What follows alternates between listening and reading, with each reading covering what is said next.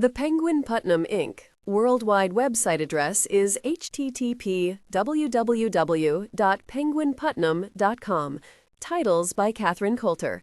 The Edge, The Cove, The Maze, The Target, Beyond Eden, Impulse, False Pretenses, Mad Jack, Rose Haven, The Wild Baron, The Wyndham Legacy, The Nightingale Legacy, The Valentine Legacy, Lord of Hawkfell Island, Lord of Ravens Peak, Lord of Falcon Ridge, The Sherbrooke Bride, The Hellion Bride, The Heiress Bride.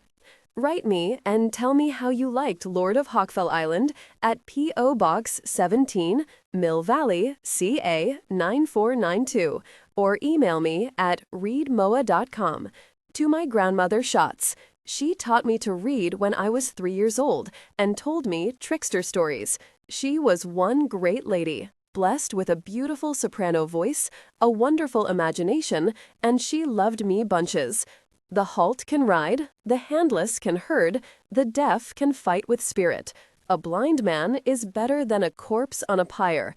A corpse is no good to anyone. The Havamal is a 9th century compilation of earlier poems consisting of sayings attributed to Odin. 1. Clontarf, Ireland.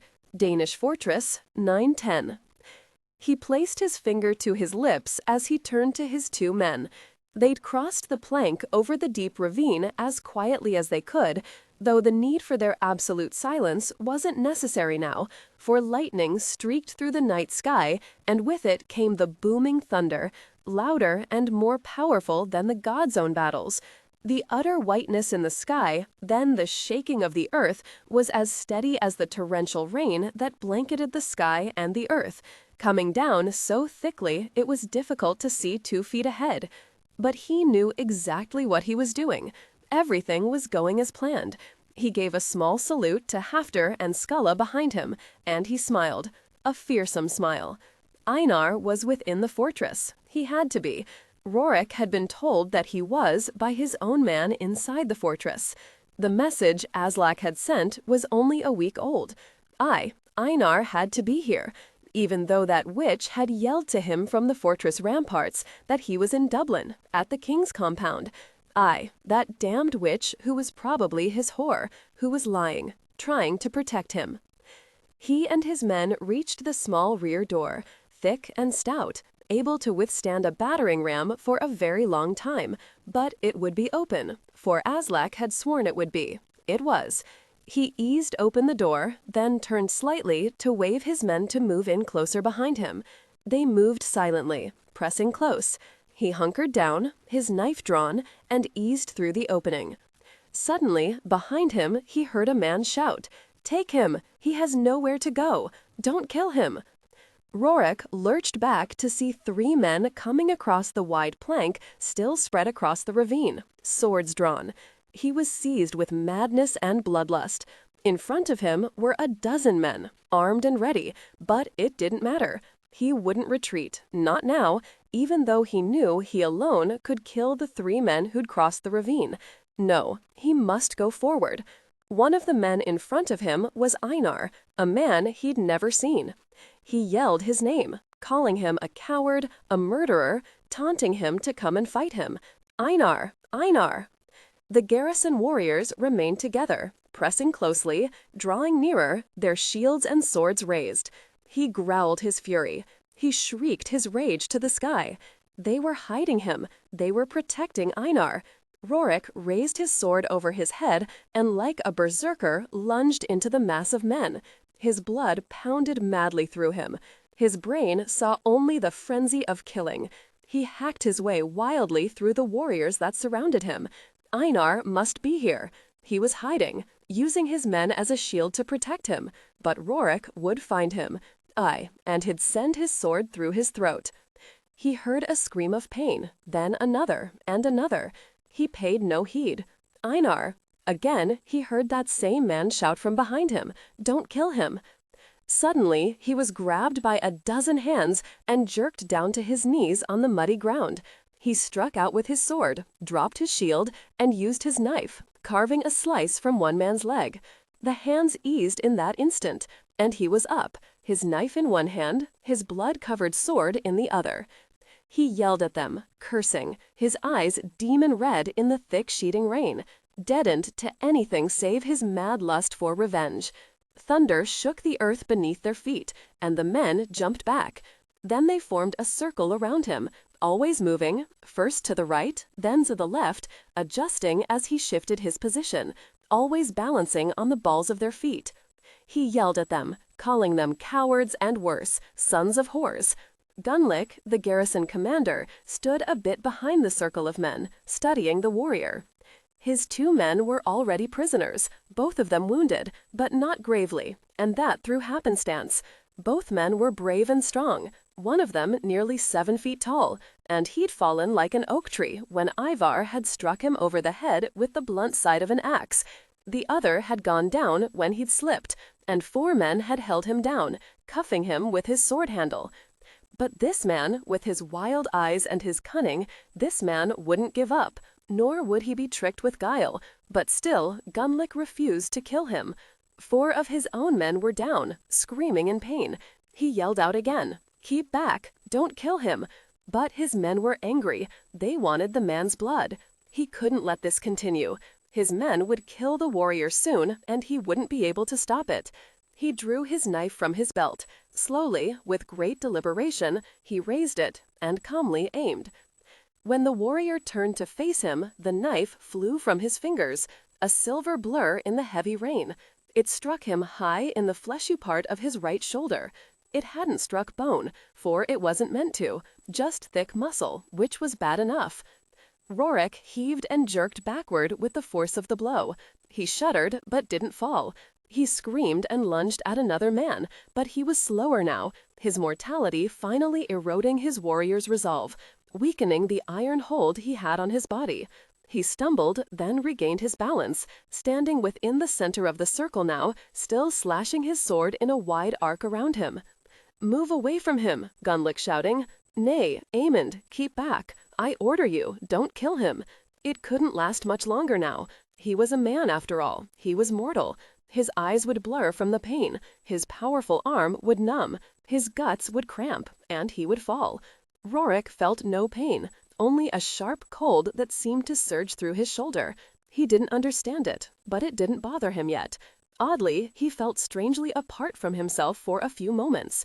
Suddenly, a woman broke through the circle of men. She stared at him, at the knife stuck through his shoulder, its handle glistening in the rain.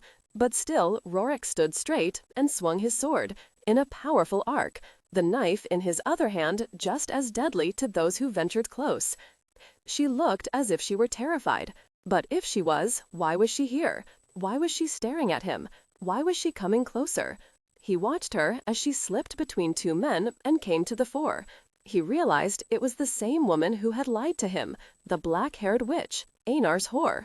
"Mirana, get back!" It was the man's voice, the man who'd thrown his knife into his flesh, the man who'd yelled at the warriors not to kill him. But Rorik saw that she paid the man no heed. Slowly, her hand outstretched, she walked toward him. One man tried to stop her, but she shook off his hand, paying him no attention. Was she mad? Did she believe him on the point of death? Did she believe him no longer man enough to kill? Rorik stared at her. A witch. Aye, she must be an Irish witch. Her thick hair, black as a man's dead heart, plastered against her head, making her face a death mask. And she had no fear of him. Nothing showed in her white, rain-streaked face. He stared at her outstretched hand, as white as her face. She was come to take him to Valhalla. She was a Valkyrie, then. Nay, that couldn't be right. A Valkyrie was all white and blonde and solid, not slight and skinny like this girl. She was mortal. She had to be. All that black hair streaming down her shoulders, over her breasts. Aye, she was mortal and his enemy. He could kill her if he could but reach her. He slowed, still staring at her, unable to look away from her, for something about her drew him, held him. He looked at her mouth, blue with cold, and heard the words she spoke, but he didn't understand them. No, all he felt was a deadening weakness that was twisting through him, and he was caught within it, as an insect would be in a spider's web. It was slowing him, holding him still now, and he hated it, knowing that it was crushing his very soul. It was defeating him, destroying what made Rorik Haraldson a man and warrior. He couldn't breathe. He knew a knife was in his shoulder. He saw the silver of its blade sunk nearly to its hilt into his flesh, the whiteness of its bone handle. Weakness swept over him, pulled at his arms, gripped him hard, made his legs weak as a woman's. The witch, with the soft, gentle voice, said, "Put down the sword. You are injured. None will harm you. I swear it. Give me the sword."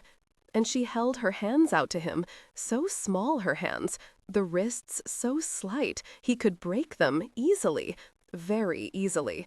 He frowned at her, for she was still there, standing in front of him, unheeding of the rain, unheeding of the fact that he could cleave her apart. Those damned hands of hers still stretched toward him. He wanted to kill her. He wanted her white throat between his hands. "Come, put down the sword." He shook his head, took a step toward her, his sword raised. Then, very slowly, he sank to his knees. He stared at the muddy ground and felt the cold of the pounding rain and the air settle onto his body like a heavy shroud. He fell forward on his face, then lurched to his side. He felt the coldness of the sucking mud to his very soul. It was the relentless cold of failure. He'd failed. There was naught else to do but die. 2. The black-haired witch was leaning over him, her white face very close to his. She was speaking to him, her words quiet, the sound of them soft, but he didn't understand. He wondered vaguely what she wanted of him, but then he didn't care. He sought death. He'd failed, not only himself, but his father. He eased out his breath and welcomed it. He was drawn quickly inward once again, and he saw her no more. Mirana backed away from the bed. The man was deeply unconscious, which was just as well. She watched Gunnlick lean over him, brace one hand on the post of the box bed, clutch his fingers around the ivory handle, and pull the knife from his flesh. He did it quickly and cleanly. Blood gushed out in its wake, red and thick, too much blood, flowing under his arm, snaking down through the thick blonde hair covering his chest. Quickly she pressed clean woolen cloths against the wound. Gunnlick wiped his knife on his tunic, then slid it back in its sheath. He grunted and moved her aside. "I have more strength," he said, and sat down beside the man, bearing down on the wound. "You truly don't know who he is?" she said. "Einar, but I know that if he'd gotten his hands on Einar, he would have told him. Aye, he would have told him who he was, and watched his eyes as he killed him. Why do you wish him to live? Einar shows no mercy for a man who steals a chicken. What would he do to this man? Kill him slowly and with great pleasure." She was silent, drying his face now, pale and drawn in the dim rushlight. "Let him dry," she said finally. "Nay, I cannot. My loyalty is to your brother.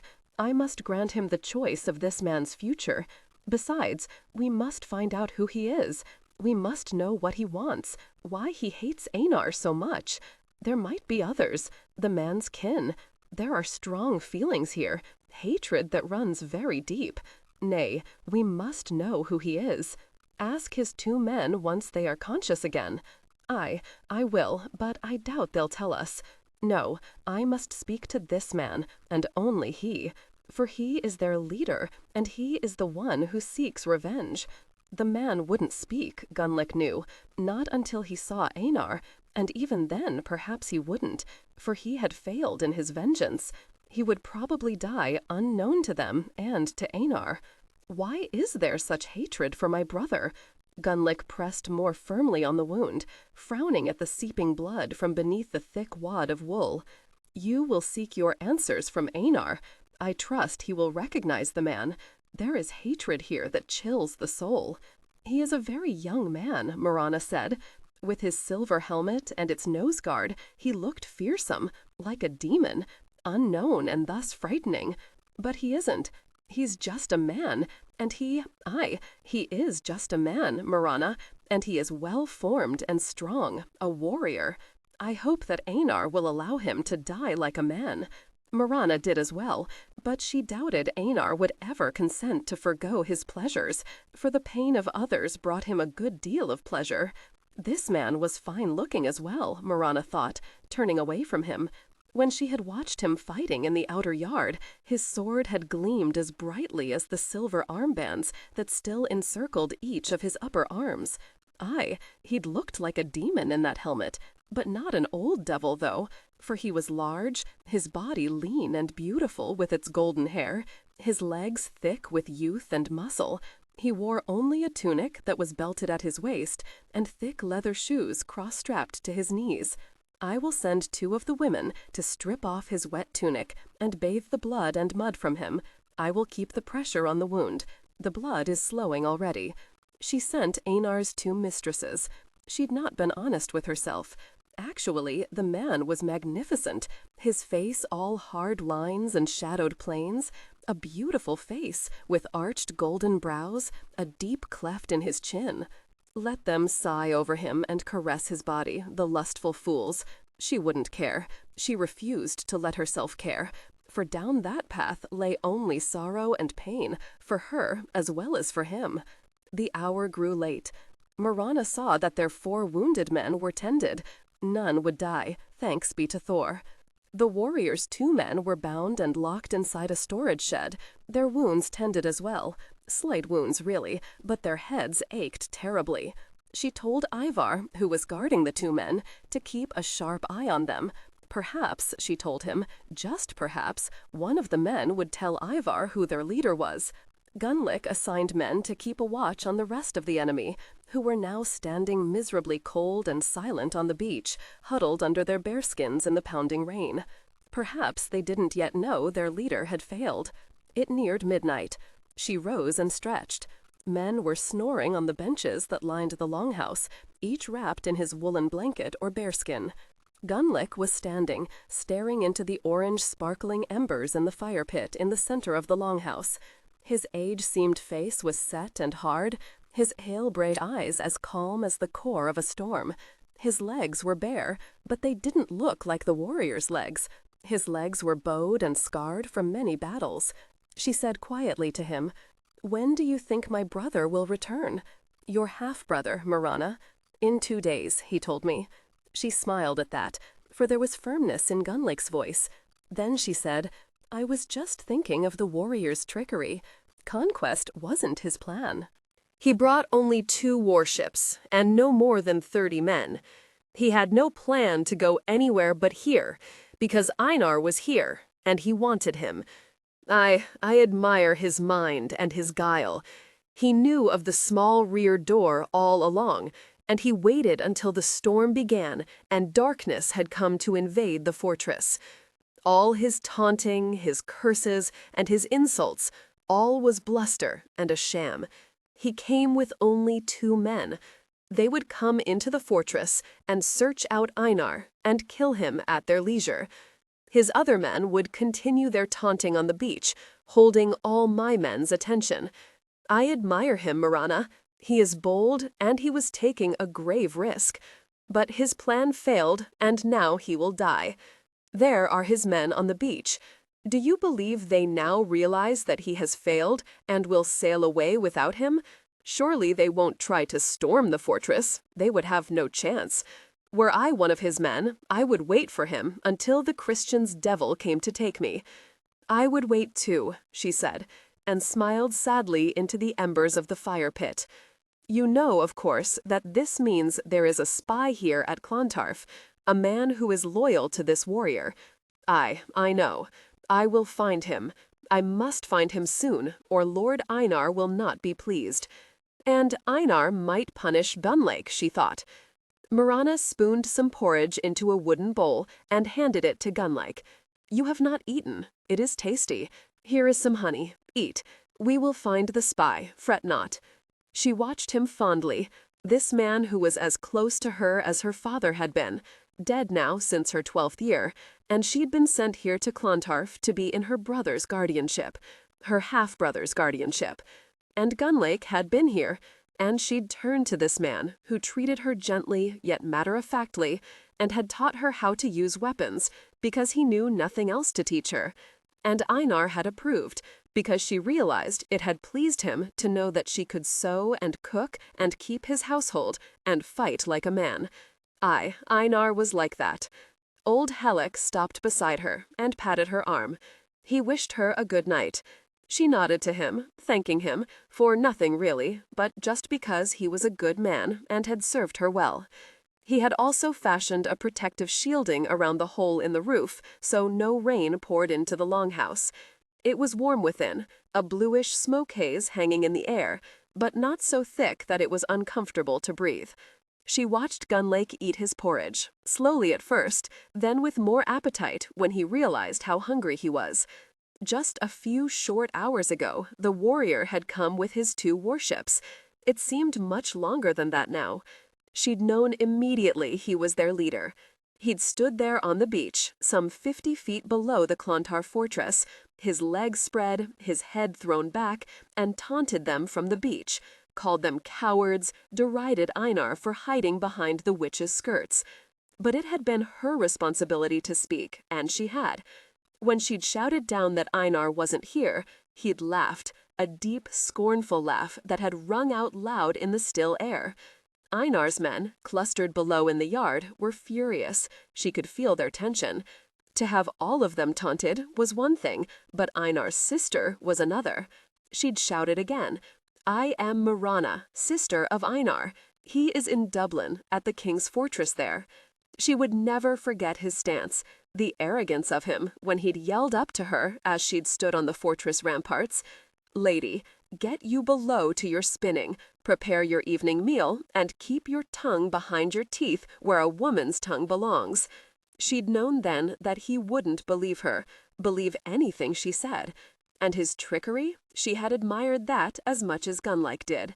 "Will he live?" she asked him now. "He is young and strong. If he doesn't succumb to the fever, I believe so. But you would know that better than I." She left him then, and walked to Einar's sleeping chamber where the man lay. The man fascinated her. She couldn't seem to stay long away from him. There was only one rush torch lit, giving off sluggish light. The room was dim and warm. There were several thick woolen blankets covering the man. His shoulder was bound tightly with clean white wool. No blood was seeping through the bandage. He was either asleep or unconscious, she didn't know which. She eased down to sit beside him on the box bed. She laid her palm on his forehead. He was hot as the coals in the fire pit. She fetched a cloth, dampened it in a bowl of cold water, and began to stroke it over his face and shoulders, over and over again. He muttered something, but she couldn't understand him. She wondered if he were going to awaken, and when he did, what he would think, what he would do. Rorik thought he was dead, gone to Valhalla. Aye, surely he'd gone to Odin All-Father, because he died as a warrior should, fighting with all his might, filled with rage and valor. And there was the soft voice of a Valkyrie above him, her cool fingers on his forehead, and she was speaking words he couldn't grasp, but it didn't matter. She was there, and thus he was dead. There were no more choices for him now, no more vengeance to take. But he couldn't see, and surely that was odd. Did a man become blind when he died? Nay, that couldn't be right. A man in Valhalla felt and saw and ate and sang and took his pleasure with any woman he pleased. He didn't feel like singing. He felt a lurching of pain in his shoulder, and it shook him deeply. He didn't expect pain. Surely there shouldn't be pain after he died. The pain ebbed and flowed, and he tried to force his mind to accept it, but it was difficult. Perhaps he was close to death, and thus hadn't yet gained all that would be his. He felt cool dampness on his face, another odd thing that shouldn't be. The cool dampness was on his shoulders, his arms, his belly, but no lower. The Valkyrie's voice grew dimmer until it faded into the blackness that drew on him. Then he felt nothing. Mirana rose and stretched. The fever had lessened. He was nearly cool to the touch. Bunlake was right. He would live. He was young and strong. She stared down at him, wondering if she shouldn't simply poison him and let him die easily. She thought of Einar and knew that he would torture this man, break him until he was not but a shell, and enjoy himself with every moan from the man's mouth. Men and their vengeance. He would die horribly because he'd tried to gain vengeance on Einar. Aye, she should poison him, but she knew she couldn't. It was that simple. For so long as he lived, there was hope for him. A slender thread of hope, but hope nonetheless. She knew deep down that was a lie, but she wouldn't release it. She frowned down at him, then picked up the damp cloth again. She continued to wipe his face and shoulders, over and over, until she was satisfied that the fever was truly gone. She pulled the woolen blanket to his chest, looked at him for a very long time, then left him. She needed to see Gunlake. He was speaking quietly to one of his men, Kolbein the ox, who was given the name not because of his size, but because of his droopy eyelids that made him look very foreign and stupid, which he wasn't. She paused, listening. Gunlake scratched his head, saying, "There's a traitor amongst us. You know it, and I know it. That man, whoever he is, raised the crossbar on the rear door for him to enter. He didn't know I had planned a surprise attack on his leader down on the beach. Thus, he isn't part of my inner circle of men. He didn't know I and my 2 men left by that same rear door, and thus he couldn't have foreseen that I and my men would have been behind his leader. The spy must have been rotting with fear when the man's scheme failed. I know not who this man is," Kolbein said low. "I do not like it, Gunlake. I do not like traitors. Not all that many men knew of your plan. That is true. Ah, Mirana." "How is our captive? Has he survived the fever?" "Aye, and he's resting more easily now. This traitor, Gunlake, you have no suspicions?" He shook his head. "We will know eventually. Perhaps Einar will know when he returns. What about his other men?" "Let them remain on the beach. I doubt they'll try to attack us. 'Twould be suicide. There is no reason to try another attack on them, even though the storm still rages and we could possibly surprise them. There is no reason to cut their warships away now. Besides, Einar will want to capture those warships and add them to his own fleet." Mirana walked to the fire pit and dipped a big wooden spoon into the iron pot. She filled her wooden bowl with porridge. She added butter and walked to the long benches that lined the longhouse's walls. She sat next to a snoring man. She forced herself to eat, calmly, methodically. What had Einar done to earn this man's hatred? He was awake, and he welcomed the pain. The pain pleased him, because he knew now he was alive. He also knew he could control the pain, and he had, for he'd thought and thought, knowing he was in very serious trouble. He was in a dimly lit sleeping chamber, alone. Then he heard a voice coming nearer and quickly closed his eyes. It was the woman's voice, soft and quiet, and she was saying to someone, "He's been sleeping for nearly 2 full days. I've fed him, but he hasn't acknowledged me, refuses to acknowledge me. He's just eaten broth and porridge. He should awaken soon, for he has slept many hours now. Einar will be here tomorrow." She gave a short laugh that held no humor at all. By then, he should be well enough for Einar to torture before he kills him. "It's the way of things," a man said. It was the man who'd sent the knife into his shoulder, the man who'd shouted that he wasn't to be killed. He said now, "I must go, Mirana. Take care. No matter his wound, he is still a man and a Viking, and he would kill you if he could." He heard the rustle of her skirt, felt her hand on his forehead, felt the warmth of her breath on his cheek. He wanted to open his eyes, but he didn't. He would wait. She said, "I've brought you some more porridge. You must eat more and regain your strength. I have put honey on it. 'Twill give you vigor and add sweetness to your mouth. I know you're awake. You have but to lie still and open your mouth. I will feed you just as I have before." Still, he made no move. She stood there staring down at him, wondering about him, if he had a wife, family, and where they lived. She wished she'd let him die, quickly, honorably. But she realized now that she simply couldn't. There was something about him that drew her. It was odd, but it was true. She would not be responsible for his death. She had always admired strength and courage, and he had that in abundance. But it was something more than that, something she didn't understand. She couldn't have let him die. For even in the rain-sodden outer yard, when he'd been surrounded with men, Gunlake's knife sticking obscenely from his shoulder, she'd had to step forward.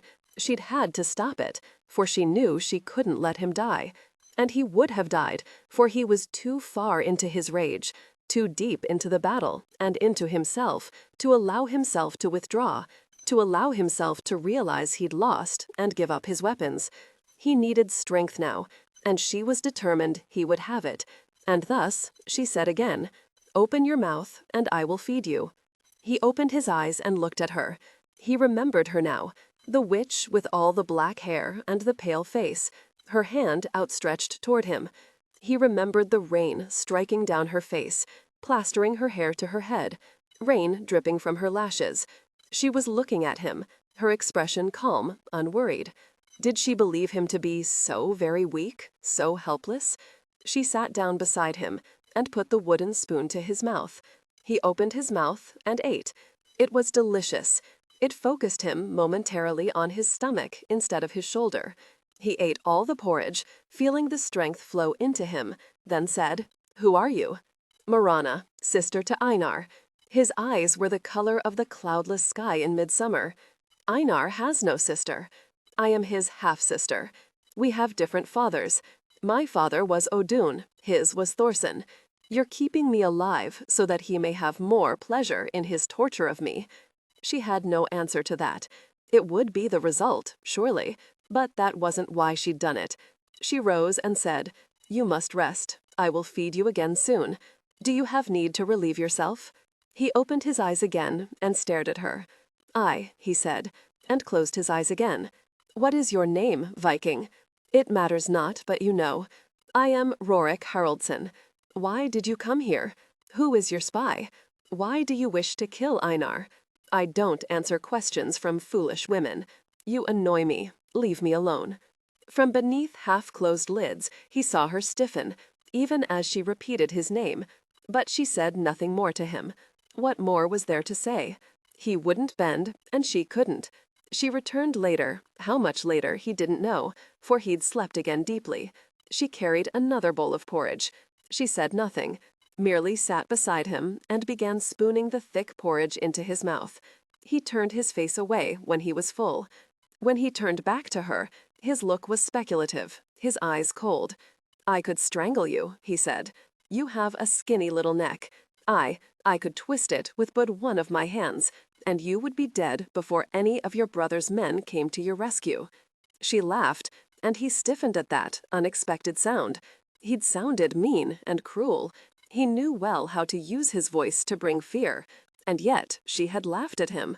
He felt anger roil in his belly. His eyes narrowed on her face. "You believe me so very weak still? Too weak to kill a woman? A witch? Possibly Einar's whore. You should not have said that, Viking." 3. She raised a very sharp knife, gently touched it to his bare throat, and pressed inward. "It is I who could kill you. Don't think me unworthy as an enemy. Don't think me soft and weak, Viking, with a woman's feeble strength.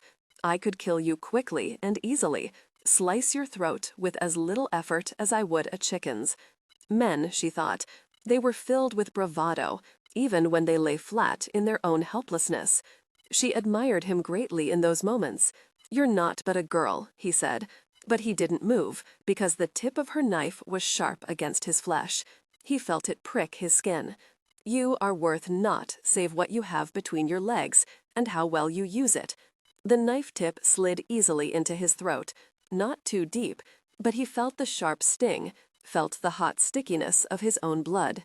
"I think you should keep your tongue behind your teeth, Viking. You push me to anger. It is unwise of you. 'Tis I who have fed you, and who bathed the fever from you." "You are very young," he said abruptly, looking up at her. She was very close, the dark green of her eyes clear to him in the dimly lit chamber. Not so young. I am 18, an age most girls are wedded and suckling their own babes. Since I have no need for a husband, why then I'm still free. Einar will wed, and when he does, you will have naught of anything. He will be pleased to release you to any man who would pay him a large enough bride price. She merely smiled and shook her head. I don't think so. We will see. Until that time, I am mistress here and free to do as I please. No man wanted you? That is the truth, isn't it? You with your knife and your ill-fitting pride and your foolish bragging? Or perhaps you are Einar's whore, and he will keep you close until he is bored with your endowments. She laughed again, and he felt the knife tip ease from his flesh. You need to measure your words more carefully, Viking, particularly since you are flat on your back. Your tongue is as smooth as the sharp spines on an eel's back. I cannot believe you have managed to hold to your life this long. You have a legion of enemies, all clamoring to slit your throat. I could slit it now, and it is wise of you to realize it. Do not be a fool and underestimate me. It is a mistake many men make, to their grief. Cease your insults. How old are you? I'm 25. For a moment, he looked surprised that he'd answered her. Then, I spoke only the truth to you. Your hands are soft, as is your voice, but you are blooded with that vile bastard. You're no whore. I'll believe you. I would rather you were his whore. Then I could pity you. No, you have his blood in you. You have filth in you. It's possible I will kill you after I send him to a soulless pit. You may try, she said, and there was no expression on her pale face, no hint of feeling in her voice. He frowned. You have healed me. It was your hands on me with the wet cloth to cool my fever. It was your voice I heard. As you said, it was you who fed me when I barely knew I was alive. Why? I don't know. How could she tell him that if she'd done nothing, she wouldn't have survived it herself? She'd had no choice but to help him, but she couldn't say that to him. She saw that he would insult her again and said quickly, shrugging, I dislike to see animals suffer. She saw the cords in his neck swell with his anger. It made her smile and made the cords swell even more, made his skin flush. You want me to strike you, lady? You want me to kill you now? He felt the damned knife again, caressing the flesh of his neck. He felt a slick of his blood trickle slowly over his throat. Let her feel herself in control, he thought, not moving. Let her feel superior and confident in her foolish bravado. She would learn. He wouldn't mind being the one to teach her. But she was Einar's sister. She was fouled with his blood. You won't kill a mouse unless I give you leave to do it, she said. You will lie here, and I will tend you, unless you would prefer one of Einar's whores. They are comely, submissive as sheep, for my brother prefers women who have nothing in their heads except flattery for his prowess. They undressed you. They much enjoyed themselves. I heard them speaking of how finely you were made, how your man's rod was thick, and how it swelled to a wondrous size as they bathed you. I believe they compared you to Einar and deemed you the more appealing. Of course, they are stupid. I have no memory of this, he said, and frowned. He realized then that he was naked beneath the woolen blanket. You did not touch me. I bathed you, yes, but not below your waist. I have no interest in you like those other two who slavered even whilst they spoke of you later. No interest in men. Are you indeed a witch? It doesn't matter. Now you will sleep. My brother returns tomorrow. Then you are his prisoner, no longer mine. I will never be a woman's prisoner, he said. She merely shook her head. The knife withdrew from his throat. He watched her pick up the damp cloth, clean the tip of the knife, then wipe his blood from his throat. She was thorough. You will pay for that, he said. She laughed. She walked quickly to the opening to the chamber, then turned. Your talk is a man's bluster. It is piteous. You were stupid to come here. I was stupid to keep you alive. Now you will die for your stupidity and for mine. He lay there unmoving for many minutes, deep in thought. How many times had she told him that Einar was returning on the morrow? Surely. More than was necessary. Surely. It was dark as a well in the sleeping chamber. He could hear no voices, no noise from the outer hall. It must be very late. He lay there, still and quiet, but his breath was coming in mewling gasps, and he cursed his body for betraying him. He would wait a few more minutes, then exercise again. He was hungry, but he knew that he must pretend to sleep or unconsciousness should anyone come in. Especially to her, he must appear weak and helpless. Let her gloat. Let her believe him feeble, powerless, even against her and her silly little knife. Still, he had a slit in his neck from that knife. He unconsciously touched his fingertips to it. No woman had ever done such a thing to him in his life. Then he smiled, a smile that held both amusement and promise. After some time, he gritted his teeth and swung his legs over the side of the box bed. Pain sliced through his shoulder, but he withstood it. He had no choice. He cursed softly, then stood. His legs held him. He smiled into the darkness. He walked to the entrance of the sleeping chamber and pulled the bearskin aside. He smelled smoke from the now banked fire pit. He heard men snoring. He heard one man and woman giggling. Then he heard her moan in her release. Suddenly, he heard a whisper to his right. He smiled into the darkness. Aslak had not failed him. "Lord, 'tis I, Aslak. We must be away now, for Einar arrives on the morrow. I heard Gunleek speaking of it, but he didn't sound pleased. We must go now. Are you strong enough for it?" "Aye," he said. "Where are Skulla and Hofter?" "In the storage shed just outside the longhouse. We will escape through that rear door." "The witch, Mirana, where is she?" "Sleeping in her own chamber. Her brother grants her privacy." "I want her." Aslak paled. "It is too risky, my lord, far too risky. There are others to use as hostage, but not Einar's own sister. She is no mealy-mouthed weakling to gasp and faint. Nay, my lord, she would yell and fight until you had to kill her. She would bring you low, my lord." "I want her," he said again. "No more arguments. She is the best hostage we could take.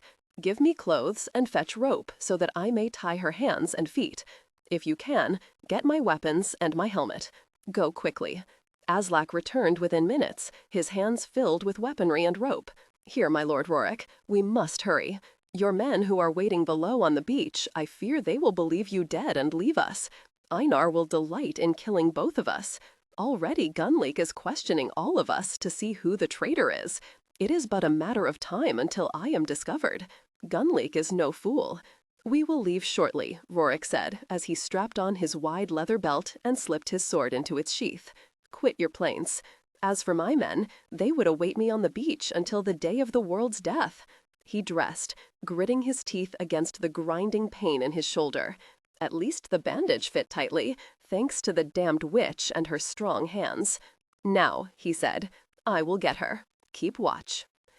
Mirana was deeply asleep one moment, the next moment she was wide awake, and she knew he was there, in that brief instant, standing over her. But how was it possible? He was so very ill, so very weak. It had to be another, but it wasn't. She knew it was he, Rorik Haraldson. But she felt his breath on her cheek. She recognized his scent. She opened her mouth, felt the stark pain of his fist against her jaw.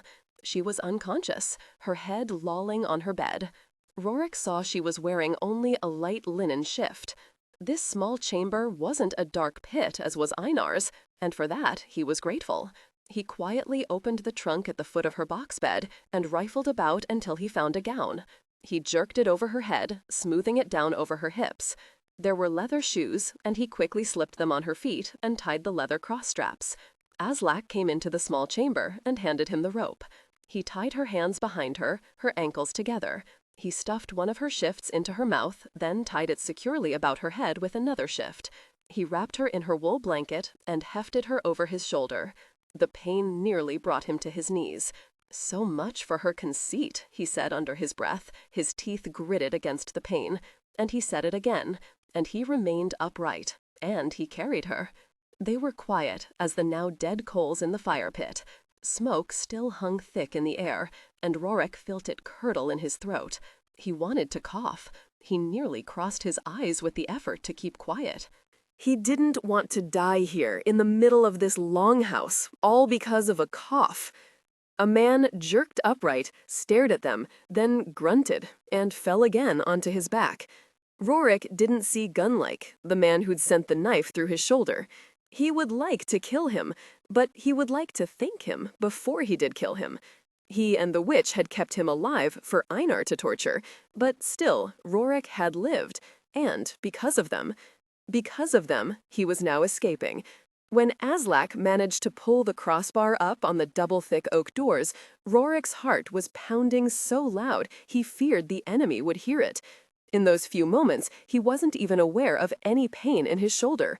All his concentration was on escape, on not coughing, on holding the woman steady on his shoulder. They were outside the longhouse. There were still the dogs and the other animals to get past, and the half-dozen or so guards. Suddenly, a man was standing directly in their path, his mouth open, gaping in disbelief at them. He opened his mouth at the same time Rorik dropped Mirana. Rorik was on him in the next instant, his hands around his throat, squeezing until the man's eyes bulged and his tongue burst from his mouth. He released him and watched him gasp and heave on the ground at his feet. He pulled his sword from its sheath. He leaned down and struck the man's head with the smooth handle. "Kill him, my lord. I have no need of a stranger's blood on my hands," Rorik said. "He did not fight me. He does not deserve to die." He hefted Mirana over his shoulder again, settled her to his comfort, then motioned for Aslak to continue. He took 2 steps before he felt dizzy with the pain from his shoulder. He paused a moment, shaking his head, forcing himself to block off the pain. He breathed deeply and slowly, and soon the pain was manageable. His father had taught him this. His father had also taught him that vengeance was more important than his life, that to live without seeking vengeance reduced a man to pitiable nothingness. They reached the small shed where his 2 men were being held prisoner. There were 2 guards lolling on the ground in front of the shed, both of them sleeping soundly, their snores filling the night air. They were wrapped in wool blankets, their swords and knives at their sides. Rorik again dropped Mirana to the ground. He struck each man's head, then sheathed his sword once more.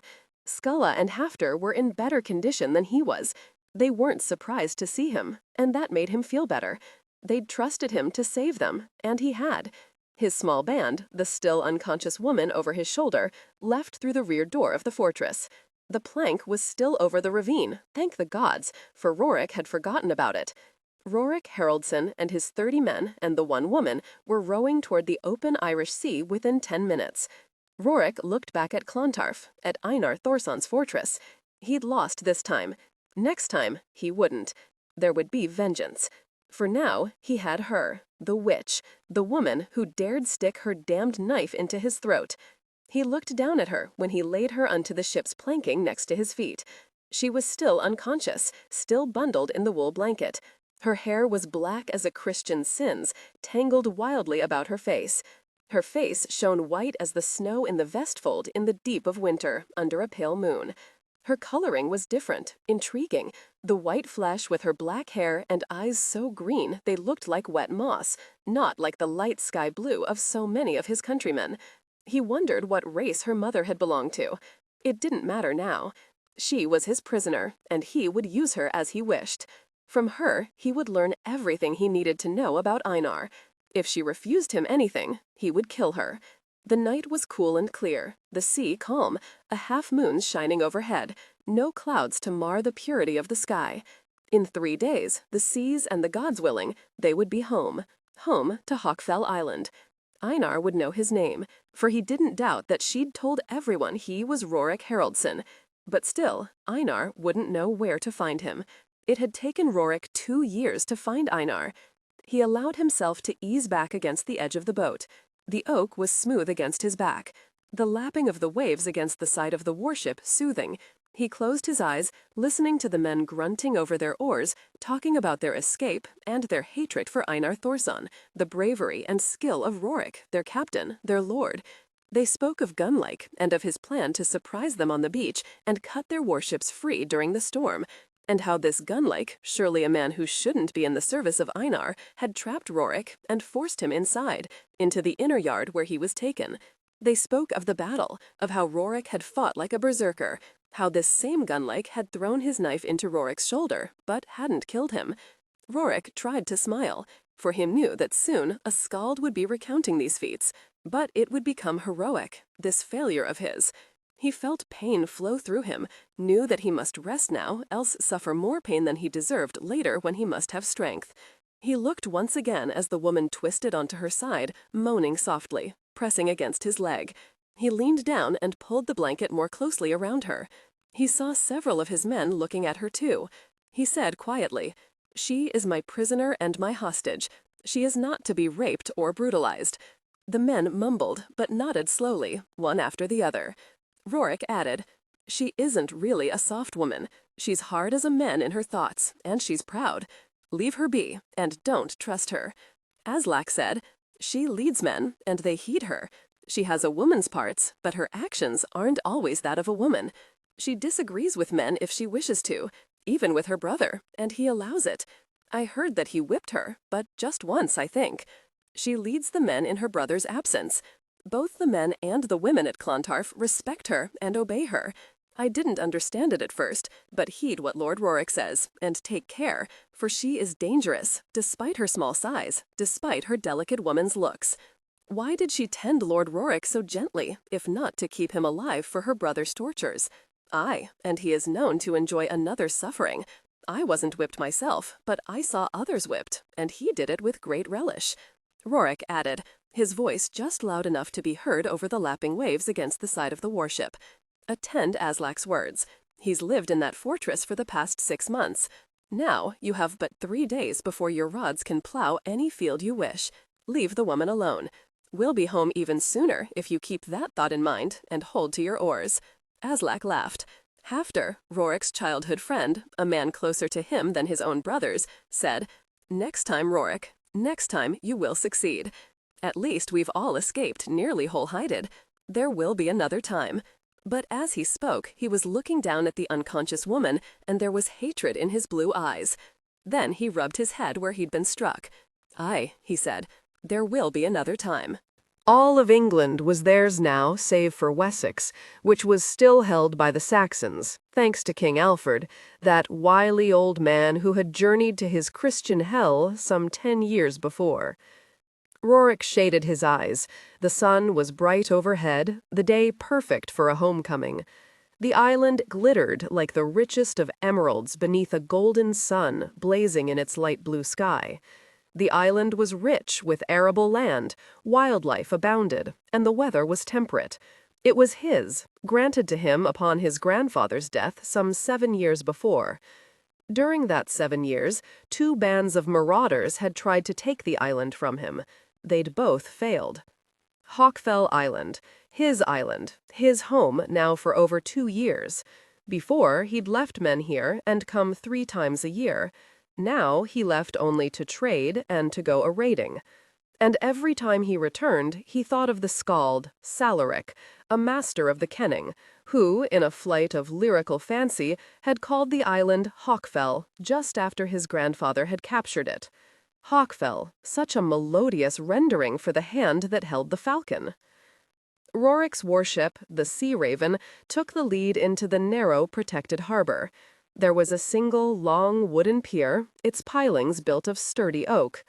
He watched men, women, children, 2 chickens, and 1 goat running and scrambling down the path from his farmstead atop the highest point on the island. Not all that high, really, just a gentle sweep upward, the flat land at the top covered with crops of barley, wheat, and rye. Thick copses of pine and fir and abundant low tangled shrubs formed nearly impenetrable protective boundaries around the fields. The men who reached the quay first grabbed the lines thrown from the warriors on board and tied them securely. The chickens retreated, and the goats just stood there looking for something to chew on. The women and children stood back, waiting. They were always waiting, Rorik thought, scanning their faces and those of the children, and sometimes, when they returned, it was with fewer warriors, and he would see those faces turn from anticipation to despair. Rorik's men jumped onto the pier, stretching and shouting to their comrades, hugged their wives, and threw their shrieking children into the air. A familiar scene, Rorik thought again, one repeated each time they came home. And this time there were no tears, no laments. 2 wounded men, and their hard heads were healing, as was he. Except there was no wife or child to greet him. He shook his head, damping the echoing and familiar pain, a pain so much a part of him, he doubted a time would come when the pain would not be there, deep and constant. His shoulder ached and pulled. He saw others racing down the path from the farmstead to greet them, calling out, shrieking. When the last man had jumped from the sea raven, Rorik said to the silent women at his feet, "Come along, this is my home, the entire island belongs to me. There is no way to escape, as you can see. You will not try to. Now, keep your mouth shut and get onto the dock." Mirana, who hadn't said a word since early that morning, managed to struggle to her feet and hold steady, despite the gentle rocking of the warship. She greatly admired the island, its location, and its strategic advantages. Not that she would ever tell him. The island's natural harbor made it a possession of great worth. No storms would destroy the ships in this protective inlet. From the arm of land that curved outward into the sea, an enemy could be seen from a goodly distance, and warning given in good time. She looked at him straightly and said, "It isn't a very big island, barely a speck in the sea. I don't know why you're braying on so about it. It's just a chunk of land, a small chunk. I wouldn't want to live here. Why do you choose to live here instead of on the mainland just yon?" He was tired, his shoulder throbbed, and he wanted to sleep until his muscles eased and he healed. And now she must question him and mock him, her sarcasm thick and double-edged. "Hawkfell Island is big enough for me and my people. I willingly leave East Anglia to those who enjoy worrying about Saxon marauders poaching onto their lands and into their towns. No, be quiet." He jumped onto the dock. He turned to look down at her. She was in pathetic condition. Her face was burned from the sun, her gown was filthy and wrinkled and damp from seawater that had splashed her for the past 3 days. Her hair was tangled and matted to her head. However, as he'd just seen, her tongue was mean as a demon's. "You look like a hag," he said, and offered her his hand. "If I wanted to sell you, I doubt I could find a man who would be willing to buy you." She looked at that hand, strong, deeply bronzed by the sun, then looked away. There was black grime beneath his fingernails. It pleased her. She climbed onto the dock by herself. She immediately staggered, for her legs wouldn't hold her. She'd been tied down to the plank by his feet for nearly the entire voyage. She would have sprawled on her face had he not grabbed her arm. "You smell vile," he said, and dragged her after him along the dock. "I hadn't realized it aboard the Sea Raven, for the blessed sea breezes wafted your odor away. It wafted yours, too." He turned back to look at her thoughtfully. "I thought at first that my men would try to ravish you, despite my warning to them. After all, you were somewhat comely with all that black hair and that white skin, unique perhaps, and a man enjoys trying something that is unusual. And those green eyes of yours, strange eyes, the color hints at mysteries and secrets. Aye, that's what I thought they'd see when they looked at you. A new sweet, a new animal to pet. I venture they wondered at the hair between your thighs, if it was as black as the hair on your head." But they kept their thoughts to themselves. "There's been no danger of them wanting you for the past 2 days, has there? Why, they would have tossed you overboard had I allowed them to so do. You've given nothing. You did nothing save take up precious space. You smell like a gutted fish. You ate our food, drank our precious water, and reviled me until I wanted to strangle you. I only told you that Einar would find you and butcher you like the miserable bastard you are. You said it more times than I wanted to hear it." That was true, she thought, but only during the first day, those first interminable hours, when her anger had overcome her fear of him, her hatred had been stronger than her good sense, when exhaustion hadn't yet dulled her mind or her will. No, her strength hadn't yet been sapped. She hadn't yet slept like a dog at his feet for endless stretches of time, huddled and bound.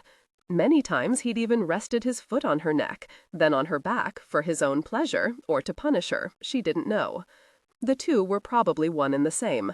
So many hours had passed that her brain refused to count them, to even recognize them as day shifted into night and back again. She was so tired, so stiff, she just wanted to sit down and never move again.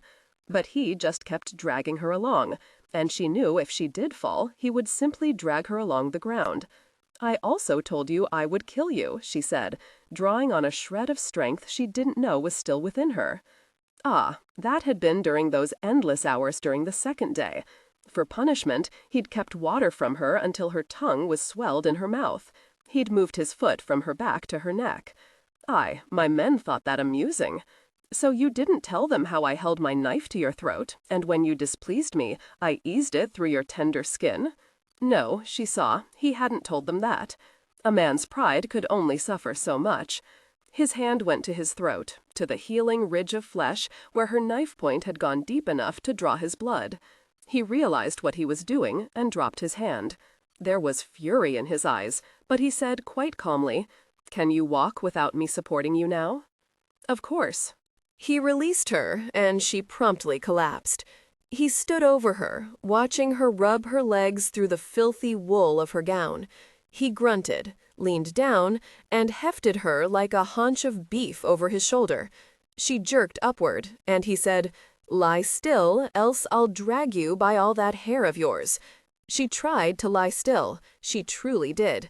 He walked up a narrow, snaking path that was paved with quarried stones. Her stomach clenched and heaved at the constant jostling. She closed her eyes against the pain, only to hear bird cries, more cries and calls and shrieks than she'd ever heard at Clontarf. She opened her eyes. From upside down, she saw several birds scurrying about just off the trela. So many. An oyster-catcher, a half-dozen dunlin, and a pair of curlews. She liked birds. She always had, since she was a child. Birds, she thought, gritting her teeth against a wave of intense nausea. Only someone losing their mind would think of birds at a time like this. She saw a ringed plover nestled down in the thick loam beside the trail, admired it, and knew she must be nearly dead. He continued to climb. She counted 10 more steps up the deep-set quarried stones. By the 11th, she was trying to rear up on his shoulder to relieve the pressure on her belly. He slapped her buttocks. There was no hope for it. She yelled, "Let me down! I'm going to vomit!" With no hesitation, he dropped her on the sloping side of the path into a low scrub bush that scraped across her exposed arms. Mirana rolled over, feeling the pain from the harsh scrub needles, to come up onto her bruised and torn hands and knees. She retched and retched.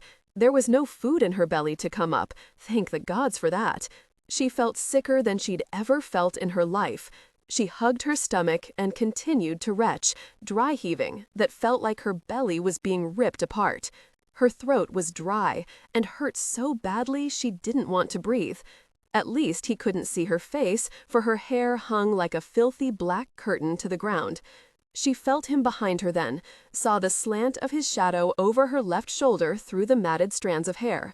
"There's nothing in your belly," he said, and she wished she had her knife. She would have stuck it deep into his groin. "What's wrong with her, Rorik?" It was Hafter who had come up to stand nearby. Some 6 other warriors were behind him, all standing there, all staring down at her. She could hear women talking too, even a child saying loudly, "Who is she, Papa? Is she a new slave? What is wrong with her? Will she die?" They were all looking at her, and she wished both for their deaths and for her own. Rorik said to Hafter, "I was carrying her over my shoulder. She's weak, being a woman, and couldn't walk by herself. Now this puking her guts all over my island. Perhaps it's all an act to gain sympathy. I should have let the men throw her overboard." He sounded like a man put upon, a man upon whom the gods had visited the worst of punishments. She looked up at him and said clearly, "I hope your man's parts rot off. I hope this wretched island sinks into the sea and you with it." There was dead silence. Then he threw back his head and laughed, a deep, rich laugh filled with malice and fury, a laugh that should have warned her. "I hate you," she said, unwarned, then leaned over and retched again. "You're not but a brutal animal.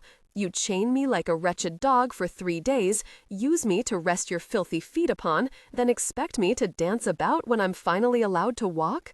He grasped her beneath her arms and half dragged, half carried her back to the wooden dock. He swung her off the ground and flung her far out into the water. The shock of the cold water drove her breath from her body and sent her under.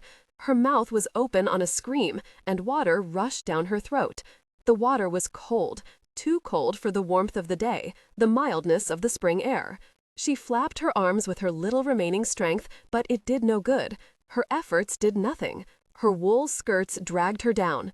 It was then, she decided, she'd prefer to sink like a stone to the bottom. He would kill her anyway. This way was quicker, easier. She ceased struggling and fell cleanly downward. The men were laughing. That was the last sound she heard as she went under the water, that gleeful laughter of theirs. Rorik was massaging his shoulder, looking at the rippling water where she'd gone under. Time passed, too much time. She didn't come up. He cursed and jumped forward to the edge of the dock. Then her head cleared the water, bobbing up as if pushed from below. She was choking, thrashing the water with her arms, and he realized then that she couldn't swim. That, or she was too far gone to keep herself afloat. "You damnable witch," he yelled at her. "I might have known you'd do this to me," and jumped into the water beside her. He grabbed her, but she flailed at him, striking his face, his bandaged shoulder, choking and coughing up the water. Pain from her blow to the shoulder nearly sent the breath from him. He struck her jaw, and she sagged unconscious against him. He cursed again, and towed her back to the pier. "Hafter, take her." Rorik cursed all the way to the farmstead, through the thick wooden gates, into the longhouse built by his grandfather. He cursed even as Kerzog, a huge mongrel of a hound, barked madly into his face, then leapt up against his chest. He cursed even as he calmed Kerzog, cursed even as he took her from Hafter and carried her into his sleeping chamber. He started to lay her on his bed, then shook his head. He leaned her against him and stripped off her sodden gown. He ripped the shift off her, laid her on her back on the box bed, and untied the leather straps and pulled off her shoes. He drew a blanket over her and left the chamber. Immediately, he cursed again, turned back, and strode to the bed. He pulled the blanket down, jerked her over onto her belly, and splayed his hands across her narrow back. By the gods, her skin was nearly blue with cold. He straddled her and pumped the rest of the water from her body. She sputtered and coughed and vomited up seawater. Too much water. He was surprised she had survived. At least he had the presence of mind to pull her to the side of the bed so that the seawater didn't end up soaking the feather mattress. Kerzog sat there, staring at the vomiting, heaving woman. Just staring, not barking, just looking thoughtful at this stranger. "She's a witch," he said to his dog. And Kerzog looked at him for a very long time, his tongue lolling from his mouth. "I should have let her drown." "Keep your distance from her," Rorik continued. "She just might bite you." He slapped her hard between her shoulders one last time, then turned her onto her back once again. She stared up at him, her lips blue, her face wider than her very white belly that he didn't want to look at, that he refused to look at. "Why didn't you just let me drown? You sound like a wet rag that's been trod upon by a dozen men. Why?" "I should have," he said, then pulled the blanket up to her throat.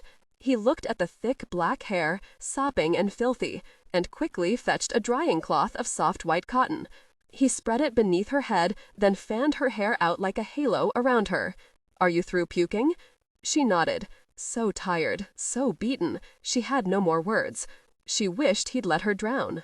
She wished she'd let herself drown, but even though she'd wanted an easy death, something in her had rebelled, and she'd fought her way to the surface, only to realize that she had no more strength.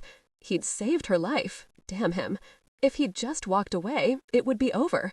She thought of the past 3 days, the endless humiliation of it, ignored after a while even by his men, kept bound unless she had to relieve herself or eat. Aye, she wished he'd let her drown. And now there was this massive, ugly dog sitting there. She wondered if the dog were as vicious and unpredictable as his master. "Stay here and keep quiet. I'll bring you some food." He left her. Mirana immediately sat up and swung her legs over the side of the bed. The dog didn't move. She eyed him, then moved some more. The dog still didn't move or growl, just sat there, looking at her. She whistled, then sang a verse from a child's song her mother used to sing to her, but he still just sat there, on his raw-boned haunches, looking. The chamber was dim. She was cold, shivering, despite the warmth of the room, despite the warmth of the sun that shone so brightly upon the thatched roof above. She wrapped the blanket around her and rose. She stumbled and sat down again. She drew a deep breath and stood again. Her legs were stronger now, but she was so weak, so very weak. Kerzog didn't move. What should she do? 5. She was standing when he came into the room again, a wooden bowl of stew in his hand. He stared at her as she was bent forward like an old woman, wrapped in a blanket, her hair streaming down her back and over her shoulders, staring at him, her eyes dull, her face too pale. He saw a brief spark of anger, of defiance perhaps, in her eyes, but it was quickly gone. As for Kerzog, he was being watchful, but nothing more. It appeared he'd made no move to stop the woman from rising from the box bed. He said to her, "I told you that my men really have no interest in you. You're skinny, not at all appetizing. A man would have to be starving for a woman before he would turn his eyes to you. Although the dousing in the sea relieved you of the worst of your smell, you still look like a wet scrap. You will not go into the main chamber. Get back into bed. I won't tell you again. Kerzog, watch her. Keep her here." She didn't move. His dog, raised by him from a tiny pup, merely kept looking at the woman. He frowned at his dog, then at her, and took a step toward her. She still didn't move. "Where were you going?" "I must relieve myself," she said, and hated him for forcing her to say it aloud, though it shouldn't have mattered, not after the 3 days on his warship. He cursed, plowing his fingers through his hair. "Come along." He set the bowl of stew on the end of the bed, told his dog to keep away from it, then turned and left the chamber. She trailed behind him, wrapped in the now damp blanket, half of it dragging behind her on the beaten earth floor. Kerzog slowly followed. She followed him from the longhouse, aware of the boisterous conversation that quieted when she appeared. He took her to a small shed and said, "This is the privy. Hurry, I will wait for you here." When she emerged from the small shed a few minutes later, he simply looked at her, just like his damned dog was still looking, then motioned for her to follow him again. This time he led her into a large stone and wood building. Inside, there was an outer chamber with benches along the sides of the wall. It was the bathing hut, and she felt a spurt of hope. Surely he wouldn't bring her here just to watch him bathe.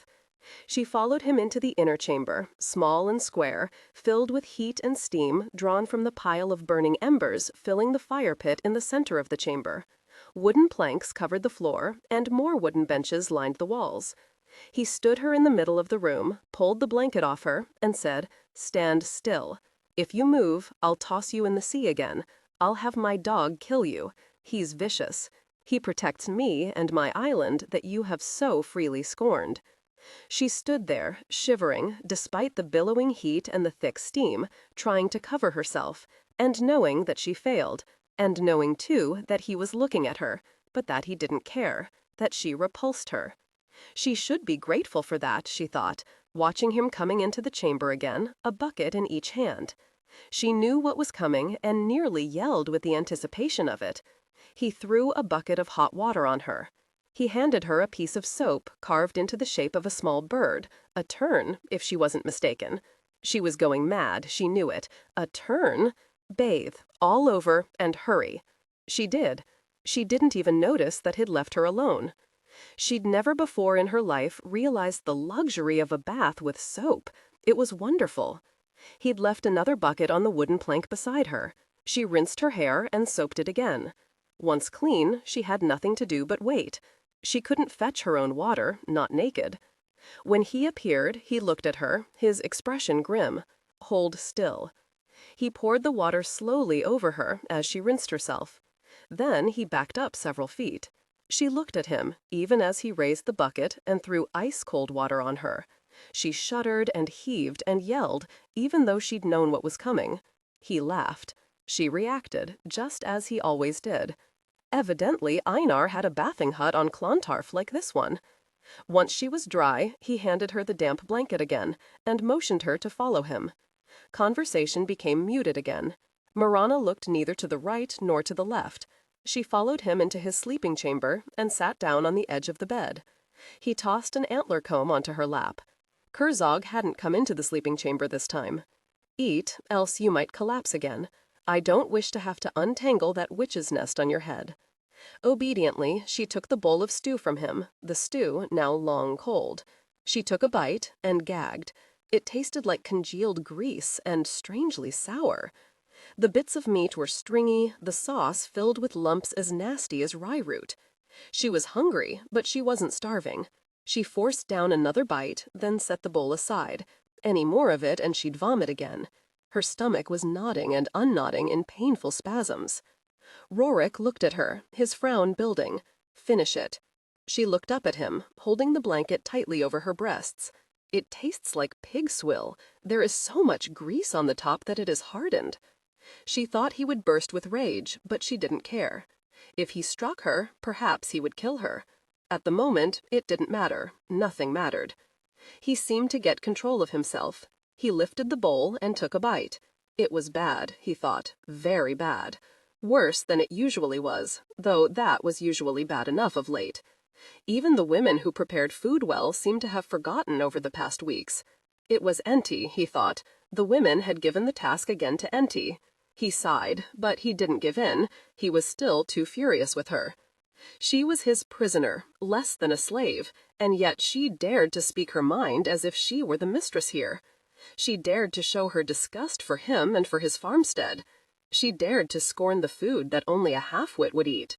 She dared to allow Kerzog, the dog he'd raised from a pup, a very small pup, just watch her, but make no threatening growls or moves. He said, "You will consume it as you would a feast, every bite. If you don't, then you may go hungry. I care not. You can starve." "I can't eat it," she said, and knew immediately that he would indeed not give her anything else to eat. "I won't eat it." For how long? Would he let her starve to death? No one could eat it. She looked at him, at the closed expression, at the anger in his eyes. She didn't want to starve. She fancied it wouldn't be a very pleasant way to die. It would be far too slow, even though she was already so hungry. She'd believed she could eat anything. She'd been wrong. Drowning would have been better. She would simply have to escape, that was all. And then when he caught her, as she was certain he would, for it was an island after all, he would kill her. It would be over. She smiled at him. "Give me the comb."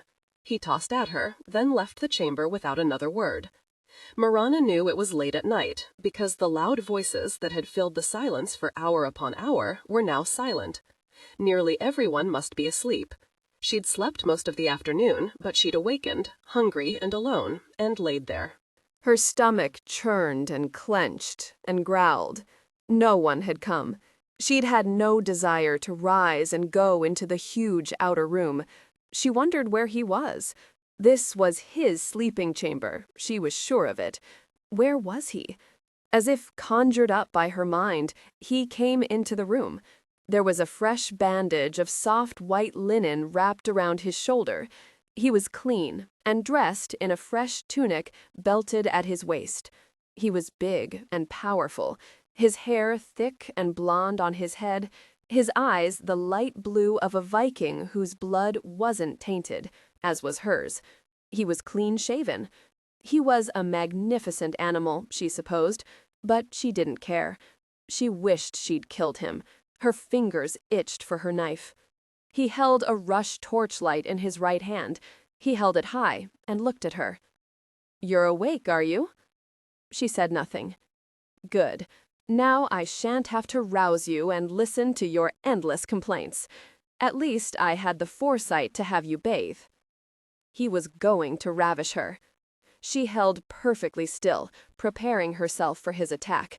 She wouldn't give in to him easily. She would fight him until he was forced to strike her, perhaps kill her. She waited, her muscles tensed, ready. If only she had her knife, if only. He doused the rush torchlight. She heard him removing his clothing. He sat on the far side of the bed, so close to her really, and she pictured him taking off his boots. Then he rose, and she knew he was coming to the other side of the bed, to her. Her heart thudded hard and heavy. She tasted fear in her mouth. Fear and hatred of him, and resolve that her rape wouldn't be easy for him, that she would hurt him badly if she could. She heard him brush against his trunk that sat at the foot of the bed. She was ready for him. She had to be. He was standing next to her, bending down over her, saying nothing, but she heard his breathing.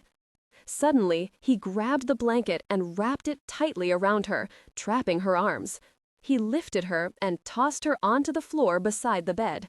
She landed on her side, stunned and winded. He threw another blanket on top of her. He said nothing more. She heard him ease down onto the bed, heard him draw in a deep breath. Then he was silent.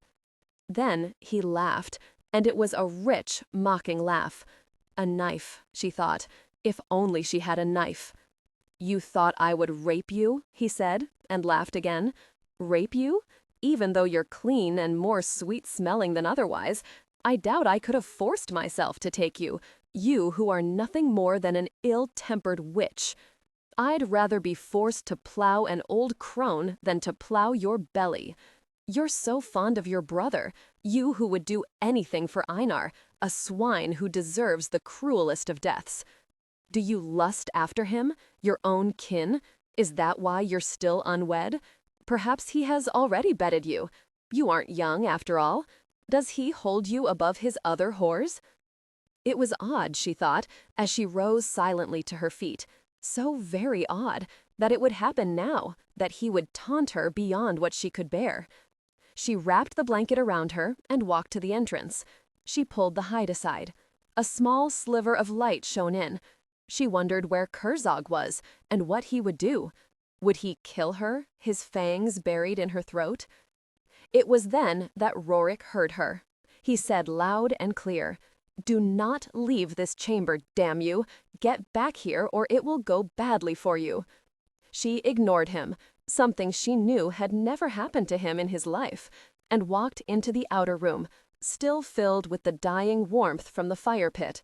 She breathed in the light smell of smoke, thinning out now, until the morrow when the fire pit was lit again, the room filling once more with smoke, turning the air a pale blue.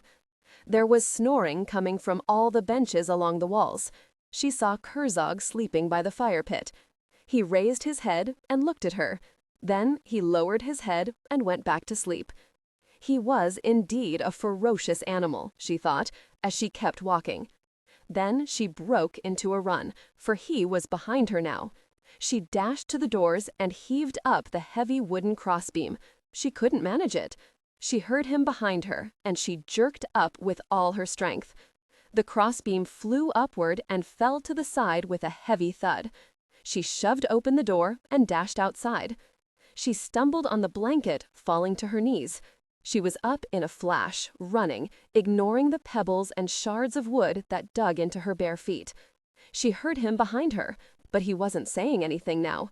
No, this chase was a silent one that would end with her death. There were 4 guards at the huge gates of the palisade. They saw her coming, saw Lord Rorik behind her, naked. They didn't move. They said nothing. It was as if she were alone with him. Rorik caught her hair and stopped. She cried out with the burning pain and fell back against his chest. He wrapped the thick hair around his wrist again and again, until her head was pressed tight against his shoulder. "You wish to relieve yourself again?" He sounded calm, not at all angry, but she wasn't fooled. He would kill her. "Nay," she said, gritting her teeth against the pain, as he again tightened her hair around his hand. "Nay, I wanted to escape you, to force you to catch me and kill me cleanly. But that isn't your way, is it? You would prefer to torture me with your words and your threats and your deeds." Kill you, he said. Aye, that's a thought, isn't it? You've caused me nothing but annoyance, forcing me yet again to hurt my shoulder running you down. He said nothing else, merely jerked his hand lightly. She was close to him, pressed tightly against his side. She couldn't move away because he held her hair wrapped tightly around his hand. The blanket slipped and she jerked it up. He laughed, nodding to the men standing silent by the palisade. There were men awake in the longhouse. One called out, "My lord, what goes? Seek your dreams again, Gerd." The woman wished to see the moonlight above Hawkfell Island. She believes this island to be beyond any land she has ever before seen. Aye, return to your sleep. Once inside the sleeping chamber, he unwound her hair and shoved her down onto the bed. He lit a rush torch. He opened his trunk and pulled out a length of chain from the bottom. She watched as he fastened one end of the chain to the post at the foot of his bed. He held up the other end and straightened. "Come here." A chain, she thought, staring at it dumbly. She shook her head. He would chain her like an animal? He wouldn't kill her cleanly? He strode to her, grabbed her right hand, and wrapped the chain around it. The blanket fell to her waist. He fastened the chain securely, then straightened again. He grabbed her left hand as she tried to pull up the blanket. He said nothing, merely stared at her breasts. Slowly, knowing that she was watching, knowing well that he hated him looking at her, he reached out and cupped her right breast in his palm. She froze for an instant with fear and humiliation. Then she jerked back. He grabbed the chain, laughing now, and pulled her forward. She hit at him with her free hand. He pushed her down onto her back and came over her. He again lowered his hand, all the while looking at her face, watching her, staring at his hand. This time he ran his fingers lightly over her breasts, from one to the other, again and again. His expression was unreadable. Then he frowned and jerked his hand away, staring at it as if he were unclean, as if she'd befouled him. He rose off her and jerked the chain, bringing her to her feet. He looked down at her, said nothing. He hooked his leg behind her knees and sent her sprawling onto the floor. She watched him extinguish the rush torch. She heard him fall onto his bed. She heard him drawing deep, steadying breaths. She was awake when his deep breathing evened into sleep. 6. Rorik tensed as old Alna probed at the pink flesh around the wound on his shoulder. The pressed more, made more noises he didn't understand, then rubbed a noxious-smelling paste over the healing wound. She looked hard at the paste and the wound, made more noises, patted him as she would a small boy, and said, "'Tis good. You'll live, my lord. Whoever tended you after you were pricked did a fine job. Saved your lordly hide, I'd say." Rorik grunted, easing now as she bandaged his shoulder again in soft, clean white wool. When she'd tied the knot over the bandage, he rose and smiled down at the bent old woman. "Thank you. It doesn't pain me so much now." "Aye, it shouldn't. You heal well, and that's because of your mother. Aye, never a scratch on her that wasn't well in a day's time."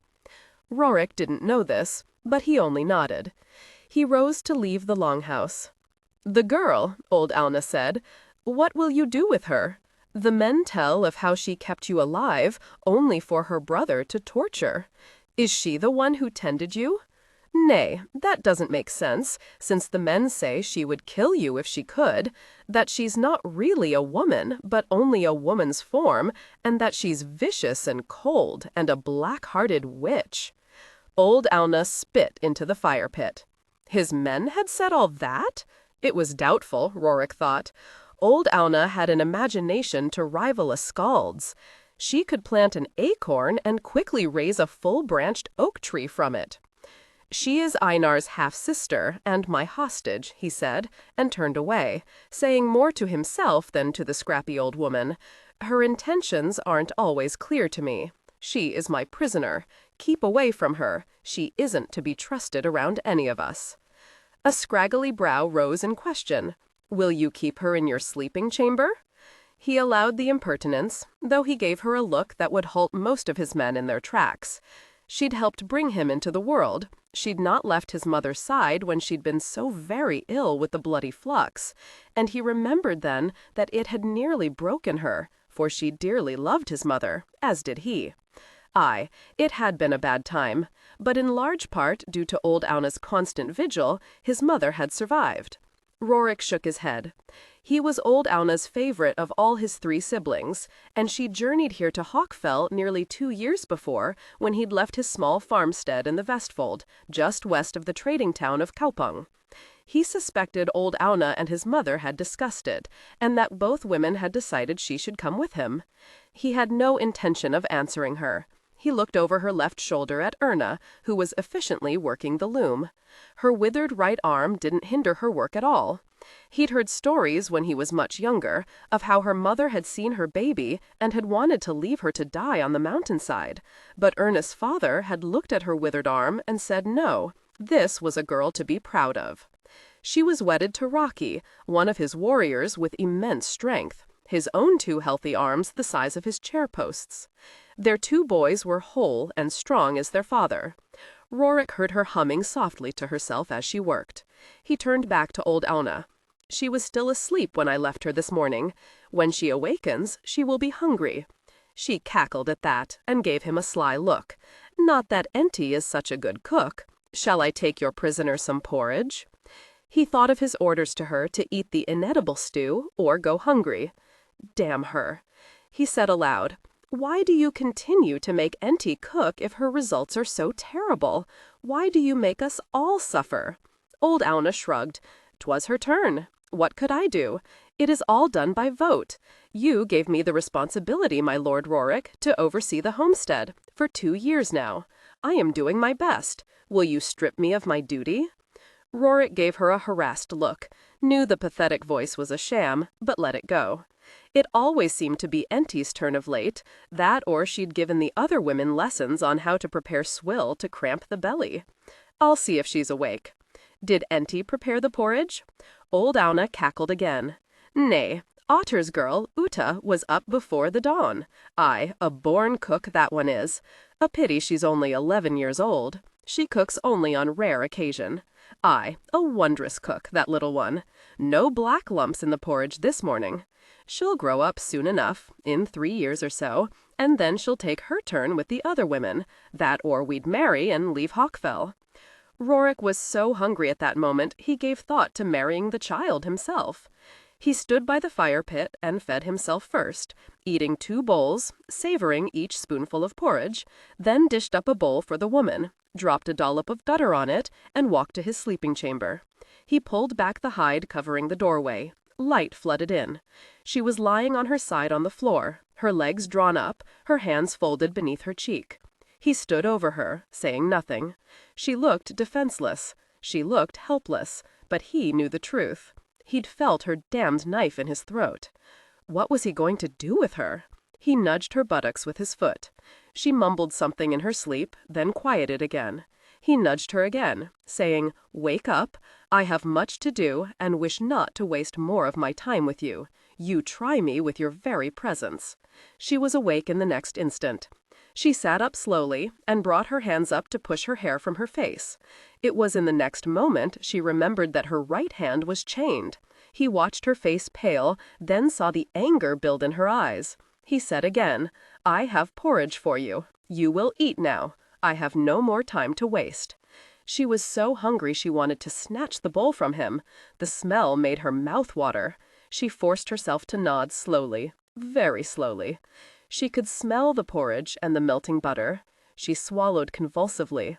She looked at the large man standing over her, the man who'd smashed his fist in her jaw and taken her from Clontarf, the man who'd set his big foot on her neck and on her back during the long voyage back to this island, and said, "Is it better than the offal you offered me last night?" Rorik dumped the porridge on the floor, turned on his heel, and left the sleeping chamber. Mirana stared at the porridge, that beautiful porridge with its rich smell and the sweet melting butter, all of it now seeping slowly into the packed earth. She cried. She didn't make a sound, just cried, the tears falling over her cheeks, dripping onto the blanket. It was her own fault. Why had those words come from her mouth? She hadn't planned them. They'd just come out without her permission. Why hadn't she just kept silent, just nodded and accepted the porridge from him? After she'd eaten it, she could have told him it was awful. Why had she baited him? She lowered her head in her hands. She didn't know how much time had passed, perhaps minutes, perhaps hours. But suddenly she heard a movement, thought at him returning, and quickly sniffed back the tears. To have him see her weak like this was more than she could bear. She sniffled and wiped her eyes. She couldn't bear to look up, to see him staring down at her, doubtless pleased at her failure to control herself, more than pleased that he'd beaten her down so easily. A soft young voice said, "I brought you some bread. I made it myself. It's very good. Lord Rorik and the men have left. Would you like it?" Mirana raised her head. On her knees, directly in front of her, was a young girl with hair so blonde it was nearly white. She was slight and very pretty, wearing a pale blue wool gown with a darker blue tunic over it. 2 simple brooches of pounded silver fastened the tunic at her shoulders. More importantly, in her hands she held a wooden plate, and on that plate were 4 slices of flatbread. Smeared on the flatbread were butter and honey. The smells were beyond description. It was a gift from the gods. "Thank you," Mirana said, her eyes never leaving the bread. "I'm very hungry." Old Alna said you would be. She said Lord Rorik came out of his chamber looking like a man ready to commit murder, his face all red, the cords standing out in his neck. She said she doubted you got any of the porridge. He looked just that mad. She is always saying that men have no patience, that their spirits are too easily irritated, and their actions the result of too little thought. They can't always control themselves, she says. Old Alna sounds wise. Mirana said no more. She tried not to stuff the flatbread into her mouth, but it was difficult. She concentrated on taking one bite at a time and chewing thoroughly. She knew the girl was watching her intently. She also knew that she was silent because Mirana was so very hungry and she didn't want to disturb her eating. She ate the 4th slice of flatbread and reached out her hand. There was nothing more on the plate. Old Alna also said that you shouldn't eat more right now or you would be sick and vomit it all up.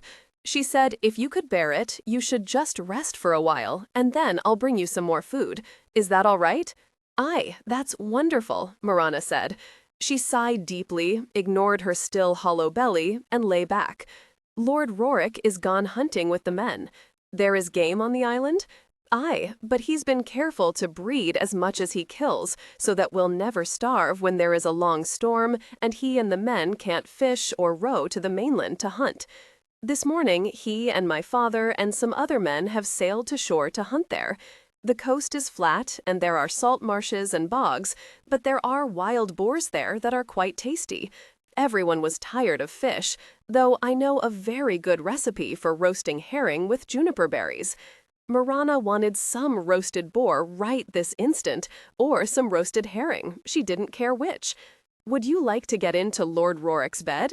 Mirana thought of other body parts than her stomach and nodded.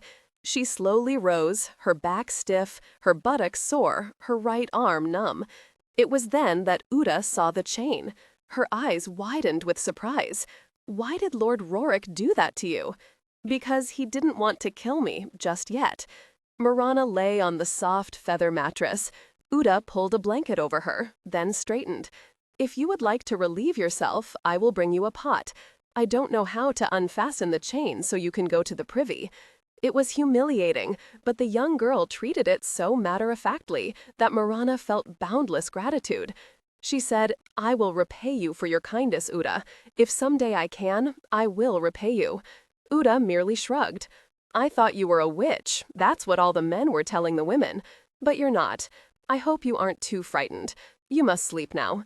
Later, old Alna will tend to the cuts on your hands and knees. Thank you. Uda turned in the doorway. My mother was sick for a long time before she died. I learned to care for her. Do you know how to cook? Aye, certainly. I was mistress of my brother's fortress until Lord Rorik brought me here as his hostage. Are you a very good cook? Aye. Uda was silent for a long moment. She fiddled with one of the brooches at her shoulder. She said finally, Why does Lord Rorik treat you like this? But Mirana, her belly lulled, the feather mattress soft beneath her back, was fast asleep. Rorik and his men returned late in the afternoon, covered with blood and smelly dried bog mud. He himself had brought down the wild boar they'd seen and hunted down, cornering it finally at the edge of a deep salt marsh.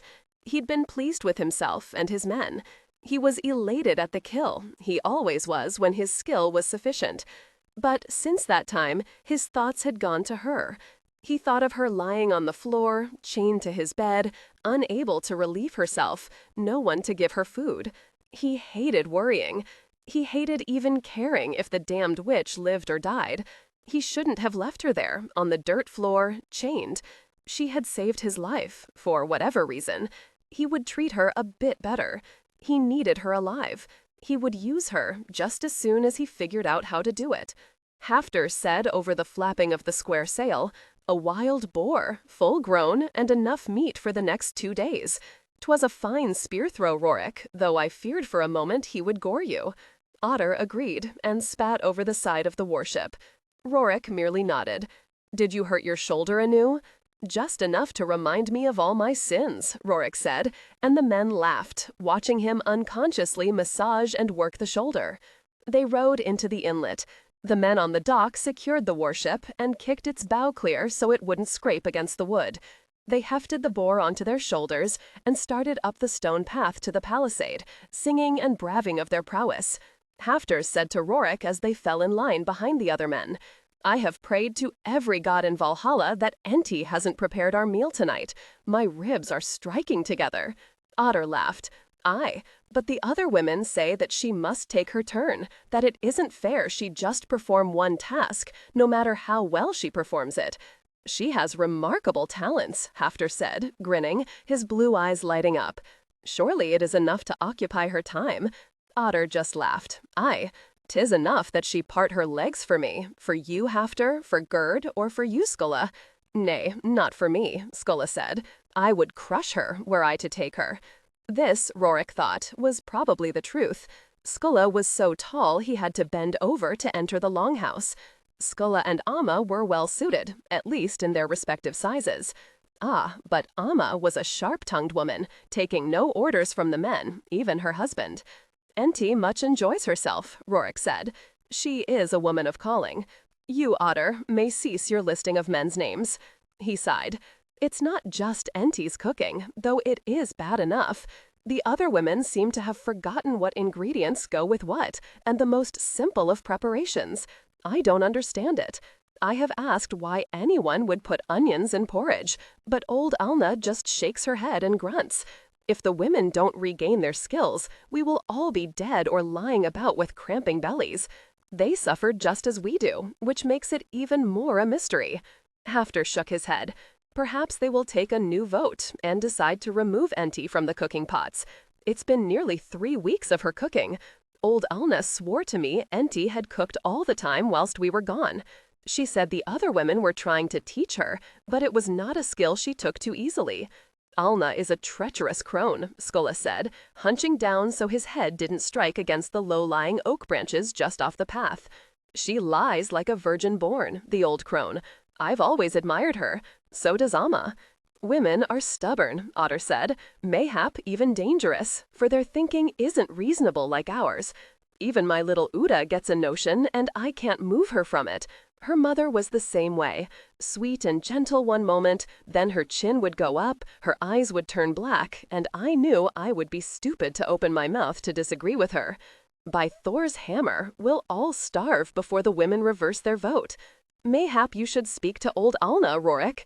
"I did," Rorik said. "She spoke of how I had made her responsible for the homestead and how she was doing her best. She then gave me a look that clearly said I would be a brutal monster were I to complain more." Aslak stared at them, laughed until he choked, spat on a rock in his path, and marveled aloud. "You are all blind. I have been here only a day and have seen that the women are preparing wretched meals a purpose.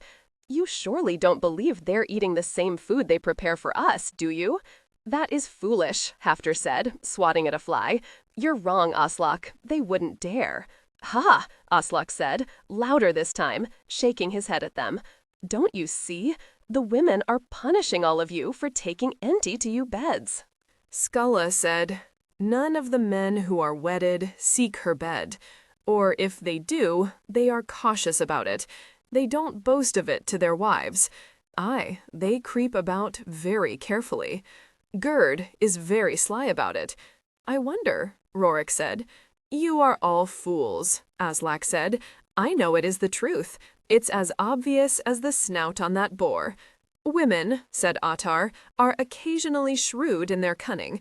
They shrink from nothing. I think Aslak might be in the right of it. We should, that is, Lord Rorik should simply order that Enti doesn't touch another piece of food. It is for the women to obey, especially to obey you, Rorik. You will simply tell them what to do and what not to do, and who is not to do it. You will tell them they are to remember how to cook properly, or you will punish them." Rorik looked at him as if Otter were mad. Rocky flexed his mighty fists. Rorik knew he could slay 6 of the enemy with ease, and bellow with joy all the while. But with Erna and his 2 sons, he was a man of gentle parts. He'd been thoughtfully silent until now. He said, "The crops grow well. Not all of us are needed here for protection or for hunting or farming. We could sail up the Seine and go a-raiding on all those rich little towns. Aye, 'twould be good sport, and our pockets would grow heavy with gold and silver. Or we could go to Hedeby to trade some of Gerd's swords for wine from the Rhineland. Aye, we could trade some soapstone bowls for leather and ornaments. There is no reason to stay here and starve. Even bedding Enti isn't worth that, though all of you say she passes the time most pleasantly. What say you, Rorik?" Rorik sighed. "I will speak to the women again. Then we will see."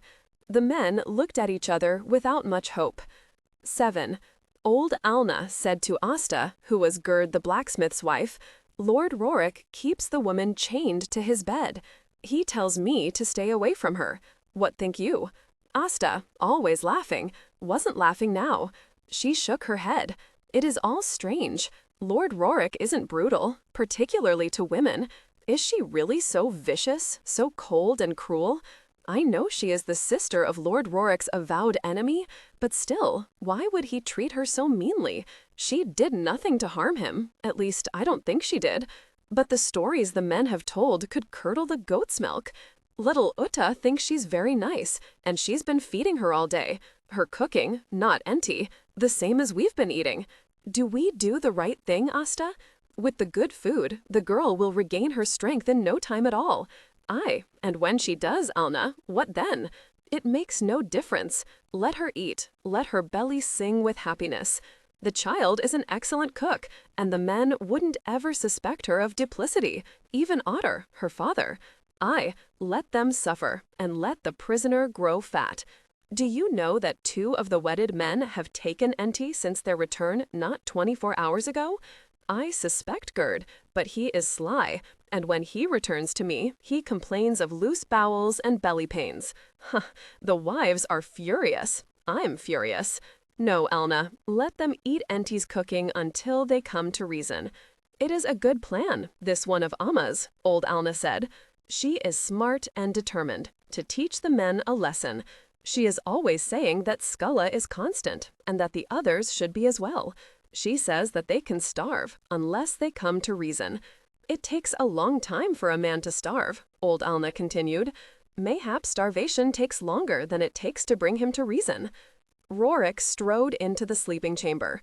He'd bathed all the wild boar's blood off him, all the rotted marsh mud, and donned a clean tunic. He stopped, surprise and fury combining to make him flesh red. She was propped up against his feather pillow like a lady, taking her ease. Her hair was combed and braided. Soft curls had come loose to feather around her face. She looked very different. Aye, that lady or princess ensconced in her bed, waiting for her slaves to attend her. He frowned down at her. She looked up at him, saying nothing. He saw the chain around her wrist. It made him feel better. She might look like a princess, but she was, indeed, his hostage, chained by him. Aye, he was the master. He was the one who held her future in his hands. He wouldn't allow her to forget it. "Get up," he said. She rose slowly, to stand before him. "Give me your hand, your right hand."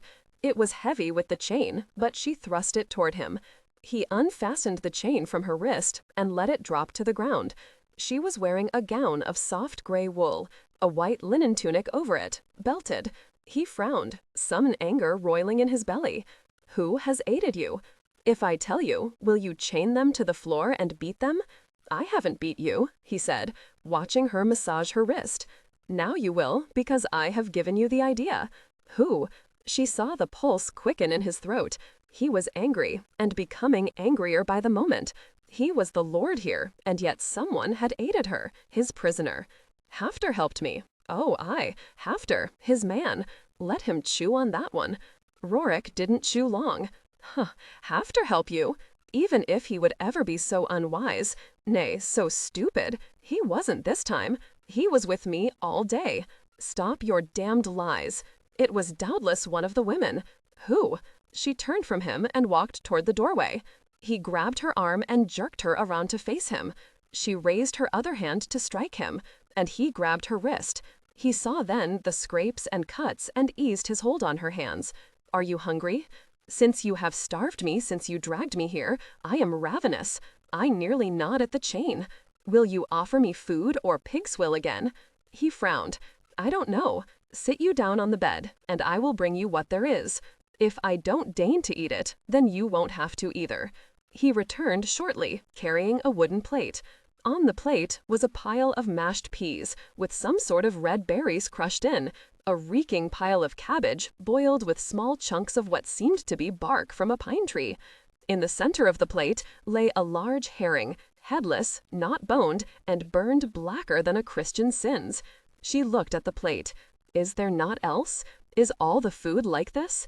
"Aye," he said, and looked grim. Mirana didn't know what was going on here. Also, it threw her off balance to see another side of this man. Had been only vicious to her, but now he looked ready to howl or weep at the sight of the inedible slop on the plate. Mirana thought of the wonderful bread, the delectable roasted herring she'd been fed earlier, the big plate of beans seasoned to perfection. But now, this. She said nothing.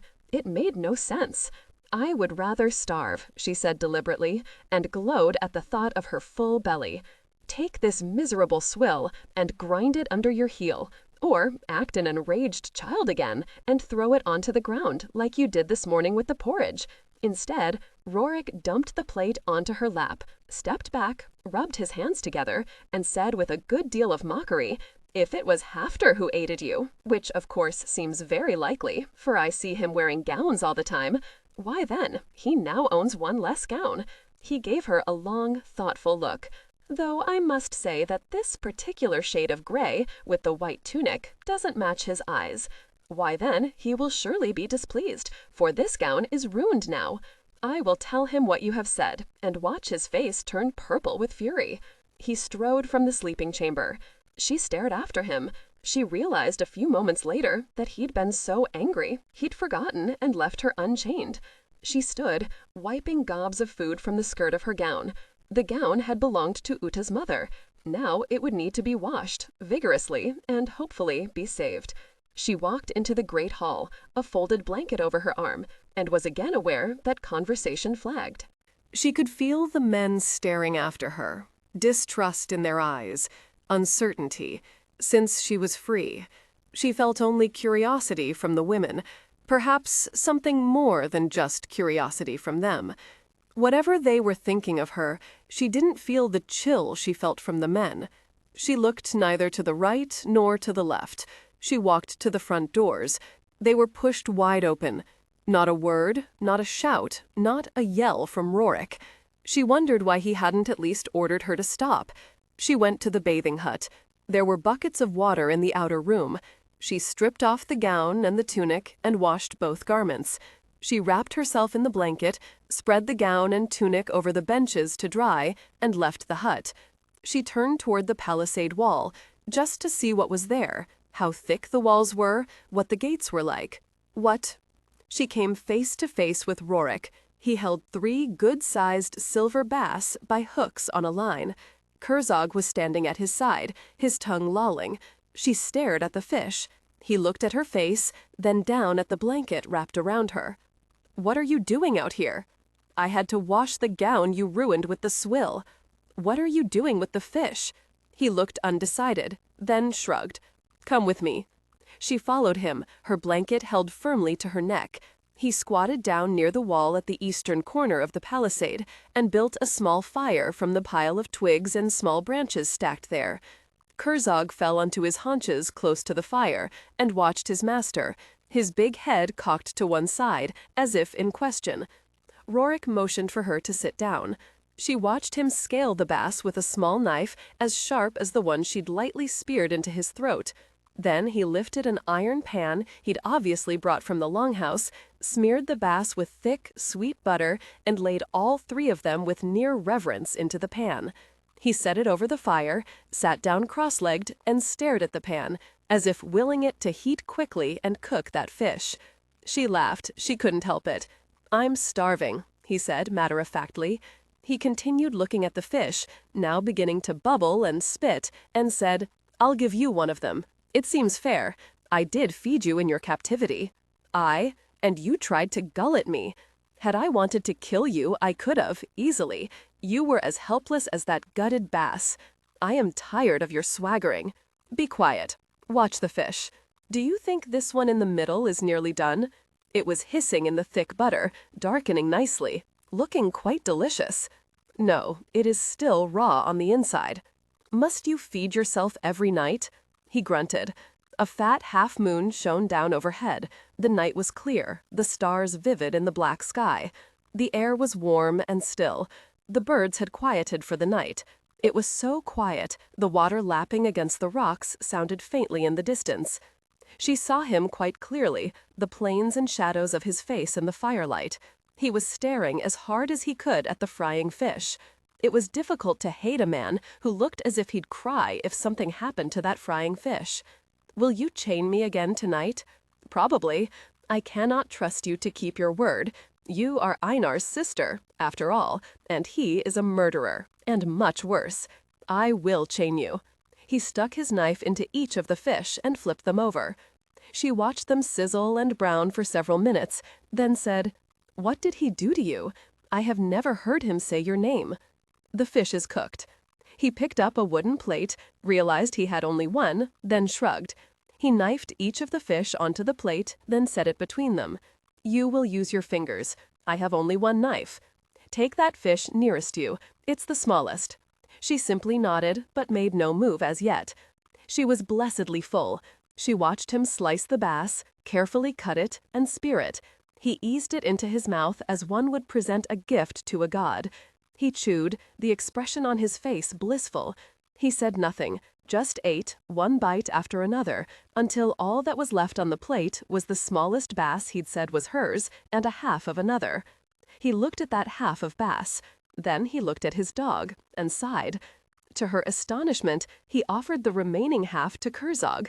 To her further astonishment, after Kerzog sniffed at it, he wuffed softly and refused it, looking at Rorik as he rested his head on his front paws. Rorik frowned at him, but said nothing. She said, "There is something strange going on here. I was fed all day, the most delicious porridge and fresh bread with butter and honey, and then there was stewed beans and onions and eggs, all delicious. Yet you bring that horrid swill for dinner. You are starving. What is happening here?" He continued to stare at that half fish and at the small one that was hers. He said, more to himself than to her, "So, Aslak was right." He cursed. "By all the gods, my damned dog is full-bellied. That's why he disdains the bass I offered him. It is only the men the women are torturing. Even Kerzog is blissfully full. Eat the rest of the bass. I am very full, perhaps even more so than your dog. As I said, the women fed me all day." He did, saying nothing until he'd wiped his mouth on the back of his hand, wiped his knife on an oak leaf, and tossed the leaf into the embers of the small fire. "Aslak said the women are punishing us because Enti beds the men. The women don't care if the men aren't married, but married men are seeking her out as well, and that makes them very angry." She stared at him. This was the man who'd tried to kill her brother, who had fought over a dozen men with naught but a sword and a knife. This was the man who'd borne the wound in his shoulder like the warrior he was, contemptuous of weakness and pain, until finally he'd escaped, taking her with him. Had been cruel, treating her like an animal, abusing her endlessly, yet saving her from drowning, even though at that moment she'd wanted to drown, to end it. She was thankful now that he'd saved her. But all of it came to this. He and his men were being punished by the women for their faithlessness. He'd caught his own dinner and cooked it. Think they believe me able to succeed. But I will succeed. If a man wishes to bed a woman, it is his right to do so, even if he is wed. He looked into the fire, his blue eyes gleaming brighter than the flames. The man rules. It is he who protects the woman, he who provides shelter and food for her. It is his right to bed with a bear if he wishes to. It is I who am the Lord here, and all obey me. I will endure no more. It was in that instant that Mirana decided to take a hand. His words, spoken with such arrogance, made her want to strike him. So, he believed a man could be unfaithful to his wife, did he? She wished now she'd known the reason for the inedible cooking before speaking to him, for she'd been too frank in her words to him, and now he planned to retaliate. She would do something. She had to. She bided her time. He led her back to the longhouse, into the sleeping chamber, and again chained her wrist. Then he left her. Mirana waited. When she'd passed through the longhouse with Rorik, she'd looked directly at old Alna, a look that conveyed a woman's meaning that was instantly recognized and accepted. She waited now in his chamber, knowing the old woman would come if she were able. Both old Alna and Amma came only minutes later. Old Alna said, as she lit the rushlight set in the wall and pulled the bearskin down over the opening to the sleeping chamber to give them privacy. Lord Rorik and the men are all drinking and braying like goats over their prowess on the mainland hunt today. Aye, on and on, how brave Rorik was to face down the boar with his wounded shoulder. He will gain too much affection for himself if it continues. I also overheard Gerd telling the men that Rorik would stop the women's rebellion, and then he laughed and poured mead down his throat in Rorik's honor. Don't you worry, Mirana, that Lord Rorik will come here to look in on you, and thus surprise us. Nay, Lord Rorik won't think about you. He's too busy thinking about himself and how wonderful he is. We're safe. This is Amma. It was her idea to punish the men until they learned to keep their men's lusts at their own hearths. I'm glad you came, Mirana said. She looked at Amma, who nodded back to her. I had wondered at the terrible food. Unfortunately, I spoke of it to Lord Rorik. If only I'd known the reason for your actions, I wouldn't have said anything. I'm very sorry. Amma, 'twas an excellent idea. Tonight, Lord Rorik said he would stop it, that he would give you orders that Enti would no longer cook, that you would no longer play these games with the men's bellies. It was Aslak who saw the truth immediately, and he told the men. But Rorik didn't want to believe it. Rorik's soft when it comes to the women, old Alna said, and grinned at Mirana and Amma. I wondered when one of the men would realize what we were doing and why.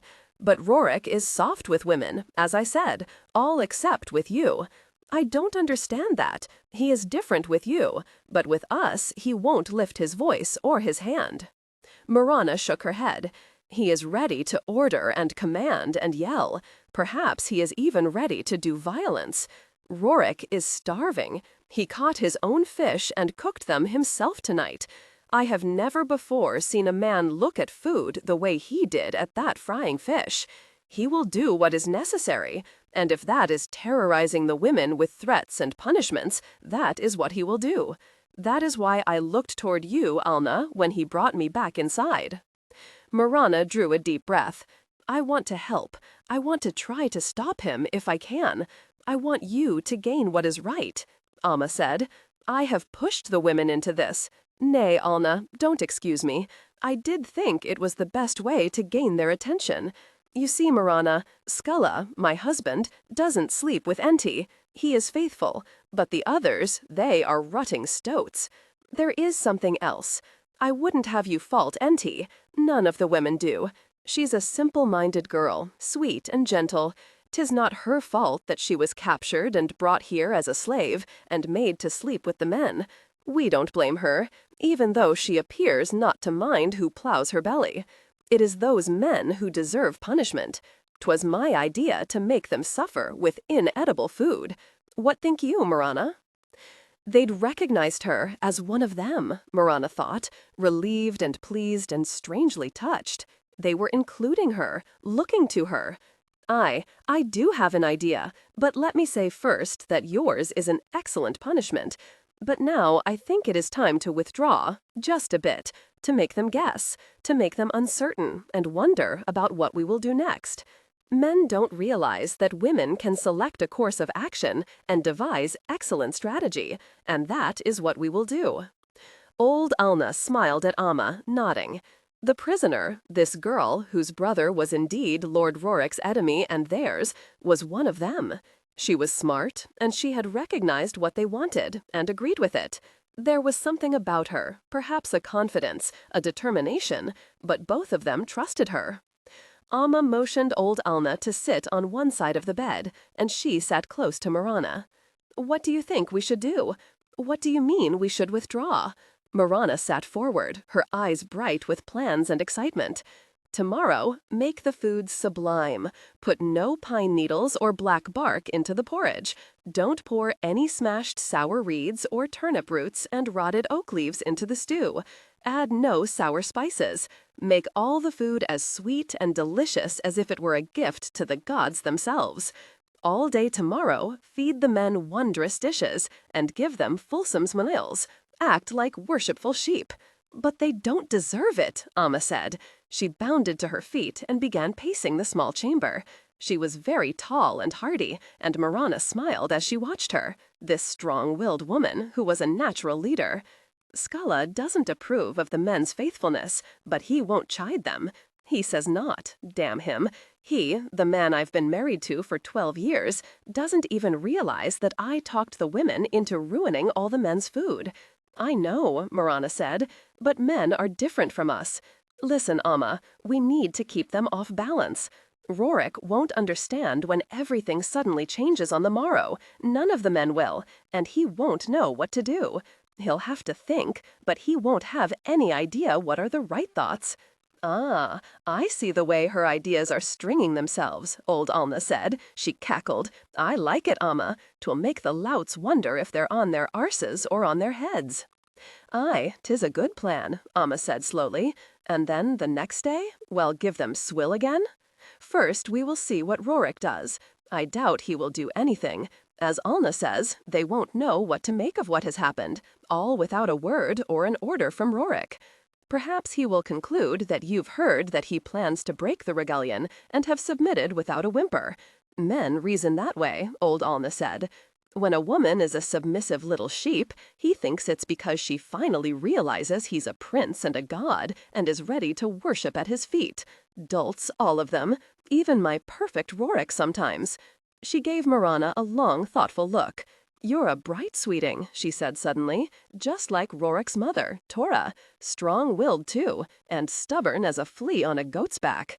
"Aye," Amma said, "Tora is strong. Aye, and inventive. Her husband never knows which way to think when she weaves her web around him. I remember she always stands toe-to-toe to Harold, her husband. She shouts louder than he does, despite the level of his ire. He would never strike her or threaten her. Alna is right. You are fearless. You are like her." Mirana wondered about that, but said, pleased, even as she shook her head, "Well, we won't shout as yet." "Ah, no, obedient sheep will be," said Amma, and she gave Mirana a fat smile. "Say nothing to Skalla," Mirana told Amma. "Even though he is a faithful husband, he is still a man, and a man is more loyal to other men in many things than to his wife." "I'll say not a word," Amma said. Then she laughed. "I will prepare a barley soup that will make the men weep with pleasure." "And what of Enti?" Mirana asked. "Ah, that sweet little simpleton will do as she's told," old Amma said. "She has cooked the swill. We've not lied about that. Asta hands her pine bark, and she adds it to the stew. Amma gives her turnip root, and she merrily grinds it into a paste to throw into a soup. I, with a sweet, empty smile on her face. Now, well, let her watch, Amma said. 8.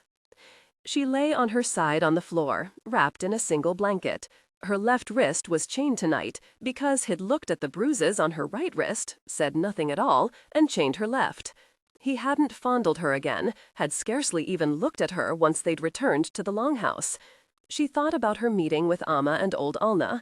She was doubtless a fool to involve herself with the women's problems, but the urge had been strong inside her, and she'd done it. She hoped her plan would work. She hoped Rorik would wait to make his threats to the women, just a day, just to see if perhaps their fear of him would better their cooking. Aye, and when it did, how he would preen. How all the men would strut about, feeling so pleased with themselves. But not for very long. She wished she didn't like the women so very much, but she did. She felt kinship with them now. She listened to Rorik's deep, even breathing. She closed her own eyes and tried to copy his rhythm. It didn't work. She lay there wondering what would become of her, wondering what Einar was doing to find her, if he was doing anything. She might brag of her half-brother before Rorik, but to herself she admitted the truth. No, she had no idea at all what Einar would do. He was a strange man. She'd never understood the way he thought, why he behaved as he did. Suddenly, Rorik's breathing hitched, his chest heaved, and he groaned deep in his throat. He cried out, and then moaned, his voice deep and raw and filled with pain. "Nay, by Thor, nay! Inga, don't leave me! By all the gods, no!" He heaved and jerked. She felt the box bed moving in his frenzy. She came up onto her knees. He was thrashing, moaning, in the throes of a nightmare. "Rorik, wake up!" He cried out again and again, softly, cries of great pain, of helplessness and misery too deep to bear. "Rorik!" He jerked upright in the bed, gasping for breath. She could make out his outline, but not the expression on his face. "You had a nightmare," she said calmly, leaning forward so she could see him better. The chain rattled as it struck against the wooden bed frame. He looked over at her, kneeling up so she could see him, the chain dangling from her left wrist. The sound of that damnable chain clinking against the wooden bed. He shook his head. The nightmare always there, the horror of it, the pain of it, always there in the back of his mind, freed at night to sneak in unchecked and hurt him and make him relive it again and again. He hated it, and he couldn't seem to escape it. He said nothing to her. He hated her for hearing him relive the monstrous memory, for sounding defenseless as a child, hated her too for waking him from it, even though he knew he should be grateful to her, because she'd kept the dream from continuing to its terrible end, an end that didn't always come, because he hadn't been there to see it. He had arrived too late to do anything, save witness the misery and breathe in the acrid stench of death, and he'd felt it deep within him, even as he'd fallen on his knees and keened his own agony and cursed his impotence, cursing himself because he hadn't been there. He rose, realized he was naked save for the white bandage around his shoulder, and jerked a tunic over his head. He drew a deep breath. His hands were shaking. He hated that too. "Are you all right?" "Aye," he said shortly. "Go back to sleep. Attend to your own dreams and leave mine to me." He left the sleeping chamber without a backward glance. Mirana eased back down and wrapped herself securely in the blanket. Who was Inga? The next morning, old Alna came to release the chain. Rorik hadn't returned to the sleeping chamber for the rest of the night. It was well after dawn now. She handed Mirana the gown and tunic she'd washed the night before. It was an excellent plan, old Alna said, but it didn't work. I had hoped he would wait, but he didn't. Lord Rorik is speaking right now before he or the men have had a chance to eat the wonderful porridge and flatbread. The gods have frowned on us. The old woman sighed. "Come along, we might as well hear what he has to say. Perhaps you will have another idea." She led Mirana into the long hall, where at least 70 people stood about or sat on the benches around the wall. But no one as yet had eaten. Curse the fates. Rorik was speaking, his voice firm, but she heard the deep anger and wondered if the rest of them did. He was standing in their midst, his hands on his hips. He looked like the ruler he was. He looked determined. He also looked calm as a Christian priest, and at the same time primed for violence. It was odd, but it was true. I have had enough of this, as have all the men. You women will cease this cruel game with our meals. No more. It is ended. If there is one more foul stew presented, one more pot of cabbage mixed with oak bark, one more dish of anything that isn't at the very least ordinary to eat, I will personally whip the woman or women who cooked it. Then each of my men will whip one of the women in turn. The only woman who won't be punished is Enti. She will be spared, for it is not her fault that she has no skills with food. It is not her fault that you have forced her to continue, if it is indeed all her own efforts, which I strongly doubt. All of you understand me, for I do not spout these words for my own hearing. There will be no more of this, or the whippings will take place. I am the master here, and I have spoken. He turned on his heel and left the hall.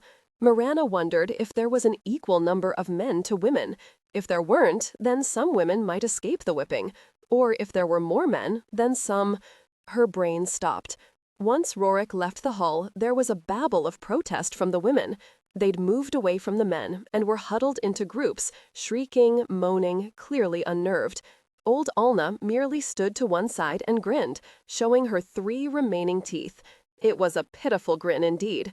Most of the men were laughing and cheering. Some were even rubbing their hands together in anticipation. The blacksmith, Gerd, bellowed, "Asta, bring your buttocks here, my fine wife. Aye, come, or I will whip you now, with our Lord's good wishes, nay, his orders. Aye, he is not a man to disobey. You heard him, he is the master here." Asta shrieked, "I will see you rot in a salt marsh, you miserable, unfaithful sod." Gerd, whose upper body was massive, the muscles bulging in his arms and chest, swaggered to his wife, grabbed her hand, and hauled her against him. He took her chin in his smoke-blackened hand and said aloud, for all the men to hear, "I'll plow Enti's belly or any other woman's belly when I wish it, and you'll not say me nay. Aye, you'll feel the flat of my hand on your plump buttocks if you gainsay me ever again. Nor will you whine or goad me with tears or plaints. Get thee to the chores, and bleat not with those other sheep. Aye, and bring me porridge. It had better be tasty, or you will feel my anger." Mirana said nothing. She saw flashes of fear on some of the women's faces, on others, outrage, and utter defiance and challenge. She saw the little girl Uta look at her father and frown. Amma looked defeated, but only for a moment. She was a determined woman, and very soon her shoulders were squared, and she was staring first at her husband, Skula, then at the other women. Mirana knew there would be a meeting as soon as the men had left for the day to hunt. She wondered if the women would include her. She'd done them not a whit of good as of yet. She cursed quietly. She left the longhouse. They would tell her if they wished her to be involved further. She hoped they would. She would enjoy teaching them the use of weapons. The prick of a knife was a more lasting memory than a pot of bark-filled stew. Aye, a man who knew that a woman could slice up his manhood with skill and no hesitation, that was a man who wouldn't be so eager to brag about his rights and his power. But she was not but a prisoner. How could she have forgotten that, even briefly the previous evening? There was nothing she could do for herself, let alone the other women. It was a bright, warm morning, the smell of the sea strong on the gentle breeze that was blowing from the east. Gray plovers, redshanks, and curlews flew overhead, dipping low, then soaring toward the white clouds. She smiled at their antics, identifying each one, savoring each one's existence. There were so many of them, some she didn't recognize. She drew a deep breath and looked for Rorik. He was at the palisade gates, speaking to several men. Probably telling them to fetch out their whips, she thought. She wondered how they would like it to have a whip slash across their backs. Kerzog sat beside Rorik, looking up at him, his fur ruffling in the breeze. Mirana combed her fingers through her hair, then tied it back at the nape of her neck with a string old Alna had given her. She wanted to bathe. She wanted to relieve herself. But more than that, she wanted to know what Rorik planned, if he truly meant he would whip the women if the food continued badly prepared. And why had he acted so quickly, even before he'd eaten the morning porridge? It didn't seem right to her. She walked to where Rorik was standing and stopped not 2 feet from him, her arms crossed over her breasts. Kerzog looked at her and woofed softly. He didn't move from Rorik's side, but he began to wag his tail. "Thanks be to Frey," one of the men said gratefully. "They'll obey you, my lord. Aye, the women know you can only be pushed so far." He grinned, then added in a wistful voice, "I wish I could have been there to hear you, to watch their sly expressions turn fearful." Rorik didn't say anything to that, but remarked instead, "Yet I look at Kerzog here, and he's not suffered a bit. They fed the animals, themselves, and the children good food, and us they gave swill." That, Mirana thought, was because Kerzog and the children didn't bed with Enti. The other man whistled. "Aye, the women played a deep game. I hope our food isn't filled now with crola berries. 'Twill send our bowels galloping to the mainland.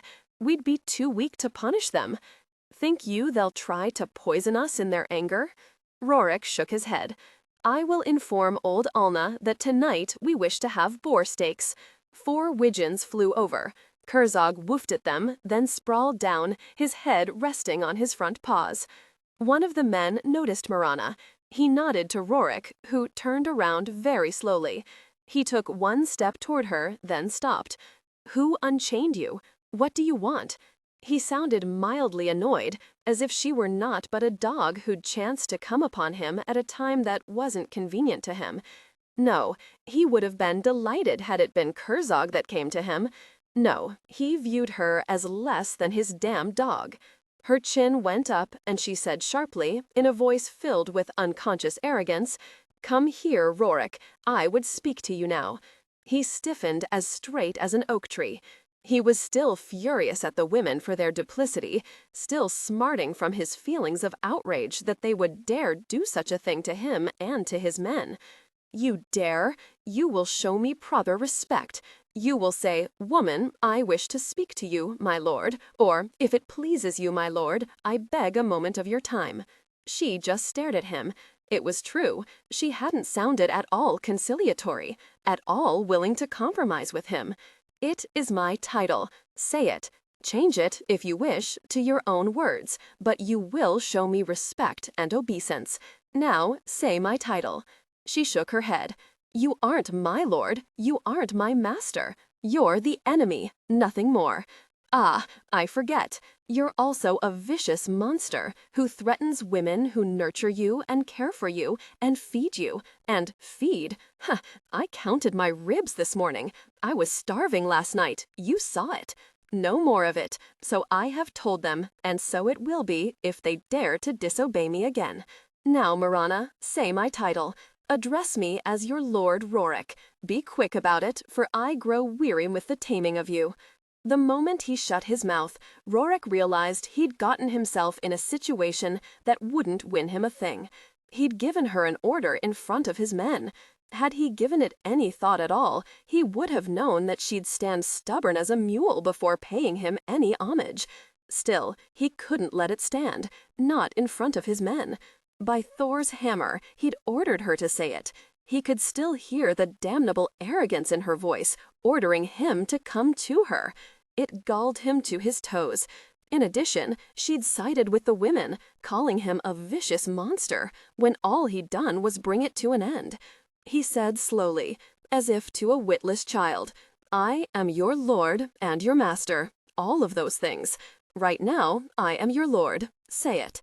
She turned on her heel and walked away. She heard one of the men suck in his breath and say, "Lord Rorik won't let that pass. He can't. I pray he won't kill her." Kerzog woofed softly, but didn't move. She wasn't at all surprised when she felt his hand close over her upper arm and jerk her to a stop. He whirled her around to face him with such force that she would have fallen had he held her upright. He said low, Listen to me, Mirana. You will obey every order I choose to give you, just as will every other damned woman on Hawkfell Island. I am the lord and master here. You will temper your voice and the words that come from your mouth. You will treat me as you would a god. You must. There is no choice. Observed the beating. Had he been Einar, he would have done the same thing. The only difference was, he wouldn't have enjoyed wielding the whip with such ferocious ecstasy. I do not like that old man, Einar. I am glad that you will send him away. He looks at me with contempt. I have not asked that you like him. I punished him, and now he will leave and find my sister. He will go because I believe him to have the best brain of all my men. He will find her, if she still lives. His hand clenched into a fist.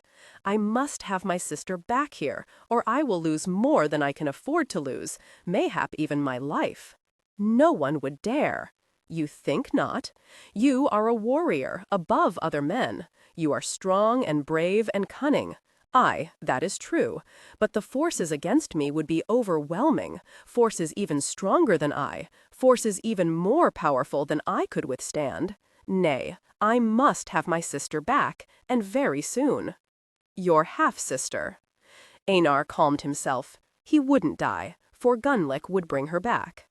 As for the golden-haired, quite beautiful little savage seated gracefully at his feet, he found he was still amused at the show of jealousy, at the little jabs of impertinence. He sat back and closed his eyes. He'd done all he could. There was naught to consider now, and so he smiled, for the aftershocks of pleasure still pulled at him, making him calm and easy, despite the gnawing fear in his belly that grew with each passing hour. I do not like this meal either. Do you not? Einar said easily. Well then, why don't you prepare it? I have many skills, my lord. Food is something to enjoy, not sweat over. Einar laughed and ruffled his fingers through the golden hair, as silky as a babe's, yet thick enough to wind about his hand many times. Then pray that Gunnlaug finds Mirana. She is an excellent mistress to Clontarf. When she returns, I dare say she won't like you at all. Mayhap shall even punish you when I am not about to protect you. Mayhap shall take the whip to you, or set you to working in the fields, ruining those soft little hands of yours. You'll not let her touch me. You think I'm beautiful. You won't let her hurt me. You think not? Well, perhaps you're right, won't we? He felt slender fingers lightly stroking his inner leg. He leaned back in his chair, closed his eyes again, and said nothing. But he thought, were Mirana here, I couldn't have allowed this. There was something about her that always stayed him, something in her eyes, the way she looked at him. But that would change now. When she returned, he would do as he pleased, for she would be gone again from Clontarf soon enough. He looked up now and caught several looks from his men, furtive looks that held surprise and a goodly measure of disgust. She'd never looked at him with disgust, no. It was something else, something deeper, more powerful. But she'd never said anything. He'd always reined himself in. As for his men, they'd said nothing before. They'd kept their silence. Of course they wouldn't dare say anything. He felt his power over them and was pleased. The soft hand continued upward on his thigh. Hawkfell Island. Rorik was furious. He stared from Skulla to Askhold. Finally, when he had himself well under control, he said, teeth clenched, "Why did you not tell me what you intended? She is my prisoner, my burden, and yet you send her to the mainland to collect herbs with the women?"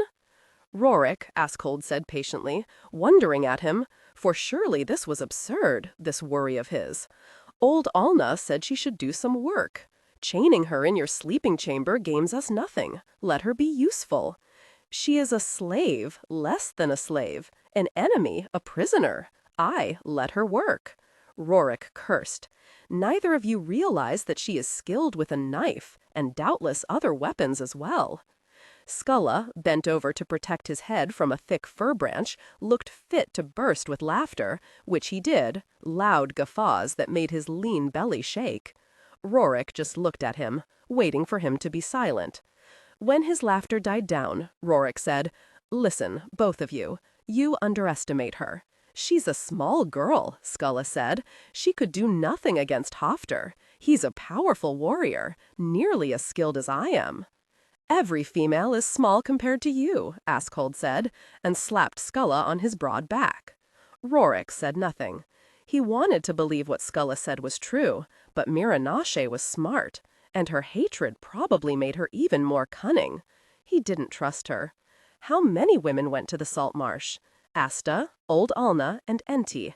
Hafter rode them over, cursing the entire time that it was his lot to do it, but he knew that he had to watch the prisoner. He knew you would be displeased had he allowed another to take his place. Rorik shook his head, for a moment distracted. I pray that Enti understands what it is she is to gather. I fear death at her hands. All a mistake, naturally. Now you will cease to worry, Askhold said. The girl is an enemy. I dislike having my enemies lying about doing nothing, just as the women apparently do as well. You whipped her for insolence, and now she will work or she won't eat. Old Alna was right to make her work for her food. But Rorik was gazing toward the mainland, bathed this afternoon in thick, low-lying clouds. Mallards and oyster-catchers suddenly burst from the gray clouds, as if flung from a slingshot. The clouds would soon become dense, impenetrable fog. He knew the signs. They'd been gone for 3 hours. He was worried, though he knew it wasn't at all likely she could do anything. Still, he couldn't help it. Something bothered him, something that wasn't right, that had nagged at him for the past 2 days. He realized in that moment what it was. It was the women, and how they had treated Mirana, how they behaved when they came near her. It was as if she were one with them, and they looked up to her, which was ridiculous, for he'd kept her chained and alone. But Skulla had said that Old Alna agreed with him, that she considered the woman an enemy. He was creating difficulties where none existed. It was late afternoon. Rorik knew his men were eyeing him with some amusement, but he didn't care. Finally, he lowered his axe to the ground, wiped the sweat from his face with his discarded tunic, and said, "'Tis time to go to the mainland. She has done something. I feel it." None of the men argued with him, not even Askhold, who appeared to dislike her heartily, or Skulla, who simply believed that, since she was small and female, she was thus of little consequence, since he could, naturally, crush her easily with one hand. There were 8 men, all of them rowing the second longboat. All of them were armed. There were always outlaws lurking about in East Anglia, just beyond the salt marshes. They always took care. There was only the sound of the water slapping against the sides of the warship and the raucous cries of the black-headed gulls overhead. They rowed into the estuary, strokes strong and steady. They were silent, concentrating on their task. From the thick clouds overhead, dunlin wheeled in tight flocks, disturbed by their presence. There were more animals and birds here than on the island, the salt marshes on either side of the estuary pulsing with life, and sudden shrieks of death as well. Rorik listened, trying to block out all the animal and bird sounds. He heard no sounds of people. They drew alongside the other warship, tied to a tree trunk alongside the trail they normally traveled to hunt. It was deserted. The men were silent, but they still held no doubts that Hofter would crush the girl were she to try to escape or avoid the work. Aye, and the women would help him, for she was a prisoner, an enemy. Rorik doubted mightily. He led the men quietly through the salt marsh, knowing from long experience where to find the firmer ground. Suddenly, there was the muted yell, a woman's yell. They burst through a dense cover of tangled overgrowth into a small clearing. There was Old Alna, bound to a straggly fir tree, shrieking again around a wad of wool she'd managed to work to the side of her mouth. Beside her, bound to a large yew bush, was Asta, her gag firmly in place. There was no sign of Enti or Hofter. The men rushed forward to untie the 2 women. Rorik remained standing, his hands on his hips. He said to Old Alna, "This was your idea, was it not? You wanted her to work, and look what has happened. Tell me quickly, where is she? Where are Hofter and Enti?" It was Asta, Gerd the blacksmith's wife, who said quickly, working her mouth to regain moisture and feeling, "Nay, my lord, do not blame Alna. She wanted the girl to have some exercise. She was growing weak, changed to your bed. We saw no danger. You are fools, Rorik said shortly. He watched Asta rub her arms, numb, he imagined, from being bound for so long. He waited, then said, "Tell me, and be quick about it." Asta shrugged. Hafter took Enti with him to dally away the afternoon. He said he feared letting her collect roots and herbs. He said none of the men wanted their bellies to cramp or their bowels to convulse. But he was looking at her as would a hungry wolf at a boar steak. It was after they left that the girl Mirana managed to get a rock without Alna or me seeing her. She hit me on the head and knocked me down. Then she tied up Alna, and then me. Rorik felt no surprise at all. Why did none of the others see her as he did? He cursed low and long. How long ago? He asked finally. 3 hours at least. He cursed again, infuriated with himself and with old Alna, and with his damned arrogant men who couldn't imagine a woman besting them at anything.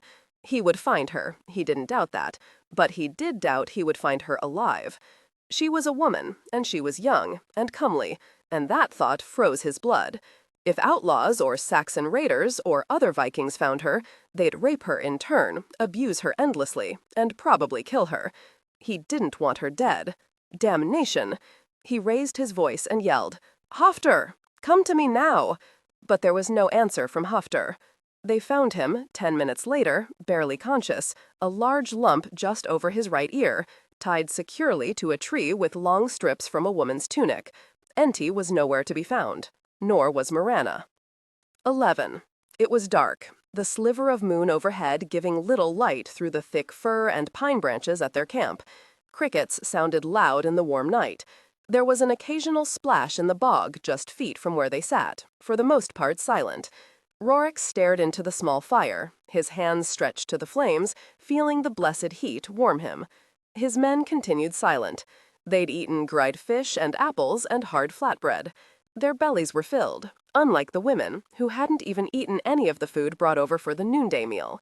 Rorik had sent 2 men back to Hawkfell Island to fetch supplies. He didn't know how long it would take to find a sign of her. He had no idea of the direction she'd taken. She and Enti. Why had she taken Enti? None of the men had any idea. Surely she didn't intend Enti to be a hostage, for the woman was a slave herself. Just because all the men lusted after Enti didn't mean they wouldn't hesitate to kill her if need be. Mirana must have known she was courting nearly certain death if she managed to escape, yet she hadn't cared. She cared that much for that cursed brother of hers. His mouth tasted sour at that thought. He'd made her desperate. He'd made her consider death rather than remain chained to his bed. He spat and continued to stare into the flames. The gods knew he hadn't abused her, not really. She had bitten his ankle when he'd rested his foot on her neck on their voyage to Hawkfell Island. But she could have fallen overboard if he hadn't held her still, that or jumped from the warship, just to thwart him. His mind continued in this vein, even though he knew he was lying, and to himself, which was the worst kind of lie there was. He'd had to whip her, but he hadn't hurt her, and she knew it as well as did he. He'd had no choice but to chain her in his sleeping chamber. She would have caused havoc had he allowed her to run loose. She would have run all right, all the way to the dock to steal a warship and try to row it by herself, anywhere. And now she's out there, somewhere, in the darkness, she and Enti, and she had no protection, no food. Hafter said, looking into the fire, even as he continued to massage his head where Mirana had struck him, "I had Enti under me. She was smiling and kissing me, her legs already around my flanks. I was just ready to come into her body when the witch struck me hard on the head." "You're a fool, Hafter," Rorik said, his voice emotionless. His rage, his fear that Mirana was already dead, all that he felt, he would keep to himself. "I know," Hafter said, and sighed deeply. "My head is killing me. I have a lump here that does not save grow and grow." "You deserve it," Gerd the blacksmith said, and chewed on a cord of dried fish. "She could have killed my Asta if she'd had the notion to do it, and then I would have had to kill you for allowing it." "Aye," said Skula. "'Twas your responsibility, and you failed because you wanted to stick your rod into Enti. Your lust has brought us all low. Now we must needs track 2 women, one of them a prisoner, the other, well, I'd not believed her ruthless and cold as any witch that lives under the earth, but now perhaps I must change my thinking." "She stole my sword and my knife," Hafter said. She's not completely without protection. Rorik cursed. Hofter hadn't told him that before. By all the gods, this added a new danger, both to the women and to Rorik and his men when they caught up to them. He rubbed his fingertips over his throat. He asked now, but why in the name of Odin, All-Father, did she take Enti? He didn't look at any one of his men, merely stared beyond their camp into the dark forest beyond. "Aye," Astold said, shaking his head. "It makes no sense to me either, Rorik. Who can understand the mind of a woman?" Gerd said. "'Tis of no real importance. We must needs sleep now. We can begin to track them at dawn. The two of them trekking inland curdles my belly. They'll not make it far, that's certain." He paused a moment, then said, "I want Enti back. Now that you've broken the women's rebellion, Rorik, I can take her whenever it pleases me, and Asta will say nothing about it, or I will whip her, just as you said." "I had not meant that, exactly," Rorik said, and frowned at the blacksmith. He was remembering Mirana's words that had riled him, had made him shake with anger at her. She'd asked him if he'd been faithless, demanded to know if he approved married men bedding other women in front of their wives. He didn't approve, but damnation, he couldn't dictate to his men, couldn't demand they not bed Enti. Mirana had been right, damn her. The women had few choices. They'd punish the men with inedible cooking, and he'd threatened to whip them for it. "Asta will obey me," Gerd said. "She is a good wife. She must obey me, her husband." Aye, Rorik thought, that was the crux of the matter, but still, it didn't settle well with him. Mirana laughed softly. All men were gullible. She'd proved it yet again. Even mighty Rorik. She'd fooled him and his damned men. She and Enti had cut the second warship adrift and settled down in the other one. Now they were quietly rowing toward the mouth of the estuary. It was just before dawn. She'd wanted to leave hours before, but knew they couldn't possibly navigate in the sea. And they couldn't take the chance that Rorik would send men back to Hawkfell Island again. They would see that the other warship was gone. Thus, Mirana and Enti had spent their night within 20 feet of Rorik and his men, and they'd heard all their talk. Gerd, Mirana had decided, needed more lessons in how to properly treat Asta, a woman of whom she was very fond, a woman filled with laughter and joy and kindness. She hoped the bonds hadn't hurt either Asta or old Alna. She'd had to take them by surprise, because she couldn't depend on them agreeing to help her escape. If she had asked them and they had agreed, then she would be endangering them, for she imagined if Rorik were to discover that the women had helped her escape, he wouldn't have shown much kindness to them. He might have had them whipped. He might have done even worse. She and Enti had watched the other warship return to the island, both Asta and old Alna aboard. She'd said a silent goodbye to them both. They'd watched it return with more men and provisions. And they'd waited. "I doubt they'll come back this way," Mirana said now, in a low voice, pitching it to the night sounds surrounding them. There was the soft slap of the water against the sides of the warship, the occasional sound of a frog or cricket, a slithering sound near the side of the longboat that made Mirana's flesh pucker and crawl. Once, something long and solid had bumped against the longboat, and Mirana had had to stifle a yell. "Nay," Enti said, satisfaction in her husky voice. "They believe we fled like empty-headed females through the salt marshes deep into East Anglia itself. They're fools to believe us such empty-headed fools. But they are not but men, after all."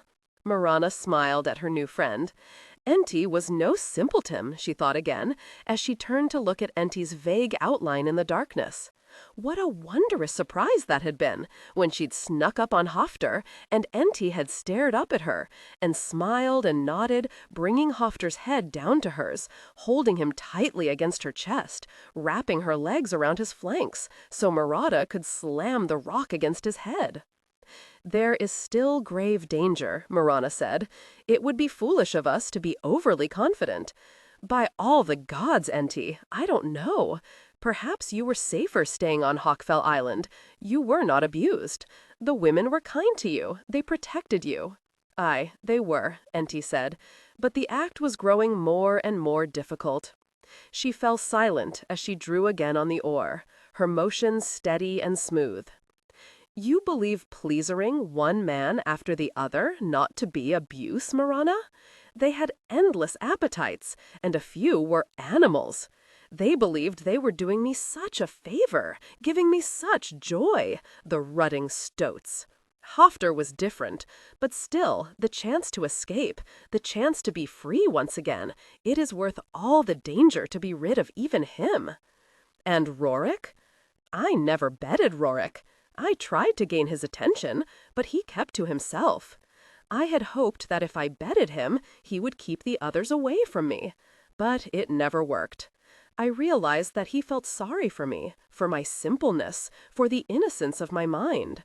I believe he thought to bed me would be like bedding a helpless child. She laughed softly. I wasn't wise. I decided to play the lackwit shortly after the Vikings captured me. I decided I could bear the men betting me, that I would be able to suffer it and keep my mind and soul free of them. But it became more and more difficult, as I told you. I would rather die now than return to Hawkfell Island. I would rather die than be a whore again. You survived, and that is what is important. With luck, both of us will continue to survive. Thank you, Enti. And that was that. Mirana sat opposite her on the narrow wooden plank, both women drawing on their oars together. It took a while to gain a rhythm, but they'd at last managed it. Each draw took them farther and farther away. Soon they would reach the mouth of the estuary and the North Sea. 2 women rowing a warship. It would be difficult, near to impossible, but Mirana knew they would manage somehow. Enti said, I found it amusing when the women took their revenge, and I wanted desperately to help them. But how could I? I was not but a blank-brained child. They were so furious when their husbands took me, but they never blamed me, particularly Asta. Even she showed me no dislike or blamed me for Gerd's infidelity. I disliked him more than any of the others. But then Amma's plan and what they did to the men until Rorik made his threat. I heard Amma talking to some of the other women of your idea, but then Rorik made his threat immediately, giving it no time to work. Mirana said, I wondered why he did it so soon. He didn't even eat any of the porridge that next morning, and it was very, very good, Enti. Enti chuckled. I saw him go to his sleeping chamber when Amma and old Alna were in there with you. He didn't enter, but just paused outside. I believe he overheard you and the women making your new plans. He knew he had to act quickly, and so he did. He isn't a stupid man. There will be no more rebellions, Enti. All the women know he whipped me, even though they don't know why he did it. It was enough to make them forego any more thoughts of defiance. 'Tis a pity. And yes, Rorik is many things, but he isn't stupid. Mayhap he was this time. We have escaped him. By the gods, Mirana, we listened to him and his men calling us not but women, small and helpless and insignificant as insects. This time we've won. Enti looked heavenward for a moment, then said, Why did Rorik whip you? It was silly, really. I was too proud to bend, and that's the truth of it. Oddly enough, he was very careful not to hurt me, Mirana added, shaking her head. Naturally, he blamed me for making him have to whip me. Men, Enti said, they behave as if they actually believe what they do is right. It is astounding that they can be so blind. Lucky for you that they are, my friend. If you would wish to regard my captivity in that light. I was lucky. I survived to escape. They rowed in silence, for their breaths were beginning to hitch with the strain. It was nearly impossible for the 2 of them to keep the warship exactly on the right course. They had to make constant corrections, and it was exhausting. Mirana said, I know weapons and have a certain skill with a knife and a sword. If only there had been time, if only Rorik had overheard our plan. All the women need is the proper training, for they have grit and heart. A man whose parts or whose throat is threatened by an agile hand wielding a knife isn't a man to go against his honor, to spite his wife. Mirana? I? You would have them gullet the men? Nay, don't answer. I like it very much. I can see Amma sitting atop Skula, a knife pricking his throat. Except, of course, Skula is a faithful hound. He loves her. Nay, he worships that woman. Rocky is the same. Poor Erna has but one good arm, yet it makes no difference to him or to their sons. She is a good woman. If we both still live on the morrow, tell me that again. We will be alive, Enti said, and for a while, at least, Mirana was content to believe her.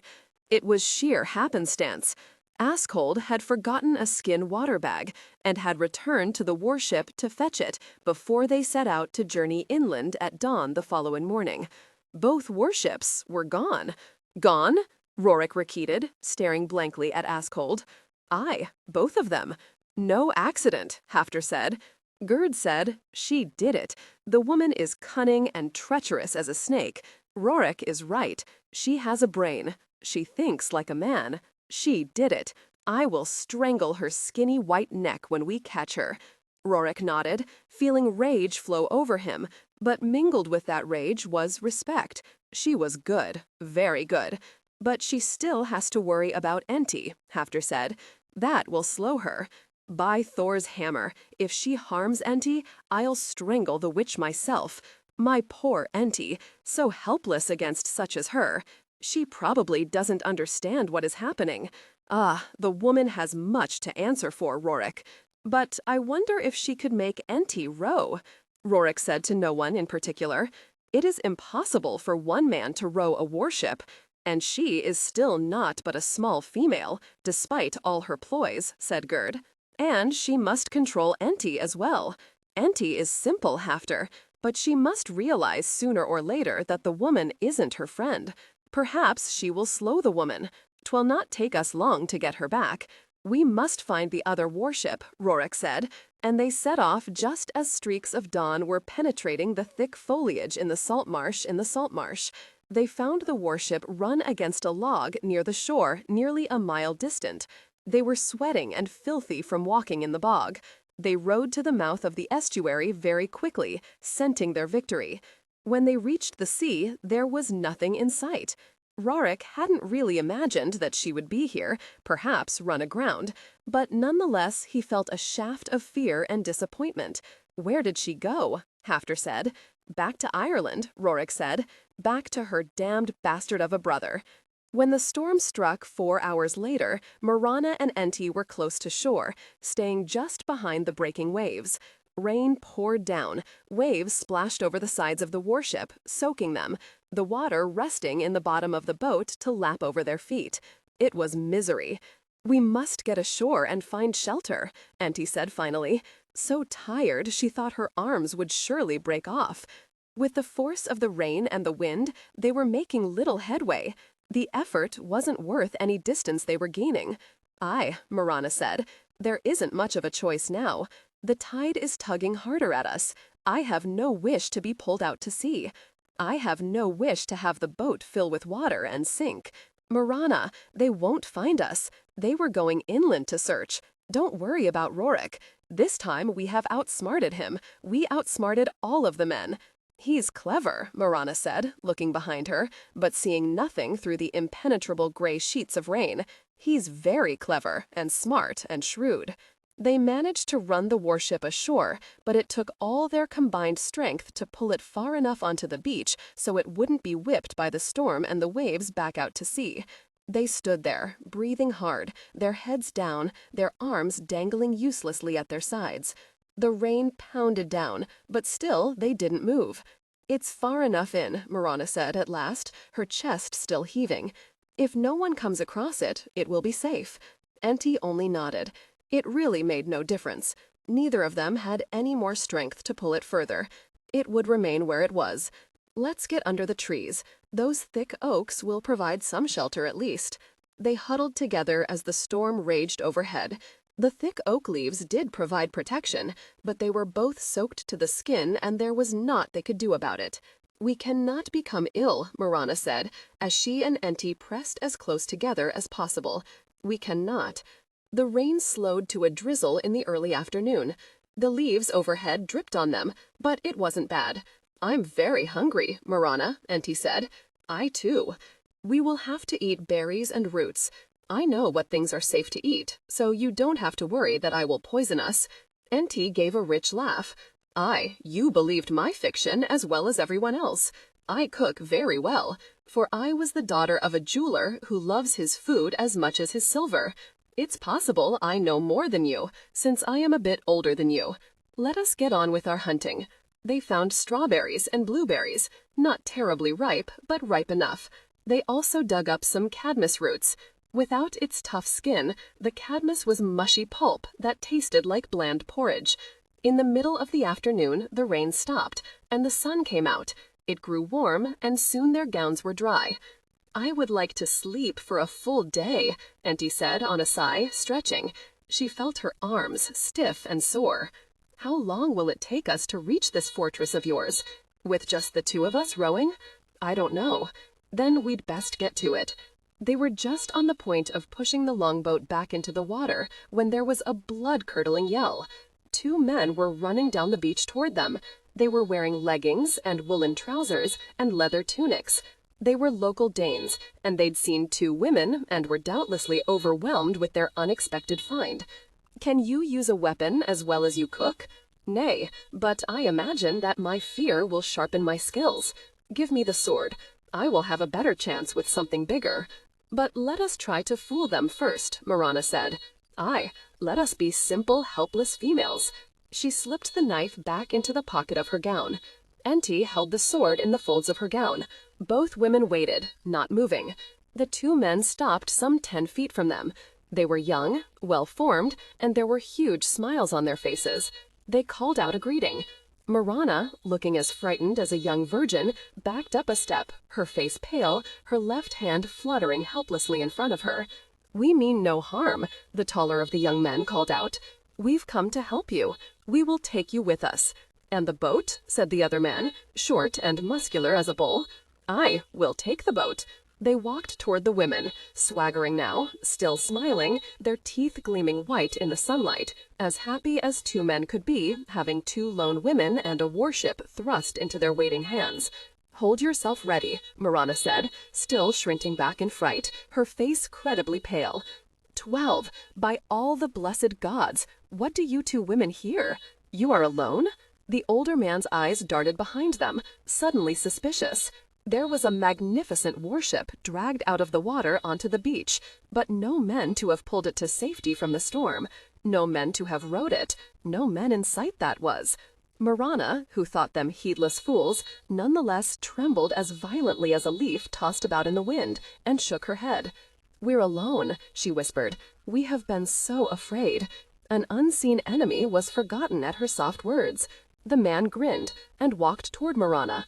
No, it was more like a swagger, she thought, the ass. She made no move when he clasped her chin in his calloused palm and lifted her face. He brought his face close to hers, and she could see the pockmarks on his skin. She doubted he was as old as those ugly marks made him look. He said in a tender voice, little bird, you're safe now. I'll take you. I am called Odom, and my younger brother Jan is You're quite beautiful. I have never before seen such Hera. The color. It's as black as a raven's belly. Is she your sister? Enti wore the same frightened look as Mirana. She stuttered and trembled and nodded as Mirana said yes. She and Mirana looked nothing alike, for Enti's hair was a rich, deep brown, her eyes an even darker brown, certainly not the green of Mirana's. And she was tall for a woman, as tall as the man who was in front of her, certainly much taller than Mirana. But the men didn't seem to notice all these differences. At least Mirana prayed they wouldn't, until it was too late. The man, Odom, who was holding her, was built like a bull. He was clutching her to him now, as if she were a treasure he feared losing. She gave him no resistance. She was limp and submissive. "Ah, look at the warship. It is well built. Our family will put it to fine use. But we, brother, we have found 2 beautiful women to ease us. I cannot believe our good fortune." "I," said, and released Enti. "This day the gods have smiled on us." He actually rubbed his hands together as he strode toward the warship, saying over his shoulder, "Stay together, little birds. My brother and I will take care of you. You have no more reason to be afraid." When Odom, the bull, moved off to join his brother, Enti said in a low voice to Mirana, "I'll lay you a fine wager just how they'll take care of us. What say you, Mirana? Let us wait until they are completely lulled, completely without suspicion. Then we will act." Mirana gleaned from their talk that the brothers had wives and children and a farmstead just inland. The beach upon which they landed was just beyond the Thames estuary. The brothers were there to hunt, just to hunt and perhaps to fish, if there were no pheasant or wild pigs about. She saw them look at each other then, their expressions sly. They were very pleased with themselves, that was obvious to see. They slapped each other on the back. 2 new slaves, both young and lovely too. It was a treasure they'd found, and all because of this trip down to the beach to fish. They were happy men. When they returned, suddenly grabbed Enti, pulling her to him, and clutched wildly at her breasts. Obviously, he'd looked his fill at his new warship, and now he wanted the woman. She was soft and firm, and he was eager, more than eager. He was ready to ravish her to his heart's content. She was nearly as tall as he was, but he was the stronger. He was a man, and he was her new master. He said into her face, his words meant for his brother, "Let's sate ourselves with them now. I have no wish to argue with my wife. And our other men will want them. There will be trouble, but I am willing to fight for them." Said Odom, as he smiled down at Mirana. "Please me, and I'll see you're not abused. I'll protect you from all the others. I'll give you a new gown. This one you're wearing is very ugly." Enti heard Odom the bull's words and very nearly laughed aloud. Mirana's fingers itched and tingled, tightening about the knife. She was ready. She prayed that Enti wouldn't panic. It happened quickly. Odom grabbed Mirana about her waist and flung her to the sand. He straddled her with his knees on each side of her waist, content for the moment just to stare down at his gift from the gods. He reached out his hand and began to fondle her breasts. She made no move, merely lay there, waiting. His breath came more quickly, and she knew it wouldn't be long now. It wasn't. When he ripped up her gown and he fell atop her, he impaled himself on the knife she was clutching between her breasts. He reared up and stared down at her, blood bubbling from his shoulder, dripping down the knife handle onto her gown. He cried out, jerked back, and grabbed his shoulder. His fingers fluttered about the knife handle, but she could see he was afraid to pull it free of his flesh. Let him rot with it in him, she thought. She said nothing, merely waiting. He could still kill her, despite the knife in his shoulder. She waited, silent and still. Odom threw back his head and yelled, his voice filled with both pain and astonishment at what she had done to him. Help me!" Whirled about at his brother's strangled cry. His hand was on Enti's thigh. All his thoughts, all his concentration, on the soft flesh, on his lust, on how the woman wasn't fighting him, how she was accepting him. He yelled back in surprise, then leapt off Enti and ran to his brother. At that instant, Enti jumped after him and jabbed the sword in his side. He yelled louder than her father ever had when he'd been bested by another jeweler.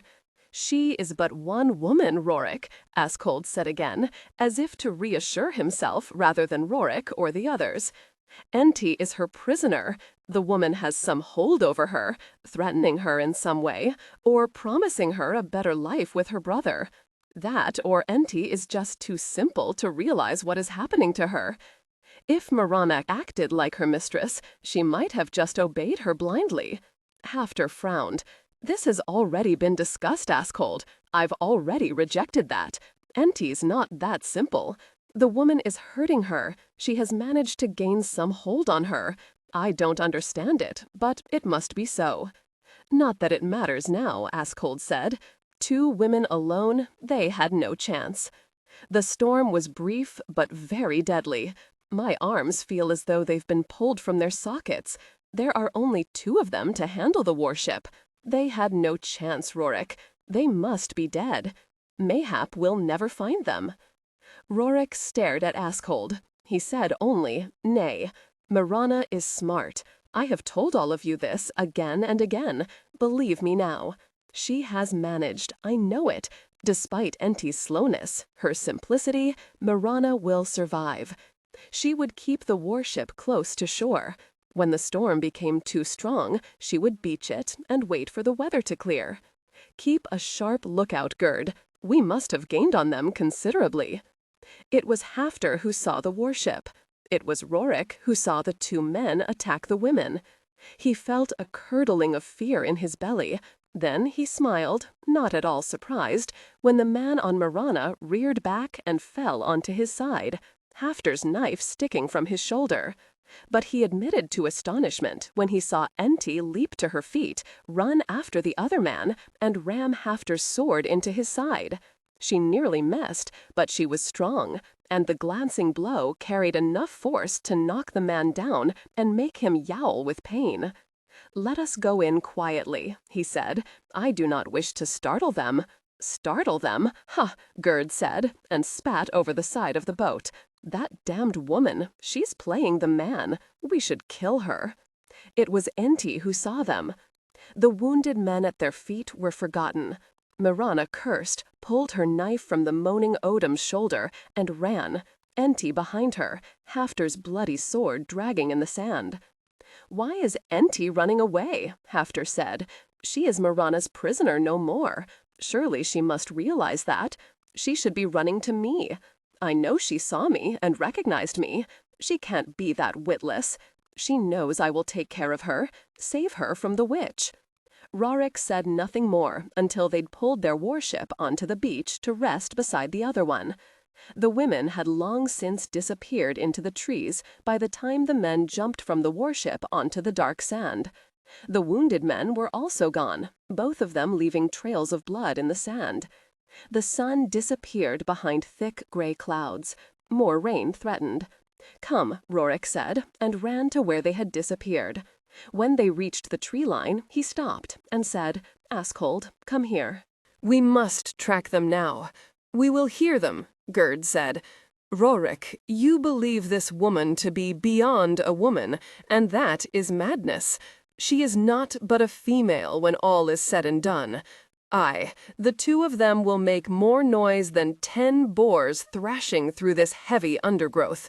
They have no skill." Rorik just shook his head, silencing Gerd. "It is difficult," Askold said at last.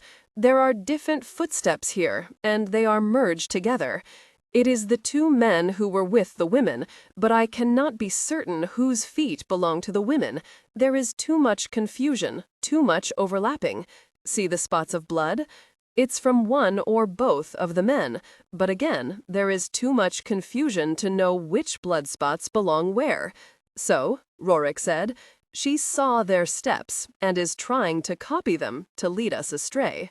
"Aye," Gerd said, and spat in a mess of leaves. "Now you'll be saying that she cut herself to mix her blood with theirs to confuse us all the more. I wouldn't be surprised at anything she would do," Rorik said. "I will tell all of you again, but you, Gerd, you will really listen to my words. Mirana is smart. She knows guile. She sleeps with cunning close to her breast." "Aye," Askold said, his eyes gleaming.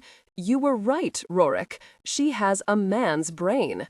Hold your thoughts to yourself, Gerd. They are useless to you and to us.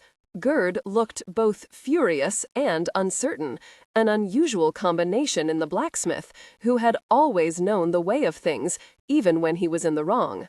Then he just shook his head and held his tongue. Rorik said nothing more. He walked back to the beach and sat down 2 feet beyond the waterline. He stared over the water at the roiling, heavy waves churning and crashing onto the dirty sand. His men looked at each other, but said nothing. Rorik sat there quietly for some minutes. Then he rose, stretched, and said in surely an overloud voice, "Hafter, you will stay with me." He divided the other men into 2 groups and told them what to do. Again, his voice loud and carrying. They looked at him oddly, but nodded. "And where will we go?" Hafter said, watching the other men disappear into the trees. Rorik didn't look at him as he said quietly, "We will go into the maple woods just yon. Then we will double back and go over there, just beyond the point, and hide behind those black rocks." Hafter started to laugh, then he frowned, and slowly, his eyes never leaving Rorik's face, he, like the other men, nodded.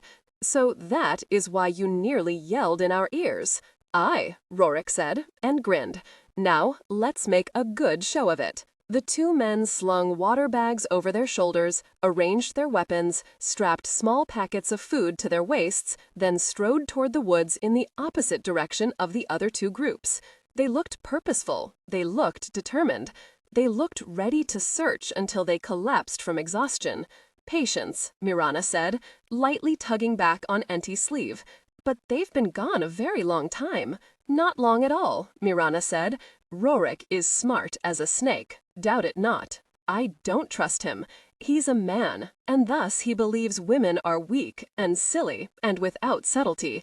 He and Hafter are at least a mile from here now. You saw how he gave the other men orders. You saw how they walked, so sure of themselves, the direction they took. Let us go, Mirana. What if those men we wounded return with others? They will kill us, do not doubt it." Enti was right, but still Mirana didn't like it. The sun was shining again, the bulging gray rain clouds dispersing, and she knew they could gain distance from Rorik in the warship, even with just the 2 of them rowing. But still, she didn't trust him. She didn't know why she felt so strongly, but she did. Why would Rorik leave no one to guard the warships? Aye, that was it. That was why she knew, simply knew that something wasn't as it appeared to be. And why had he spoken so loudly? Still, Enti was right. If the men they'd wounded returned with others, they would be in grave trouble. Enti said, "We will steal the food from their warship, and then cut it adrift. We will escape them for good this time. They know we are holding close to shore. Did you not tell me there were several large islands just off the coast? We could hide amongst the inlets. That would confuse them. If somehow they managed to regain their warship, if somehow they managed to keep after us." Mirana sighed, for Enti was speaking to her with a bit of sarcasm, as one would to a stubborn child. She smiled at the irony of it. "You're right, and your plan is a good one. Perhaps it is time. Perhaps I am wrong about Rorik this time. But it vexes me, Enti. You worry overmuch. I feel so itchy to move. I think I'll scream if I have to hide here a moment longer. There are sand fleas here, Mirana." She and Mirana rose and stretched, then walked slowly forward, peering through the dense foliage onto the beach. There was no one to be seen, not in any direction. It was silent. Odom and were probably back at their farmsteads, getting more men together. She'd been surprised that they could move so quickly with their wounds, but they were running from the beach the moment they'd seen Rorik and his men leap over the side of their longboat into the surf. Enti was right. They had to leave, and they had to do it quickly. It made no difference that Rorik had left both warships unguarded. "All right," she said. "Quickly, Enti." They bolted from the cover of the trees and ran as fast as they could toward the longboats. "Hurry, Enti. Fetch whatever there is from Rorik's warship, but move quickly." She herself was pushing with all her strength at the bow of Rorik's warship, grunting as it eased very slowly on the wet sand toward the water. She felt fear pounding through her, and strength she didn't know she had. She pushed harder, then harder still. A huge wave burst onto the sand, and the warship finally slid forward toward the water. Enti shouted that she'd found water skins, food bags, and weapons. She was crowing, rubbing her hands together, smiling as Mirana had never seen her smile before. Aye, perhaps I'll leave Hafter his sword. It has that fool's blood on it. Aye, here's a clean one I'll take. Hurry, Enti. Mirana, they're leagues from here. You give Rorik too much credit. He isn't a god. He's just a man, like all the other men. Stop your fretting. No, Enti, you're quite wrong. At the sound of Rorik's voice, Mirana felt herself grow very still. She felt suddenly very cold. She'd known, by all the gods, she'd known how smart he was, how treacherous. She slowly turned to face him. Hafter stood at his right, his eyes on Enti. I knew, Mirana said, her voice dull. I knew we wouldn't trick you. Ah, I knew as well that you wouldn't dash off into the woods, not knowing where to go. You're not a fool. And there are those men you and Enti wounded. It was well done of you. But again, I knew you wouldn't leave, because those men and their families just might be waiting for you. You did well, but you couldn't escape me, Mirana. You will never escape me. Slowly, Mirana drew the knife. There were still flecks of Odam's blood drying on it. We're leaving, Rorik. Enti, come here and bring the food and water. Hafter looked at Mirana as if she were a fool. He grinned toward Enti and called out, You don't have to obey her any longer, sweeting. Be a good girl and come to me. I will take care of you. I won't let her hurt you anymore. If she has promised you rewards to help her reach her brother, she is lying. Come, sweeting. Suddenly, Enti looked perplexed, like a child who couldn't understand why her parents were arguing. She looked from Mirana back to Hafter. He stretched out his hand to her. Come, Enti. I'll see that she doesn't hurt you ever again. You can believe me. Trust me. All right, Enti whispered. Only Mirana saw the glimmer of Hafter's sword she'd slipped alongside her body, hidden in the folds of her gown. Hadn't Hafter heard her speaking? Was he so caught in his belief of her as a sweet half-wit that he couldn't grasp anything else? Hafter was smiling at Enti and nodding, his expression gentle and reassuring, the look one would give to a slow child, but his stance was smug and confident. As for Rorik, he never looked away from Mirana's face. She saw him begin to frown and wondered if he were beginning to doubt Enti. She held herself perfectly still, as if deep in thought, waiting, tense and anxious. Suddenly, Rorik heard a choking yell. He whipped about to see Hafter falling slowly to his knees in the sand. He was clutching his head, and he stared up at Enti, who stood over him, the sword handle extended. Don't move, Hafter, she said, this voice very different from the voice he knew. It was the voice he'd heard just before he and Rorik had come out to catch them, but then he'd thought he was mistaken. He wanted to vomit, from the blow and from his own stupidity. Rorik yelled, By Thor's hammer, what is the meaning of this? He took a step toward Hafter, then stopped in his tracks. He shook his head. Never, he said, looking from Enti to Mirana, never again will I underestimate a woman. You are no simple female, are you, Enti? No sweet-faced child to warm a man's bed and smile at his jests? You aren't Mirana's hostage, and you never were. By all the gods, I was a fool to disbelieve what my good sense was screaming at me. I was a fool to disregard the very words I heard you speaking to Mirana. No witless child's words they were. Go away, Lord Rorik, Mirana said, her voice cold as the night wind. Go away. Hafter will be all right. Evidently, Enti has some liking for him, and thus didn't kill him. Go away. I have no wish to hurt you, and now it is the two of us against you. We will win, Rorik. Enti knows weapons as well as I do. Aye, she is vicious with that sword, and she won't hesitate to stick it through your belly. Do not forget the feel of my knife in your throat. I will do it again, only this time your blood will spurt out onto the sand. Go away. She didn't believe what she'd said for a single instant, but there was no hesitation, no uncertainty in her voice. Rorik looked undecided. Had he believed her? She had sounded vicious, very sure of herself. Was it possible he was frightened of her? She had never seen this expression before and was instantly wary. No, she wouldn't fall into his trap again. She would sooner trust Odom the bull. She took a step back from him, keeping the knife pointed out in front of her, aimed at his chest. He sighed, then said, his hands splayed in front of him, "You plan to push both warships into the sea? What will I do? I have no wish to be stranded here. Those warships are valuable. They cost me much silver. I am sorry, but you would follow us, and I cannot take the chance. What if I swear to let you go?" he said, very quietly, his eyes never leaving her face. She stared at him, not knowing what was in his mind. But this man, who sounded as if he were pleading, as if he were trying to bargain with her, she didn't recognize. The Rorik she knew never bargained. He commanded, he ordered, he never gave an inch, never faltered, or acted the supplicant. Something wasn't right, and she felt her belly knot and twist. She took another step away from him. She shouted over her shoulder, "Enti, come here, leave Hafter. You've downed him. Don't worry about him now. He will survive the pain to his head." Enti, after one final look at Hafter, turned away to do Mirana's bidding. Suddenly, Hafter jerked upward and tackled her, slamming her face down onto the sand, coming down hard on her back. He twisted the sword from her hand and flung it beyond her reach. She struggled wildly with him, but it did no good.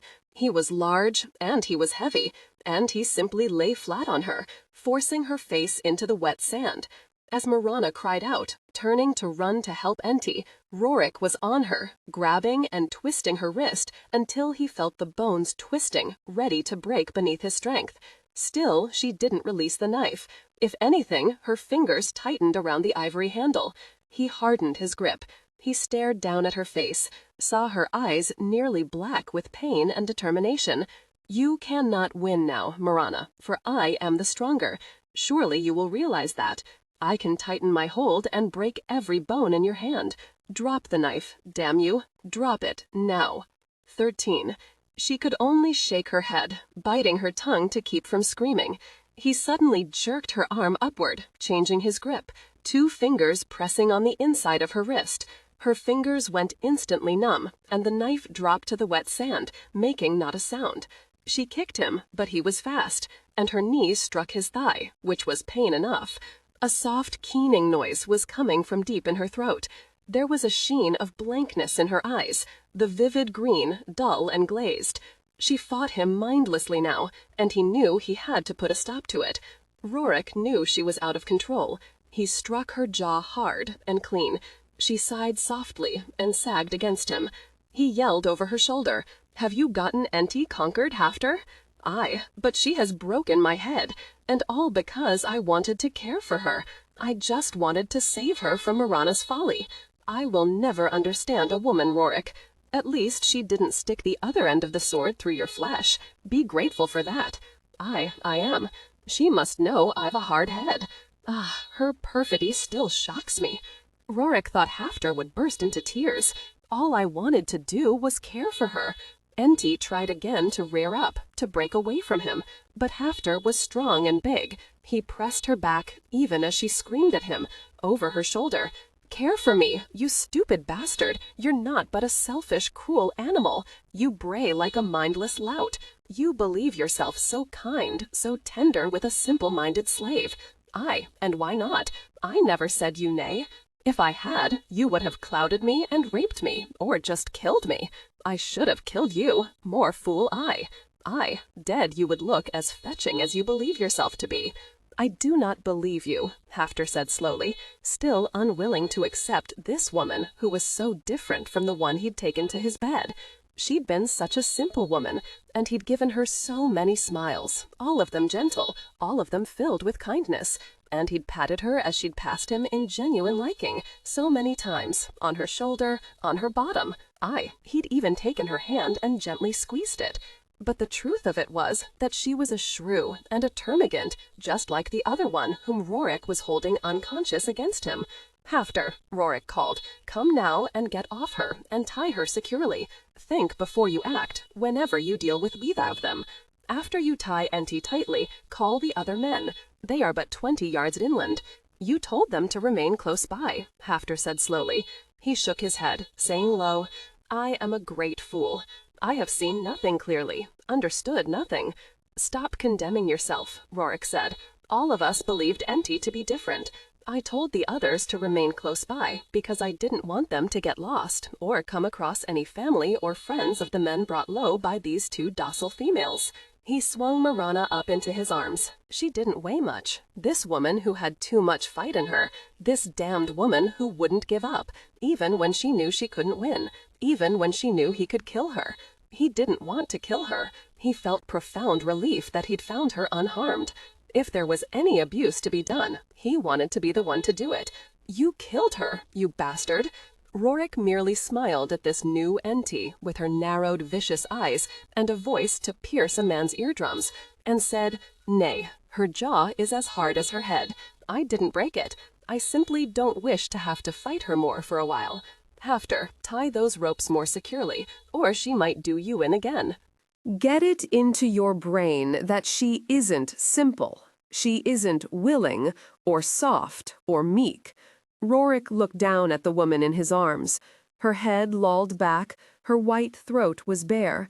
She looked defenseless. She looked very female, very soft. But by all the gods, he should know her better by now. The only thing soft about her was her white flesh. He needed her if he was ever going to gain revenge on her damned half-brother. But how to keep her from killing everyone on his island? He didn't want to have to be on his guard all the time. But how to avoid keeping her tied to his bed? He hated doing it, hated seeing the raw flesh of her wrists when he changed from one wrist to the other. But he knew as well that the women would find a way to unchain her just as soon as he was gone from the farmstead. Damn them for their loyalty to her, his enemy. He considered several alternatives as they rowed back toward Hawkfell Island, Mirana on the planking, hands and ankles bound, his left foot resting on her neck. It was but moments later when she said, her voice vicious and low, "Get your foot off my neck." She heard her easily over the slapping of the waves against the side of the longboat, over the smooth motion of the oars dipping into the water and rhythmically drawing hard, over the talk of the men, over the whipping wind and the cawing of gulls overhead. For her voice was mean and hard, and it pleased him very much, and too, he'd been waiting for her to speak, even looking forward to it. He'd won, and he knew that she knew it. Aye, it made him feel quite good. He left his foot on her neck. This time, he placed his foot so she couldn't bite him again. He leaned down and said quietly, right into her ear, "If I do you swear not to try to jump overboard again? That, or try to push me over the side?" "I wasn't trying to jump. Do you think me witless? I don't want to die." "Ah, so you were trying to shove me out of the warship. I should have known. I wouldn't have bound you if you hadn't tried violence again. But you forced me to tie you up. You forced me to fling you at my feet. Well, at my foot, really, since my other foot is on your neck. You do look uncomfortable. Actually, you're looking very miserable. There's water in the bottom now. Soon it will come over the planking and splash in your face. That will be true misery, won't it? Salt water in your mouth? Well, do you swear to lie still if I remove my foot? If I untie you? No more violence?" She nodded. He saw she didn't want to, but his foot must be quite heavy on her neck, and her wrists and ankles must be growing numb. Also, there was the water in the bottom of the warship, and he knew that probably decided her, for soon it would reach her face. Aye, had won. He lifted his foot. For a moment, she didn't move. He wondered if she was able to move. Just before he would have helped her, she shook herself and sat up. She stared at him, holding her bound hands toward him. He untied her hands and ankles. I will pay you back for that, she said, not looking at him. Rorik merely smiled, not at all disappointed. He looked over at Enti. Hafter had tied a rope around her waist, and the other end was around his waist. Perhaps that's what he should do with Mirana. She looked calm now. No, defeated was the word. Her shoulders were slumped, and she merely sat there, staring at nothing in particular, her eyes dull and indifferent, methodically rubbing her wrists. Rorik discovered that didn't please him. She was utterly withdrawn. He frowned. It was raining hard when they returned to Hawkfell Island. All were soaked to the skin by the time they reached the dock. Mirana said nothing as she trudged beside Enti back up the trail to the longhouse. It continued to rain, heavy, thick rain, hard and cold, a rain that the high winds gusted about, making it impossible to go out of the longhouse. Everyone was inside, even the pets and 2 goats. Smoke filled the longhouse, turning the air blue, making it difficult to breathe. Ah, but the food was delicious, the mead sweet and warm. The women were quiet, the children played and chattered and argued. Kerzog barked madly when one of the children threw a leather ball, then raced after it. The huge mongrel never tired of the game, spinning the ball over and over with his nose. There was the long, constant sound of the loom and spinning wheel. One of the goats was chewing on a rope. All was normal. Enti sat beside Mirana, both of them altering gowns old Alna had given them. The men gave them both wide berth. The women did as well, but not because they were angry, but because they were wary of the men if they came too close. Still, Erna had brought them food balanced on her left arm, the withered stub of her right arm up to steady the platter if it slipped. Rocky told me what happened, she said, very quietly. I am proud of both of you. You tried. And then she was gone, saying nothing more, leaving Mirana and Enti to stare at each other. Mirana supposed that Rorik and the men had made it clear the women were to keep away from them.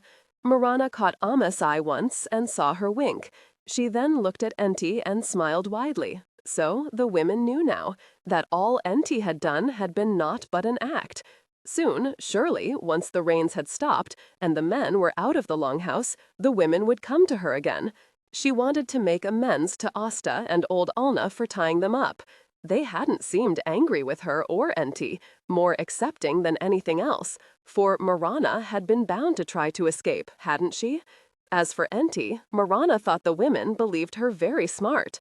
I should have killed him, Enti said now, as she looked over at Hafter, who was drinking a wooden cup of mead, laughing at something Askold was saying. She speared her needle viciously into the wool. Even if you had, Mirana said, not looking up, we couldn't have disarmed Rorik. He's too smart, and he's very strong. He isn't all that smart, Enti said. Certainly no smarter than Hafter, who is a witless fool. 'Tis just you who believe Rorik to be close to perfect, and that only because he continues to prevail over you. But it's true. If I had killed Hafter, then your Rorik probably would have killed me. He would have had no other choice. At that, Mirana looked up. Surely you don't believe that I see Rorik as smart only because he beats me? The sun beat too brightly on your head, Enti. It rained constantly, Mirana. No matter.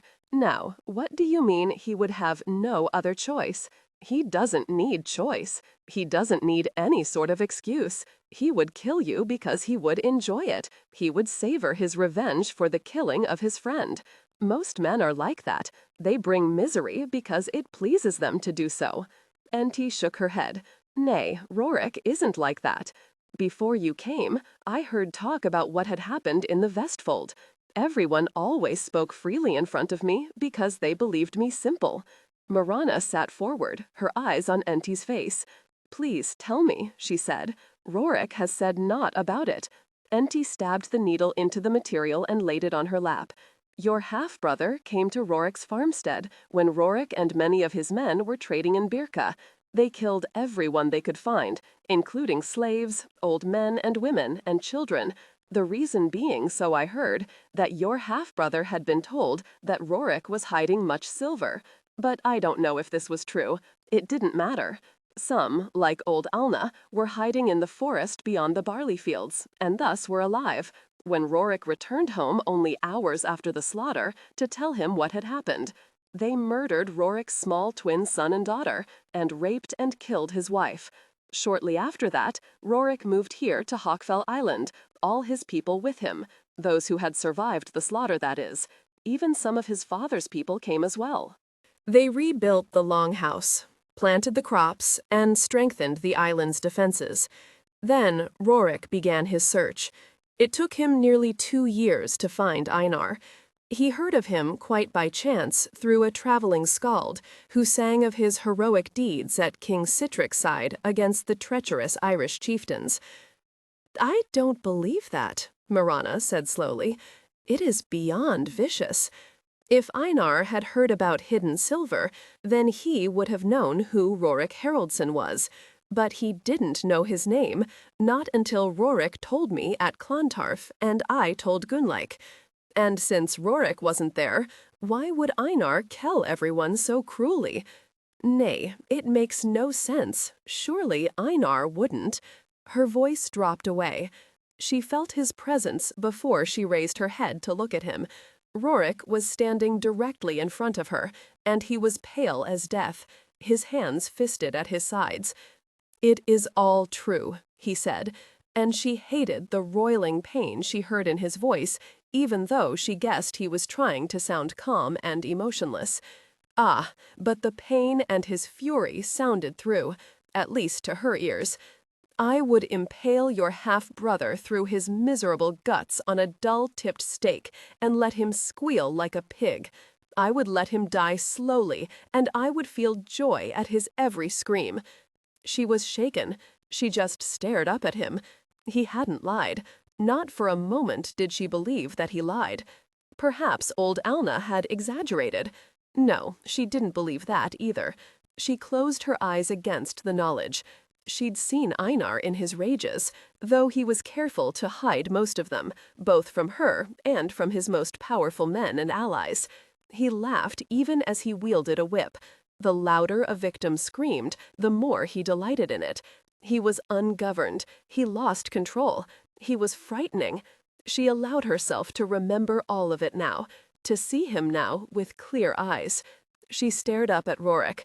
She felt the tension in him.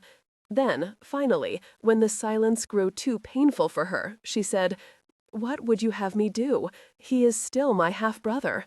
Rorik dropped to his haunches beside her. "I would have told you had Enta not done it now. When my foot was on your neck and I was goading you, mocking you with my sarcasm, I knew I couldn't allow this to continue, this unending tug of strength between us.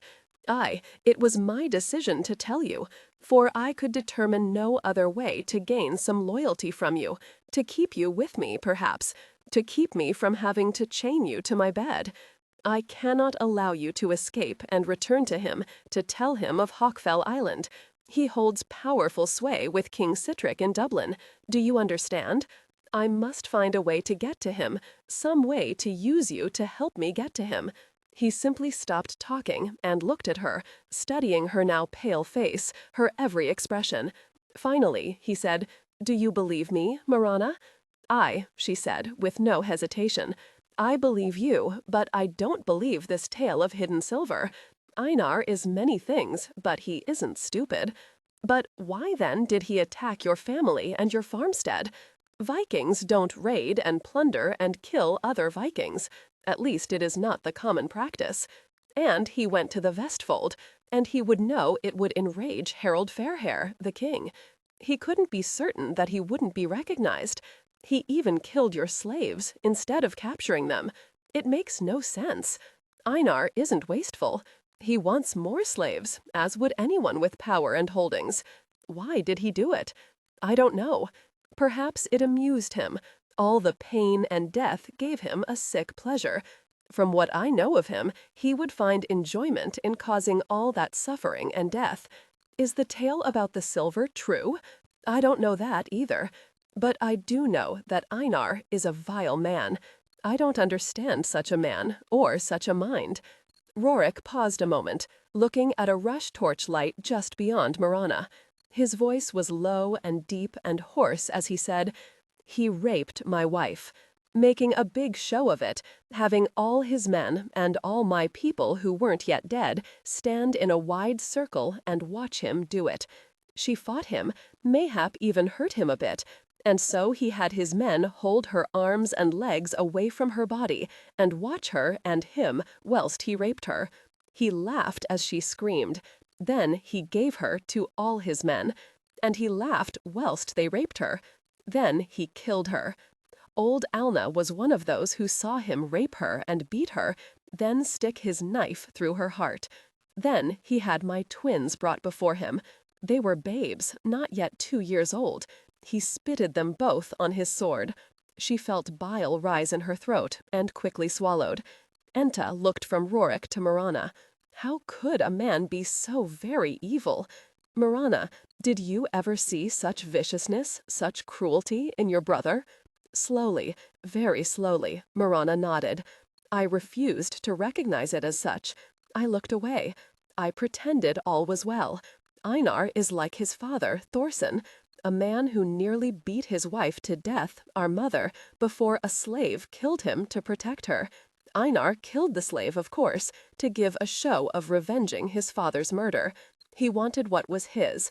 He didn't care if his mother lived or died. When she married some months later, my father took her away from Clontarf. She must have known even then that Einar had grown crookedly. I went to live with Einar when I was 11 years old, upon the death of both my parents. An Irish chieftain looted our holdings and killed them. She spoke calmly, with acceptance. Life was many times violent. There was nothing to be done about it. The pain of her parents' death had dulled over the years. She could sometimes remember her mother's scent, a soft, fragrant rose smell, and the sound of her voice when she was humming.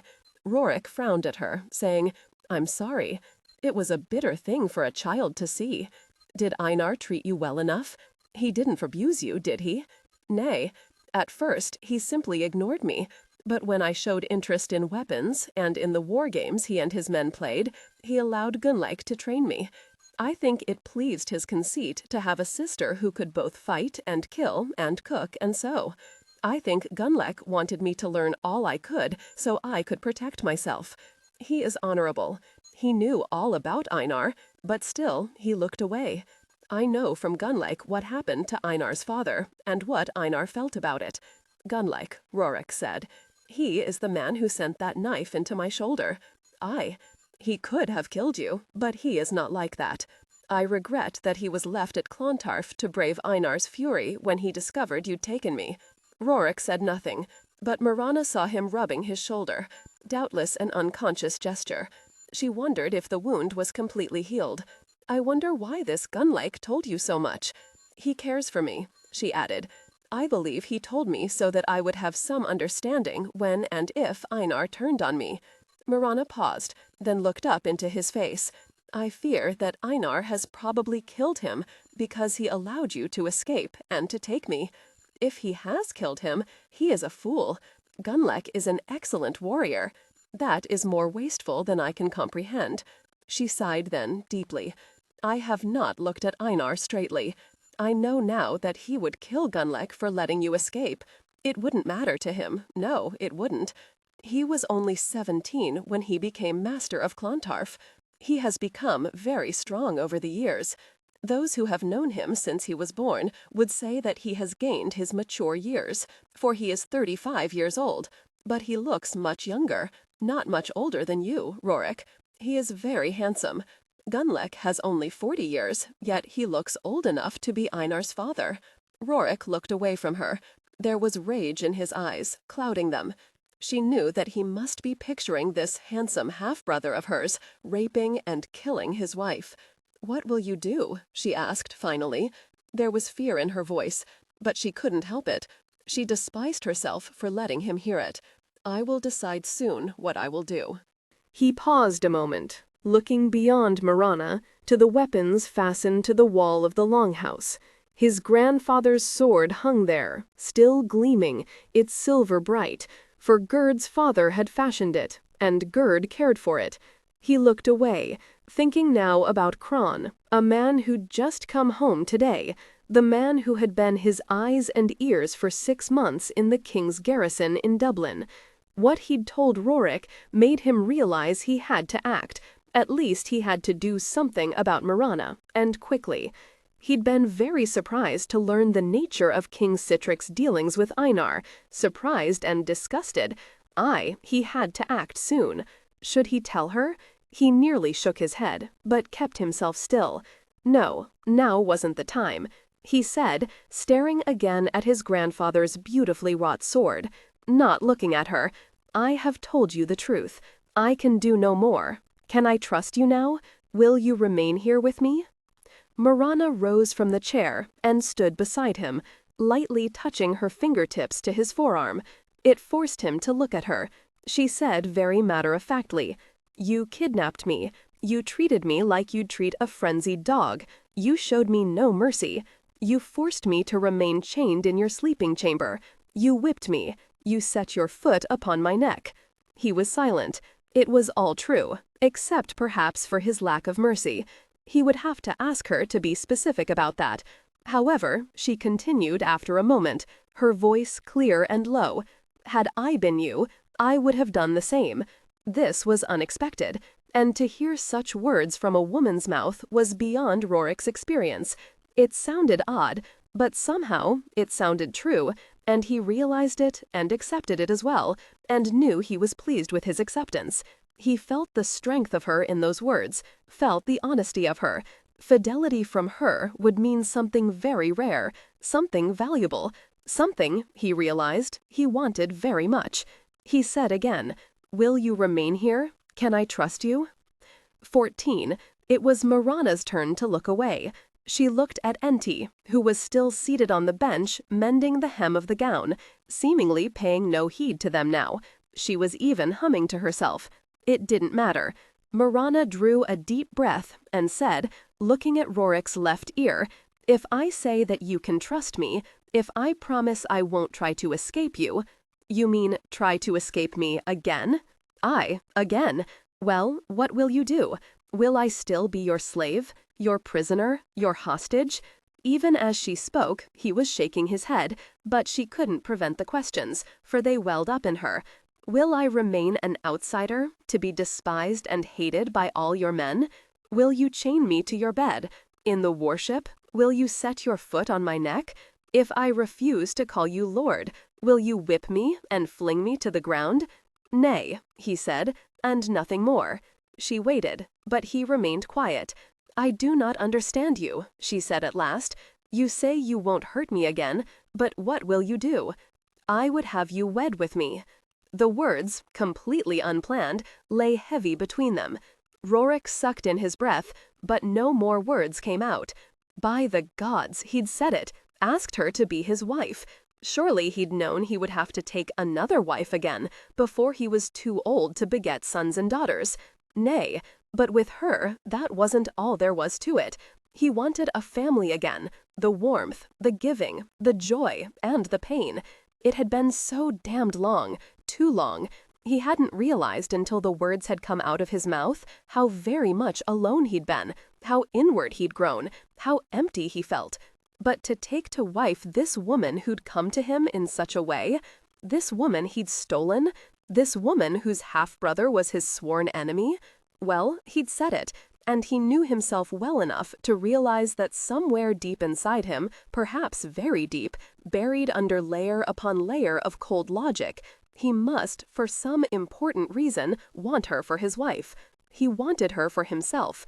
It was a mystery. He waited. He refused to think about the Danish king in Dublin, that jowly, vain-handed old King Sitric, and what he wanted, and what he was prepared to pay Einar to gain. Mirana didn't move either. She knew he would say no more. To wed with him? He'd shown no caring for her, not really. He'd not even shown lust for her. For when he'd caressed her breasts, it had been his men's punishment, not for any pleasure either of them would get out of it, not to appease his man's appetites. She didn't understand him, but she knew that he was a man she could trust.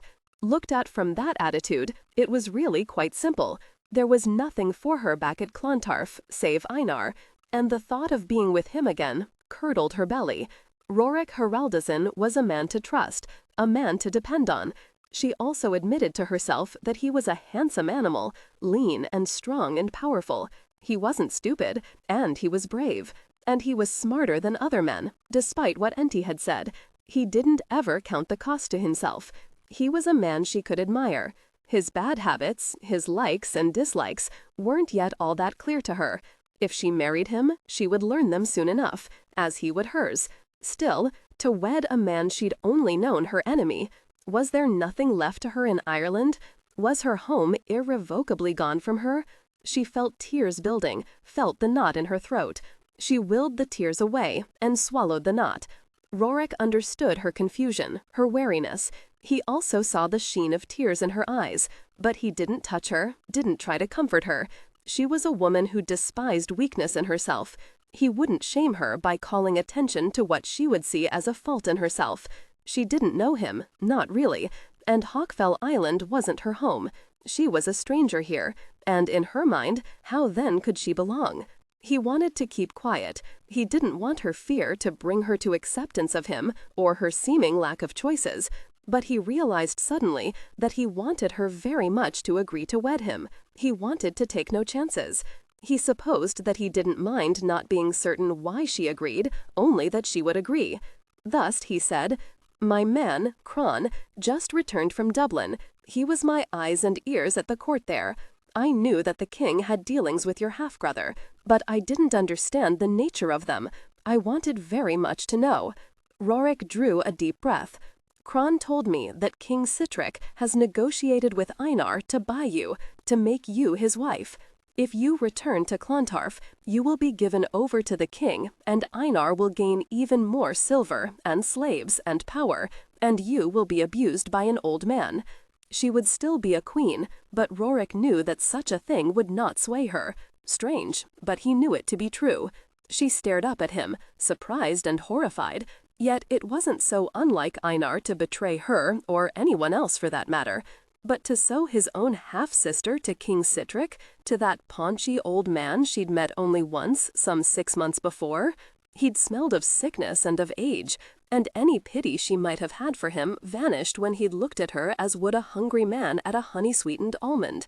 He was old enough to be her grandfather. He was old enough to have been dead for many years. She'd borne his fulsome flattery, his old man's touches on her cheek and on her arm, though she'd hated it.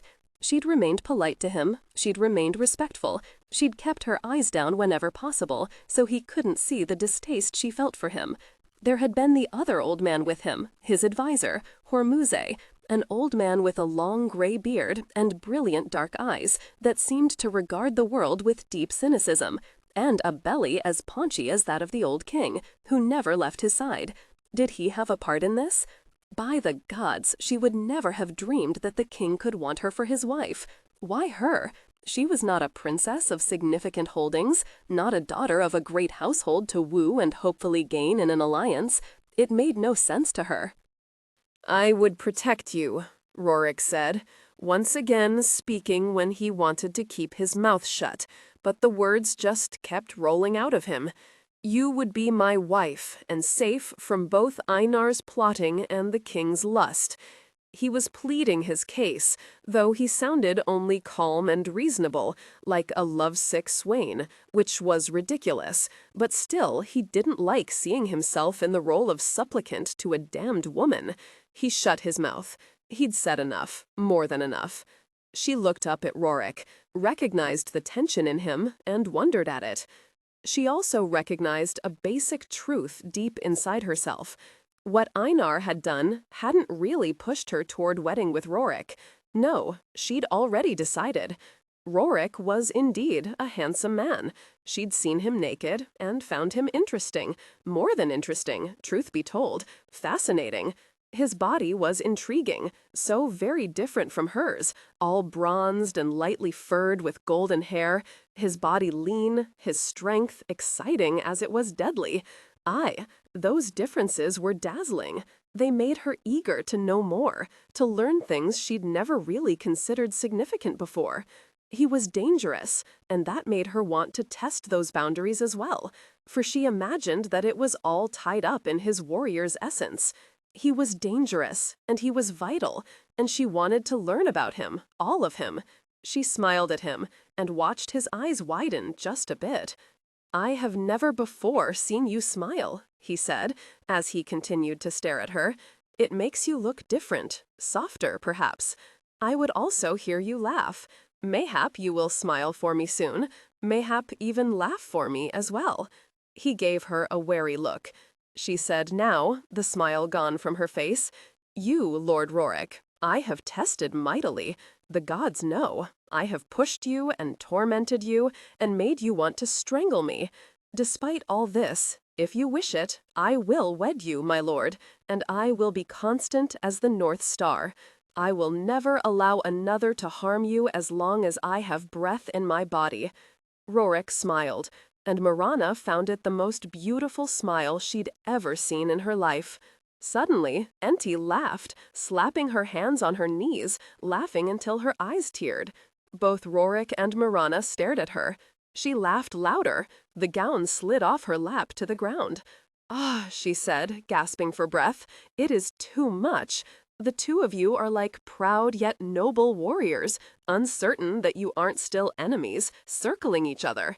You call for marriage, and you strut out all your warrior attributes, admire each attribute in the other, then prattle on about your honor. There is no talk of affection, of pairing, only all these manly virtues each of you seek in the other. By all the gods, it is a wondrous amusement, this courting dance you two have performed." She began laughing again, now hugging her sides. Hafter heard her, frowned, and roared to his feet, striding toward them. "Has she insulted you, Rorik? Shall I punish her? Where is the rope? I shall tie her to me again and drag her about. But it's that woman's fault. She taught Enti bad things, made her smart and loud, then made her hate us, and we don't deserve it." She, Enti, looked up at him through her laughter-teared eyes. Aha, another big warrior, intent on his own prowess, his lordly rights. Go away, Hafter. You annoy me. Your tongue flays itself with its own stupidity. But first, wish your Lord Rorik and Mirana happiness. She will be the lady of Hawkfell Island, and your mistress." Hafter stared at Enti, then looked blankly at Rorik. "You would wed this girl who would have killed you more times than I can count? She who would slit your throat even when you bed her, Rorik? By the gods, she will bite your tongue when you try to kiss her. She will send her knee into your manhood and bring you low. Aye, she'll unman you and laugh and enjoy herself whilst she does it. Enti was simple, but now she isn't. You, Rorik, you were of full wit and thoughtful brain, but now you're quite mad.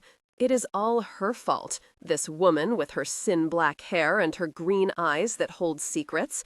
She has this mystery about her that makes men and women behave differently, makes them do things they shouldn't do. I must fetch your father from Malvern. He will make you see reason. If you lust for her, tie her down to protect yourself and plow her belly until you tire of her. But do not wed her, Rorik. She will surely do you in." Enti rose swiftly and leapt at Hafter. She sent her fist into his belly, shouting in his face, "You fool, you are less full-witted than the stoats redding in the garden. Kerzog has more wit than have you. Have you no heart, no feelings? Did you not listen to Lord Rorik?" Hafter was again distracted by this new Enti. "Shut your mouth, woman. You are the stupid one. Nay, not stupid. You aren't that, are you? The woman saw to that. You are simply unaware of the woman's hatred for Rorik, for all of us, except she seems to like you and the other women overmuch, which I still don't understand." "Hafter," Rorik said quietly, "that is enough. I do not need your defense. Enough. Nay, it is all passing strange. And you, Rorik, you will awaken on the morrow and wonder what demons possessed you. And then you will— Hafter, it is done." Hafter stared at his friend, a man who was closer to him than his own brothers, a man he'd known all his life. "Rorik, you do not jest."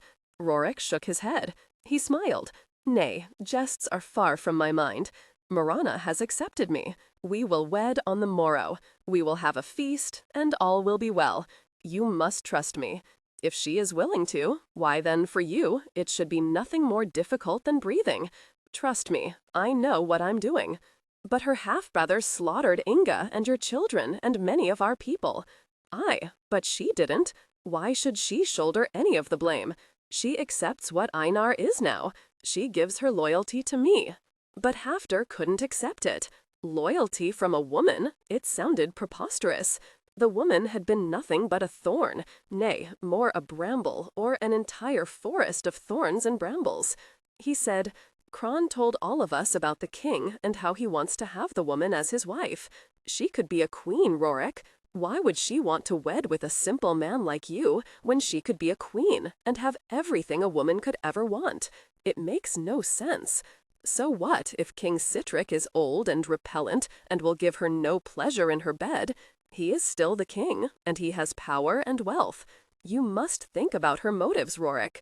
I do not trust her any more than I trust this new Enti, the woman created. You are being noble, Rorik. You do this only to protect her, don't you? It is nonsense. She needs no protection. Send her back. Use her as a lure to get Einar. Or is that what is really in your mind? Tell me true, for I must know. Hafter, were you to plead my case for me to Mirana, I should have her trying to kill me rather than accepting to wed me. You will be quiet. I have told you the truth. I want this woman. She will be my wife and the mistress of Hawkfell Island. She will be loyal to me, to you, to all of us. I trust her, as you must also. She isn't deceitful. She is honest. She doesn't want to be a queen. You aren't stupid, Rorik. At least you weren't before we had the misfortune to voyage to Clontarf. You captured her, and everything has changed. It is beyond too much to understand. He closed his mouth then, only to open it once more, saw Enti frowning at him, and closed it again. He looked at Mirana, who'd said not a word. He really looked at her now, and he saw a young woman who was passing pretty, quite lovely really, small and fine-boned, her flesh as white as newly fallen Vestfall snow, her hair thick and black as a midnight revel. Her eyes were a green color that looked like dark moss, beautiful eyes that were soft and mysterious. There were secrets in those eyes of hers, with the thick black lashes that added to their mystery, and he wondered how he would feel if she looked back at him with warmth and caring in those eyes, and with desire. And she was brave and smart. But still it wasn't right. It wasn't smart, but there was naught he could do about it. He prayed that Rorik knew well what he was doing. He himself didn't really believe Rorik was doing this to protect her, or to somehow use her to capture Einar. Rorik wasn't that kind of man. On the other hand, Hafter had been wrong about a number of things of late. He'd humiliated himself in his wrongness, and his head still hurt from it. Only the gods knew what was in the woman's mind and in Lord Rorik's mind. He looked at Enti, still frowning at him, tense, ready to attack him again, and scratched his head where she'd struck him. Yet another one whose mind was now hidden from him. He didn't like this new Enti. He turned away, shaking his head. He heard Enti say behind him, "That's right, you lout. Turn away, go hide. Don't face the truth that's staring you in your goat's face." He said nothing, though the irritation at her words was great. He walked away, silent and thoughtful. But it was Hafter, only minutes later, who yelled for silence and gave all their people the news. He sounded enthusiastic. He looked over at Enti, and she smiled at him, making him feel like a trained pet who had performed just as she'd wished. As for the women, they surrounded Mirana, hugging her and kissing her loudly, telling her that finally Lord Rorik had shown good sense. Old Alna said, trying to look wise, finally he's wedded a woman like his mother, wise and kind. And strong. 'Tis a strong woman Lord Rorik must have, for he is a warrior, a Viking, and, at the bottom of things, he is a man, and thus rough and untidy, sometimes unmeasured in his talk and actions. A good thing, I say, Amma said. You didn't really bind Alna or Asta very tightly, so you don't need to feel guilt about it. They understood. All were proud of you and your cunning. Now Gerd will keep to me at night, Asta said, laughing and hugging Mirana. I am very fond of the new Enti, and know now that you won't allow any more married men to abuse their wives with their infidelities. I will do my best, Mirana said, smiling at all of them, these women who'd taken care of her and fed her and treated her as one of them, without question. Mirana felt very lucky. She saw Utta standing at the edge of their circle and quickly drew her in. I thank you, little one. I am nearly as good a cook as you are. And Utta hugged her close. Aye, Utta, you and I will deal very well together. Never doubt it, or my affection for you. Would you be my sister or my daughter? All the women laughed at that. And there was Erna, drawing back, as she always did, but she was smiling, moving slowly closer, her face softly pretty. Utta must be a sister, I think, she said, looking from little Utta to Mirana, for none would ever think you her mother. That night, Mirana slept in Rorik's bed. He slept in the outer hall, wrapped in a wool blanket. She happened to see the chain lying next to the bed on the floor. She just looked at it. She didn't touch it. She smiled. What she was doing was right. She felt it deep inside her. 15. The following day dawned warm and sunny. More birds than Mirana had ever seen in her life seemed to have visited the island for their wedding, flying overhead, swooping downward, spinning through the clouds, their keening cries filling the air. It was magical. It was a perfect day to be married. Mirana stood opposite Rorik, beneath a sweet-smelling apple tree, her hand held in his across the space between them. His men flanked him, with Hafter at his right hand. The women, led by old Alna, stood behind her, Enti at her right hand. The women had done wonders. They'd sent Mirana off to bed the previous night and immediately made their plans. Mirana was now wearing a gown of the softest wool, dyed a rich saffron. Her tunic was a pale cream, fastened at her shoulder with two beautifully pounded silver brooches, a gift from Rorik. She wore soft leather slippers on her feet, a gift from Erna, who'd said softly, I haven't two good hands, but I do have two good feet, and they are just your size. The slippers fit her perfectly. Mirana's hair was loosely plaited, as one would a belt of soft leather, and wound up onto the top of her head with pale saffron-colored linen ribbons threaded through the thick coils. She felt calm. Her decision was a good one. Even if Rorik were marrying her to forward his revenge against Einar, she didn't care. She still believed him honorable. She held to that thought, now looking at Rorik, who said slowly, his voice deep and sure, I will take you to wife, Mirana, daughter of Adun. I give you all that is mine, and promise you my honor and loyalty and fidelity until I die. Before all our gods and all our people, this I vow. Some of the men cheered, several slapping him on the back, but most were silent, their eyes on the ground, uncertain and wary. When there was again full silence, all eyes went to Mirana. My lord Rorik, she said, looking up at him, and now she smiled, for he was looking very serious, overly serious, and it charmed her. She'd thought about what she would say to him and to his people, words that were critical to all of them. Her fingers tightened about his. I come to you with naught save myself and what I am. I will be faithful to you and to your people for as long as I live. I swear to place your welfare above my own, to honor you as my husband and as the lord of Hawkfell Island, and hold your interests first in my mind. I will never betray you. This I vow before our gods and before all who are here with us. Now the women cheered, much more loudly than the men, full-bodied cheers that rang out over the island, sending the birds winging upward, shrieking wildly. Kerzog barked madly, danced about the two of them, and licked Mirana's feet. She felt pats on her shoulders and back. Well done, Enti said in her ear. Thank you, Rorik said. He looked at his men. Then he raised her hand and slipped a small golden band on her middle finger. It was tight. She wondered to whom it had belonged to. To his first wife? She made a fist, thrusting her arm high toward the cobalt blue sky, symbolizing her acceptance and commitment to her marriage with Rorik. The cheering began again, but not as loud as it could be.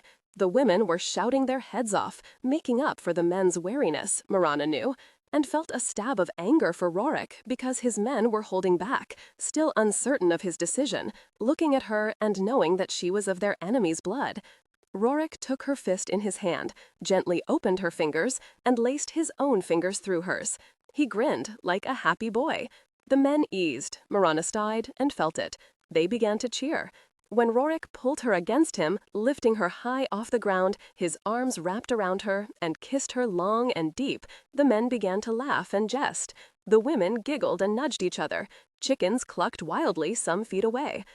The dozen or so children present looked uncertain, staring from their parents to Mirana and Rorik. Then they were laughing and hooting and stomping their feet as loudly as the men and women. Mirana felt such relief she would have shouted herself, but then what she felt was Rorik's mouth, warm and soft and firm. He wasn't particularly insistent. Nay, he wasn't trying to savage her. He was more like an explorer, feeling the texture of her mouth, letting her learn him, taking his time, moving ever so slowly. Mirana, who had never before been kissed, hung there in his arms, relaxed as she could be with her blood crashing through her body, her hands on his shoulders, not understanding what all this was about, this strange concoction of feelings that were rioting in her belly. He said against her lips, "Kiss me, Mirana.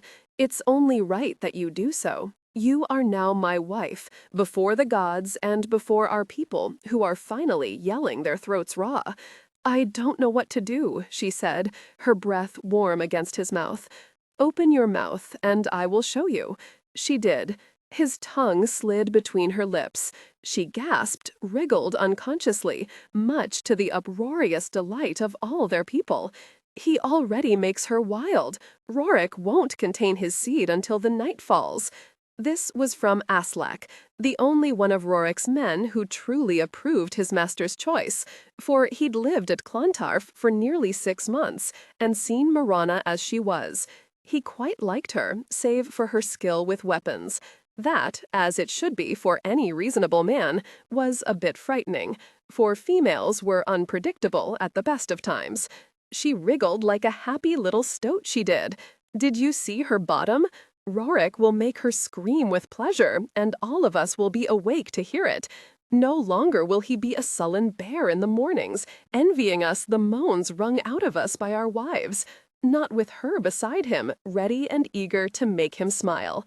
Their jests and laughter finally pierced Rorik's brain. Reluctantly, he eased Mirana down the front of his body until she was standing once again on the ground. He started to release her, realized dimly that she wasn't standing on her own, and leaned down to say in her ear, "Mirana, sweeting, we must wait. Come now, and we will let them jest with us and give us impertinent advice. They will drink themselves silly, and soon we will be free of their attentions." She was breathing hard. It was very strange, this difficulty she was having drawing air in and out of her body. And her heart was pounding as if she'd run farther than her body wished to. Her skin felt hot, particularly where his fingers were touching her bare flesh. All of this from a man who was more a stranger than not, and yet she just enjoyed having him kiss her, enjoyed having him hold her, enjoyed the strength in his arms and his body pressed hard against hers, and knowing he wouldn't drop her. Ah, more than enjoyment, more than the growing insanity. She'd wanted something that was still a mystery, a deep, incredible mystery, a mystery she knew was there, waiting for her, to be granted to her by him. Rorik? I don't understand. Give me another moment, please. I feel quite odd. He looked like a man who was immensely pleased with himself. His blue eyes were gleaming brighter than the sky. He stood tall and straight, the lord of his domain, and said loudly, "I will give you whatever you wish." Hafter, who had heard their words, hooted with laughter. He turned to Enti, who was looking at him as though he were not more than a slug to be ground under her foot. "Hear ye that, girl? Rorik is so besotted with her that he offers her anything she wants. Well, you needn't worry, conceited oaf. You are quite safe, for never will she want you." Hafter narrowed his eyes, riled instantly at the mocking in her voice, her very intelligent voice. "I hope she won't want me, for I plan to be very busy with you in my bed. I will keep you to myself for a while. Hear you? He shouted, turning to the men. This wench is mine. You will have to wait. Enti spat at him, right in the eye. Hafter, normally a man of good sense and fine humor, yowled. This girl, this slave, this vicious witch had always treated well and kindly, even patted absently, had spat on him. He grabbed her arms and jerked her up against him and shook her hard until her head snapped back. Damn you, Enti. I've held you in my arms and given you more pleasure than you deserve. Pleasure? Ha! You're not but an animal, a filthy, selfish beast who cares only for himself. You pass me around as you would a platter of boar steaks. Take yourself to the Christian's hell, wretched bastard. He paused. He frowned down at her. Do you really think I am selfish? All men are alike, all of you, selfish goats. I'm not. Surely I gave you pleasure. Surely you must agree with me. And you said I was filthy? No Viking is filthy. I bathe each day in the bathing hut. Yet you must say that I am filthy? What mean you? Let me go, Hafter. You speak a man's nonsense. Not until you answer me. You are a slave. You will show me obeisance and respect. You will answer me. You will answer. He had no warning, no clue, though he should have been more careful, for she was no longer the innocent child who'd smiled at him so simply, so sweetly. There was no smile now. She brought up her knee and kicked him in the groin. She caught him squarely. He yowled again and dropped her. Enti heard his raw moans, saw him drop to his knees, and hug himself. She started to run. She saw the men staring at her. Then she stopped, frowned down at his bent head. I'm sorry, she said, and came down to her haunches in front of him and placed her hands on his shoulders. I'm sorry, Hafter. It wasn't well done of me. You are what you are, after all, and I shouldn't have punished you so severely for it. He moaned, his head still down. Rorik grimaced, for he and every other man could imagine the relentless waves of nausea that were holding Hafter bent down like a frail old man. Finally, Hafter said, panting, No, it wasn't well done of you. I wish you weren't so smart now. I'm sorry. I had to protect myself. I will no longer allow you or any man to bed me. I cannot do it. It was difficult for me before, but now I will not be a whore. If you will promise to restrain yourself and what emerges from your mouth, I promise never to do that again. I am sorry. Do you truly not wish to bed me again? Did you truly never wish to bed me? Did you truly never enjoy me? Everyone is listening to you. Be quiet. I shouldn't have blamed you for believing that I would now willingly bed with any of you louts, but it is so. There will be no more of it. Now stand up. You've mewled quite long enough. You're a man. Stand up. Hafter stood, with difficulty, but he stood. I never thought of you as a whore, Enti. Ha! What then, Hafter? Your beloved mother? A virgin come to Hawkfell Island to be admired and worshipped? Forget not, all you ever had to do was snap your fingers and tell me to part my legs, and I did. I will do so no longer. Never again. So, Hafter, if you didn't think of me as a whore, then what? He just looked at her. You were Enti, that's all. You were sweet and gentle and gave me all I wished to have. You never yelled at me in anger. Enti snorted and turned away from him. You're a fool, she said. Keep your distance. Mirana and Rorik could only stare, as did all their other people. This is passing strange, Rorik said, then clasped Mirana's fingers with his. Why doesn't Hafter clout her? Why does he just look at her so pathetically? By the gods, he would kill a man if he struck him, much less tried to destroy his manhood. He has a care for his hide, though he did sound as though he were dying, Mirana said. He was, or at least he prayed that he would. The pain is beyond normal suffering. It is worse than belly cramps, worse than a knife wound in the shoulder. I wonder what he will do to her once he recovers himself sufficiently. Unlike Hafter, when you tried to unman me, I was fast and saved myself from dire pain. Poor Hafter didn't have a chance. Enti still surprises me. She cooks very well. That doesn't surprise me at all you damned women. She giggled. It was an odd sound, an unexpected sound. He stared down at her. Slowly, he smiled, showing his even white teeth. Then he leaned down and lightly kissed her mouth. Let us go to the food tables and leave Hafter and Entis to sort themselves out. It was late. The beautiful day had become somber, with dark storm clouds thickening overhead. The wind was whipping up the crops and making the more narrow fir trees bend and sway. The birds had quieted, as had the animals and the children. Even Kerzog was still, lying with his big head on his front paws, asleep, for he'd eaten every scrap of food thrown to him, and still begged for more. The rain began. It was quickly dark. Rorik was smiling like an idiot, Mirana walking at his side, toward his sleeping chamber. He fastened a rush torchlight to the holder in the wall, then turned to face his wife. Her face was flushed, for she'd drunk a bit of his small store of wine from the rich vineyards south of the Seine herself.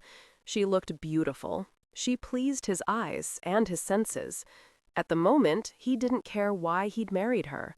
If something was done, it was done, and nothing could change it. A philosophy his sire had dinned in his ears since he was a boy.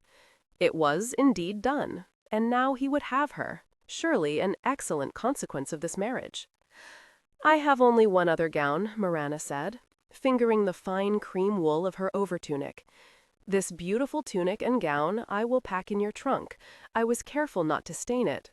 "Aye, you were," he said. "Let me remove the brooches for you. It is one of Asta's gowns from many years ago.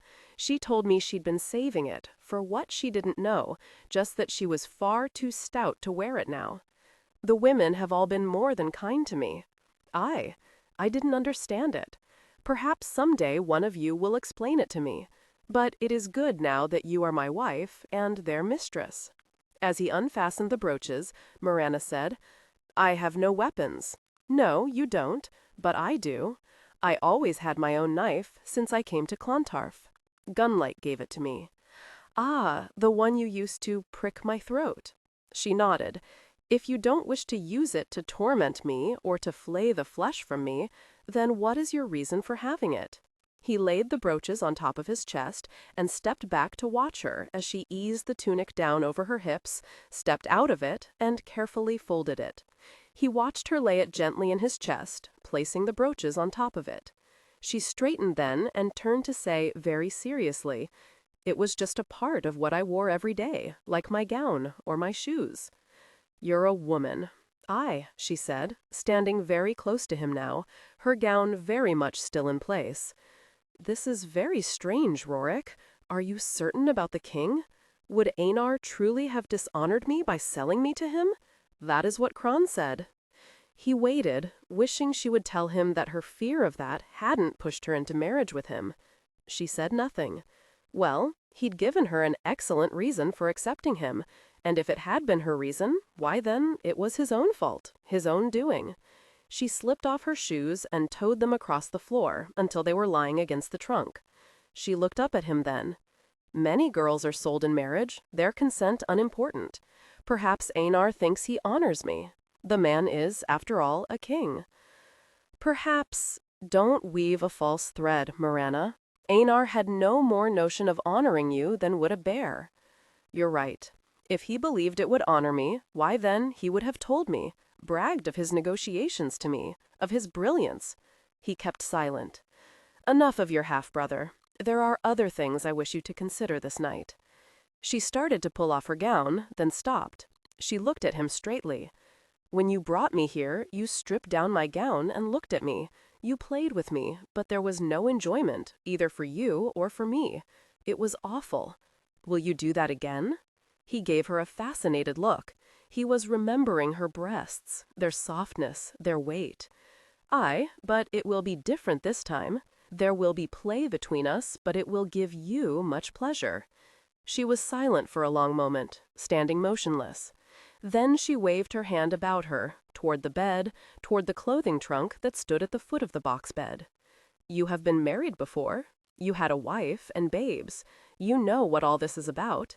You slept with a woman every night and awoke with her every morning. You must have known her habits and everything else about her. It makes me nervous, Rorik. It makes me feel as helpless as a warrior who has no weapons." He saw Inga in that moment, her hair a rich golden blonde, shining as brightly as ripe barley in the bright sunlight. She was frowning at him, her pale blue eyes narrowed fiercely, angry at something he'd done or something he'd said. He couldn't remember.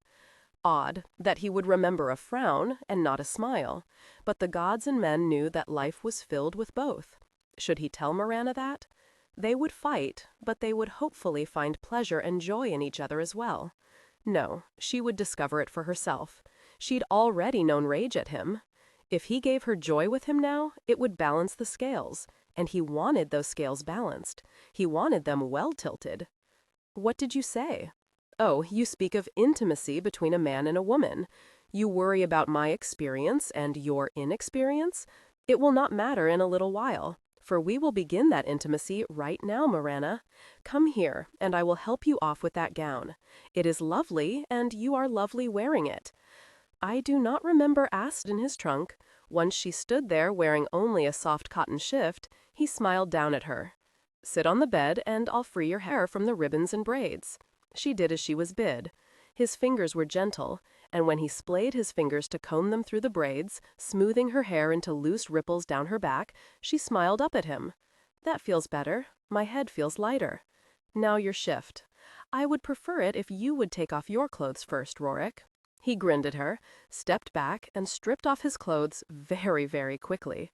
He stood there naked, letting her look her fill at him. "You've already seen me," he said, when she remained quiet and staring for a very long time. He began to fidget. Did she find him repellent? He drew himself up straighter. He was a man, and his body was very different from hers. He was large and hairy, and his rod, swelled now and jutting toward her, might frighten a maid. "But it is different now," she said, still staring at his belly and his groin. "I suppose it is," he agreed, and kept his arms at his side, but it was difficult to remain still with her just looking and looking at him, unmoving. His members swelled more, he couldn't help that, and seeing her looking at him so intently, so very absorbed in what she was seeing. "Your shift, Mirana," he said at last. "Could you please douse the rushlight?" He shook his head. "Nay, a husband has rights. One of them is to see his wife, to see all of her, in every fine detail, to study her and her endowments, so that he will have no questions, no doubts about his acquisition. Just as you're letting me see if my acquisition pleases me? If you will, though the comparison isn't much to my liking, nor to mine. Then neither of us will be acquisitive this night," he said, and walked to the bed. "We will be a man and a woman coming together for the first time. There is magic in that, Mirana, and in the future, if we are fortunate. I think it is good fortune that brought you to me," she said, and held out her arms to her husband. For an instant, he thought of the misery that had been responsible for bringing him to Clontarf, but that was over now, and he wouldn't let the past touch them. He smiled at her, at his wife. 16. Rorik knew what he should do. She was right. He was a man who'd had his share of women, enjoying them as he trusted they'd enjoyed him as well, and much more than that. He'd had a wife, and she'd been a virgin when they'd first come together, so he should be completely confident in himself. He should know when he should do what, and how he should do it, and for how long. Aye, this night was the beginning of their life together. He'd spoken smoothly to her. He'd spoken with sincerity, and gently. He was scared to death. He wasn't ready for it, not for any of it. With all her strength, Mirana was still helpless against him. She knew not of what was to come.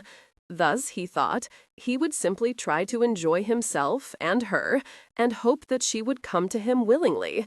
He didn't want to hurt her. He pulled the shift over her head, then took a step back to look at her. He'd seen her naked in the bathing hut, and had looked his fill at her then. He'd fondled her breasts to torment her, to punish her, but not for pleasure. She'd been right about that. But this, by all the gods, this was different. This was his wife, and there was no anger in him now, and none, he prayed, in her toward him. But she was hesitant. She had misgivings about him, and his body, and what would happen, and he saw it. He would go slowly. That was the only thing he could make his mind comprehend at this moment. His eyes fell from her face to her breasts to her belly. He was, he realized, staring at her as intensely as she had stared at him. He was the one who knew what would happen, so it wasn't well done of him to scare her now by looking at her like a hungry wolf. "You are very nice," he said, forcing his eyes back to her face. "You are pleasing to me." "Thank you," she managed. "You are too, Rorik. You're very different from me." That made him laugh. He crossed the few feet between them and pulled her into his arms, pressing his hands against her buttocks to bring her firmly against him. "Ah," he whispered, feeling all of her, and knowing deep inside that it was good, beyond good, and that it was right. His hands came up her back, and he felt the suppleness of her, the narrowness of her waist, as he stroked the soft flesh, feeling the lithe muscles. He hugged her, kissing her ear. Then he took her face between his hands, drawing her up, and he kissed her, very gently, light nipping kisses. "You feel very strange to me, Rorik," she said, her breath warm in his mouth and very sweet from the wine she'd drunk. "I like your mouth especially." He laughed. "A woman who knows her own mind. That pleases me too. Now, kiss me. That's right. Open your mouth and give me your tongue." Mirana was glad she didn't hesitate, for the feelings that stormed through her when his tongue touched her made every uncertain thought flee her mind. She gave herself to him in that moment, gave him herself and her trust, and Rorik felt her acceptance. It amazed him and astounded him and made him want to fall to his knees and thank Thor and Odin All-Father, and especially Frey, who would surely bless their union with many children. He kissed her, holding her head in his hands, feeling her soft hair, stroking through the deep ripples, and growing harder by the instant. He hugged her, kissing her ear. Then he took her face between his hands, drawing her up, and he kissed her, very gently, light nipping kisses. "You feel very strange to me, Rorik," she said, her breath warm in his mouth and very sweet from the wine she'd drunk. "I like your mouth especially." He laughed. "A woman who knows her own mind. That pleases me too. Now, kiss me. That's right. Open your mouth and give me your tongue." Mirana was glad she didn't hesitate, for the feelings that stormed through her when his tongue touched her made every uncertain thought flee her mind.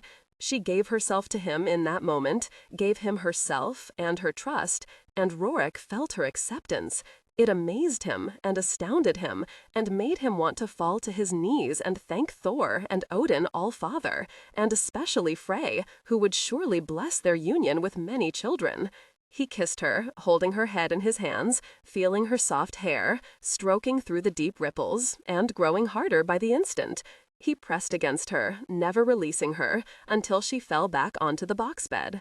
He came over her, his knees gently opening her thighs. He came down between her legs, felt her breasts soft against his chest, felt his member pressing hot and hard against her woman's flesh. He dimly realized that she was lying very still beneath him. He was going too rapidly for her. She was a woman, slower to peak in her desires than a man, and more than that, she was a virgin, untried in the ways of men and women. He forced himself to draw up onto his elbows. He looked down at her breasts, soft and white as her belly, and closed his eyes against the intense pleasure as he pushed himself against her. He felt the warmth of her, the smoothness of her flesh, the lingering softness of her thighs and her belly. He watched her as she closed her eyes.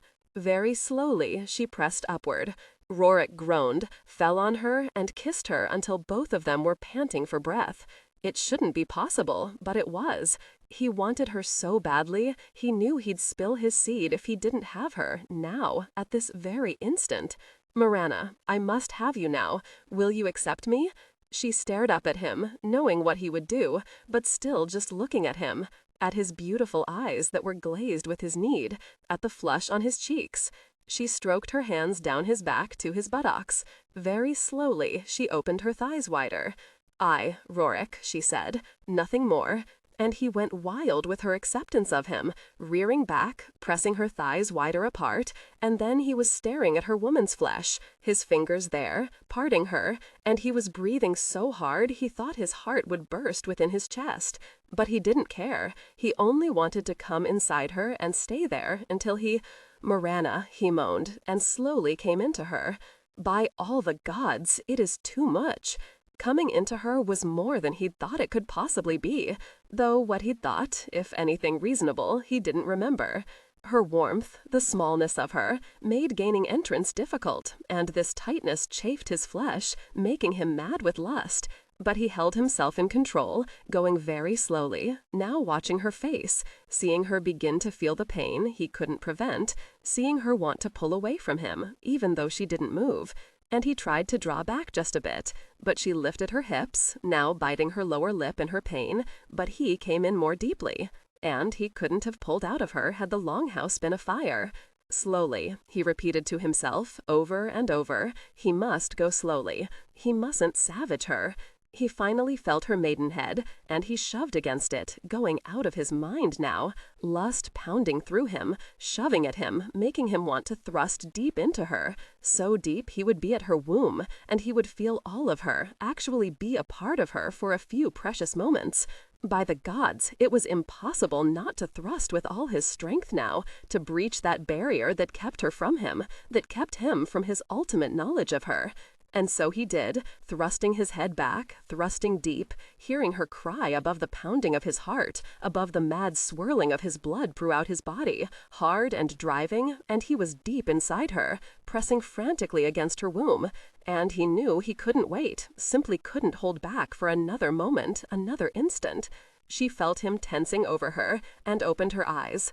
He was arched back, all his weight on his hands, the muscles bulging and knotting in his arms, and the cords in his throat strong and working wildly, and he was moaning, deep, raw moans. And then he was tearing into her and crying out, as if he were dying. She felt the wet of his seed then, felt him stiffen with the power of his release. He almost fell on top of her, but managed at the last moment to keep some of his weight from her. He was breathing heavily, his body sweating and limp against her. A man's pleasure, she thought, but didn't begrudge him his short eternity of madness. The pain had lessened. It was nearly nothing now. Only a weak fool would bemoan the discomfort. He wasn't so full inside her now, and there was his wetness to ease her. She felt herself begin to relax beneath him, though his weight flattened her into the feather mattress. She lightly touched her palms to his back and his shoulders. She threaded her fingers through his thick hair and tugged. He raised his head and looked down at her, his eyes beautiful and quite vague.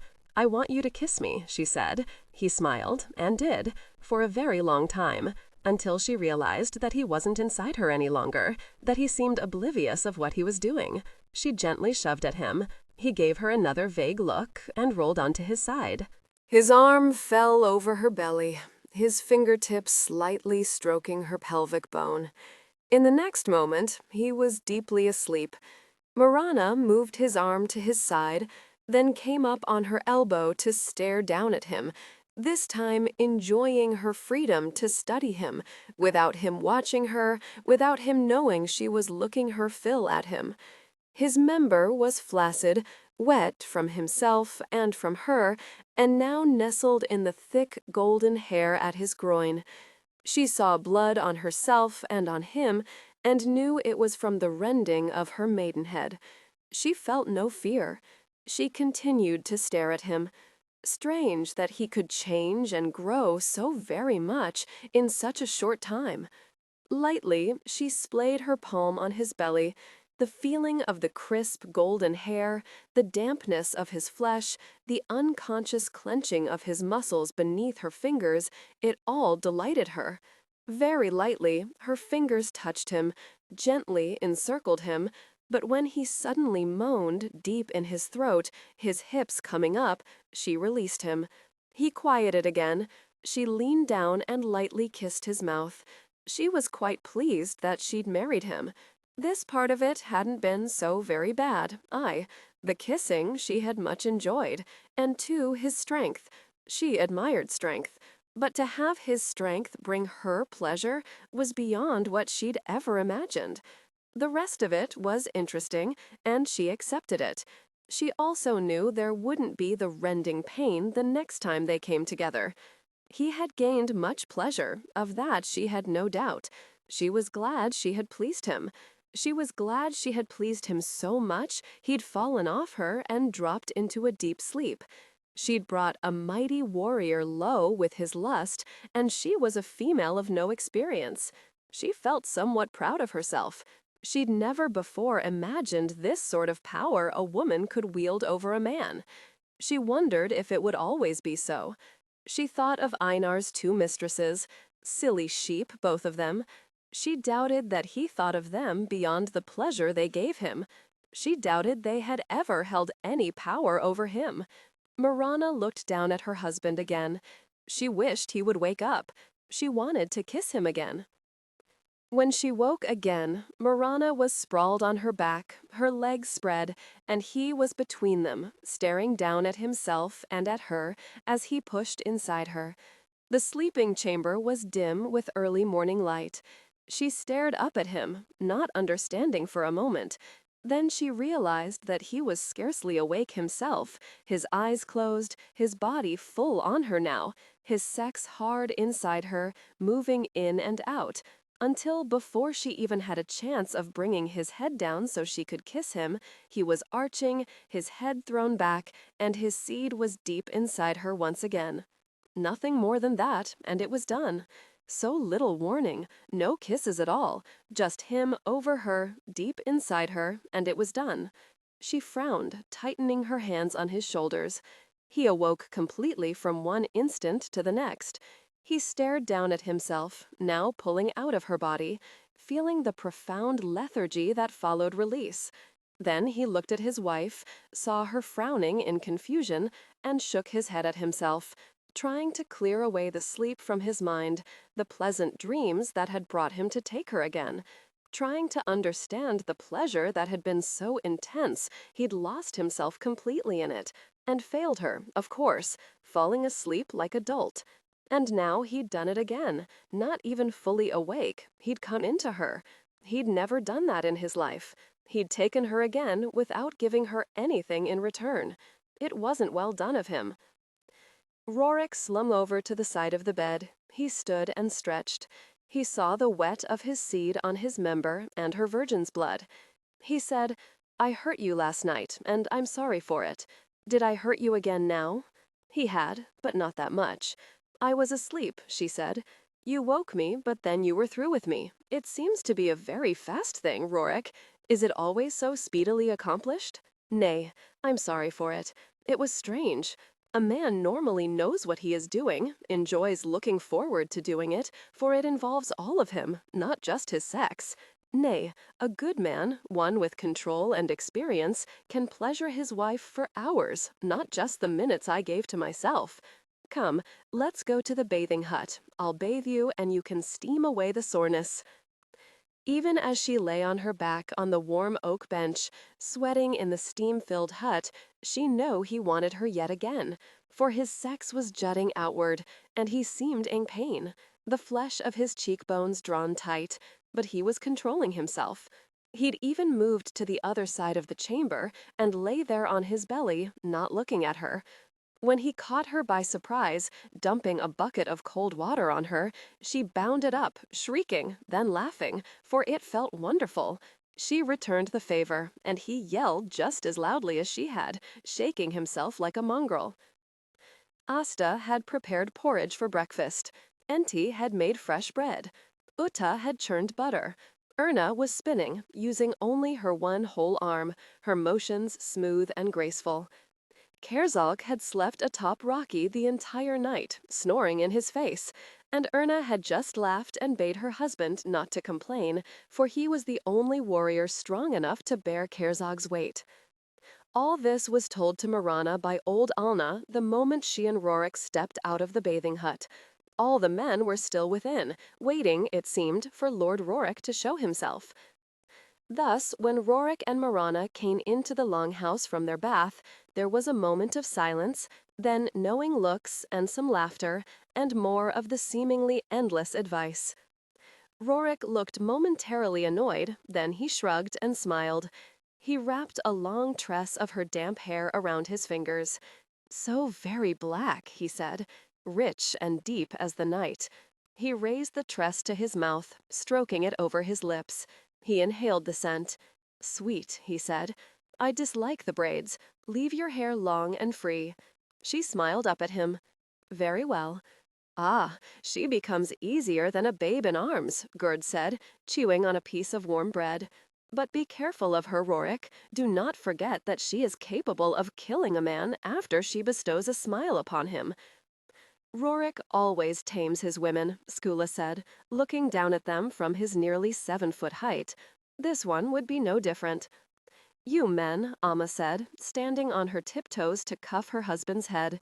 I prefer all the women do, to think it's Lord Rorik who is tamed. Nay, said Oslak, 'tis Lord Rorik who understands where the power lies here, and he will teach his wife obedience, even as he gives her smiles. All of you will hold your tongues, Rorik said. She is at ease at the moment, but if you needle her pride, she will stick a knife in my gullet. Show her respect, else I'll be the one to suffer for it. There was more good-natured laughter. Rorik joined his men. Old Alna filled a wooden bowl with porridge, poured honey over it, and took it to the master. She cackled when she gave him the bowl. Aye, a fine time you had last night. The little mistress made you into a limp fish, didn't she? How would you know? I saw you snoring in the corner yesterday, your mouth on its hinges, so wide flies were buzzing about your remaining teeth. You didn't even awaken when Kerzog barked in your face. But old Alna just laughed and laughed, then spat on the packed earth. Mirana stood there by the fire pit, the heat pouring off the burning embers making her sweat, unsure what to do. She was the mistress here, but all had been taken care of. She looked for Enti, finding her at last by Asta, who was standing next to Erna, winding the warp on the upright loom. Enti stood on her other side, loading a shuttle with thread from a distaff. Rorik was with his men. Even Kerzog was at his place at Rorik's feet, his big head resting on his paws.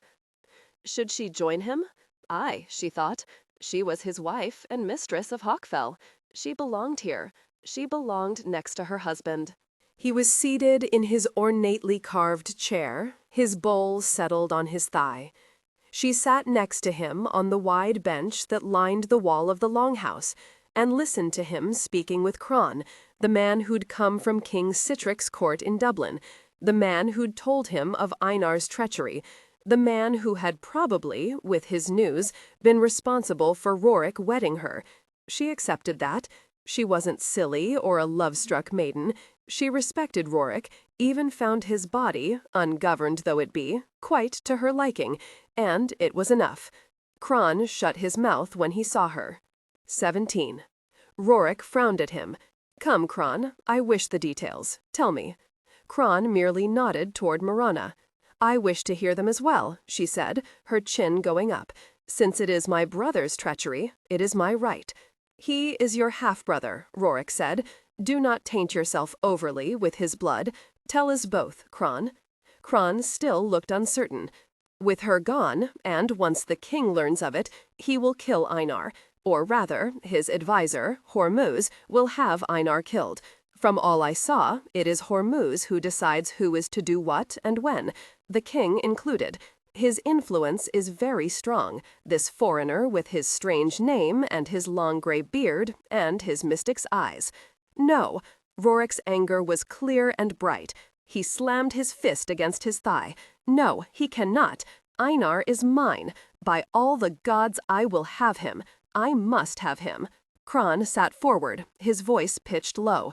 Nonetheless, what I have said is true. My lord, I do not believe that Hormuz or the king will accept any excuses from Einar. Sitric grows old, and he is greedy, and he is desperate for sons. He is desperate for the renewed youth Hormuz promises him. Hormuz is more a mystic than an advisor, and he's convinced the king that he will have renewed youth. He has convinced the king that he must have the woman, this woman, Mirana, daughter of Audun by the first day of the fall, so that her youth and her purity will cleanse him, make him healthy again, restore his vigor. He prophesied that September was the month to wed her. The woman had to be her, Mirana. No other virgin would do. He promised the king she would bear him sons, proud and strong and brave. The king believes him, doubt it not. And thus, when you were at Clontarf, hoping to find Einar, Einar was in Dublin, at the king's behest, making his contracts and his agreements. I chanced to overhear this old man, Hormuz, talking to one of his private guard. He said that he would pay a visit at the end of the summer to Einar, and take her then. He doesn't trust Einar either, though he gave no reasons for his distrust. He said he knew she would be safe until the fall. He said he knew Einar could have no overweening desire for her after all. And then he laughed and laughed, an old man's bloated laugh. I assume he laughed because she is of Einar's blood, but still, I don't understand it. Not really. There is not more, my lord. Rorik ate his porridge in thoughtful silence. Finally, he said, "You have done well, Kron. You will visit your family now?" Kron's wife and 3 babes all lived just beyond the salt marshes on a large farm owned by Kron's parents. "Aye, my lord, if it pleases you." "When you act against Einar, you will have me fetched?" "I will." Rorik turned to Mirana once Kron had left them. "The porridge is good." "Aye." "It is odd," he said after a moment, staring off toward his men, who were eating their porridge or playing with the children or polishing their swords. "The king, or this foreign advisor of his, Hormuz, will doubtless kill Einar, if they can, thus saving me from the risk of trying again. Ah, Mirana, I cannot allow it. You understand, do you not? It is I who must wipe his life's blood on my hands. I must be the one to speed him to his coward's death, and spill his blood in the earth. All those he butchered demand that I avenge them." She understood him very well. She nodded. She ate her last bite of porridge. "Do you yet have a plan?" He shook his head. "It doesn't matter yet. You heard Kron say that the king and Hormuz wouldn't move till the end of summer. Perhaps the old king will die before then. He is very old, Rorik. I met both the king and Hormuz earlier this year. They were both old. Very old. I disliked the king. Suddenly he grinned at her. I've heard he's wicked enough to outlive us all. In wickedness he is old, but not overly so in his years. A man over-aged with guile and treachery. But enough of him for the moment. Perhaps you and I could spend a little time learning about each other, about what it is like to have me for your husband. What say you?" Her voice was firm and strong, her eyes on his mouth. "I would like that, Rorik." "Mirana," he said, his voice low, warning, "look not at me like that. It is early morning, and there is much to be done. I must see to the fields and to hunting. Also, when you and Enti stole one of my warships, you damaged it. I must see to its repairs. I know, but it is not badly damaged, merely the one plank came loose when we pulled the boat ashore. Ah, look, there is Hafter going to Enti. I wonder what she will do to him, or he to her. Do you believe Hafter is agile enough in his brain to outsmart her?" "You females," Rorik said, and stood. "None of you is to be trusted." He grunted, then leaned down and kissed her mouth, and strode out of the longhouse shouting for his men as he went. Mirana stood still as a statue, staring down the winding path to the sea. Rorik stood on the end of the long wooden dock with a dozen of his men and a dozen more men she'd never seen before, laughing and talking, a line of bass held in his right hand, and in his left hand he held a girl's hand, a long, graceful hand, and the girl was beautiful with her white blonde hair to her waist, thick and curling, nearly silver beneath the brilliant sun, and her slender body that was fully endowed, her breasts so full they strained against the soft linen tunic she wore. She was laughing as she looked up at him. Behind her were an older man and woman, and one younger man. They all resembled each other, but then again Mirana thought they were Vikings, and they were all blonde and blue-eyed, tall and strong. Only she was the different one, like her Irish mother, short, with hair as black as a lump of coal. "Ah," said old Alna at Mirana's shoulder, "they've come. I wondered if they would visit this summer. That's Rorik's mother, Tora, and father, Harold, and his younger brother, Merrick. Aye, he has only your years, Mirana, but a great warrior he will be. His passions run strong, stronger than Lord Rorik's, for he yet has to learn to control them. The girl is Cimarel. Look how beautiful she's become, even more beautiful than before.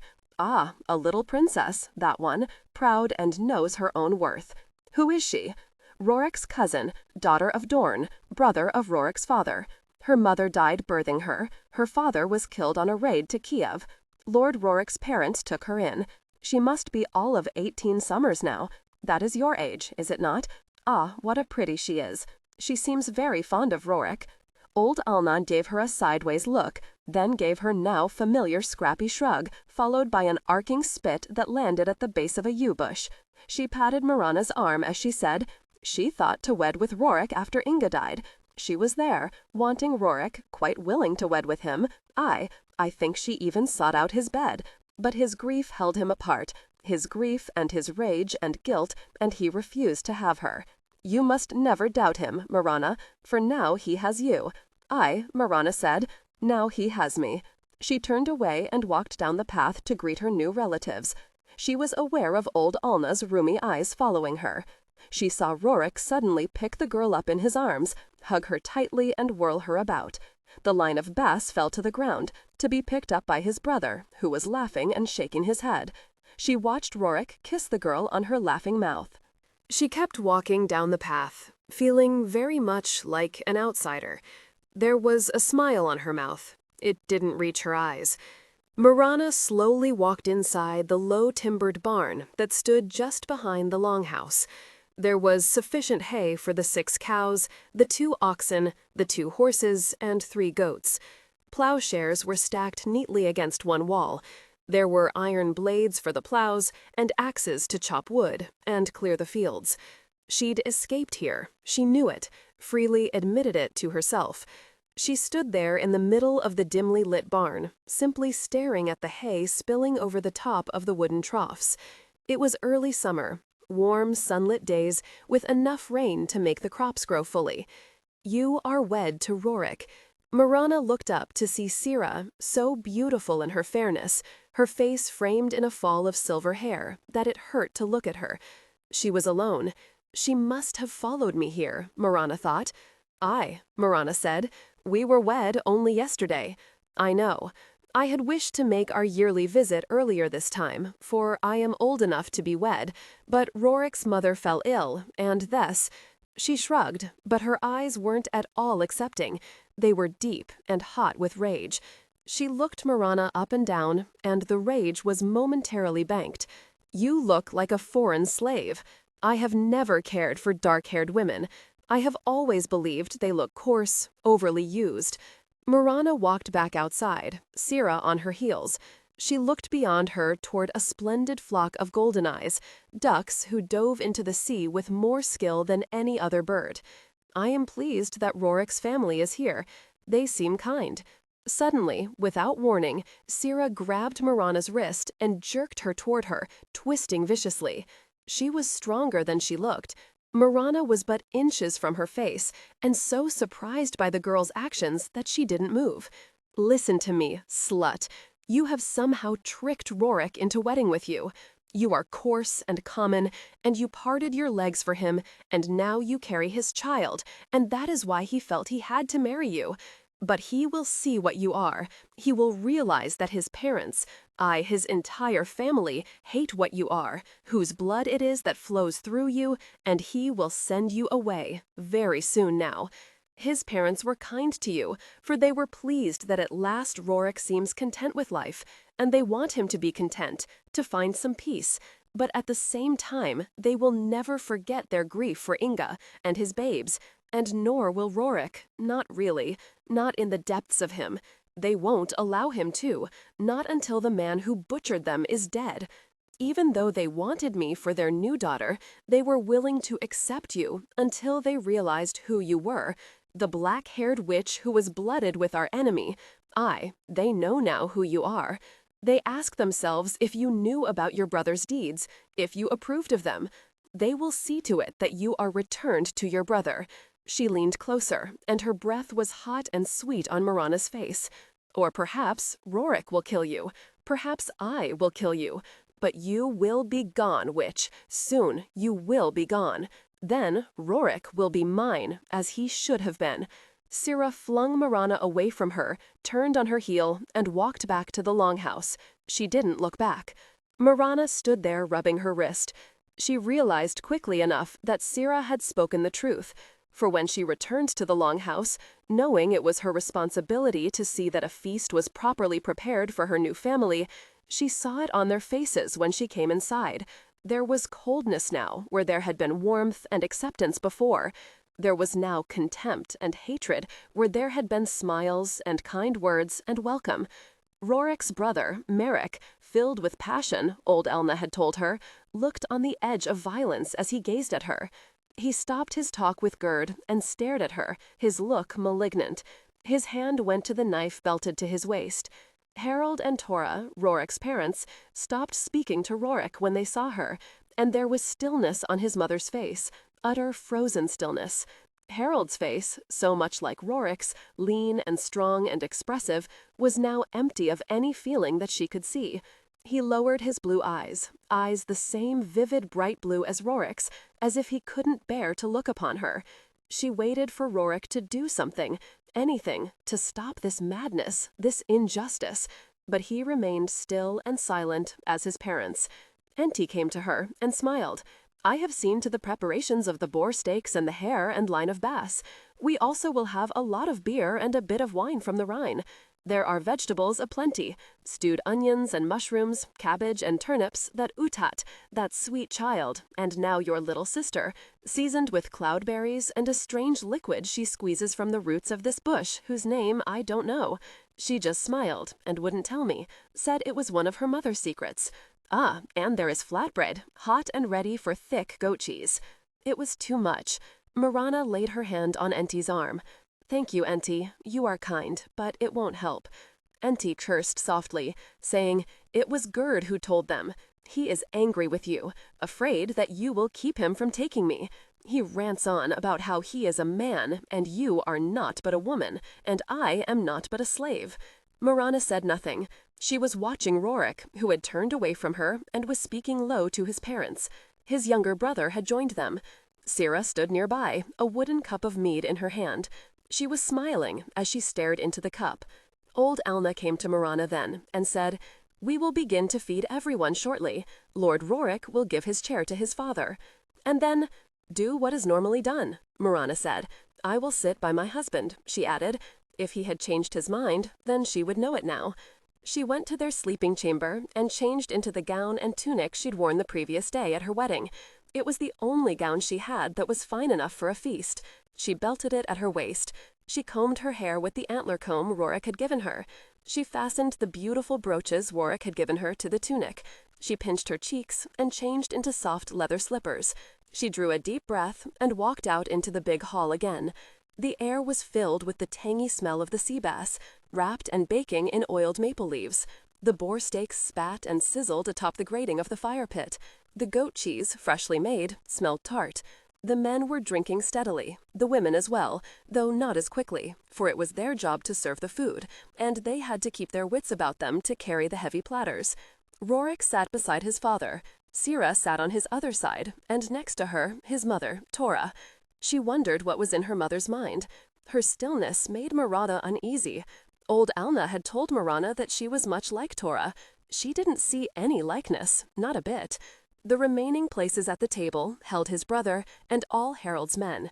There were no other women save Sira and his mother, Tora. All Rorik's people sat together, away from Harold's. She assumed this was simply the way of things. Rorik had granted his father and all his men the best places in the longhouse. She smiled at the slaves and the wives who were serving with them. She picked up a tray of mutton and leeks and walked to the table. She took it to Rorik and held it out to him. My lord, she said. He looked at her then, though she knew he didn't want to. In that moment, she saw such pain in his eyes that she nearly gasped aloud. Instead, she said calmly, Would you like some mutton? Enti prepared it. Aye, he said, no emotion in his voice, his eyes blank of feeling. It looks excellent. She served him, saying nothing, then turned to his father. My Lord Harold, she said, and offered him the platter. Harold didn't look at her. Indeed, he turned away from her completely and spoke to Merrick, his voice overloud. You will go trading to Kiev soon now, boy. Press me not just at this time. Soon you will go, I promise you. Sira said loudly, I wish some. Don't just stand there gawking at me. Serve me. Mirana looked at the girl. then looked down at her wrist. There were purple bruises where Sira had gripped her so tightly, then twisted. "Why do you just stand there? Do you not understand me? Are you witless? Serve me now." "I have learned from my husband," Mirana said, loud enough so that all would hear her, "that rudeness can be dealt with simply and practically, with no undue anger or insult." She dumped the platter of mutton and leeks on Sira's head, turned on her heel, and walked out of the longhouse, paying no heed to the shrieks and wails of fury and outrage behind her. She thought she heard Amma laugh, but she couldn't be certain. She did hear Kerzog bark loudly, and could easily imagine the huge mongrel trying to lick the mutton from Sira's face. That image made her smile. 18. It was cold, and becoming colder still, the sky black with turbulent clouds, roiling and bursting against each other, harbingers of a violent storm to come. The wind was whipping the waves against the rocks below her, sending plumes of spray 30 feet upward, only to crash downward again hard and fast, the sound of mad thunder. She felt the cold mist on her cheeks and stepped back from the cliff edge. She shivered and rubbed her arms, but didn't even think of returning to the longhouse and the pandemonium she'd left behind her. She grinned suddenly, the picture of Sira shrieking like a witch as leeks and mutton thick with gravy slithered off her head and face and onto her gown. It was a vision that would probably stay with her until she died. Without a doubt, Mirana had made an enemy, but Sira was already an enemy.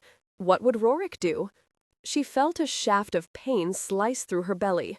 Her marriage, of one day's, surely a hopeful beginning, had collapsed into a pile of cold ashes. She saw his pain again in her mind's eye, unguarded in that instant, such pain she couldn't comprehend. What would he do now? Would he send her away? Kill her? The little princess is still shrieking like a goat, with Rorik's mother trying to calm her. There is laughter, but it is muffled behind hands.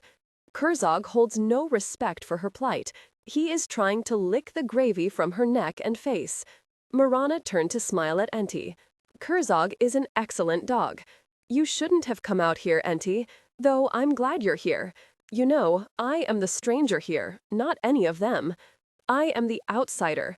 No one owes me loyalty. No one owes me anything. Don't be a fool, Mirana. You are the mistress of Hawkfell Island. Rorik owes you loyalty, as do all the people here. He swore his loyalty to you before all the people. Were it only Sira, the women would not hesitate to openly show you their loyalty and affection. It is Rorik's mother who holds them back. They respect her and don't wish to hurt her. They don't understand her hatred for you. They say she refused to let the pain fall away from her. She nurtured the pain, both she and Harold. Still, it doesn't matter. You are the mistress here, none other, and soon his mother and father and that wretched Sira will be gone. My being mistress here, I believe that is now in question. Did Rorik really dump food on you? I taunted him, and he retaliated, not on my head, but just on my lap. 'Tis better than striking someone, and I wanted to hit her, Enti. I wanted to hit her very much. But the leeks slogging down her face, it was a nice sight. Enti grinned. Aye, it was. Mirana looked out to sea for a moment, then looked again at Enti, saying low, "Is Lord Rorik angry?" Enti wrapped her cloak more closely around her. It was, actually, not more than a ragged piece of wool, and Mirana frowned at it. Enti would have a real cloak on the morrow. She started to say something about that, then closed her mouth. She had no idea if she would even be the mistress of Hawkfell Island on the morrow. I don't know what he is. There is something going on here I don't understand, Mirana. Oh, I know that Gerd told them all about you being Einar's sister, but this hatred for you, it makes no sense to me. They don't wish to give you a chance. And Lord Rorik, they have reminded him of his pain and the horror of what happened. They have reminded him of his guilt. They have made me a part of it. I wonder now what he will do. And he sucked in her breath. You are being too understanding. Truly, you don't believe he will send you away? By the gods, you are his wife. Mirana shrugged. He is close to his family. He listens to them. He may kill me. Or Merrick, his brother, might, or even Sira. She is capable of it, doubt it not. She is a girl of strong passions. She wanted Rorik, and I believe she still hopes to have him. Thus, I must be made to leave or die. There are doubtless many who would gladly volunteer for such a task, including any one of the men who came with them. Auntie said then, her fingers on Mirana's sleeve. Let's take one of the boats and leave tonight. Let's leave now. We could make it this time. I know we could. Mirana smiled at that. A storm is coming, Auntie. Remember our last adventure with a storm? Auntie moved away from her, closer to the edge of the cliff. She stared down at the roiling water. It looked black, even the froth of the waves. It looked terrifying. She looked beyond, to the south, where the longboats were tied securely to the wooden dock. Even in the protected inlet, the waves were tossing them about like leaves. Still, it made no difference. Not now, at least, not to Auntie. She said, I can't stay, Mirana, you know that. If I do, I will have to protect myself from the men, for I will play the dull-witted whore no more. I have no wish to kill one of them. No one will touch you. I will not allow it. As you told me, you are in a rather uncertain position right now yourself. I have been left alone because of you. But now, neither of us can be certain that you will remain untouched and alive. You're right, of course. I'm being stupid, believing that Rorik will realize what is happening, that he will speak to his family, convince them that I am no threat to them, that I am not guilty of my brother's crimes. He is your half-brother. Mirana said slowly, he is my half-brother. But in their eyes, his blood is my blood, and thus I am tainted with his wickedness. I am as evil as Einar is. This is madness. How can Rorik be so blind? Rorik isn't blind, girl. Speak not of your Laster in such a way. Lord Rorik is a man who has suffered grievous pain you cannot begin to imagine. Both women whirled about to see Hafter standing there, still in the black night, a thick wool cloak about him, the wind whipping his dark golden hair about his head.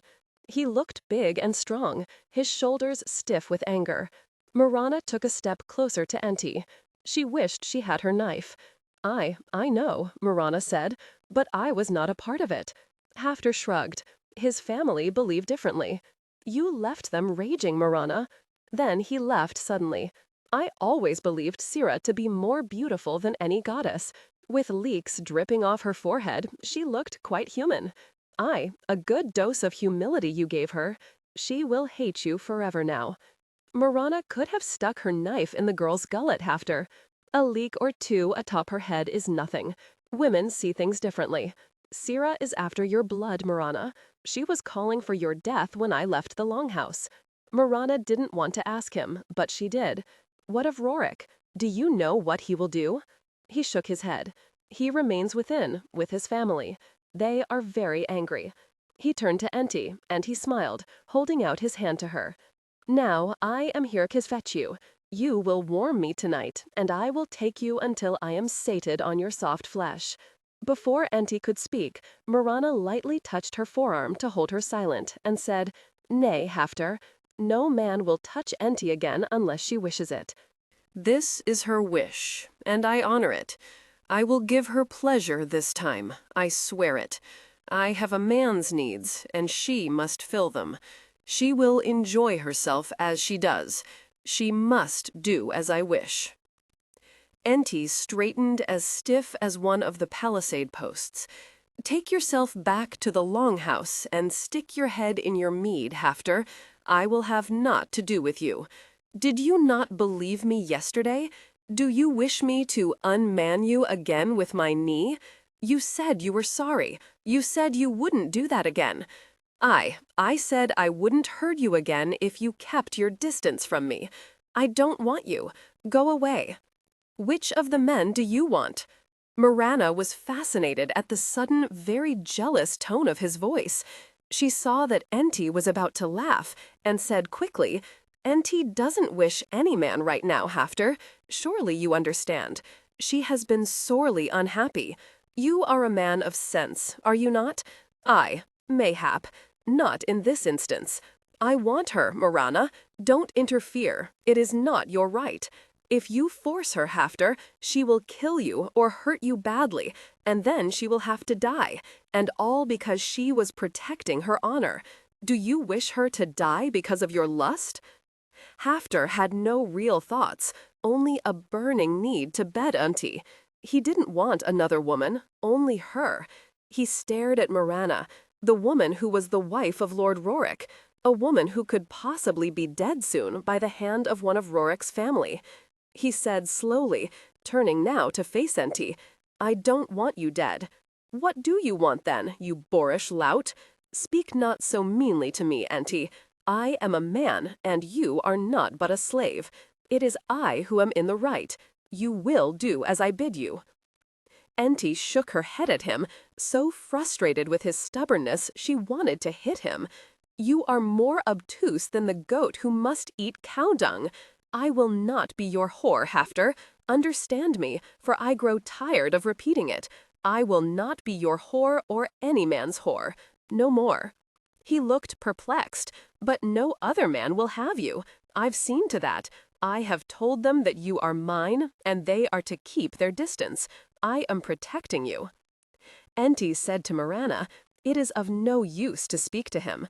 All men are dull-witted goats when lust possesses them. He is no different from that man who wanted to rape me. She turned then and walked away, pulling the ragged square of wool more closely around her shoulders. Hafter said, Auntie is wearing a rag. It isn't right. I don't like it. You are right, Mirana said. I will see to it that both of us have better clothes to wear. She's leaving me, and I am not done with her. Auntie, come back to me. I will give you a new cloak. Just come back here, now. He gave Mirana a distracted frown, then turned to run after Auntie. Mirana didn't think he would catch her. It was so very cold, and yet it was a summer night, and she had pulled hay over her to keep warm, but it wasn't enough. It was still dark, so she didn't believe she'd slept all that long. The wind was howling outside the barn, and she wished she could stuff her ears to keep out the loud dinning of rain, the cracks of thunder that made her jump. She remembered the storms at Clontarf, vicious and unrestrained, tearing the sod from the roofs of the huts, making the cattle bawl in fear. It was so very cold. She burrowed deeper into the pile of hay. A cow shuffled nearby, but made no sound. The oxen stood with their heads down, sleeping, she supposed, oblivious of the storm. The goats were trying to eat the leather straps that held them tethered in their stalls. What would happen on the morrow? It was old Alna who found her, curled into a tight ball, only her head showing from the pile of hay. Ay, mistress, 'tis time for you to rise, for the sun is climbing in the sky, and there is much to be done. The storm is done, and it will be a hot day, both outside and inside. Ay, his family is like a pack of wolves, unheeding of naught but their hatred. A festering thing it is, deep and burning, and they've not let it go. They've not healed since your half-brother killed Inga and the babes. They've gotten but more bitter. It is not a good thing. And they believe what Sira told them. You seduced Rorik, claimed you were with child, and he was honorable. Mirana sat up and began picking off straws of hay. Her hair was stiff with it. So this had added fuel to their hatred. They believed the tale Sira had spun for them. She should tell them how long she'd known Rorik. She said, without looking up, There is no reason for me to return, Alna. She looked toward the goats for a moment, then added, her voice so wistful that old Alna frowned, Unless Lord Rorik sent you to find me. The old woman spat as she shook her head. She scratched her shoulder. Nay, the master has said naught of anything. He is different. Last night he was different. This morning he awoke with the same blind pain in his eyes. They came and poisoned him, and he is different. Lord Rorik spent the night next to his brother and some of his father's warriors. They spoke long into the night to him.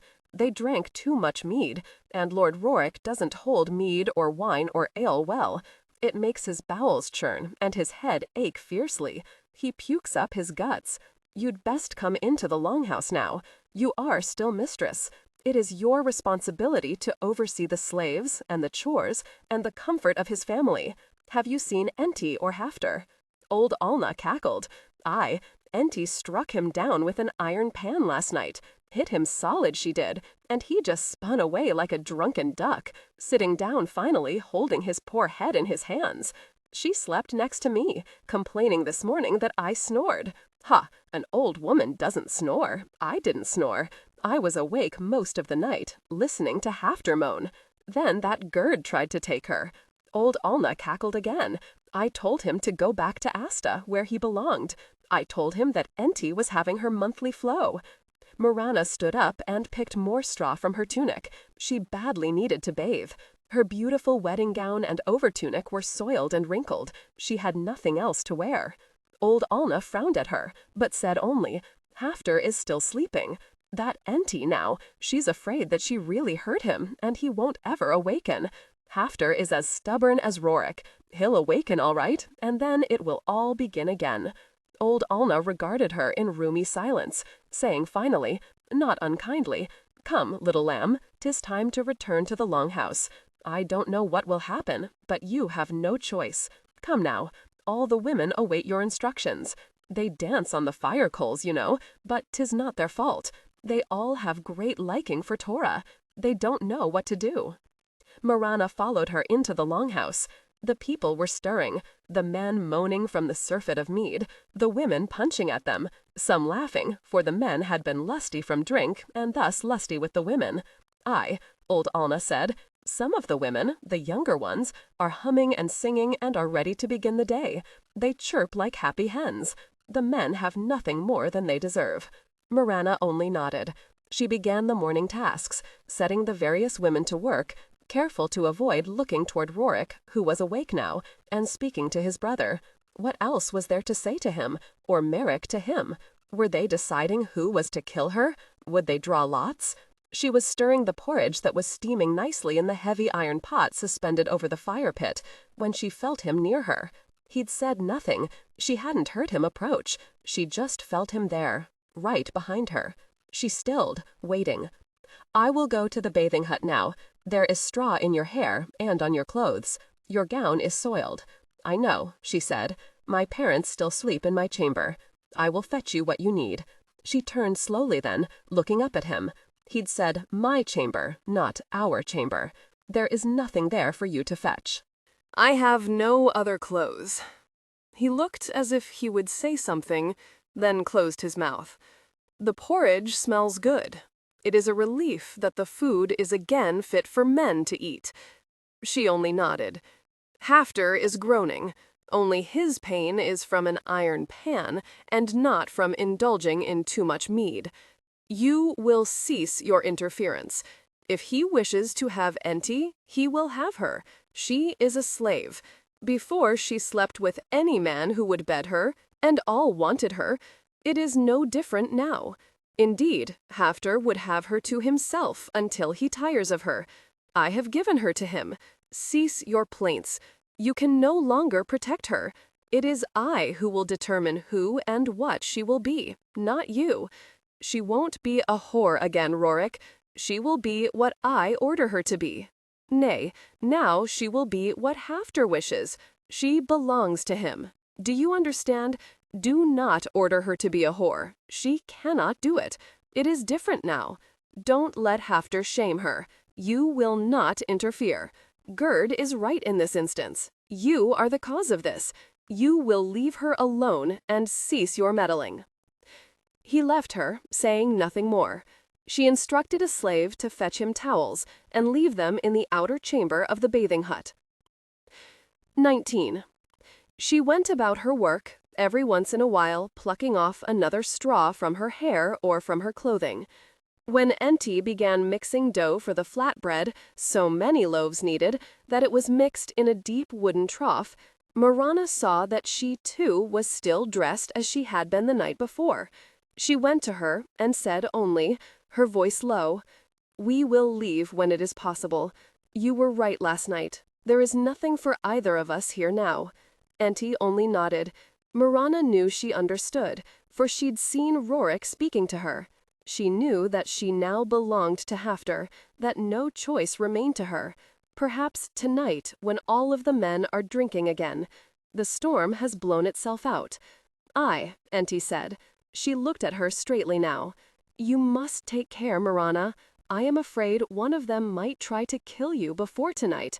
I will get my knife from Rorik's trunk when his parents leave his sleeping chamber. I will steal one for you, Enti. Also, if you can, set food and water aside for us. It will be a long journey." Enti nodded, wondering where they would go. Certainly not back to Clontarf, for Mirana knew what awaited her there. She didn't ask. Mirana would decide where they would go, and this time they would succeed. But an hour later, Rorik came to Mirana and said, "Here is a gown that belongs to Asta. It is now yours. Asta says she and Erna will make new gowns for both you and Enti. Come now to the bathing hut. It is very hot in here, and your face is red." She didn't want to go with him. She was afraid that when she was naked and vulnerable, when they were alone, he would kill her. Her heart pounded as she walked beside him, but she'd managed to retrieve her knife after his parents had left the sleeping chamber. It was something. She prayed she would be strong enough to use it. His father and mother had ignored her completely when they'd emerged from Rorik's sleeping chamber, and she'd set a slave to serving them. There had been no sign as yet of Sira, Rorik's brother, had left the longhouse, not to return as yet. "You have already bathed," she said, stepping outside into the bright morning sunlight. "Aye," he said, not looking at her. "There is no need for you to accompany me." There is. He would kill her. His family had convinced him that she was as evil as Einar, as untrustworthy, as foul. She didn't want to die, not by his hand, not now. Nor did she want to leave Hawkfell Island, but there was no choice for her. She wondered if he would choke her or stick a knife into her heart. She knew, too, that she would protect herself, and that brought her more pain than she wished to consider. When they were in the outer room of the bathing hut, he told two of his father's men who were there, naked and still wet from their bath, to get out. Once alone, he said, "I will help you." She stood quietly while he unfastened the brooches that held her tunic to her shoulders. She stood quietly when he unfastened her belt and held out his hand for her knife. He said nothing about the knife, though he must know that she'd gotten it from his trunk. She looked at his hand, then at her knife. In that moment, she knew she couldn't strike him with that knife. She simply couldn't do it. She handed him the knife. If he killed her, then so be it. She stood quietly when he lifted her gown over her head. Only when she was naked did she move. She cried out, seeing him look at her, no emotion in his clear blue eyes, no hint of how he meant to kill her. She ran into the inner chamber and pressed herself against the far wall. Steam rose, and she couldn't see him clearly. "Mirana!" She dropped to her knees, pressing herself even more firmly against the wall, her hair cascading down to cover her face. "Come here, and I will bathe you." Bathe her? She frowned. So he wanted her to be clean whilst he killed her? Or was it a ruse? She rose, pushing back her hair, knowing that if he were lulled, she could slip by him and into the outer chamber. Her knife was there, lying on the bench with her clothing. She would grab both and run. Surely there was some place to hide on the island. But he wasn't lulled. He took her arm, as if he weren't aware of her fear, and stood her in front of him. He dumped a bucket of hot water over her, then began to wash her. She was so stiff, so afraid, that she didn't at first realize that he was also now naked. When she did, she nearly doubled over with fear. He would rape her, then kill her. "Nay," she said, but he was washing her face, and she got soapy water in her mouth. "Nay, what? Don't rape me first." Rorik rubbed his soapy hands over her breasts, then downward to her belly, and lower to her soft woman's flesh. His fingers were light and teasing, and when he eased his middle finger, thick with soap, upward and high inside her, she jerked back from him, crying out. "I will rape you if you force me to," he said, his finger tingling from the feel of her, the heat of her body. He wanted her now. "Come here." He felt violent, unreasoned rage flowed through him. He could feel the savage heat of his blood. He also felt more uncertainty than he'd ever felt in his life. He felt as though he were dying, not of wounds valiantly gained, but from deep inside him, where there was naught but emptiness and pain and regret and guilt. He hadn't been there to save Inga or his babes. He hadn't succeeded in killing Einar. Nay, he'd wed Einar's sister, a foul creature who'd worked her wiles on him. He had watched her withdraw from him, watched her blank her expression, watched her pull completely apart from him. She'd remained hidden the previous night, leaving him to deal with the uproar she'd caused. It was then he smelled her fear. She deserved the fear. "Come here," he said again, and his body was pulsing with lust, his heart was pounding in his chest, and he was near to panting with need. He was on the edge of violence. He wanted her now, and he would have her. She didn't move, just stood there, trying to cover herself, shaking her head. He grabbed her hand and dragged her to the bench against the wall. She was still covered with soap and very slippery. She jerked away from him, but he caught her and slammed her against the wall beside the bench. He pulled her hard against him, forcing her legs to straddle his thighs. He thrust 2 fingers up into her and felt her flinch with pain, but she didn't make a sound. He was swelled hard, painfully full, and he didn't wait. The violence in him erupted. He lifted her, then violently forced her down onto him, impaling her, pushing into her, his hands digging into her hips until he was touching her womb. And it was easy, this powerful entry of his, and he didn't hurt her, for she was slick with soap. Then he clasped her to his chest. He worked her, but it wasn't long. Just a few strokes of his sex deep inside her, for his lust was part of his violence, and he couldn't contain either. He yelled his release, feeling his own pain and fury, the grinding helplessness of it, all pouring out of him. He lifted her off him.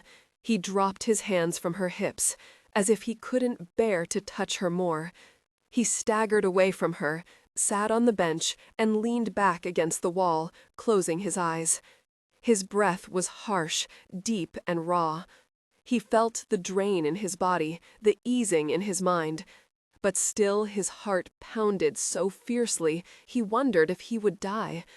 No woman had brought him to such violence before.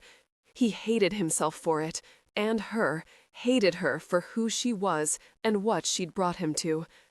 There was no fairness in what he had done, but he didn't care. He was, in these few moments, beyond guilt and thought, emptied of violence and savagery. Mirana, free of him, stumbled, nearly falling as she turned to run. She stopped suddenly.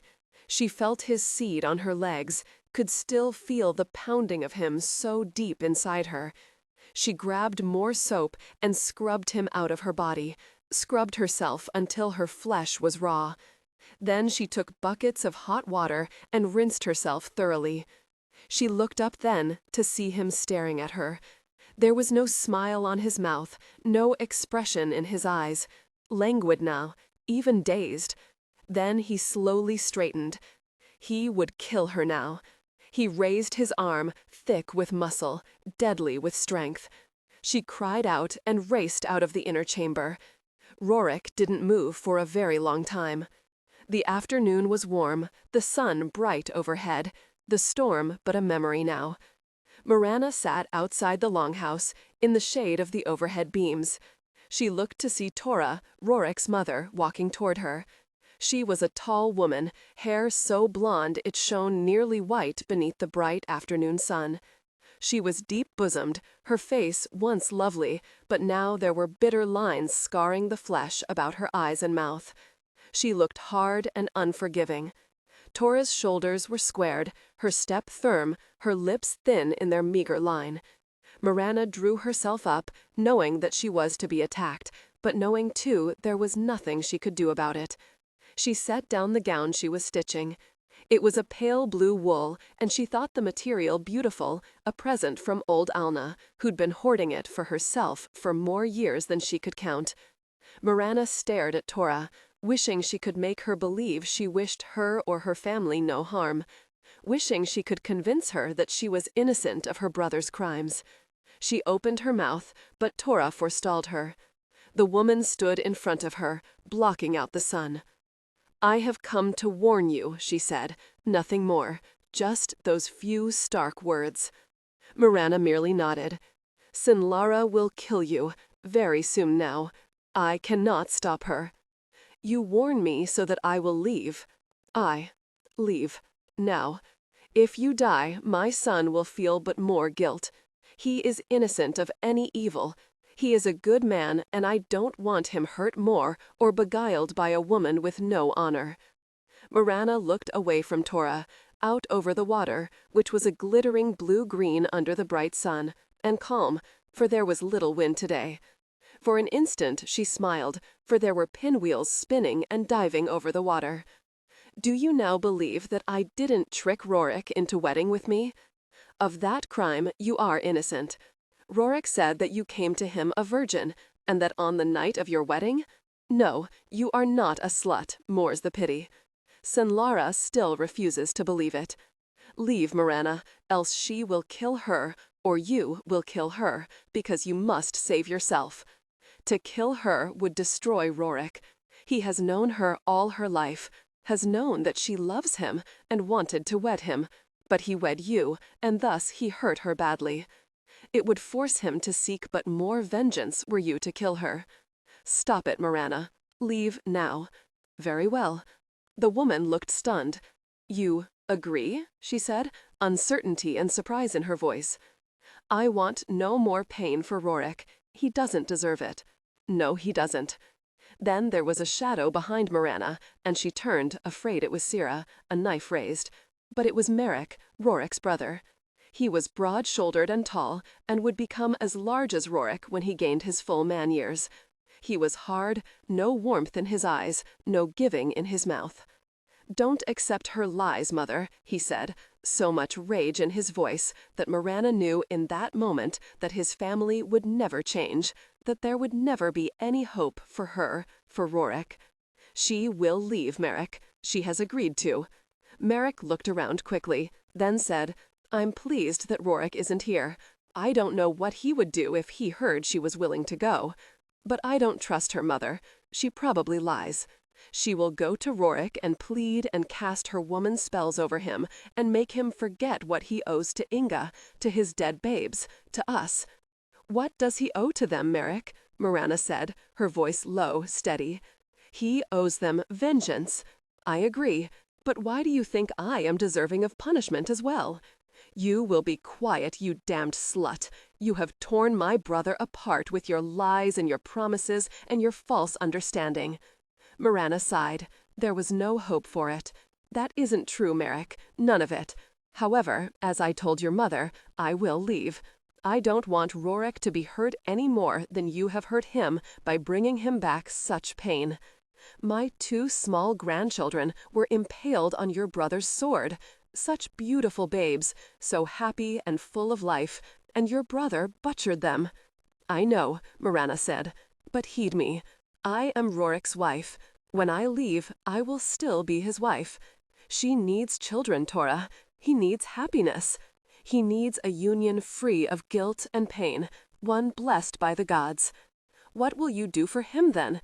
Give him more reasons to hate? More reasons to keep remembering that awful time? More guilt until he manages to kill my half-brother? When will it stop, Tora? Your death would be a start, Sira said, coming to stand beside Tora. I don't want you to go, Mirana. I want you to die. By my hand, by Rorik's, I care not. Be quiet, Sira, Tora said, shaking off the girl's hand. Your vengeance is mixed with jealousy. It isn't pure or noble. You speak with a mouth full of envy. Merrick said slowly, his eyes on his cousin, whose features were twisted with hatred. I had considered wedding with you, for I believed your beauty great. But now you have no more beauty for me, for you have no more kindness of spirit. I don't wish to have you now, Sira. He turned then and walked away from them, his mother staring open-mouthed after him. I didn't realize he wanted you, she said to Sira. Now it doesn't matter, for you have lost him. I care not, Sira said, her eyes still on Mirana. I will have Rorik once she is gone. I don't think so, Mirana said. Alma told me that Rorik wouldn't have you after his wife was killed. Why would he have you now? Sira's breath came out in an ugly gasp. She jumped at Mirana, her hand hard and flat, striking her cheek, throwing her from her stool and onto her back on the ground. She was on top of her, straddling her, slapping her, sending her fist into her breasts, her belly. Mirana heard Tora yelling. She felt Sira's blows, then the rising of tears in her eyes. She had to stop this. Quickly, in a move Gunlick had taught her years before, she brought her knees up, striking Sira hard against her back, and at the same moment she sent her fist into the girl's throat. Sira gave a strangled cry, grabbed her throat, and fell off Mirana onto her side, gurgling and clutching her throat, for she couldn't breathe. Mirana rolled to the other side and came up to her knees, panting as she stared at Sira, knowing that within a few moments she would be all right again, and wondering if she would attack her again. She slowly drew her knife from its sheath at her belt. When Sira regained her breath, when the pain in her back receded, when she looked at Mirana, she stilled at the sight of the knife. "You filthy slut! Come here, Sira," Mirana said, her voice low and dangerous, beckoning her with her hand. Come here, and this time I won't be so very gentle. I will stick this knife into your cheek. I'll mark you so you won't believe yourself such a goddess among women any longer. I will make you as ugly on the outside as you are on the inside. Come here, Sira." Mirana tossed the knife from her right hand to her left, and back again. She knew she was taunting her, but she didn't care. She didn't want to be a victim, not anymore. "So, you will knife my cousin?" It was Rorik, fetched by his mother, and she was panting beside him from exertion. If she forces me to. Give me the knife, Mirana. I should never have allowed you to keep it. You stole it from my trunk, and like a fool, I allowed you to keep it with you. You are too ungoverned in your passions, too unpredictable, mayhap too vicious." Mirana stared up at him. Without a word, she gave him the knife, sticking it toward him, its handle first. He took it, staring at her, surprise in his eyes. In the next moment, Sira jumped at her, sending her fist into her jaw. Rorik wondered if the world had always been mad, or if the gods had plunged him into a nightmare that would never end. He tossed the knife to the ground, grabbed Sira beneath her arms, and dragged her off Mirana. She was panting with rage, and he shook her. "Stop it! Enough!" She cried out and twisted in his arms, wrapping her own around his back, pressing herself against him. "Oh, Rorik, she is vicious, evil. I was but protecting myself. She hurt me. I couldn't let her believe me a coward. Save me, Rorik." He pressed her hard against him. He looked at Mirana and saw that her face was pale, without expression. He watched her slowly rise, feel her jaw with her fingers, then work it open and closed a few times.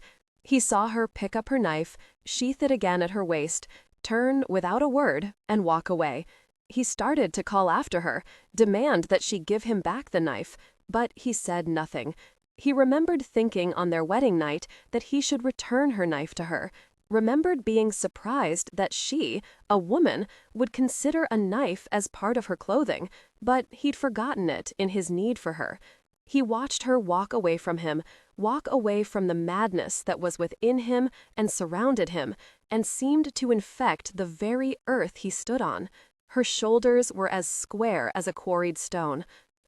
He thought, the world was surely mad, at least his world was.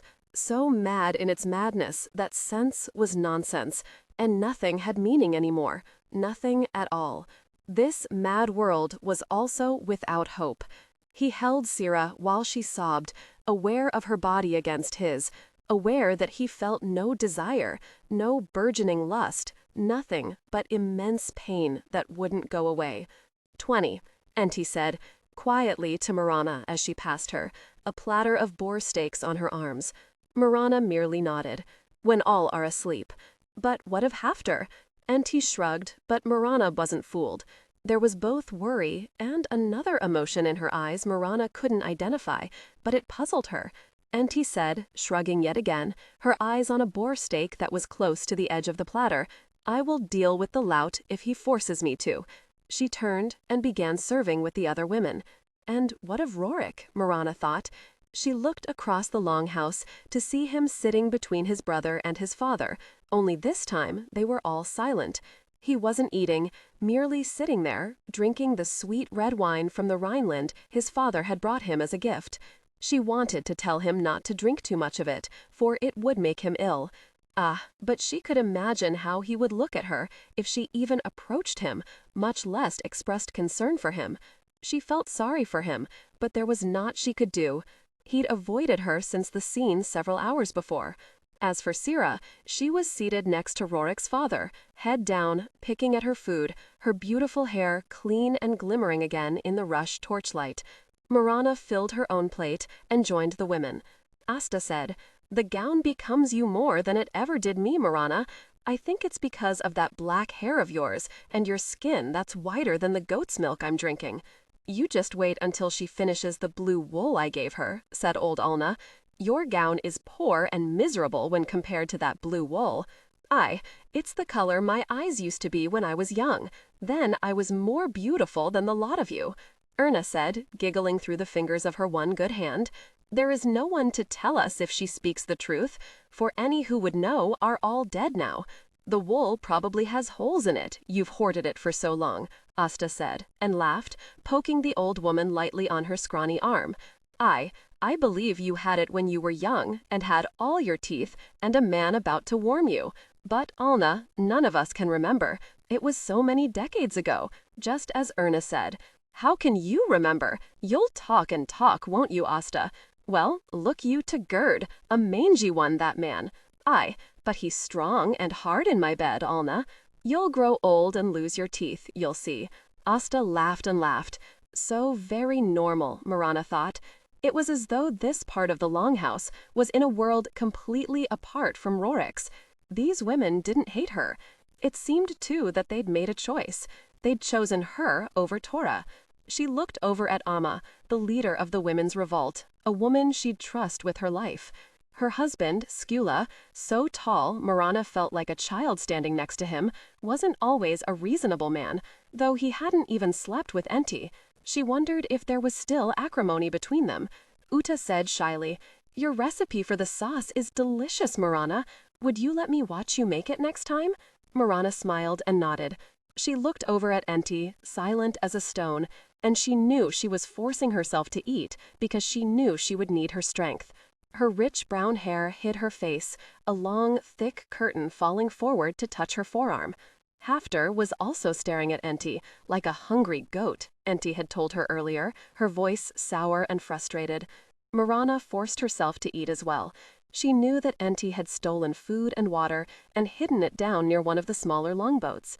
Mirana still had to steal another knife, but she knew it would be no problem. Once the men were asleep, many of them sodden with drink, she would easily be able to slip a knife out of a sheath. Rorik had let her keep her knife to her, saying nothing, and for that she was grateful. She wondered why he'd let her. Didn't he fear that she would slip it between Sira's ribs still? She ate and sipped sparingly at the rich mead. She listened to the women and smoking herring, arguing over which wood smoke was the most flavorful, oak or fir. She watched Rorik's parents and his brother Merrick and Sira, the violence in them silenced now, but for how much longer? It was like an armed camp, and she was the enemy, just out of reach, but not for long. Every once in a while, Sira raised her head and looked straight at Mirana. Tora was silent, withdrawn. Mirana ached for the older woman. Her position in all this was damnable. Mirana oversaw the cleaning of the plates and pots. There was always a seemingly endless supply. Finally, she dismissed the slaves and sent the other women off to their beds. She sought out Enti, and the two of them took blankets to the far corner of the longhouse, not far from the front doors. Mirana lay there, her heart pounding, wondering what would happen. In her experience, the gods didn't suddenly smile upon a mortal's plans and allow them to act and succeed. The gods weren't like that. When she looked up to see Rorik standing over her, she wasn't surprised. He was either here to rape her or to kill her. She had rather hoped that his mother would keep him away from her. Tora believed she would leave. trusted her to leave. Had Merrick said anything to Rorik about her promise? Had he told his brother that he didn't believe her, that he knew she was lying? What do you want, Rorik? You. Come with me. We will sleep in the barn. NT stiffened beside her, but remained quiet, pretending sleep. He continued, As for her, Hafter will come for her shortly. He won't bear with her woman's deceit any longer. He reached out his hand to her. Mirana looked at that hand, strong, browned from the summer sun, a large hand, a man's hand, that could soothe as easily as it could kill. I want to stay here, Rorik. I wish to sleep. I care not what you want. Come. Mirana came up onto her knees. Her knife was at her waist. She would do what she had to do. He took her hand and pulled her upright. He held her close, staring down at her. His eyes darkened, then cleared. Come, he said again, and pulled her after him from the longhouse. They were nearly to the barn. The moon was bright overhead. Mirana knew they must leave this night. There would be no better chance. But Rorik, what to do with her husband, a man she no longer knew, a man whose every action frightened her? He pulled her into the barn and closed the door. The animals were silent. He said nothing, merely pulled her down atop a pile of straw. He didn't bother undressing her. He merely pulled up her gown to her waist and shoved up her shift. He sat back on his heels and stared at her. You are beautiful, he said, frowning. He laid his palm on her belly, then let his fingers widen outward to touch her pelvic bones. He massaged her for a long time, his gaze intent, saying nothing more. Then his fingers went lower, found her, and she sucked in her breath at the feel of him against her flesh. She'd not imagined anything like this. It was near pain. It was so intense, and she wanted more of it, until something happened. What that was, she didn't know, but she wanted it. She felt hot and damp-fleshed, and it was disconcerting, this reaction of her body to his fingers. It was wonderful. I don't know what to do, he said suddenly, his voice filled with anger. Without another word, he pulled open his trousers and fell over her. He was pressing at her, opening her, and she began to struggle against him, all the intense feelings swamped in fear. In that moment, a cramp seized her belly, and she cried out, trying to lurch up. He came up onto his elbows. Stop fighting me. She was breathing hard, truly frightened now, but not of him. What is wrong? My belly, she managed, shoving at him. He rolled off her and watched as another cramp doubled her over. She rolled to her side, her arms locked about herself, crying out softly. He frowned. What is wrong? I don't know. It hurts, Rorik. The cramps came more quickly now, more viciously. Suddenly, she gagged and came up onto her knees. She vomited her dinner, vomited until there was naught left in her belly, and still she shuddered and gagged and heaved. He held her shoulders, keeping her hair away from her sweating face. He felt the bone-deep shudders in her, the wrenching of her belly that spread throughout her body, making her weak. Still she heaved until she was so weak she fell back against his chest. "'Twas something you ate," he said. "There must be others who are ill. Lie still. I will fetch you some water to clean out your mouth. Don't move, Mirana." When Rorik returned, he held her against him and slowly fed her water from a wooden cup. She spat it out, then swallowed some. Her belly cramped immediately, and she moaned. "Asta is sick," he said. "No one else." Mirana said nothing. She just wanted to die. She closed her eyes, her head lolling against his chest. "I'm carrying you back to my sleeping chamber. My parents will sleep in the outer hall." But then it would be more difficult for her to escape, she thought. But it wasn't a strong thought, merely a vague thought that went softly through her mind and was soon gone. A cramp twisted inside her, and she knew then she would die. She couldn't bear this sort of pain. No one could bear it. It was beyond anything she could have imagined. She was ill throughout the night. She was aware that Rorik's mother was there, and she put a cup to her lips and told her to drink, that it was an herb root, the root of the browlie bush, that would help settle her belly, that it would calm her.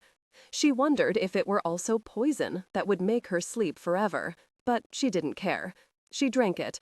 It tasted sour, of old milk, but it did settle her belly, and she slept until the belly cramps woke her again. Old Alna was beside her this time, wiping her face with a cool, damp cloth, and it felt wonderful. She spoke of the cheese-making that would soon begin in earnest, of the growing crops that were flourishing with the rain that had fallen so heavily during the past days, of Skulla, so tall that he would walk amongst the rows of barley waving his arms, and surely this scared the birds and animals away. Mirana listened and wondered why she should care. Surely she would die soon. She awoke once and believed she was floating about herself, feeling light and insubstantial as a cloud or a western breeze. She felt a strange emptiness and sought to fill herself with something that would give her meaning again, that would give her substance. Then she was within her body again, and she wanted to die at the twisting, roiling cramps.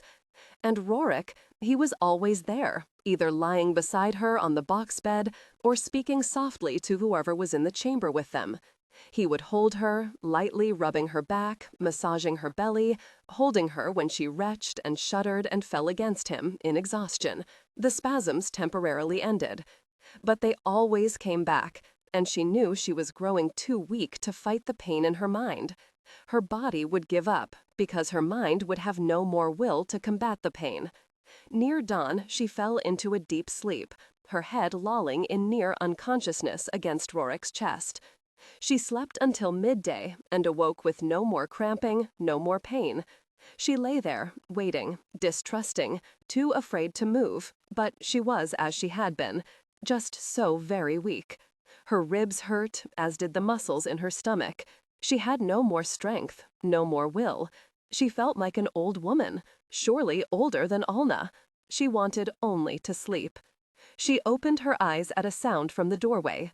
There was Rorik, standing there, looking at her. He said, "I have a bowl of broth for you, made by Uta." She said that her mother loved the broth, and it was the only thing she could eat without vomiting before she died. Mirana shoved herself up in the bed. It took all her strength. How, she wondered suddenly, now firmly back into her body and into the present with all its vast complications, would she and Enti escape now? Rorik set the large wooden tray on her lap. Steam from the broth curled upward. It smelled delicious. "Do you want me to feed you?" "Nay," she said, and took the spoon from him. She managed one bite, then dropped it. Her hand was trembling, and her forehead was damp with sweat. Rorik took the spoon and pressed her back against the pillows. She wondered at this new gentleness in him, but said nothing. There'd been none in him the previous night, before she'd become so ill. "Open your mouth." She did. She ate the entire bowl of beef broth. It was the best broth she'd ever tasted in her life. Her stomach felt bloated and very content. "Why didn't you let me die? You weren't ready to die. You're young and strong. Speak no more about dying, Mirana. Was anyone else ill besides Asta and me?" He shook his head. He looked away. "How is Asta?" He was silent for a very long time. She felt panic well up. "Asta, how is she?" "She did not survive the night. She is dead." "No, we will bury her this afternoon." But Mirana was beyond understanding him now. She was shaking her head back and forth, crying, jagged, ugly sounds from deep in her throat. "No," she said over and over, not wanting to believe it, not willing to accept it. Asta, dead, and just yesterday she had been laughing and teasing old Alna about the blue gown, bragging about Gerd being hard in her bed, and Mirana had thought he didn't deserve any kind words from Asta. Just last night she had stayed close to Mirana, showing Rorik's family that she felt loyalty to Mirana, that she wouldn't scorn her. Her laughter was so bright, her smiles so natural. Now she was dead, just like that. Mirana couldn't allow it to be true. It was too much. She turned away from him onto her side, clutching her arms around her, becoming a ball, rocking back and forth. No, no, she gave me her gown, Rorik. She said it was very nice on me with my black hair. She said my skin was whiter than her goat's milk. She always treated me well, even when you first brought me here. And last night, she smiled at me and stayed near me to show your family I wasn't a vile person like Einar. Not dead, not Asta. Please, no, tell me it is a mistake. Rorik rose. He stood there staring down at her. He felt his own pain at their loss. Asta, so much a part of his life.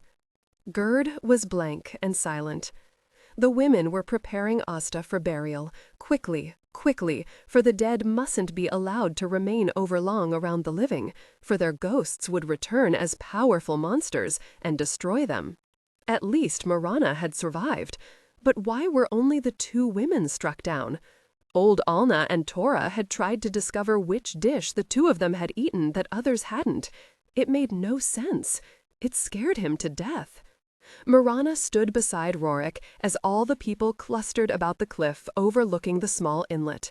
They had buried Asta quickly, carrying her away from the longhouse, feet first, so her spirit couldn't find its way back. They buried her in a deep, moss-lined grave, quickly, covering her body with the rich black earth, quickly retreating. Away from her now, safe from the threat of her ghost, they showed their grief openly, the women crying softly, the men standing behind the women, stiff and straight, their eyes fastened on the distant horizon. Aslak stood over Gerd the blacksmith, his hand on his shoulder. Gerd seemed beyond all of them, unwilling to believe his wife was dead. He'd said nothing. Now he fell to his knees, not crying, no, never crying, showing nothing but a blank face to all, as he prayed to the gods to lead his Asta over the mortal's bridge. Mirana felt Rorik's hand firmly under her elbow.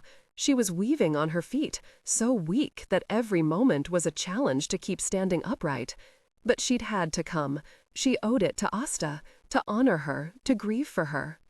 Before the last prayers to the gods for Asta's safe journey, Rorik led her back to the longhouse. 21. Rorik said nothing as he carried her back into the sleeping chamber. He eased her gently back into the bed, pulling the wool blanket to her chin. He sat down beside her. "You were going to escape me again," he said, without preamble. "Ain't I with you?" "No, don't lie to me. Merrick told me, and my mother did as well. Sira claimed you promised to leave, but she said no one could believe a slut and a liar like you. No." He sighed, turning away from her, clasping his hands between his knees. She looked at his profile, its pure, clean lines, the strong jaw, the curling golden hair that lay long on his neck. He was a magnificent man, young and powerful, with strength, forceful, bursting with life and good health. But it wouldn't always be so. He would age, and his strength would lessen. But he would remain what he was, a man to admire and respect, perhaps a man to trust. Something deep and mysterious swelled deep within her, something she didn't understand, but something she knew was there and knew she wanted to be there. It was Rorik, her husband. But she also knew there was no hope for them, not ever. And he was hurting. He was being gnawed apart from within and without. But he was still her husband, at least for today, perhaps even for tomorrow. But after that? She shook her head, silent and still. "I would that you not lie to me." And because he was Rorik and her husband, she said clearly, "Very well, it matters little now that you know. I promised them I would leave. I don't wish to die, Rorik. It is best. I won't return to my brother. Your half-brother." She smiled at his vehemence. "My half-brother. No, I will go somewhere else." He looked at her now, his expression austere, his blue eyes as cold as the winter sea. He said, his voice remote, "You will go nowhere. I don't want you to go. You are my wife, and you belong to me. You will remain my wife until I wish it otherwise. You will do as I tell you. And if I tell you I no longer wish you to be my husband, it would matter not. It isn't true in any case. I wouldn't accept any words from you to sever our ties, so do not waste your meager strength saying them." She didn't begin to understand him. "Listen to me, Rorik. You hate me. You must. At the very least, you don't want me here, to remind you of what my brother did to your wife and your children and your people. My presence only brings you pain and the memory of your guilt, because you weren't there to save them. Understand, Einar wouldn't have attacked your farmstead had you and your men been there. He is no fool, and he is smart. He is not a coward, at least I never before thought so. Why he did what he did, I don't know. But what he did remains, and cannot be changed. Your family has made you see that I am not the wife you should have. They believe this strongly." He rose from the bed and began pacing the length of the small chamber. She said again, "I do not blame them for their hatred of me. I do believe they should leave go of the past and allow the wounds to heal, for their unending bitterness shows on their faces and can be heard in their voices. It is deep within them. I don't wish them to destroy you with the past." He turned then, back to her, and said, his voice harsh and low, "I won't lie to you. I listened to them. I was beginning to agree with them. They are my family. They love me. They loved Inga and the babes." "I know," she said. "Then you were so ill. I truly do not know what I would have done. Not kill you, Mirana, never that, though I can't expect you to believe me now. Nay, I realized that I had been a fool, that you had helped me to ease the past away, to put it where it belonged, in the past, where it would forever remain. Not forgotten, nay, never forgotten, but distanced, the pain of it softened and mercifully blurred now. But then they came, and it was as if the wound were slashed open again, raw inside me, and the past was the present, here with me now, full-blown and as filled with horror as it is in my night dreams. My parents and brothers have kept it alive amongst themselves, and nurtured it, and allowed it to feed on itself, and they wanted me to bow at the altar of their grief and hatred as well. Aye, you're right about that. And you were here, as wicked as the Christian's devil, ready for their fury and their hate. Your presence, who you are, helped their hatred grow and burst free once again. They now had a target, not just vague images that flowed through the mind. Your half-brother is still a man without a face to them, but now, through you, they could grasp their pain and see to its depths. There was Sira. She'd come to wed me, with my parents' blessing. I am not a fool. I knew it, and knew also that I would never have wed her. She is like a sister to me. How could I wed a sister? I watched her here, watching you. I watched her change, grow twisted and jealous when she looked at you, when she realized that you were my wife and who you were. I have never wanted her, Mirana, never given her any sign that I wanted to wed her." Her feelings are deep and violent. I see that now. I have decided that I will give her to Hafter to wed, if my parents agree. He has many times told me he believes her beautiful beyond all women, that he would want her were it possible. He can have her. Then he can take her from Hawkfell Island to the mainland. He has land there and family, near to Eddingthorpe. He won't be here to rape Enty, and Sira won't be here to torment you. He fell silent now. Mirana had never felt so uncertain in her life. Never had she felt more reluctant to accept words that would sway her. She was too afraid to be swayed. There was too much here, far too much. Always before, in her life, everything had seemed so very clear to her, which path to take, neatly marked. She'd believed that there'd been no grayness, no shimmering lies or half-truths to make her question herself or those around her. But she'd learned that her life had been filled with naught but lies, but she'd ignored them, turned away from them, refused to see them. She'd accepted her life at Clontarf with Einar as what life must be since her parents were dead. She hadn't recognized him for what he was, hadn't recognized what she was to him, not but a pawn to be used to gain him more power, not but a plaything for his amusement. Her mouth felt very dry. She swallowed. Rorik said nothing more, just waited, patiently. Finally, she said, "You are an honorable man, Rorik Haraldson. Even so, I was very afraid. I thought you would kill me yesterday in the bathing hut. I know, I am sorry for it. I was maddened. I realized I could be as crazed as a berserker, but I wouldn't have killed you, Mirana. Never would I have killed you. I had forgotten the passion of my brother Merrick.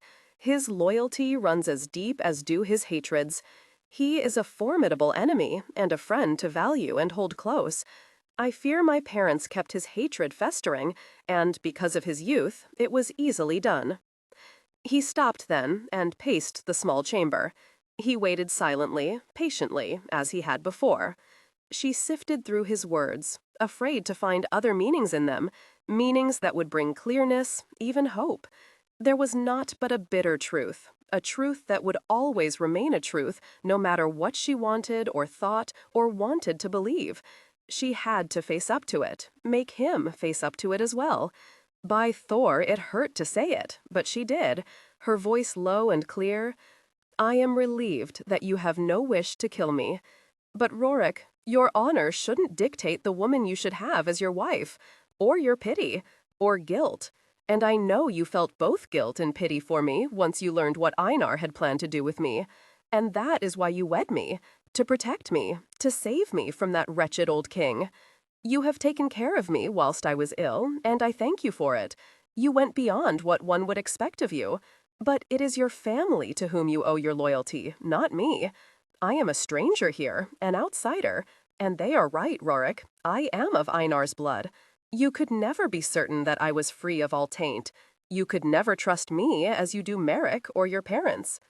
He walked to the bed and stared down at her. Her hair was lank and dull. His mother had fashioned it in a loose braid that fell over her shoulder. She had said naught as she'd treated Mirana as matter-of-factly as she would of one of her own. She was strong, his mother was, sometimes too strong, too forceful, but in this instance he didn't understand her. He looked at Mirana, at the tendrils of black hair curled about her pale face. Her green eyes, so mysterious usually, were as dull as her hair, and that bothered him, though he knew now that she would regain her strength and her health. He said again, his voice as cold as the Oslo fjord, "You won't leave. You won't decide what it is I must want or not want. You will cease telling me what I must feel, both toward you and toward my family. You will not leave, Mirana. You will obey me now and always." She said nothing, merely looked at him, then away, to her fingers that were fretting with the wool blanket. He'd spoken honestly to her, yet he hadn't, for there was too much here, too much that was beyond him as yet, and beyond her as well. She would do as he told her, for a while at least. "You don't trust me?" he said, and that surprised her, for surely she trusted him more than he did her. "Nay, don't shake your head.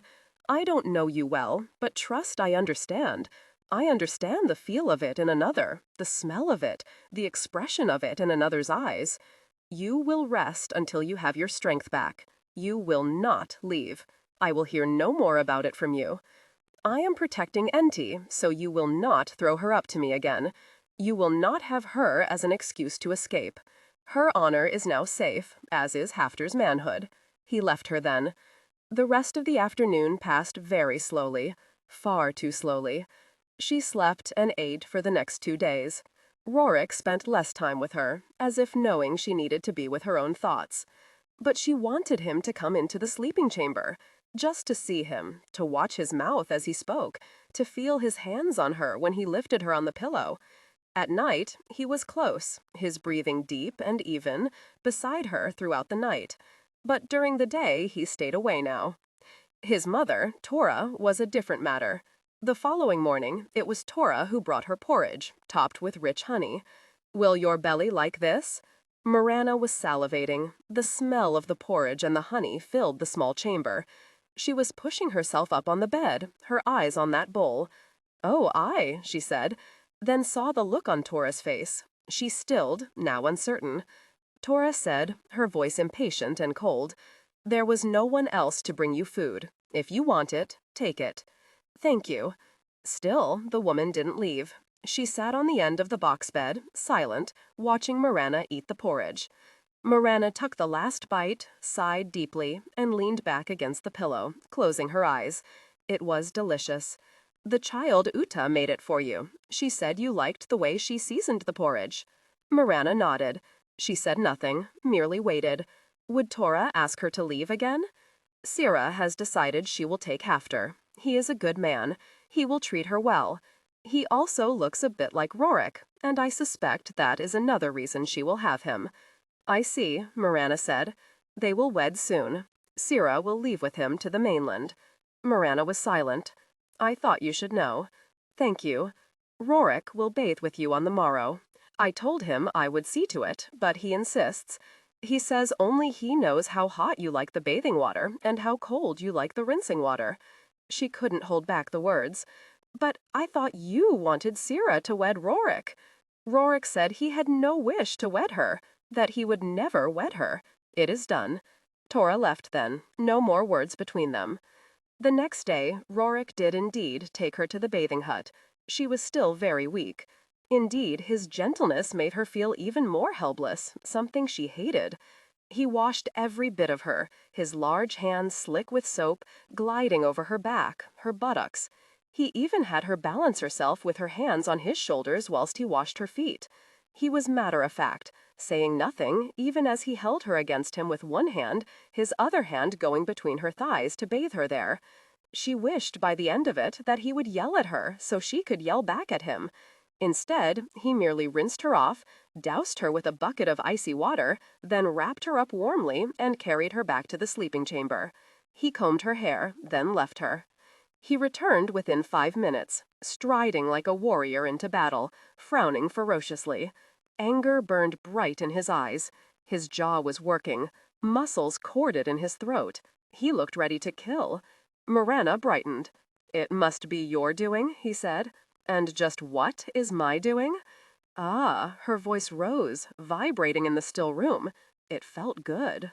His kindness was irritating. She was bored with her own company and tired of his continued goodwill. Now, this was something to bite into.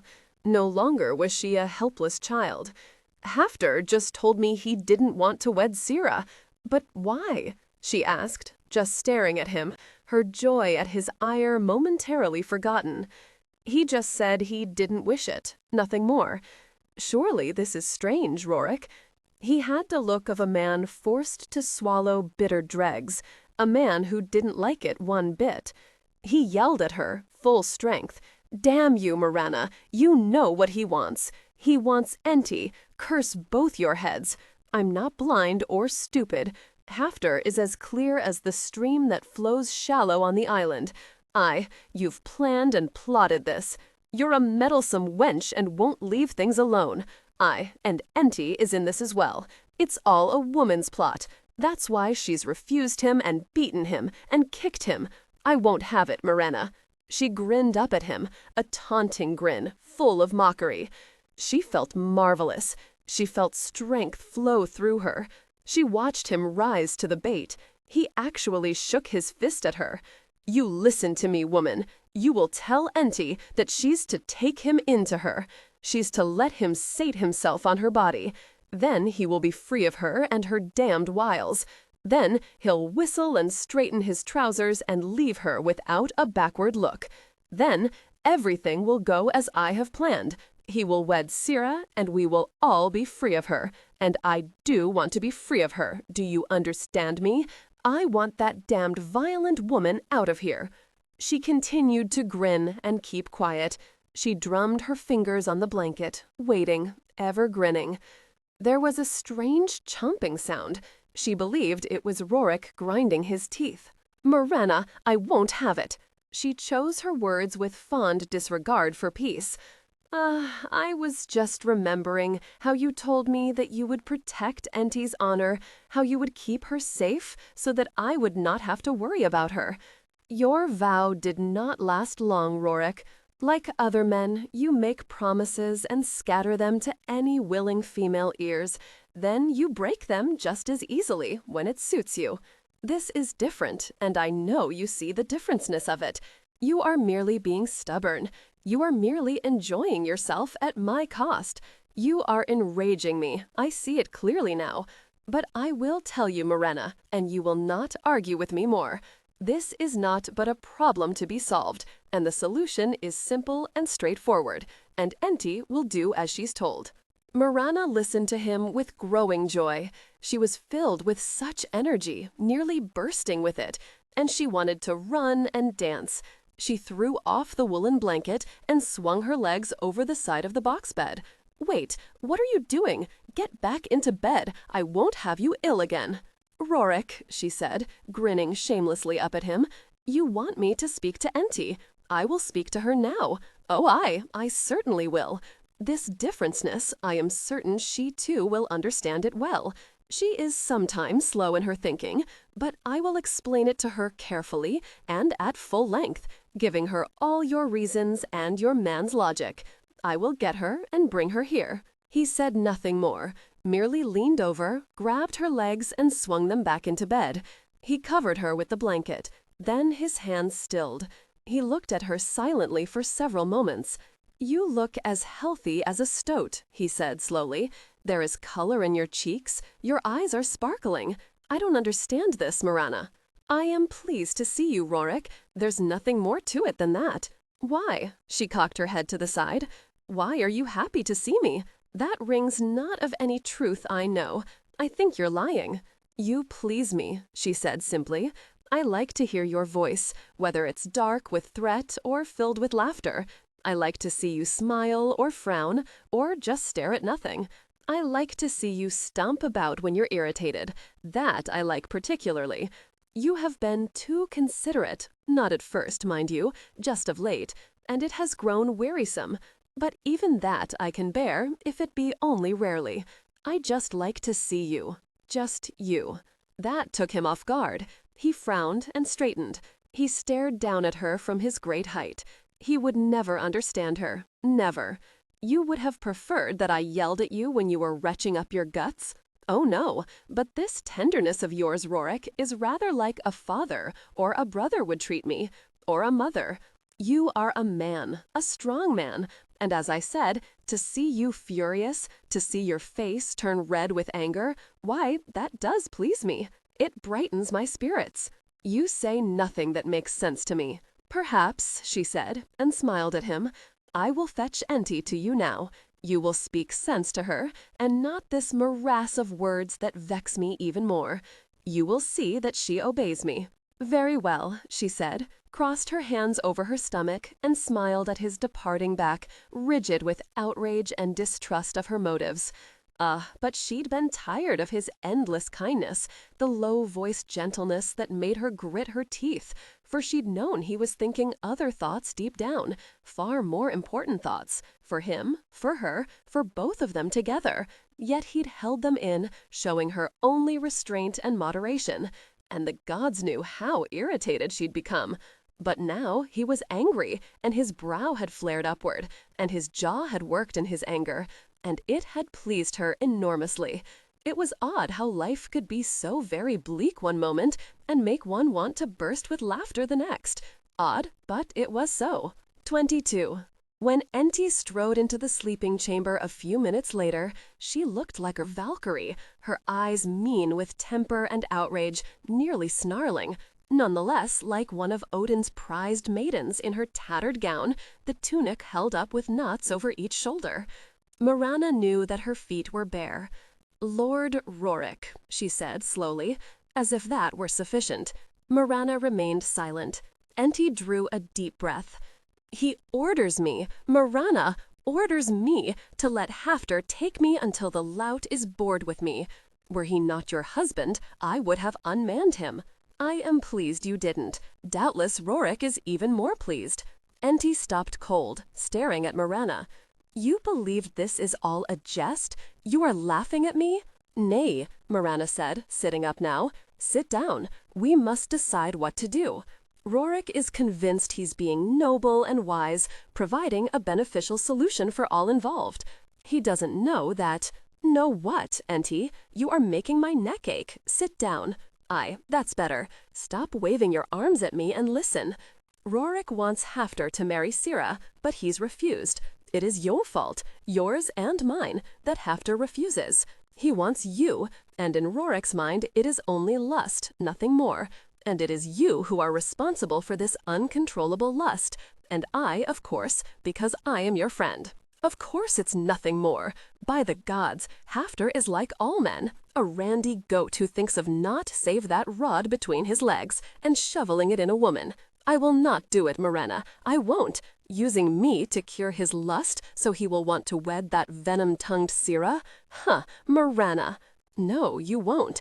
And it's not lust. I have come to realize that Hafter wants you, Enti, but not just to assuage his man's unending needs. Enti stared at her.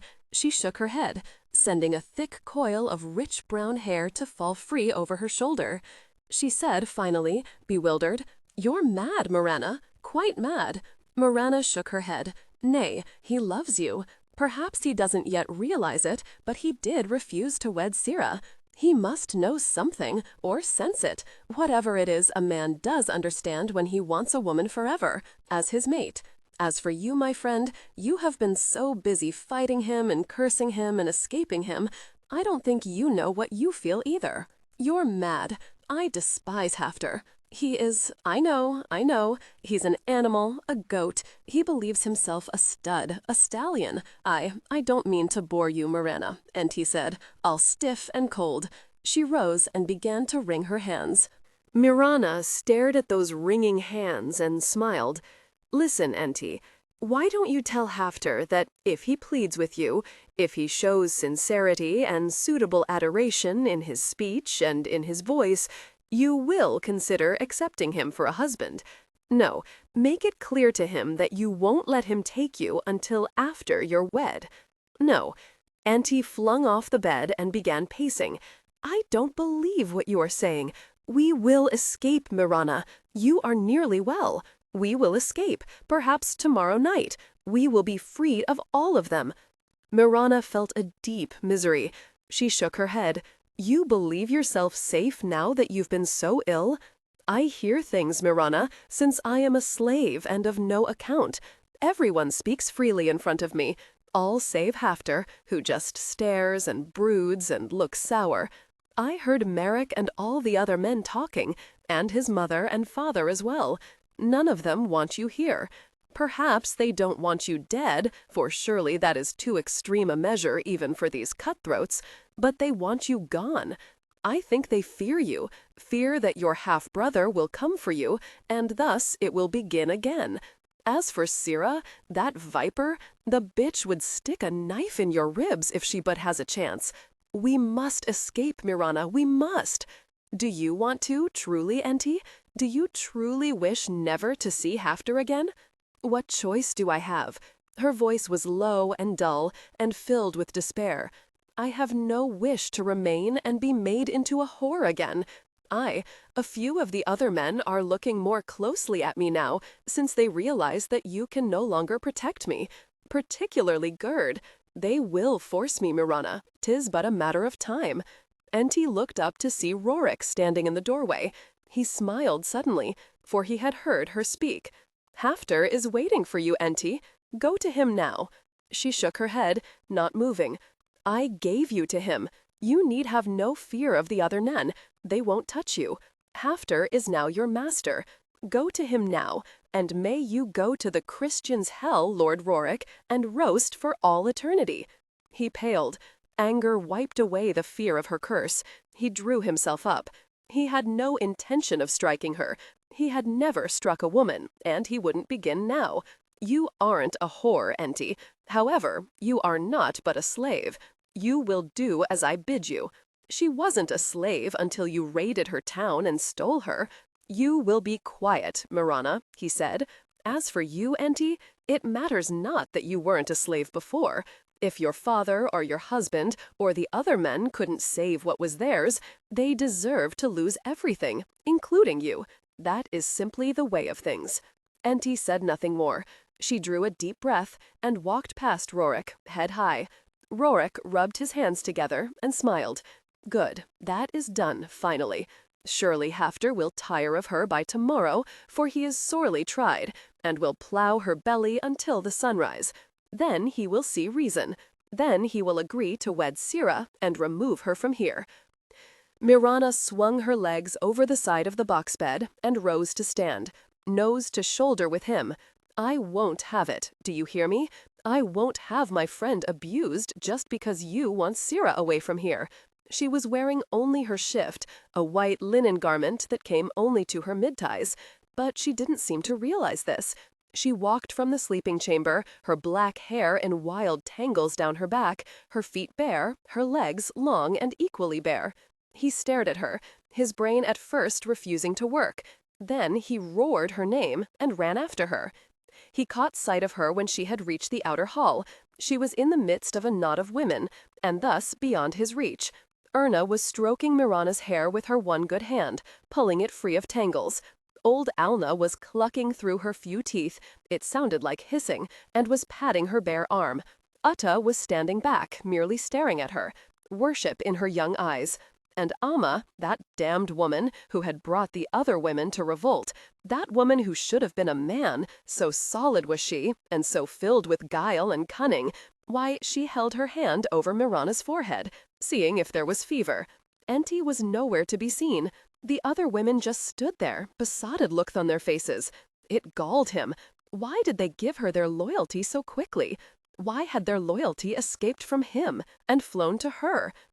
Rorik ginted up for the moment. He went to Hafter, who was slouched on a bench against the far wall, a wooden mug of mead in his hand. He was staring at the floor between his feet. He did not have the look of a Viking warrior. He looked like a man beset, a man who had lost something dear and was at a loss as to how to retrieve it. Rorik said, "Did you speak to Hafter?" "Aye," Hafter said, looking away from his feet up to Rorik. "She said she would kill me, or herself, if I tried to bed her. She said it mattered not to her.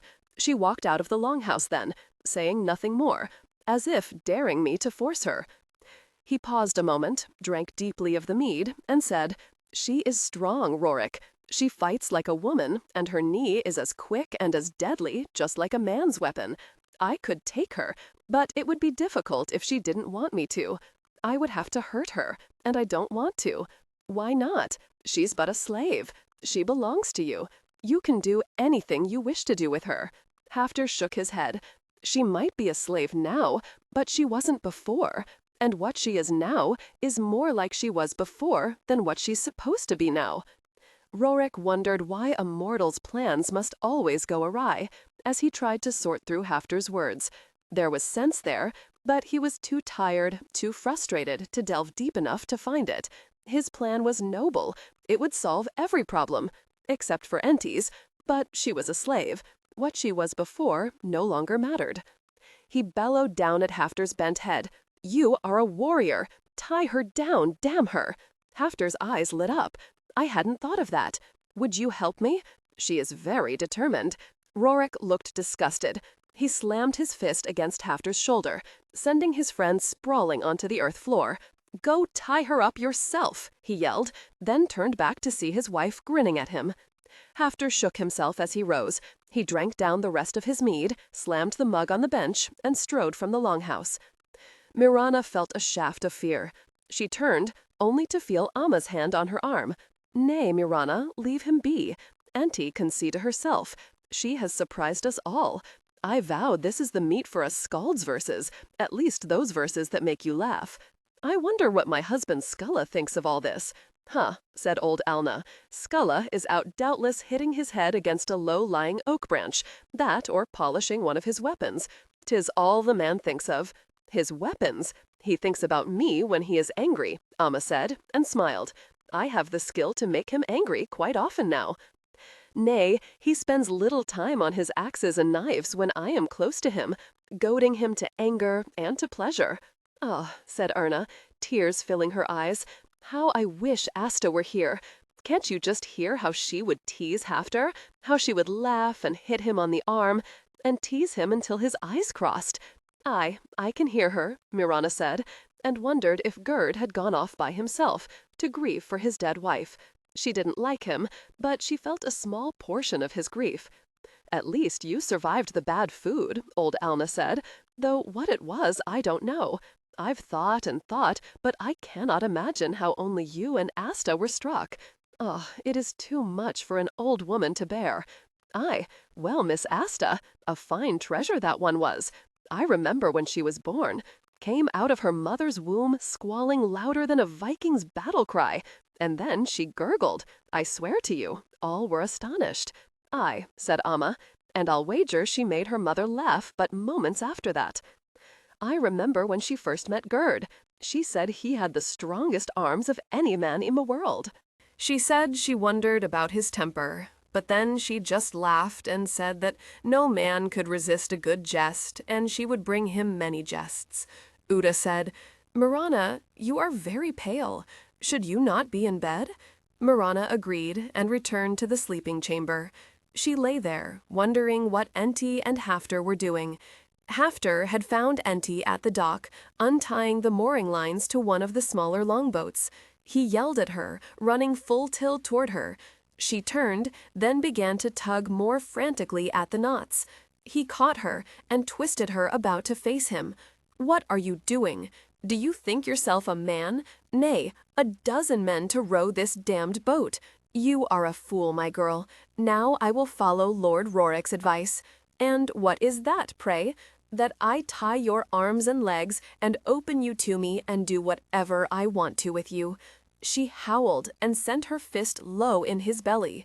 Hafter felt the bolt of pain, but this time it was high enough so that he didn't drop like a stone at her feet.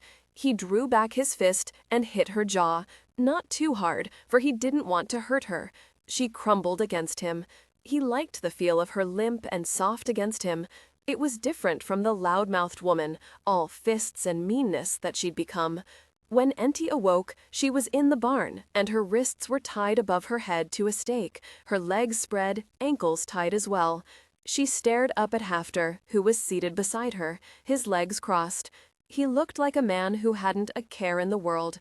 He looked like a man who had gained what he wanted. He was whistling and chewing on a piece of straw. He saw she was awake and gently felt her jaw. You are all right. Your jaw won't even be bruised. Well, perhaps just a bit, but that you deserve. I controlled my great strength with you, since you are but a woman. Untie me. He shook his head and smiled. I am not a fool. She pulled at the bonds, but they didn't loosen. She looked at him with murder in her eyes. I'll untie you, he said, enjoying that look, and unfastened the knots of her tunic. Now I'll do more than untie you. Then he calmly pulled her clothes off. It didn't take him long, for she didn't wear many clothes, not even a shift. She didn't have anything save rags, and it angered him immensely. He would see that she was well-garbed, just as soon as he convinced her to trust him, to cease playing her woman's jests on him. There, he said, sat back again, and looked at her as he would a platter of boar steaks. I have missed seeing you. You please me. Enti stared up at this golden man who had helped sack and destroy her town, his skills and enthusiasm well suited for such an endeavor. He was staring down at her, not at her breasts or her belly, but into her face. He was silent, just looking down at her. Then he began to frown. Finally, he said, What is wrong with you? She said nothing, merely turned her face away. Auntie, he grabbed her face between his palms and jerked her back. Don't you look away from me, damn you. She closed her eyes. All right, if this how you wish things to be between us, I care not. She heard him rise, heard the rustle of his clothing. She felt his body come down over hers, felt him hard against her, felt the hair of his chest rubbing against her skin, felt his hot breath on her cheek. He moaned and moved over her. He kissed her ear, her jaw where he had struck her, her nose. You're crying, he said suddenly. No, don't do that, Enti. You never cry. You are too mean to cry. There is nothing else to do, she whispered. He cursed, then cursed again. 23. I have brought you some mutton broth and some warm bread with butter and honey. Thank you, Uda, Mirana said, took the wooden plate and laid it on her lap. Lord Rorik said you shouldn't yet have the mutton itself, or the mushrooms, or the cabbage. He said it was still too much for your belly. He said the broth was only for you, and the rest of us weren't to touch it. He even told the men to keep away from the broth, but they were laughing and all were trying to tip some into their bowls, trying to annoy him. And they succeeded? They annoyed him, Uda said. My father said Rorik has become too protective, and that you, of all men or women, have little need of protection. I thought Lord Rorik would hit my father, but at the last moment he held back. Mirana smiled. I think he held back because I was there, right beside my father. You're right. She tasted the broth, but it wasn't to her liking. It tasted of a strange condiment she didn't recognize, and she ate only a few bites. A pity Rorik couldn't have tended to his own business and left her to decide about what food she should and shouldn't eat. Who prepared the broth? We were all working about the fire pit. All had a say in its preparation, but Amma said we must add some browley root. Ah, said Mirana, and ate all the bread, gently shoving the broth to the side of the tray. When Rorik came into the chamber a few minutes later, she was full and sleepy. He looked harassed. What has happened now? She said, patting the bed beside her. He eased down, not really heeding what he was doing, and said, Hafter wishes to marry Enti. I don't understand any of this, Mirana. He says he tied her up, just as I told him to. Then she cried, and he couldn't bear it, he said, and now he will marry her. He has freed her. He didn't force her. He said he wouldn't take her until they were man and wife. He has told her that if she wishes to unman him again, she must now consider closely, for he will be her husband and the man to give her babes. To unman him, he said he told her, would hurt her as much as it would him now. They will wed tomorrow. She stared at his strong throat and kept her smile hidden. What do you think about this now, Rorik? He shrugged. He will have his way. I told him not to leave now to live on the mainland. I told him he must stay, that you would be very unhappy were he to take Enti away. And you wouldn't miss Hafter, I suppose. Oh, I would surely miss the great idiot. I don't understand him, but I would miss him sorely. You have very nice legs, Rorik. He whipped around to stare at her. Are you all right? I was just looking at your legs. I like the golden hair. They're strong legs. They could walk for a very long time and not tire. Very beautiful. I want to touch you. He laughed then, softly at first. Then he laughed louder, deep and full and free. And then she said, And your belly. It is covered with gold fur, all soft and thick, just like a goat's belly, and you are hard and lean, and mayhap your belly is more beautiful than your legs. He stopped laughing and stared at her. There was something deep and brilliant in his eyes, something that drew her and made her want when she'd never wanted before. And she was smiling at him, reaching out her hand to him. She wanted to touch him, and she wanted him to touch her, and kiss her, and perhaps even the other, perhaps she even wanted that now, for there was a warmth in her, deep and curling, and so very intense, that she wondered how one could feel like that and not burst with the need of it.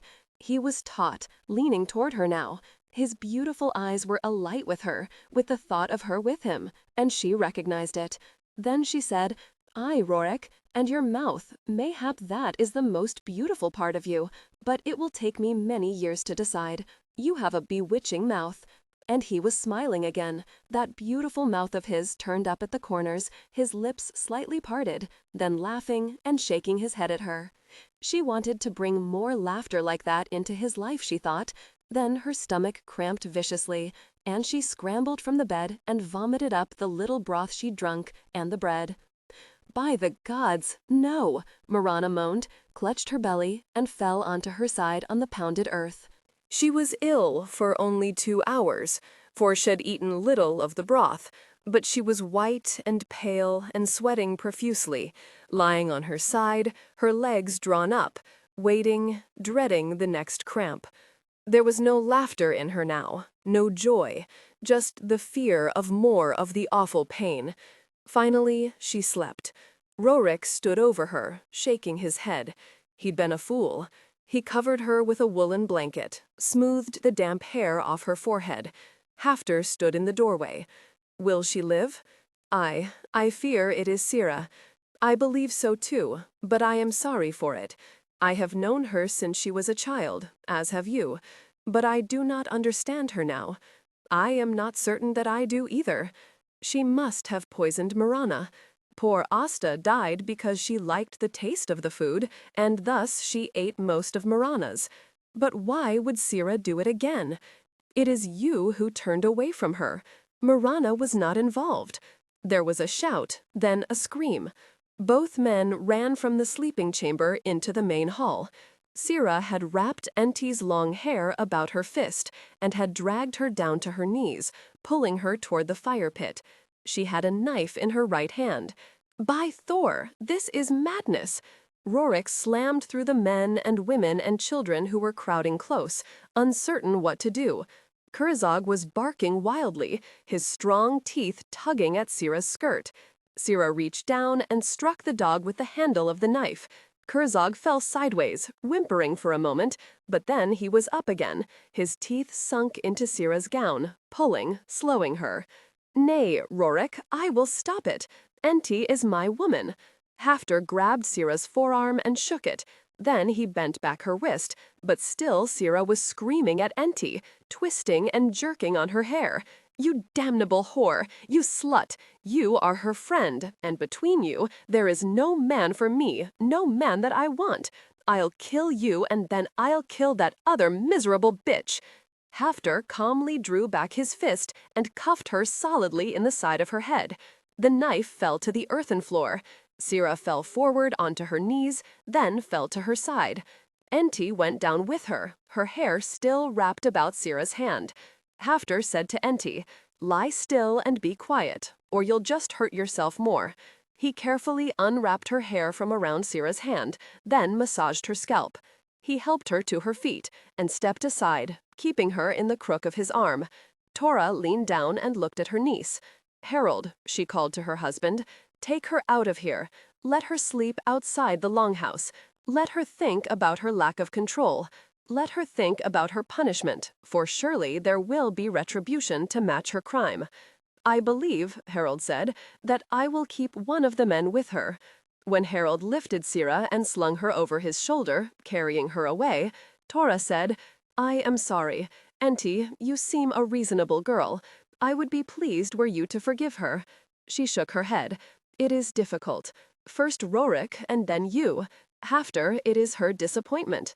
Harold and I have raised her gently, for her parents had died suddenly and left her alone, and we wanted her to feel happy with us. We had no daughter, and thus we tried to make her into ours, but we gave her no boundaries. Mayhap we have given her too much, not reined in her temper, not tried to dampen her vanity. I suppose she came to believe that anything she desired would be hers. It is my fault, not hers."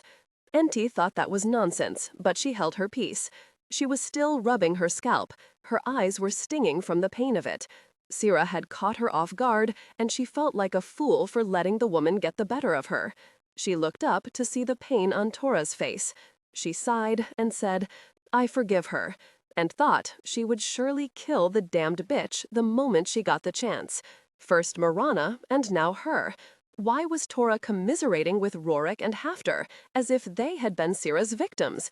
It was she and Mirana who had suffered, not the damned men. She knew Sira had tried to poison Mirana. All knew it had to be she. What would Rorik do? After all, Asta had died, and so much laughter and jesting had passed with her. After all, Rorik was lord of Hawkfell Island. He had to do something. He did. The following morning, Rorik ordered Sira stripped to her waist, tied to a pole, and whipped, first by Harold, since she was his responsibility, then by Rorik, and finally by Hafter. Enti wanted very much to wield the whip herself, but only men were allowed to do it. Mirana, still pale and weak, stayed in her bed, Uta with her. "You will be safe now," Rorik said, when he came into the sleeping chamber after it was done. "Sira will not soon forget the pain of her punishment. It should slow her anger in the future, make her pause before she loses her control." No, Mirana thought. It might slow her outwardly, but her anger and hatred would fester. She said, "You are certain she tried to poison me, Rorik?" He stared at her.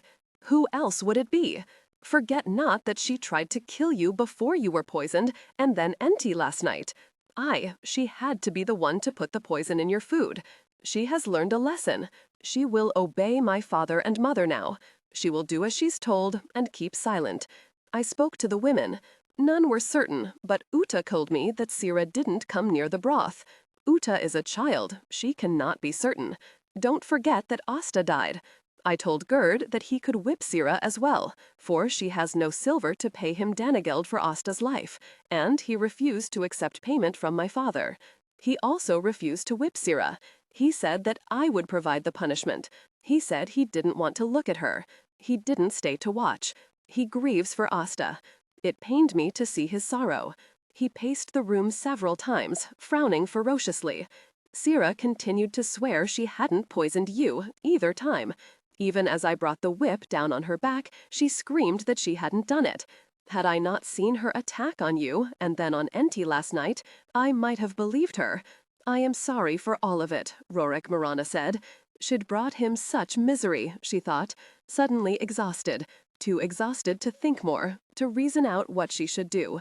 She had never been so weak in her life. Even rising from the bed to relieve herself made her legs tremble and sweat break out on her forehead. She closed her eyes. She was asleep within minutes, a deep sleep without dreams. Rorik sat on the bed beside her. He just looked at her for a very long time. He remembered what she'd said before she'd fallen ill again the previous night. She'd made him laugh, and she'd much enjoyed doing it. She enjoyed his laughter as much as she enjoyed her rages. She'd also made him hard as a stone. And what she'd said to him, did she really believe him beautiful? His legs and his belly? Did she really want to touch him? Life, he thought, still staring down at his wife, perhaps life could be just curious enough to bring trust and love to an unlikely man and woman. He prayed that it was so. He also thought she would appreciate kindness and gentleness from him again, if just for a day or two. The next day, Hafter and Enti were wed. Gerd had sent all of Asta's clothes to Enti. Sira lay on her stomach in the longhouse, her back coated with the white cream that leached out much of the pain from the lashes. Rorik eased Mirana onto a blanket in the shade, her back against the longhouse wall. He brought her food and joined her, giving her a goblet of Rhenish wine. Kerzog lay at her feet, his head on her ankles. The dog's belly was stretched taut with all the food he'd eaten. He snored. Rorik frowned down at his dog.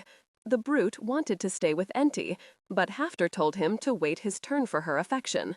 Thus he comes here, and you feed him until he falls into a glutton swoon. Damned hound. He is fond of Enti, Mirana said, and patted the dog's neck. You are too pale. Drink this and smile at me and tell me that you believe my arms are beautiful, mayhap even more beautiful than my legs and my belly. She smiled, but it didn't reach her eyes, for she was staring at the food, and he saw her fear. He picked up a piece of mutton and took a bite. He chewed it slowly, then nodded. He closed his eyes a moment and waited. Then he opened his eyes, smiled, and held the mutton toward her.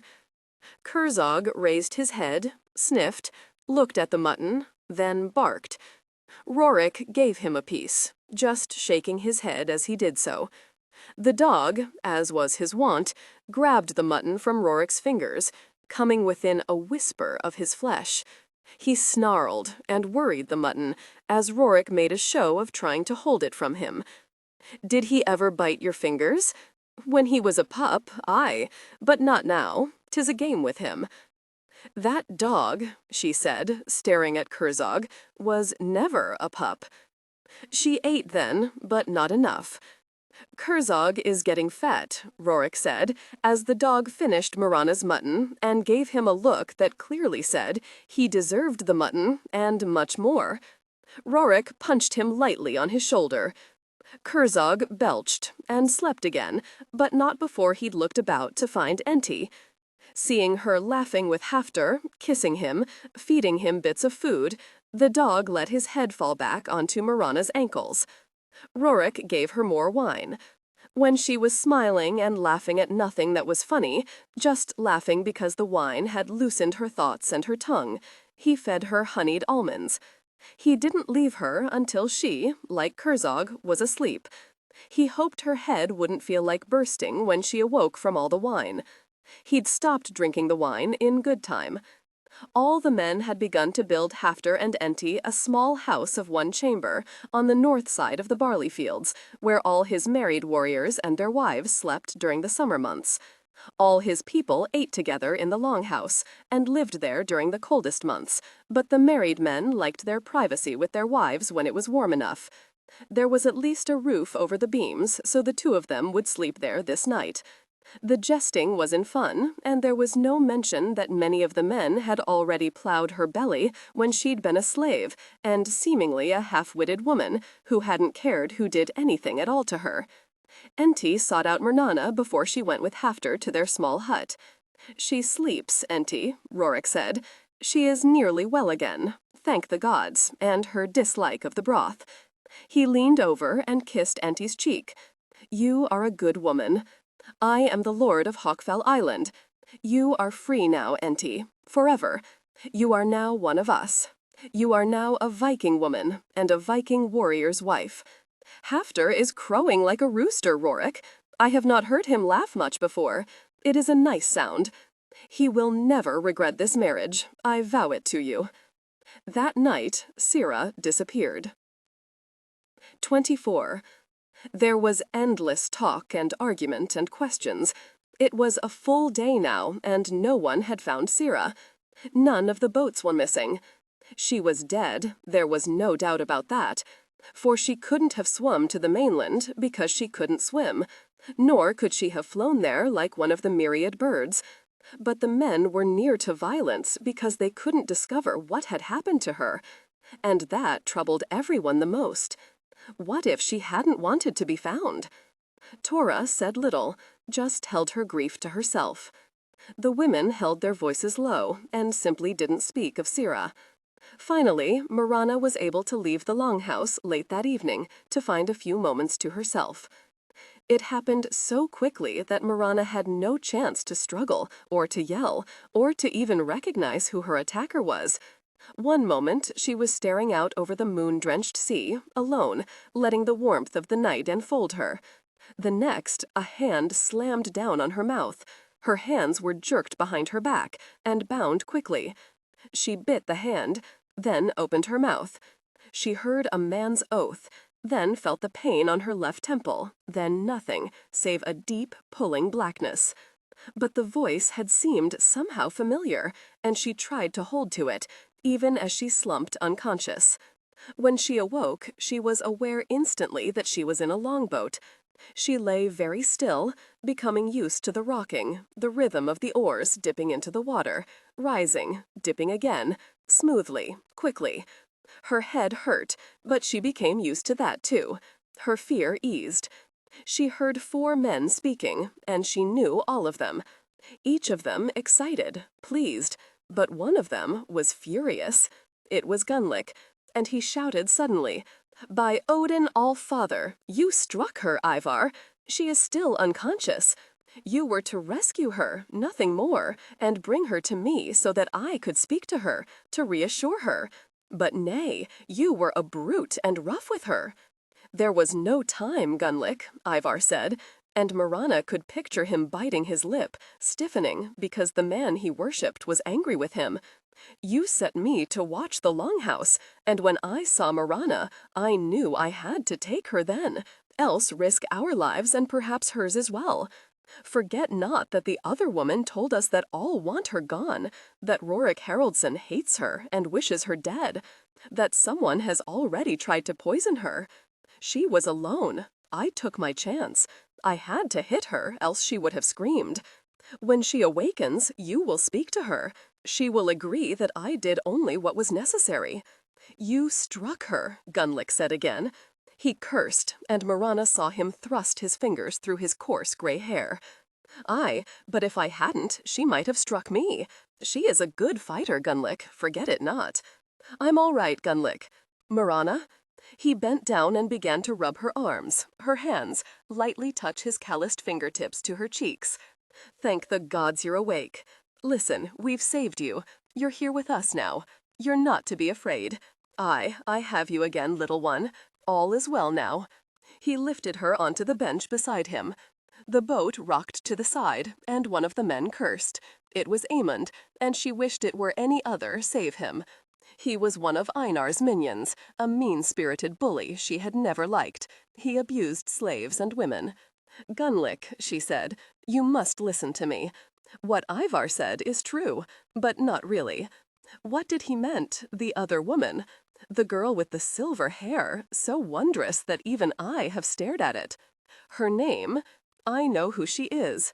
Mirana turned to stare at Sira as she spoke. She was sitting beside Ingolf, another of her half-brother's favorites. He was as ill-favored with his squinting eyes and his too heavy black eyebrows as Sira was beautiful, her hair gleaming silver beneath the bright moonlight. She smiled at Mirana and gave her a small salute. It wasn't a nice smile. Sira merely looked at her, but there was malice in her eyes, and pleasure. "All are worried for you," Mirana said. "All have been searching for you. Many believed you dead, by your own hand. Guilt and remorse, it is said. But Tora is distraught by your disappearance. I am sorry for that, because Tora has always loved me, and always tried to make me happy. But in the end, she lost to you, Mirana, and I knew she would lose to you, as would I. But that is over now. It is a new life for both of us. Are you not pleased? I am quite alive, and so are you. Were it not for Tora and Harold, I would have no remorse, merely a sense of dissatisfaction that I failed so badly. But now you are here, Mirana, saved, just as I was, from certain death by these brave warriors. We are the luckiest of women," Ivar said to Mirana, his young voice eager to placate, eager to reassure Gunlick that he'd done the right thing. "Sira was out walking about, just as you were tonight, Mirana.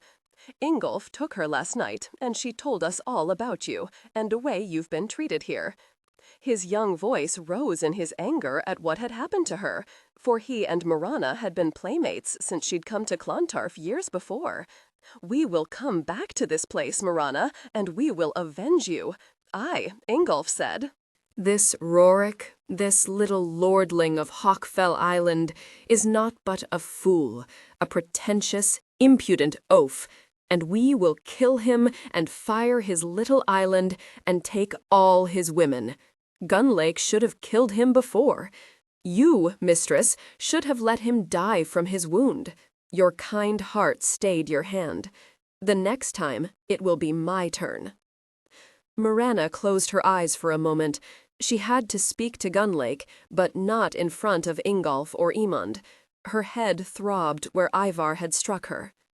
Sira merely sat there, looking beautiful and fragile and utterly self-assured. "You look thin, Mirana, and very pale," Ivar said. "Aye," she said, so distracted she scarce knew what she was saying. "'Twas because I was ill, but I am well now. Worry not about me." "It is because they poisoned you," Ingolf said. "Sira told us all about it. She told us how you were abused and mistreated by all of them. Einar will be pleased to have you back. It has not taken us too long to find you." "Einar," she said, knowing from the first instant she'd regained consciousness that it was her half-brother who had sent Gunlake to find her, but not wanting to face it. Aemond laughed, reached forward, and lightly trailed his fingers over her arm. "Einar will be most relieved to see you, mistress. We have all missed you." "Leave her be," Gunlake said sharply. "See to your oars, Aemond. We must move quickly now." "I must speak to you, Gunlake," Mirana said, her voice pitched as low as she could manage it. Still, she knew that Ingolf had heard her, for his features sharpened, and he leaned forward over his oars. "Certainly, little one," Gunlake said, and patted her hand. "I am glad to see you. I have been very worried for you." "'Twas by the veriest chance we learned about Rorik Haraldsson's island and its location." "Aye," said Aemond easily. "We were in London, a nasty place, with smells vile enough to make a man puke, but Rorik is known there, as is his family. We pretended to be his friends, and soon enough there was mention of his Hawkfell Island.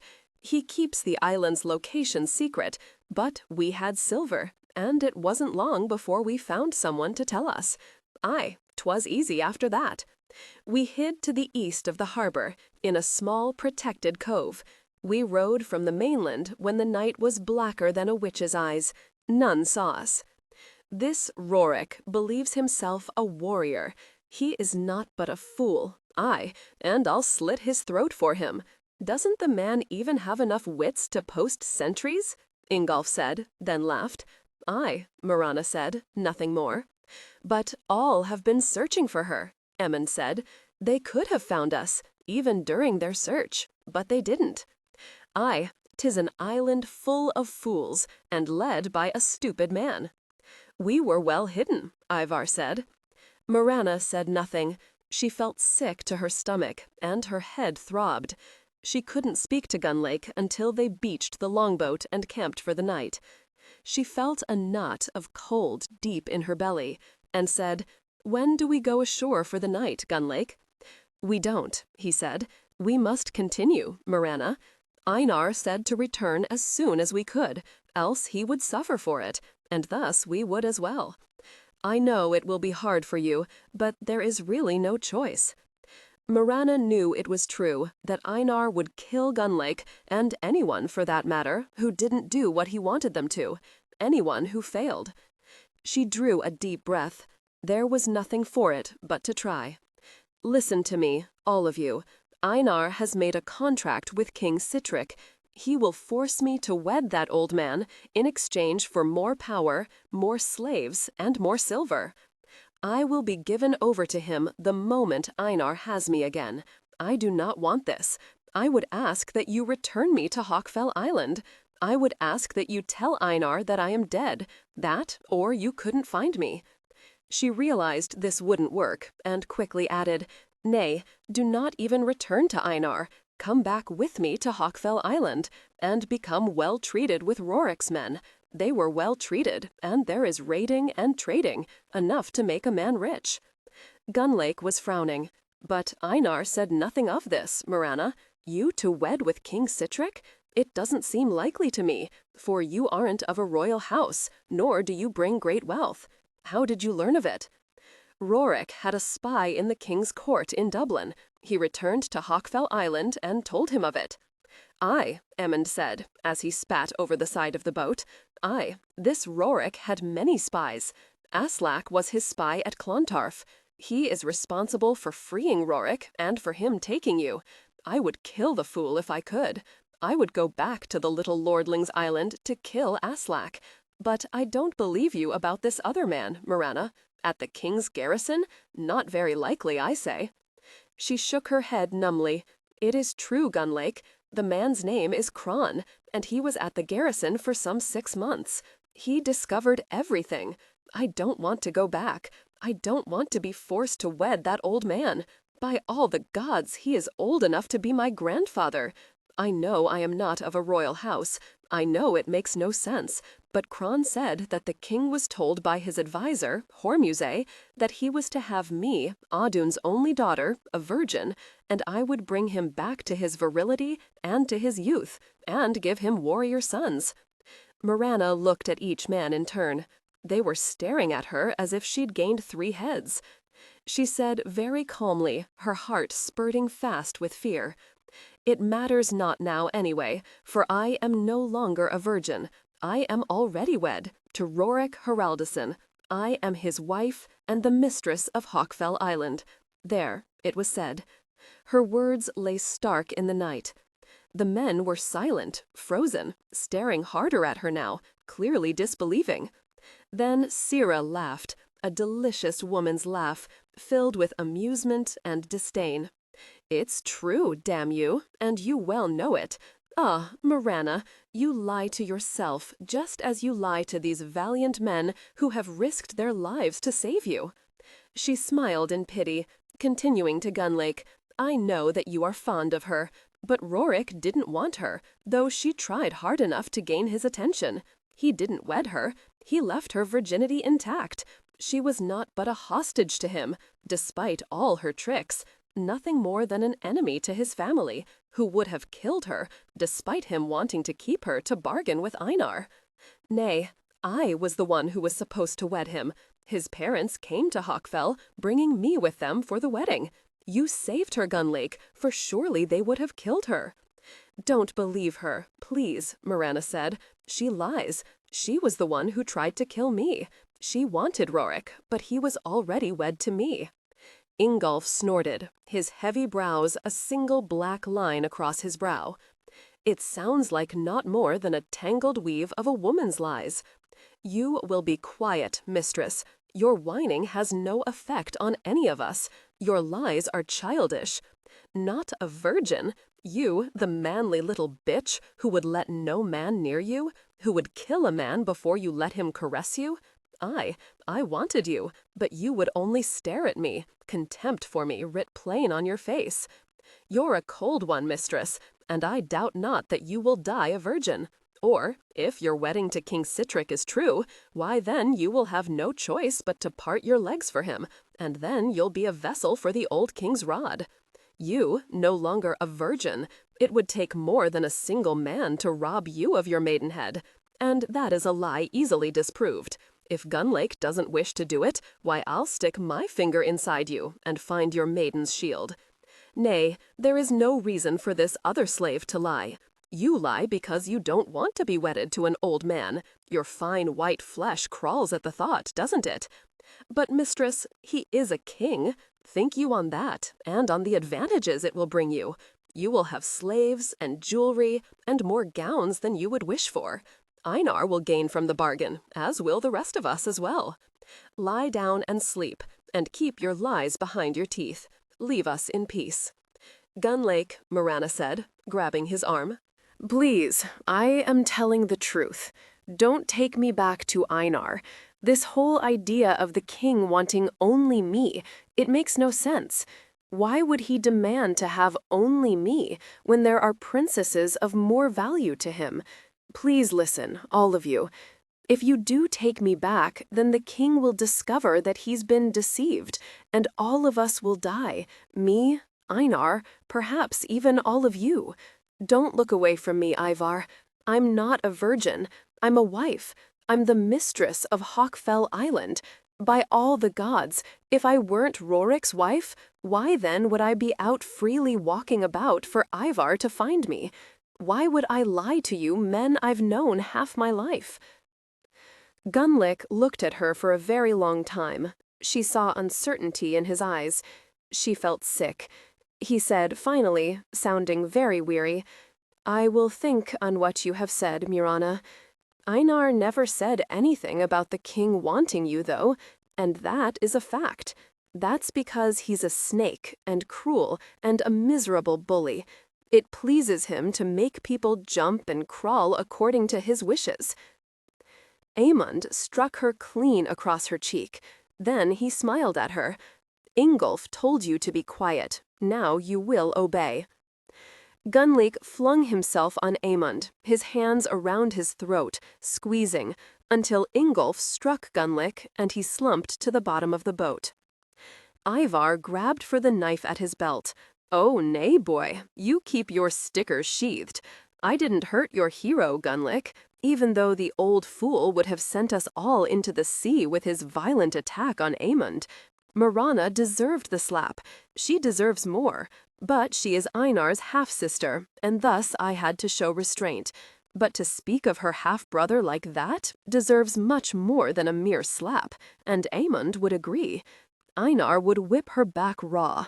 Now, row, boy. We have many leagues to cover before we rest." Mirana huddled next to Gunlick, her palm on his heart. Thank the gods it was strong and steady.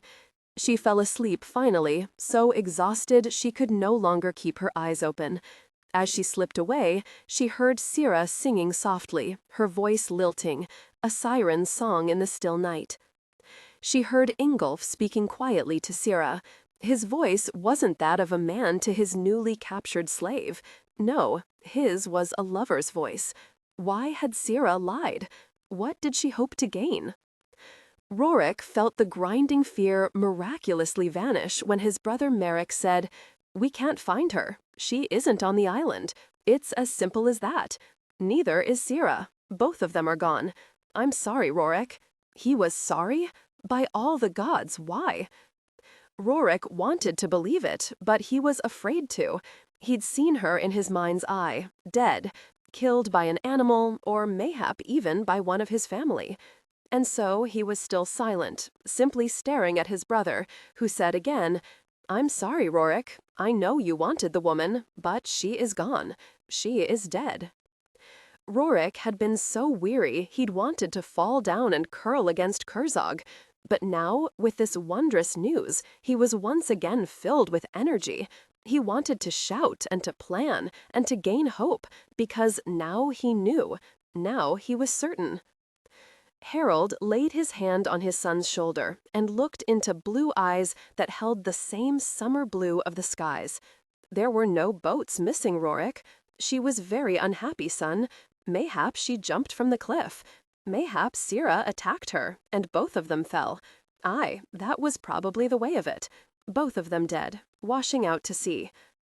Rorik smiled, straightened to his full height, and breathed in the fresh, warm summer air. Oh no, father, not that. It's very simple, really. Her half-brother, Einar, discovered she was here, and he took her. He probably took Sira as well. It is too late to leave tonight. We will prepare and leave on the morrow. He rubbed his hands together, leaving his father and brother standing after him. But he knew it deep within himself that he would find her. He just prayed it would be in time. As he released his mind to sleep, he realized that he would have given his own life were she not found, because she would have been dead and lost to him forever. But now the gods had given him hope and a new chance. He would find her. He reached over to put his hand on Kerzog's neck, but the dog wasn't there. He was probably with Enti, the damned disloyal hound. But still, he smiled. She was alive, and as long as she was alive, he would know it, and there would be hope. Rorik's last thought was that he had to find her before Einar, or the king discovered she wasn't a virgin. That, or worse, that they discovered she was his wife. 25. Mirana stared at her brother. He was drunk, his clothes disheveled, his young, too handsome face set in mean lines. He saw Gunlake first, and yelled, "Well, old man, did you find her? Where is she? If you didn't bring her back to me, I'll flay the flesh off your back." "She is here," Gunlake said. He took Mirana's hand and gently pulled her forward. Einar simply stared at her for a long time, finally saying, "She looks like a filthy slut." Gunlake frowned at his master. "We have been voyaging hard for nearly 4 days. We are all exhausted, dirty, and tired. She is alive, Einar. She is here. We have brought your sister back to you." Einar sat forward in his high-backed chair, his fingers curved over the beautifully carved chair posts. "Well, dear sister, you are with me again. It has been a long time. Clontarf has missed its fine mistress. I trust you have missed me equally. Come here and let me embrace you." Mirana was so tired, her mind so fouled with fear and exhaustion, that she merely stood there, unable to walk to him, unable to say anything, nor did she want to. "Come here, Mirana," he said, his voice low and so soft her skin crawled. She hadn't feared him before, even when he'd struck her for her sharp tongue, her occasional disobedience, but now she did. Now she saw clearly that to show him any fear at all would be a grave mistake. He wanted to see fear, she realized suddenly, and wondered why she'd never realized that before. He reveled in it. It was an aphrodisiac to him, a spur to his passions. It made him feel powerful, strong. It made him feel more a man. Odd how she realized that so easily now, how she saw him so clearly. It had been the distance from him, she saw now, and Rorik, a man clean of mind and of spirit, a man untouched by any blackness. Aye, she could fear Einar all she wished to, but she had to hide it deep inside her. She realized now the path she must trod with him, and she prayed she could do it. She smiled, a smile so brimming with falseness he surely would see it, but he didn't seem to. "I give you greetings, Einar. Forgive me for looking like a slut, but Gunlick is correct. It has been a hard journey. She made her voice mocking. Difficult that, because she was shaking with fear. Even you, my handsome brother, would look less like a god were you to live in a boat for 4 days. There was even a storm, but we survived it, with Gunlick at the helm. Einar eased. She recognized the signs. She realized he was staring beyond her, and slowly she turned. It was Sira he was staring at. "This one," Einar said, pointing to Sira. "Who is she? How did you come by her?" "By the gods, look at that magnificent hair." "We captured her," Ingolf said, stepping forward, pulling Sira with him. Immediately, Aemund took her other, like 2 dogs fighting over a prized bone. "There is much to learn here," Einar said, stroking his long fingers over his jaw. "Mirana, take the woman to the bathing hut with you. Both of you will come to me again for the evening meal." Mirana didn't want to go anywhere with Sira, but she knew there was no choice. She turned to Sira, unwillingly, and Sira said low, "I hadn't expected this. Einar trusts you. How odd. And you a woman, and you obviously despise him. Rather, you are not obvious, at least to him." "I hope that I am not obvious about anything, Sira. Certainly Einar trusts me. Why would he not? I am mistress here. He is my half-brother. Come, we will bathe. I, for one, am in sore need of it." "I too," Sira said. Suddenly, it seemed that all the women surrounded Mirana, laughing, touching her, hugging her, despite her filth. They were all talking at once. Finally, Mirana held up her hand. "I am glad to see all of you. Now, I am so tired I fear I will fall at your feet, and surely that would not be considerate. Sira and I will bathe now." She turned to Tana, a woman who was prized at Clontarf for her beautiful weaving. "Please have clothes fetched. My gowns should fit Sira well enough." "By the gods," Sira said as she walked beside Mirana to the bathing hut. "It was just the same with Rorik's people. The women worshipped you, and there was no reason that I could see. And here they treat you like a queen. Just wait until they hear the truth, that their little queen will soon be gone from them." She laughed, then said, "Your brother is very handsome. That is a surprise. In truth, I had expected a black-haired witch like you, but he isn't. He's got pure black hair, but it isn't coarse like yours. It's flowing and soft and looks made of silk. And his eyes are such a lustrous green, not muddy like yours. He is not as large as Rorik, but his body appears fine enough. There is no fat in his belly. And he is very young, not much older than Rorik. Aye, he is a man who draws me. He is a man who knows what he wants. Perhaps I will have him. Perhaps I will become mistress in your place." Mirana was too tired to tell Sira the truth. Why warn her in any case? Let her learn for herself the kind of man Einar was. She would learn soon enough that Einar had charmed the years away from his face and body, mayhap through magic, mayhap through potions, mayhap because evil preferred to reside inward and not leave its mark for all to see. She merely stripped off her filthy clothes and began to bathe. It was dark outside when Mirana entered the large central hall of Clontarf. She was dressed in her favorite dark green linen gown, with its lighter green overtunic, fastened at her shoulders with 2 finely beaten silver brooches. Her hair was clean and brushed smoothly to nearly her waist. "By the gods, you look incredibly beautiful. When I first saw you, I feared that your beauty, unlike mine, was forever gone." It was Einar, and he was smiling at her, his hand held out. "Come, little sister, and sit with me. The women have prepared your favorite dishes. Look, 'tis roasted hare and mushrooms, and your wild apples, Mirana, all covered with nuts and cloudberries. Come here. Aye, that's right." She sat beside him, giving him a mocking smile. "As you will, brother." She knew she would have to speak to him. She would have to find the right words to convince him not to sell her to the king. She would wait to judge his mood. She would have to wait for him to speak of it first. Sira entered then, and she was more beautiful than a princess of myth. She wore one of Mirana's gowns. It was too short for her, but the pale pink wool made her blonde hair turn silver in the rushlight. She looked slowly about the room, as would a queen surveying her holdings, saw Ingolf rise, then quickly turned to where Einar sat, now staring at her. Sira walked to him, smiling now, shyly as a Christian nun, and said, "I am pleased with your hospitality, my lord Einar. May I sit here beside you?" He raised a brow. "You are now a slave," he said. "You are a relative to Rorik Haraldsson. Ingolf captured you on this Hawkfell Island. Both he and Emund told me of it. It is true enough that your men did capture me, but do I look like a slave to you, my lord?"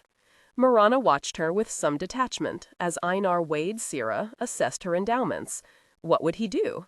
She looked over at his two mistresses to see their reactions, but their heads were bent over their plates.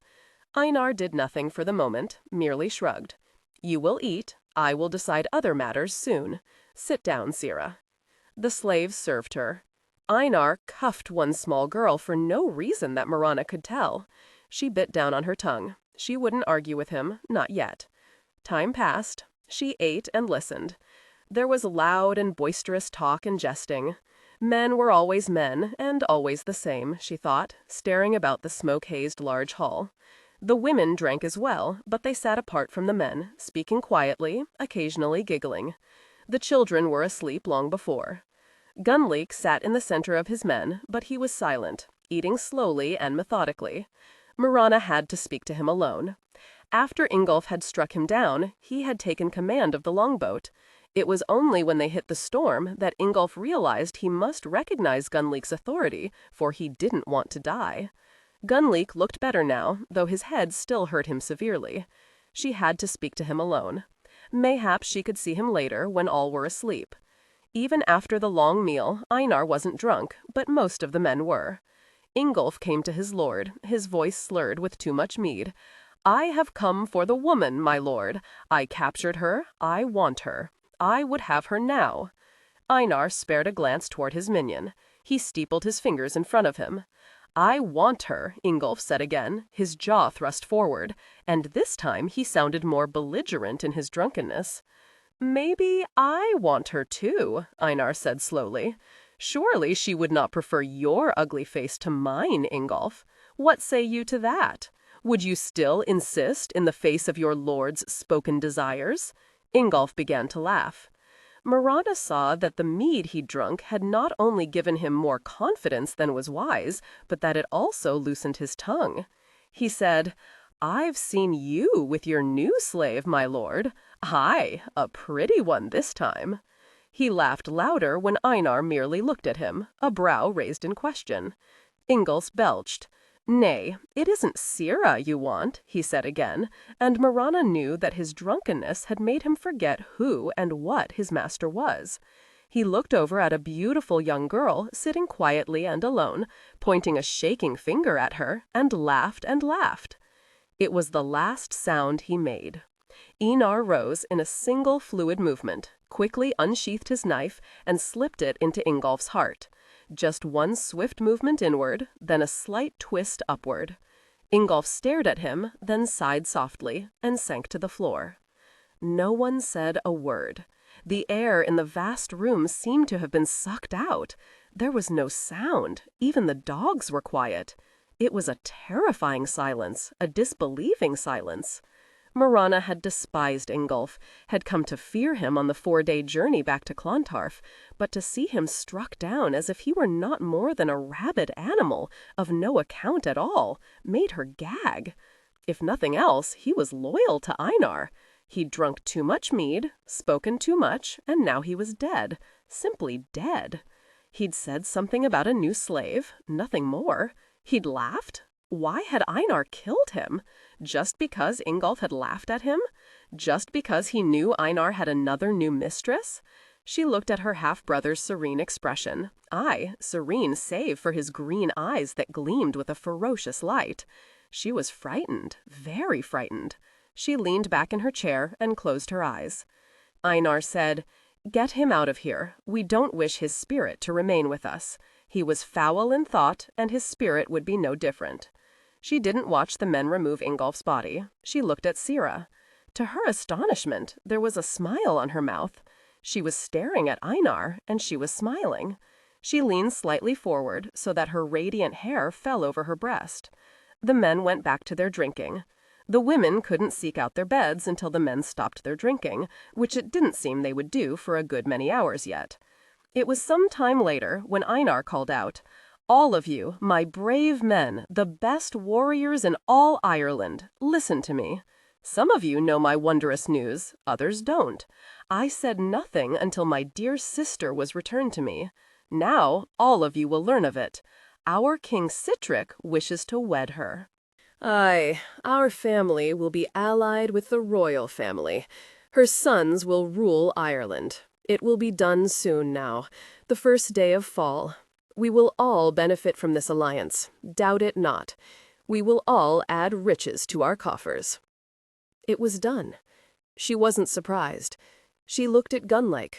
He looked pale and ill. He would help her. He had to. She realized suddenly, with a clarity and certainty that left no room for doubt in her mind, that if she told Einar she didn't want to marry that old man, that she was already married, that she wasn't a virgin, he would stick his knife into her heart. He'd killed Ingolf with no hesitation, and the man had really done naught to anger him. But if she told Einar the truth, she couldn't begin to imagine the depths of his rage, or his disappointment.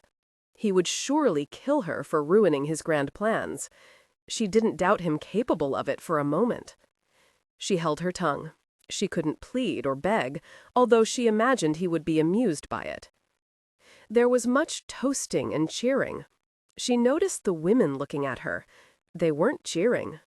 Sira was smiling and drinking the sweet mead Mirana had made the previous summer. Einar continued speaking to his men, his closer friends, those men who hadn't drawn back when he'd so swiftly and easily killed Ingolf. Those same men were now drawn close, listening avidly to his plans of greater wealth and power and how they would all profit. For the most part, they were simple men, strong men, fighters all of them, but wealth and power and slaves beckoned to the most honorable of them. Finally, Einar turned to her. He clasped her hand tightly in his and drew it up to his mouth. He kissed her fingers.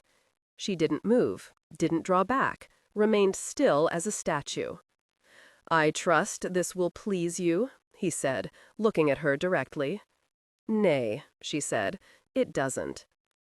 The flash of rage was in his eyes, then gone so quickly she wondered if it had ever been there at all. But she knew that it had. She had to go carefully. She'd tested the waters and escaped, this time at least. Einar said slowly, "You will be a queen. You will have everything you wish. You will have endless jewels and slaves. Then he will leave his age-spotted hands off you. Mayhap even his rod is age-spotted. Does that happen to old men? Even though we haven't the same father, I still honor Audun. Through my efforts, you, his daughter, will be a queen. I do suggest that you quickly produce a male child, else the old king just might have your lovely throat slit and another virgin fetched to his bed." The truth prodded at her, but she was too afraid and too wise in her half-brother's ways to speak the words. "As will you," she said, and shrugged as if she didn't have a care. "He is an old man. Mayhap he will die soon." She paused, and tried to make her eyes glitter as his did. "Mayhap I will assist him to his just rewards." Einar laughed. He released her hand. He drank deeply. "Aye, I like the sound of that. But you will have to take care, Mirana. It is strange, but you have changed," he added, frowning a bit. "There is a difference in you. I will learn it quickly enough, for I know you well, don't I?" Still he frowned. Then he shook it off, for the mead was thick in his blood and in his brain. "Tell me what Rorik Haraldsson did to you. Did he mistreat you badly? Don't lie, Mirana. Emund and Ingolf already told me all of it, including your paltry falsehoods to them about being wed to this Rorik. They said Sira told them how vilely you were treated, both by his hands and at the hands of his family. Sira told them how he hated you so much, he even whipped you. Did it hurt, Mirana? How did he whip you? She wanted to vomit. You have said many things, Einar. What do you wish to know first? He frowned at her and leaned closer. Tell me about the whipping. She said, calmly enough, one doesn't like to be whipped. You whipped me, remember? Aye, he said, and there was remembered pleasure in his voice. You deserved it. Tell me, did he hurt you? It hurt. Did he strip off your clothes? I don't remember. Of course you do. Did he strip you naked and have one of his men hold you whilst he wielded the whip? She could only shake her head, knowing she was showing weakness in front of him and that it wasn't wise. But he was drunk. Surely he would leave her alone tonight. I don't wish to speak of it more, Einar. I am very tired. Surely you can believe that. May I seek my bed now? He brooded, obviously displeased with her answers to him. You keep things from me, Mirana. I don't like it. Your tongue is as sharp as always, but at the same time, you are different. Mayhap it is your weariness that allows these evasions, this mockery I've heard in your soft voice. I suppose it has been hard for you, this captivity and your long voyage back to Clontarf. But I wish to know more of this whipping he gave you before I let you seek out your bed. Be certain that I will avenge you. That is why I wish to know. He leaned closer to her, his eyes on her mouth. Tell me, and I will make this Rorik's death longer and more painful than any before. Very well, she thought. He hurt me badly, Einar. He stripped me naked and threw me to the ground. He had one of his men hold my hair away from my back. He tied my wrists to a stake. He beat me until I was unconscious. His breathing was coming fast now. By the gods, she'd given him too much. She'd made a mistake. She'd gone too far. Her tale hadn't excited fierce protectiveness in him toward her. No, she'd excited him surely, but her words had brought him pleasure, a dark, ugly pleasure. His nostrils flared, and his eyes gleamed with a light that terrified her. Did he touch you afterward? She shook her head as she rose quickly. She said loudly, I am glad to be home. You are all my friends, and you wish me well, my dear brother most of all. Tonight I sleep safely. Then she quickly turned on her heel and left the hall, praying that Einar wouldn't come after her and perhaps whip her to see if he could best what she'd told him Rorik had done. No, he wouldn't do that. Now he could not afford to, for there was the king who wanted her. Nay, he would whip another, an innocent, just because she'd taunted him and excited him with a lie. What if Emond told Einar what she'd said of him? He wouldn't kill her, for there was too much at stake. But what would he do? She wondered now, as she had many times before, what was in his mind. He was staring after her. Sira was looking at him. There was no smile on her lips now. 26. Mirana knew someone was there even before she was fully awake. Gunlake, she thought, and felt a surge of hope. She opened her eyes, but it wasn't Gunlake who stood there. It was a beautiful young girl with golden hair, not the silver blondness of Sira, golden as the wheat in August, and brilliant golden eyes. She was dressed in pure white linen, with a tunic of the finest white wool over it. Mirana frowned a bit, for those thick, beautifully designed silver bracelets at her wrists and on her upper arms surely belonged to Einar. She realized then that it was the same girl Ingolf had taunted Einar about just before Einar had killed him. "You're a witch," the girl said, her voice vicious and low. "Who are you?" "I am your brother's mistress. Those other two women no longer hold him except on rare occasion, the bleeding sheep. I have been here since you've been gone. I am more beloved by Einar than any before me, and that includes you as well. He found me in Dublin and brought me here, nay, begged me to come here. I am the one he loves. You are here only until he can contact that old bastard, King Sitrick, to come and fetch you. Then you will be gone, and I will be glad. All the people will realize that I am here to take your place, and then they will have to respect me and obey me as they now do you. What is your name?" The girl straightened now and simply stared down at her. She appeared fine-boned, yet tall, lithe, and sleek. "Einar told me you were beautiful." He turned to face her, but she forestalled him, saying in a lazy, taunting voice, "You think not, boy. Now that I am returned, you will learn the meaning of true fear. Forget not, Einar is my brother.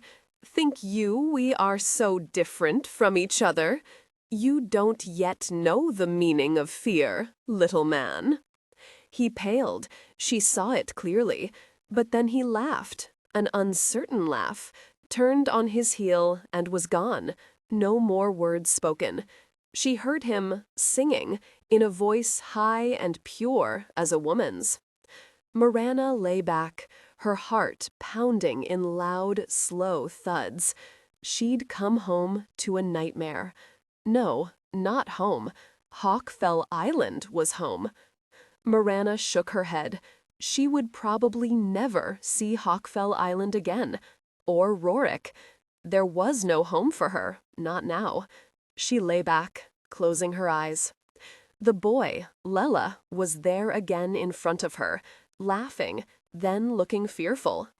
She'd perhaps won that small exchange, but it was she who feared him, deep down. She feared him, for he'd shown her just how little she'd really known her half-brother. She laughed then, softly, because she realized the boy was nothing. It was Einar to be feared, no one else.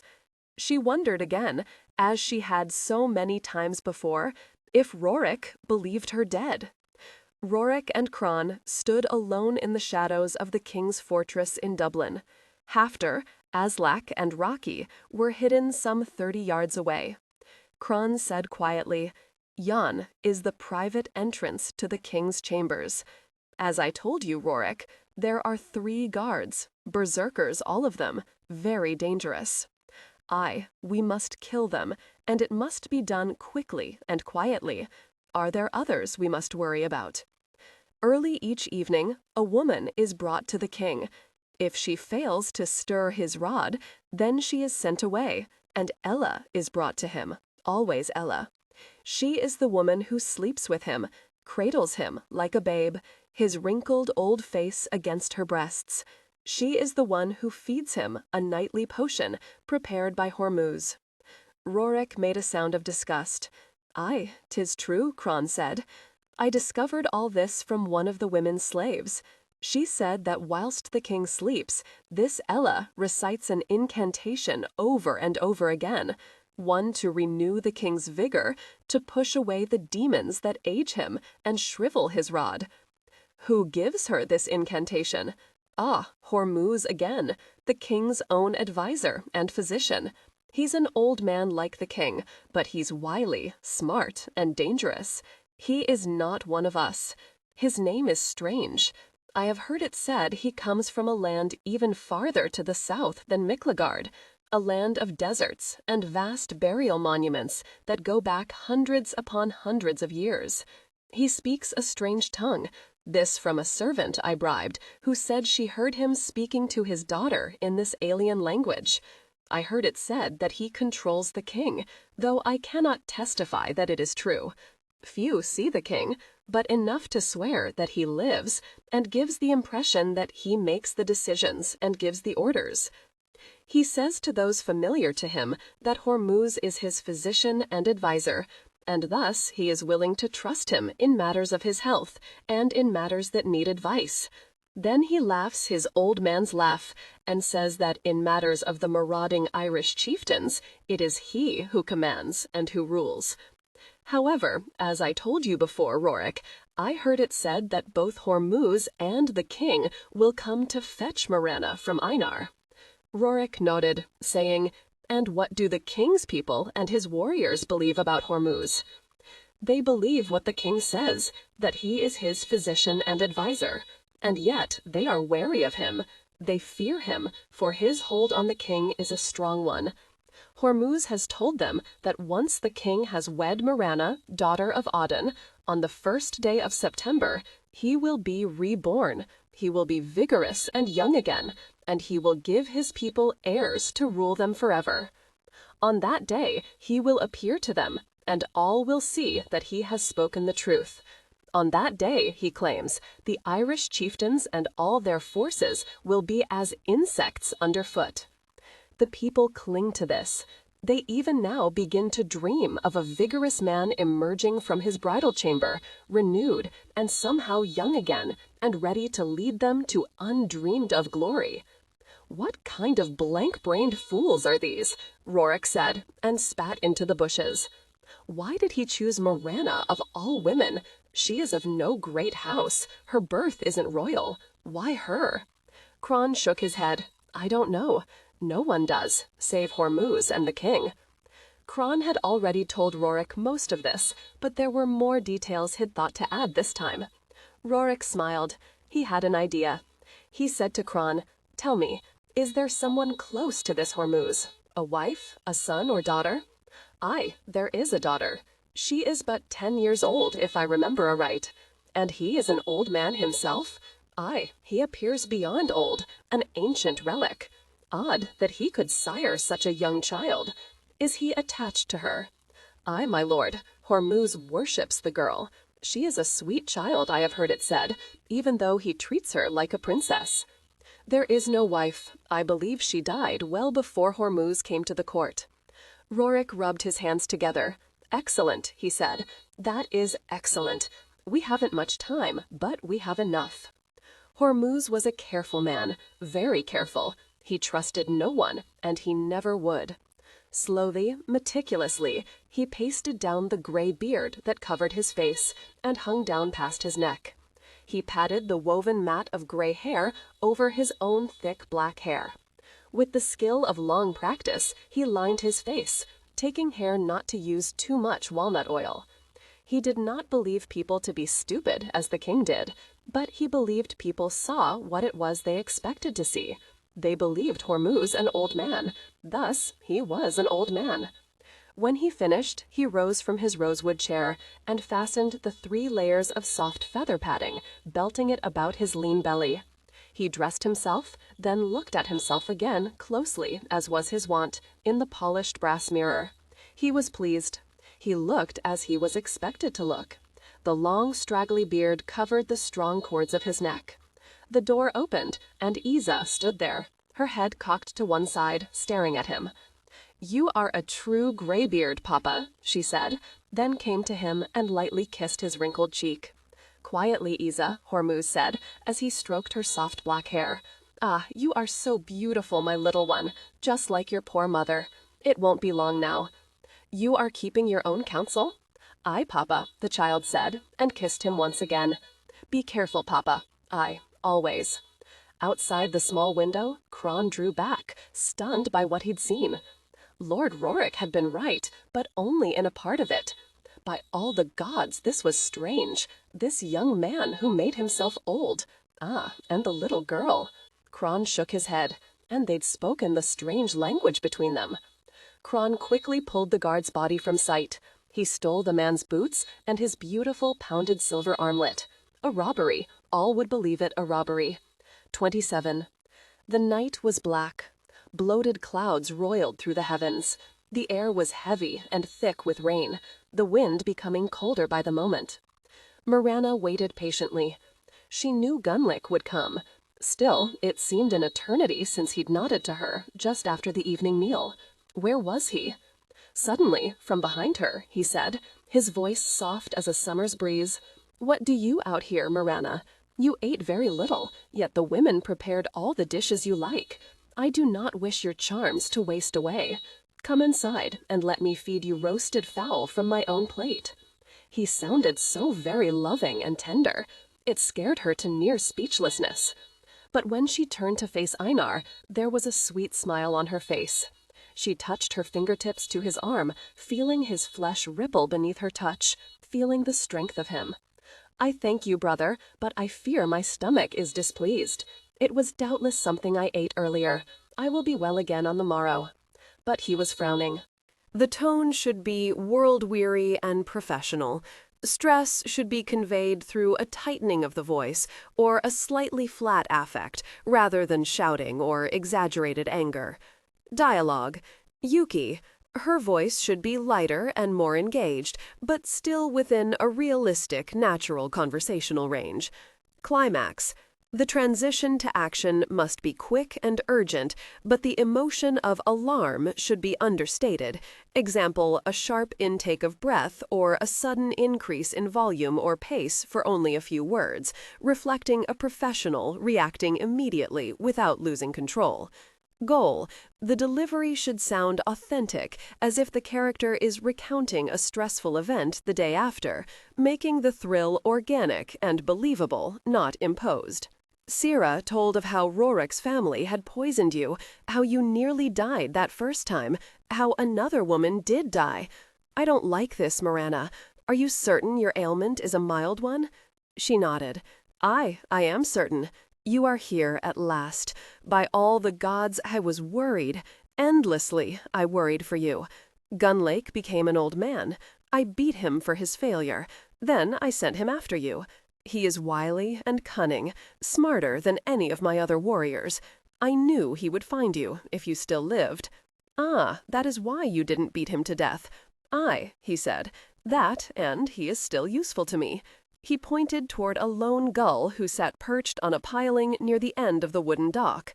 Lella loves birds, just as you do. She feeds that one daily. She calls him Gorm. I scold her, sometimes discipline her for her benefit, but she is young and filled with excitement over foolish things. Mirana laughed softly. You mean the young lad who dresses like a girl? He stiffened, and she felt a tremor run through him. How do you know, Mirana? Your Lella wanted to meet me. She came to my chamber last night and took off her clothes to show me she was different from the others, that you would never tire of her, that you loved her because of her differentness, because she could give you pleasure a woman couldn't give. Your Lella is a lovely boy, Einar. How odd that I did not know this about you. Odd that everyone else did know, yet no one told me. Her voice was matter-of-fact, utterly without judgment, without revulsion or disgust. It was difficult, but she managed it, and she saw that he eased slowly, but he did ease. I will beat the boy, he said mildly. He shouldn't have done that. I didn't think I had to tell him to keep away from you. He acted on his own. I will beat him for that. As I said, he is young and needs firm discipline. I would have told you in my own time that, or I would have tired of him, and it would have made no difference, for I would have sold him, and he would have been gone. She shrugged. It matters not what pleasures you seek, or where you seek them. Surely a man should do as he chooses. And you are a leader of men, Einar. She watched him preen with her words. She had to learn well to dole them out, the flattery, then the spurs. It was finding the balance that would be difficult. Did Rorik do as he pleased with you? She felt her blood gathering, pounding through her. What do you mean, Einar? I was thinking about what Sira has told me, what Gunlake and the others have told me as well. You claim you were married to Rorik Haraldson, that you are no longer a virgin, and thus you cannot wed the king. You will now tell me you lied, and you will tell me why you lied. I wish to hear the words from you, Mirana. She looked at him, her eyes clear. She realized that she didn't want to die. She didn't want Einar to stick a knife in her heart and twist it upward with a flick of his wrist when she sent him into a rage with the truth. She saw herself clearly in that instant, falling to the ground, a knife deep in her heart. No, she thought, no. So she said, her voice firm and steady, I lied. I didn't want to marry an old man, Einar, be he king or pauper. I have no care for jewels or slaves, you know that. I would say anything to prevent marrying that old man, even claiming to be wed to our enemy, Rorik Haraldson. I would claim to be married to Gunlake were it to save me from marrying him. I beg you, don't force me to do this. There are things you don't understand, he said, and looked up into the heavens. A star appeared through a brief clearing in the clouds. It is the North Star. There are men on the sea who are cheering at this moment, doubt it not. She prayed one of those men was Rorik. What things? I cannot tell you as yet. Just trust me, Mirana. What I do benefits not only me, but you as well. Trust me." She let her voice grow smooth and mocking, for pleading would never gain anyone anything with Einar. "And if I tell you I don't trust you, brother, what would you do to me then? Beat me? Kill me? Nay, for the time is too short when the king and his adviser, an old ancient named Hormuz, will arrive at Clontarf to fetch you. What I will do, though, is examine you myself. I cannot take the chance of the king finding you unchaste after he has married you. I want my own finger to feel your maidenhead, Mirana. You will come with me now. If you wish it, I will even give you pleasure as well. You've never known a woman's pleasure. Come." He held his hand out to her. She stared at it as if it were a snake to bite her. She continued to stare at his hand as she said, "I told you the truth, Einar. I lied about a marriage to Rorik Haraldson, nor did Rorik touch me. I was his hostage, a valuable hostage to be used against you.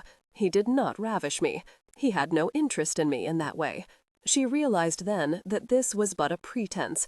Einar wanted to touch her, perhaps for his corrupt pleasure, perhaps to humiliate her. She wasn't certain, nor did she care. She'd been a fool not to see it immediately. Now she saw the darkness in him, so clearly, shining as black as the night in his eyes. Beautiful green eyes full to brimming with a strange intensity, and knew in that instant that he'd placed her in the center of his dark soul, that the boy Lella was quite wrong.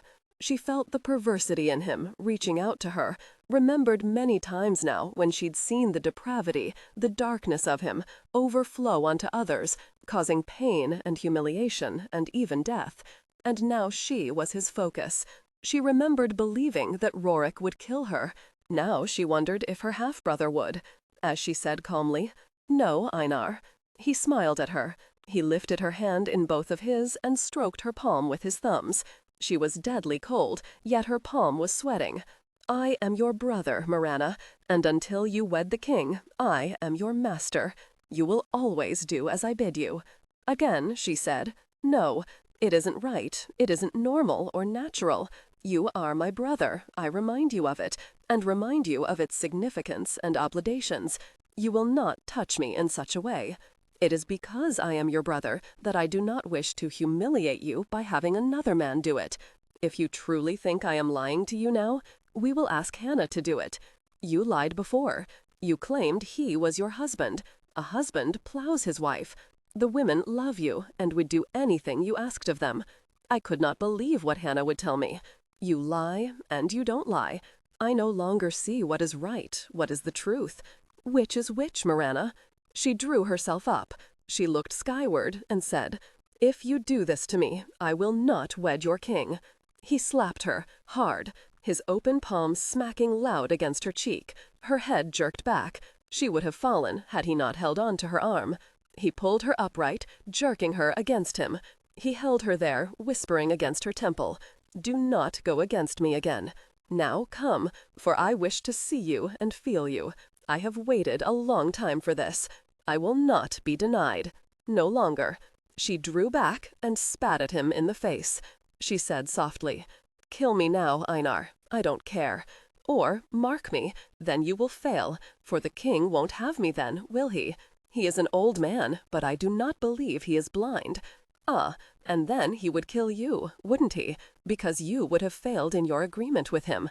Aye, kill me, Einar, then follow me into death." He was shaking with rage and incredulity. He said, "You spat on me," and he looked at her as if she were something he couldn't comprehend, something alien and not of his experience. Slowly he wiped his face. He looked at her, her face pale in the night, so very pale, so very beautiful, and how he wanted her in those moments.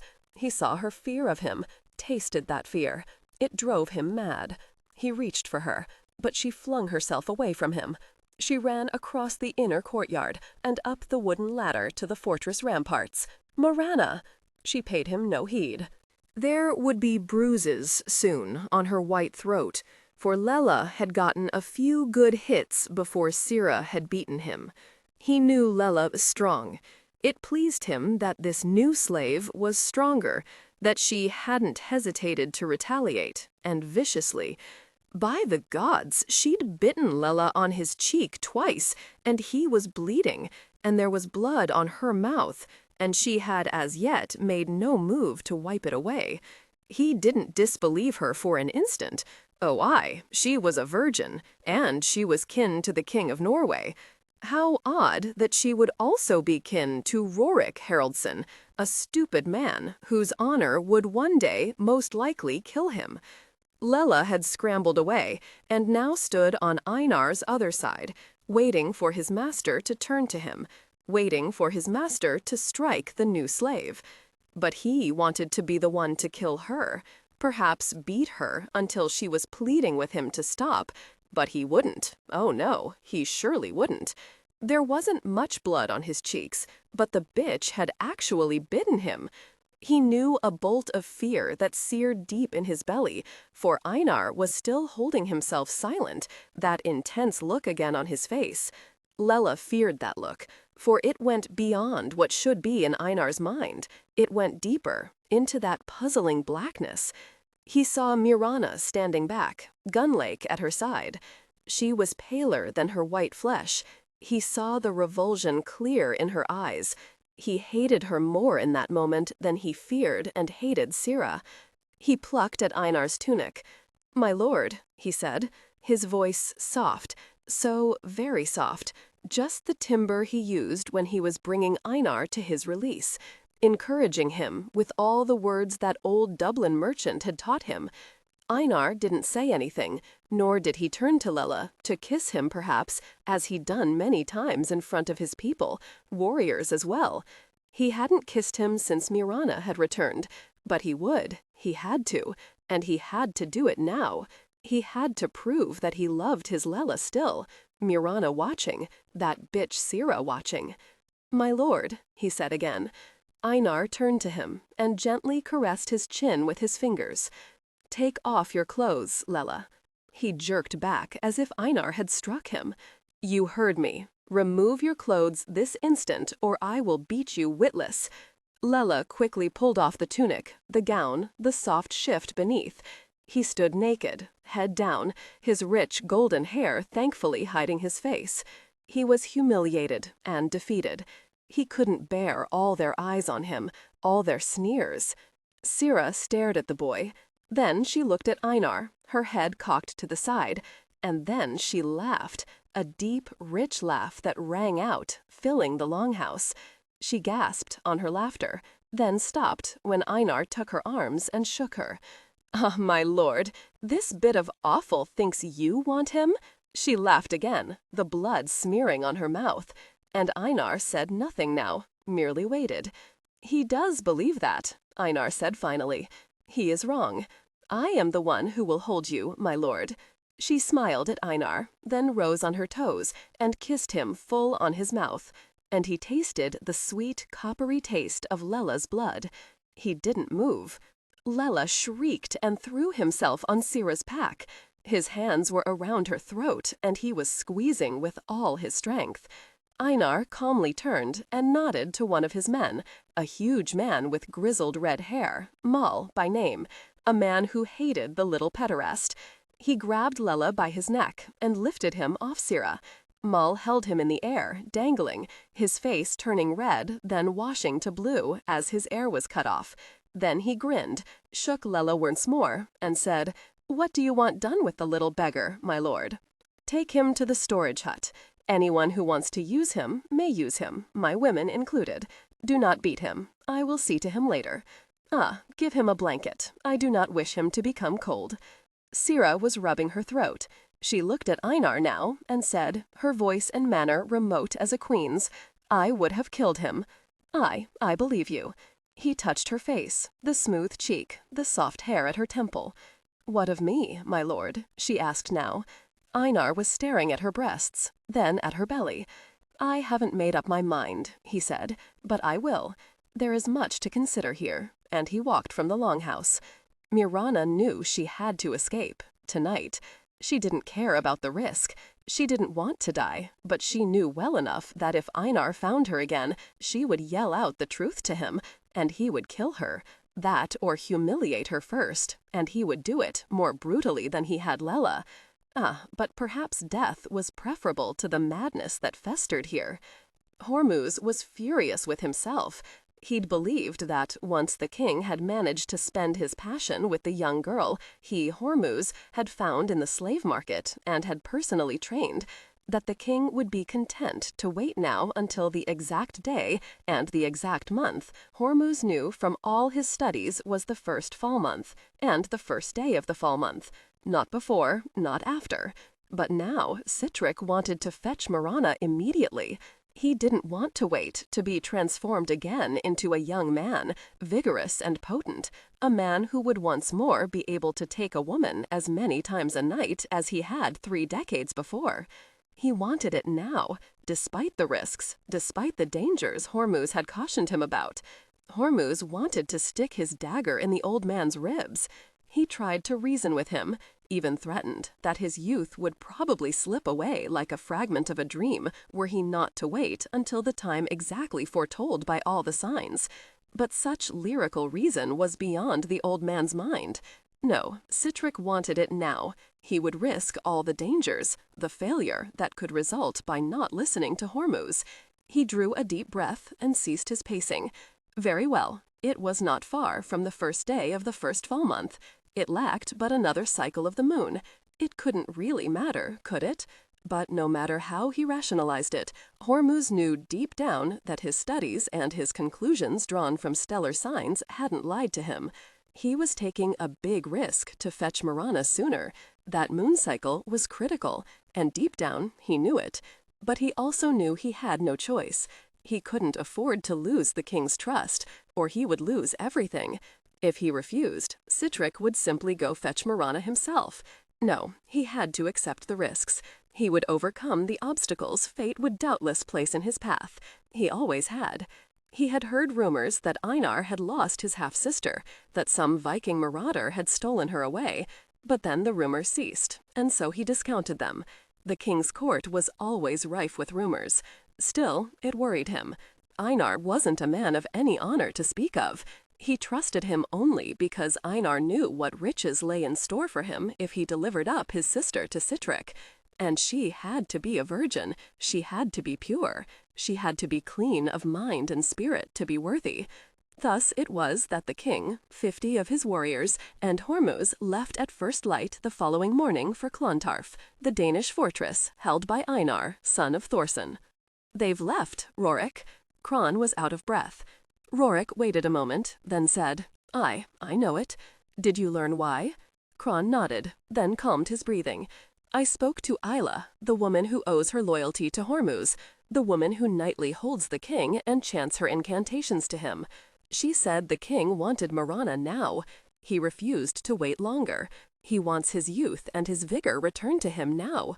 Hormuz is displeased, but he had no choice but to obey the king's wishes." Rorik turned away from Kron and looked down at the glowing embers of their fire. They were close to Dublin, camped in a pine thicket whose branches overhung the shallow tidal river, Liffey. It rained all the time, or so it seemed to Rorik. The air was many times so thick and heavy that it was difficult to breathe. The land was too green, too lush for Rorik's tastes. It choked a man.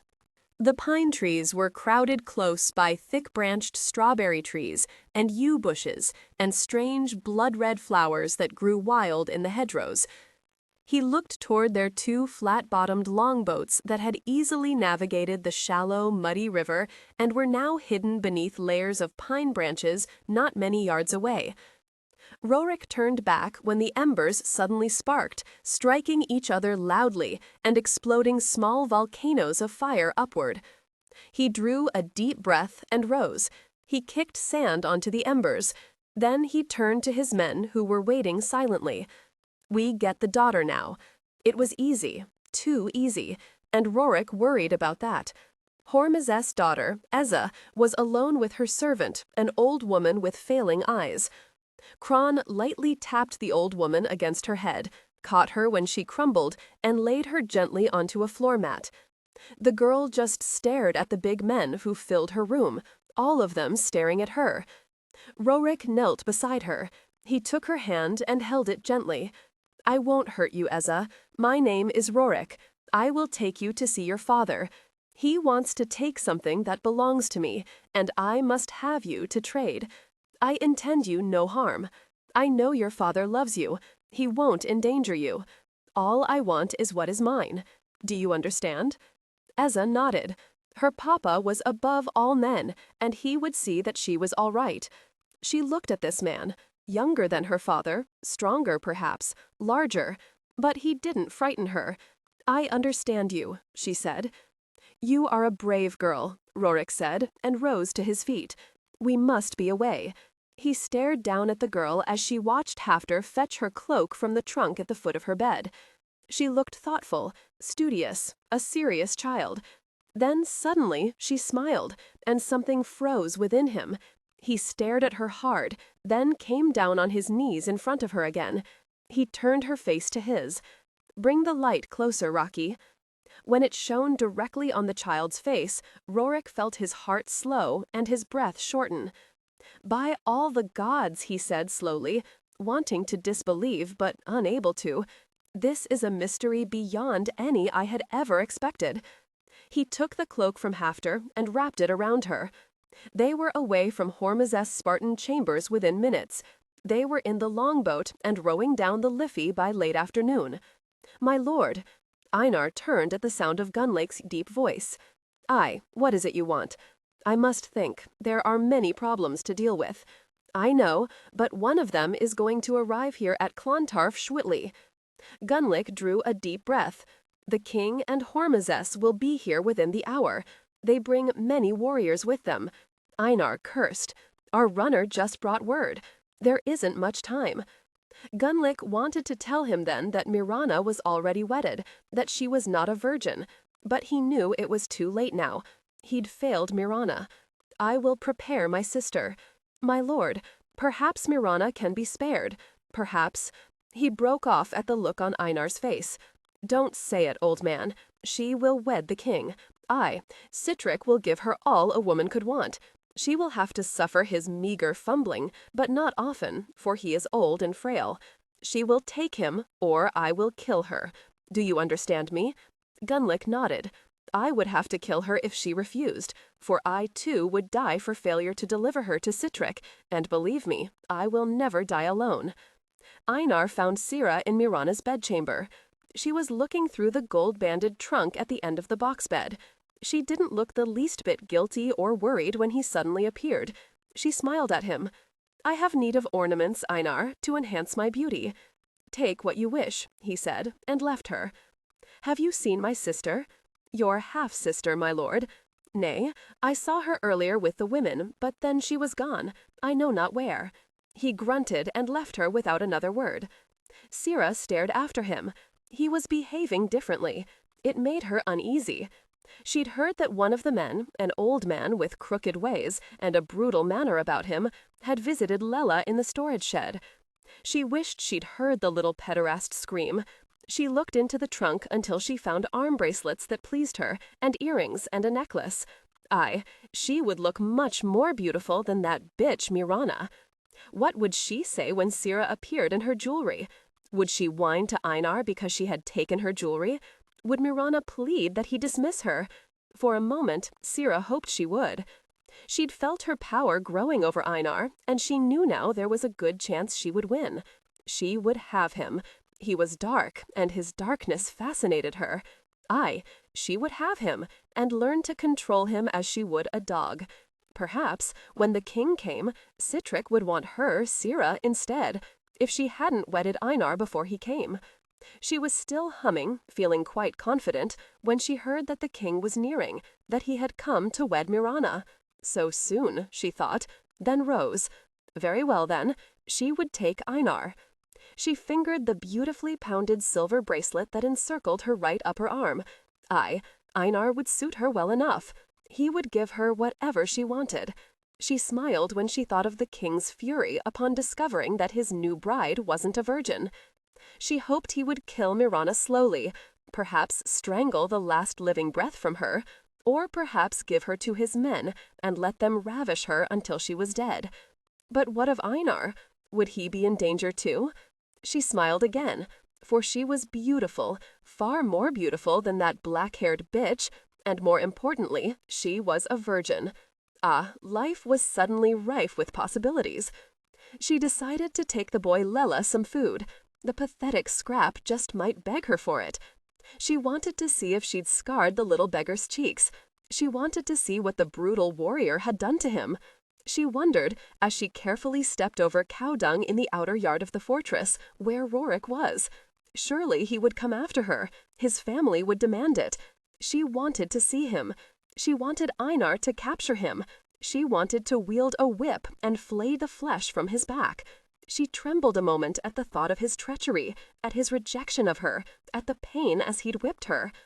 Mirana stood just inside the longhouse entrance, looking toward Ivar, who wouldn't meet her eyes. She frowned, wondering what was happening or what had already happened. Then Einar was there beside her, and he was smiling down at her and taking her hand to hold between both of his. "King Sitrick comes," he said. "He will be here very soon. I will assist you to change into clothes, to dazzle an old man's eyes, and bring his rod to renewed life. Trust me, Mirana, this is for the best." She opened her mouth, but he forestalled her.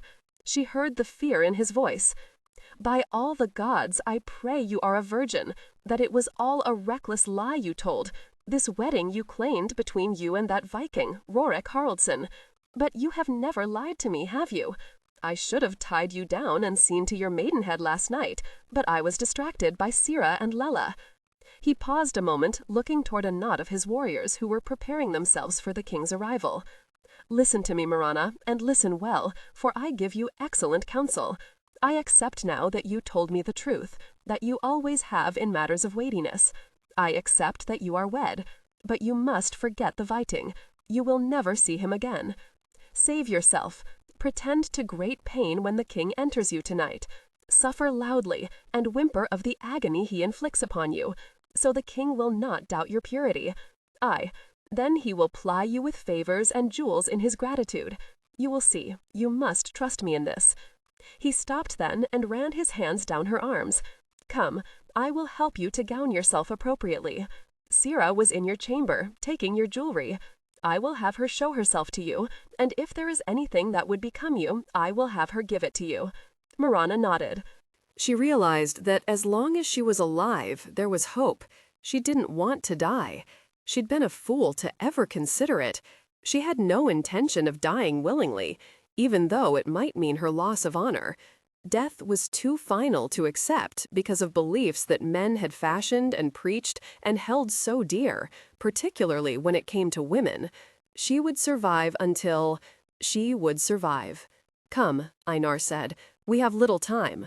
"I'm coming," Mirana said. She didn't look back. 29. He was frail, the flesh hanging from his arms and his jowls, but his eyes flamed with excitement. Roomy eyes, heavily lidded, filled with too many years of living, of too much power and abuse of power, now nearly black in the dim light of the longhouse. He was smiling down at her. Now he was reaching out his hand to take hers. The backs of his hands were spotted with age, and the flesh was slack. There were small knots of hairs over his knuckles. "Mirana, daughter of Audun," he said, squeezing her hand, feeling the coldness but believing it from her young girl's excitement over the honor he was conferring on her. "I will wed you, and you will be my queen, and the mother of my sons. All hear what I say. From this day forward, she is Queen Mirana, and all owe her obeisance." Ah, but it was an old man's voice, even though it rang out to every corner of the longhouse, staying strong and certain, not dissipating in the thick smoke that had gathered. She looked away from him into the black eyes of his advisor, the old man Hormuz, another whose eyes betrayed that he was something else, something more and mysterious. She feared him, but he was smiling at her, and unlike the king, his teeth were white and straight and healthy. As if sensing questions in her, he quickly lowered his head, resting his hands on his paunch. "Say that you will have me, Mirana." The king's voice was low, but the command was there, the same timbre as was in Einar's voice. No one would disobey him, no one, especially her. For the second time in her life, Mirana said, her voice calm and steady, I accept you, sire, and pray that you will know happiness with me. I will be your queen, and the mother of my sons. I, Mirana, daughter of Audun, swear it before all our gods and all our people." He leaned down and kissed her mouth. His lips were cold and dry. His breath was hot and smelled of his frailty, musty and strangely dry. She made no move, merely stood there, pliant, silent. It seemed to please him, this utter submissiveness of hers. He whispered against her left temple, "You are shy, and that pleases me. You are a virgin, you know nothing of men and what they demand. I will show you, Mirana, and then you will please me, and all will know that you have succeeded, for your belly will swell with my son. Hormuz has promised it. Ah, and when you awaken on the morrow, it will not be this old man's body beside you, but a young man, strong and hale. I will be as I used to be, and you will be greatly pleased, for it is you who will have renewed me." She heard his words, but she didn't understand. He believed by tomorrow he would again be a young man? Surely this was madness. Such a thing wasn't possible. Not in this world, not with these gods overseeing the affairs of men. "I," he said, his voice still low and soft, "this is why you are my bride, Mirana. Only you. It is you who will restore my youth and my strength. Only you. Hormuz has promised, and he is never wrong. He is a mystic, a priest of an alien religion, and he comes from a faraway land where such things are understood, where such things are common occurrences. He has promised, and you will believe him, as I do." She looked at Hormuz then. She'd never seen a man more contained, so held within himself. She knew he'd overheard the king's words. Was he frightened of his mad promise? Surely he couldn't possibly believe it. None of it made any sense. Surely upon the morrow the king would be as he was now, and he would see that nothing had changed. Would he not then kill Hormuz? Einar said loudly to all those assembled in the longhouse, "We will have wine and ale and mead now. The women have prepared a feast, sire, and we will eat now until you wish to take my sister away." The king smiled at Einar. "You have done well. You are now my brother, and you will gain by it, as I have promised you. Once I have regained my vigor, you and I will crush the Irish chieftains who still threaten our lands and our trade. But now I have no wish to befoul my body with drink. I will take your sister and my wife away. Hormuz has constructed a boat from his homeland, a royal conveyance that sails upon the Nile. There is a sumptuous chamber on this barge that is furnished with silks and pillows and precious carpets. It is covered as if a fine chamber from the chill of the night and from any rain. It is there I will take my bride now." The king was holding her hand as if he feared that to release it would cause his death. The bones hurt from the strength of his grip. Einar came to her then, leaned down and kissed her cheek. He said quietly against her left temple, "You will survive, Mirana. Pretend to a virgin's pain, and all will be well. Do not forget, or we will both know death." Hormuz said nothing, merely nodded to the king, stepping back and walking away, an old man who was bowed with weariness, his feet shuffling, his shoulders stooped. "There will be a feast served us on board the barge," Citrix said to her as he led her from the longhouse. "Then I will dismiss the servants, and you will be able to come to me as I bid you to." She nodded. If he believed her shy, so be it. She felt so deep a pain, a helplessness so profound, she didn't know if she even wanted to survive it. But she would. She had to. She wanted Rorik. She wanted her husband. She had to hold to that, else she would go mad, perhaps reach the depth of madness that possessed this old man. She would not allow the thought to intrude that Rorik didn't want her, that he had rejoiced when she had disappeared. No, he had come after her.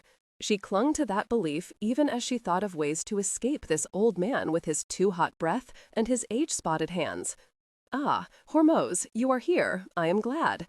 Is she not beautiful, this new queen of mine?" "Aye, sire, she is beyond beautiful. She holds a spiritual beauty, nearly a rebirth of a beauty, so incandescent that it overflows the soul." "What you say is poetic, my friend, but not to the point. She is my wife now. It is done, just as you said it must be. It matters not that I wanted her sooner. Once I've taken her maidenhead, once I've spilled my seed in her, I will be young again. and on the morrow, and all will see me as I was now, as I am now, and as I will be in the future. You have planned this, have you not, Hormuz? All my men will be awaiting my appearance in the morning. They are eager and ready for my transformation? Aye, sire, they are ready. Excitement runs high. All are praying for this. Despite my warnings to you of the misalignment and confusion of the relevant signs and the position of the stars and their houses, I know all will go well. You are a great king. The gods will heed you and not spend things awry. I pray that you speak true, Citrix said. His eyes narrowed. Truth, my friend, the ultimate value to a man and to a king. Without it, there would be chaos. Without it, you would be dead. Do you understand me, Hormuz? Aye, sire, I understand you very well. Mirana said nothing. She stared from one old man to the other. Hormuz was a priest of some sort, mayhap more likely a wizard, and he'd promised the king his youth. It was amazing. It was also more real to her now than it had been before, for now she was a part of it, an integral part. She felt a spurt of cold, felt the hair on her neck bristle at the strangeness of this. It wasn't customary or expected, therefore it must have come from the gods, or from the nether demons. She was to be the agent by which all this came about. They looked again at Hormuzhe. He was staring at her, his eyes blacker than the night, deep and expectant, and there was something else there, a tenderness, a light of possessiveness. But no, that couldn't be right. How odd that she would think that. No, there was nothing there, nothing save prayer in an old man's eyes that his hide would remain on his aged body when the king remained a frail old man on the morrow. The king nodded to Hormuzhe, and the old man seated himself at their table. He clapped his hands. Young boys, all clad in white and silver, their hair braided in a dozen slender ropes, their feet bare, brought in silver and gold trays. There was wine from the land south of Kiev, the king told her, as he himself filled her silver goblet. There were grapes as green as her eyes, the king told her, as he insisted on feeding some to her. The boys were well trained, silent, and all of them looked very foreign. Hormuz dismissed them, finally. He seemed content to sit back in his chair, watch the king act like an old besotted fool with his young bride, and sip at his wine. Hormuz rose finally and poured the king another glass from a bottle beside him. I bid you drink this potion, sire. It will aid you in your dealings with this woman. It will begin your ascension. The king laughed. He was giddy with his power, with the anticipation of what would soon be his. He looked at Mirana, then grabbed her, pulling her onto his lap. His hands found her breasts and began to knead them furiously. His mouth found hers, and again it pleased him that she was quiescent. In truth, she wanted to kill him, but she knew she had to bide her time. She had to wait until they were alone. Then she would act. What she would do, she as yet had no idea, but it would be something. She wouldn't lie under this old fool like a lump, whimpering away her courage. She would kill him if she had to. Sire, you must drink. Hormuz sounded to Mirana's ear to be impatient, nearly angry, but that was surely odd. She waited until the king was finished with her. She gave him a scared look that pleased him, she could see that it did, for he looked as proud as a new father. He set her back into her chair. His hand skimmed over her breasts to her belly. She drew back, but he said, "Nay, stay still." He massaged her belly through her gown, then lowered his hand to cup over her. She wanted to scream at him. She wanted to fling herself at him, for she was the stronger, she knew it, and she could kill him with her own hands. But she held herself perfectly still. Not yet, not yet. Then the king raised the goblet and lifted it to her and then to Hormuz. "My old friend, all will continue. Your rewards will exceed your dreams. I pray it will be so, sire. Indeed, I am certain that it will be so." He drank deep, his throat working, the flaccid skin folding and pleating with each swallow. When he finished the potion, he wiped his hand across his mouth and slammed the goblet onto the table. "You said you had to prepare her, Hormuz. Do it now, for I do not wish to wait longer." He turned to Mirana. Go with him, my beautiful child. He will tell you what you will do. I wish you to wear the white gown, for it is pure, like you. Pure like you will render me. Hormuz, the gown is beyond, lying on the pillows. I put it there myself, just as you told me to. Hormuz merely nodded. He stretched out his hand to Mirana. She looked at that hand, looked closely. There was an odd sort of smear all across the back of his right hand. He followed the line of her vision. He jerked back his hand, but said nothing. Come, he said, his left hand still there, waiting for her to take. Hurry, the king said, hurry. Mirana didn't touch him. She rose quickly and looked up. Hormuz was frowning at her. She quickly dropped her gaze. She followed him through a doorway hung with silk draperies. She stopped dead in her tracks. The small chamber was like nothing she'd ever seen in her life or imagined. All the walls were lined with red silk. The floor was covered with thick wool carpets, all patterned with deep reds and blues and creams. And there were thick, soft pillows upon which to recline, all of vibrant colors, upon which she would recline with the king, who believed he was her husband, but he wasn't. Hormuz picked up the white gown and handed it to her. Take off your clothes and put this on, he said. She stared at him, then at the sheer white silk gown. I will, but you must leave. He smiled, and not an old man's sour smile. No, there was a flare of triumph in his black eyes. I won't look at you, but I won't leave, he said. He sat down on one of the thick pillows. His motion was graceful and quick. Mirana picked up the white gown and stepped as far away from him as she could. While you change, I will tell you what will happen, he said. Did his voice sound somehow deeper? She shook her head and quickly stripped off her clothes. The silk slithered over her head and down her body. It felt obscene against her cold flesh. He turned and fell silent. Loosen your hair, he said. She unbraided the thick coils and smoothed her fingers through her hair, but the deep ripples remained. Aye, he said, just a bit of coal at your eyes, and you will look just like her. She was as soft and gentle as a summer rain that dampened the earth of the Lufta Valley. She gave me all I ever wanted. What are you talking about? He rose gracefully to his feet. She knew then, as sure as she knew herself, this was no old man who faced her, triumph gleaming in his black eyes. The king expects me to instruct you, to teach you how to arouse his old manhood, but I won't. He will never touch you, I swear it. Suddenly, there was a loud crash from the outer chamber. It is about time, Hormuz said, not moving. He took long enough. But then the silk hanging was ripped aside. The king stood there, weaving on his feet, his face red as blood, his eyes covered with an opaque white film, his throat working wildly, for he couldn't breathe. You, he said, staring toward Hormuz. I, sire, Hormuz said. You are still standing. I gave you enough poison to send you on your way in a moment. You have more strength than I thought you would. The years bred a strong will in you. The king hovered between death and bafflement, and he knew it. I trusted you. I took you in, listened to you, and made you powerful. Why do you kill me? Kill you, sire? Ah, surely not. On the morrow, all will occur just as I told you it would, just as you told all your warriors it would.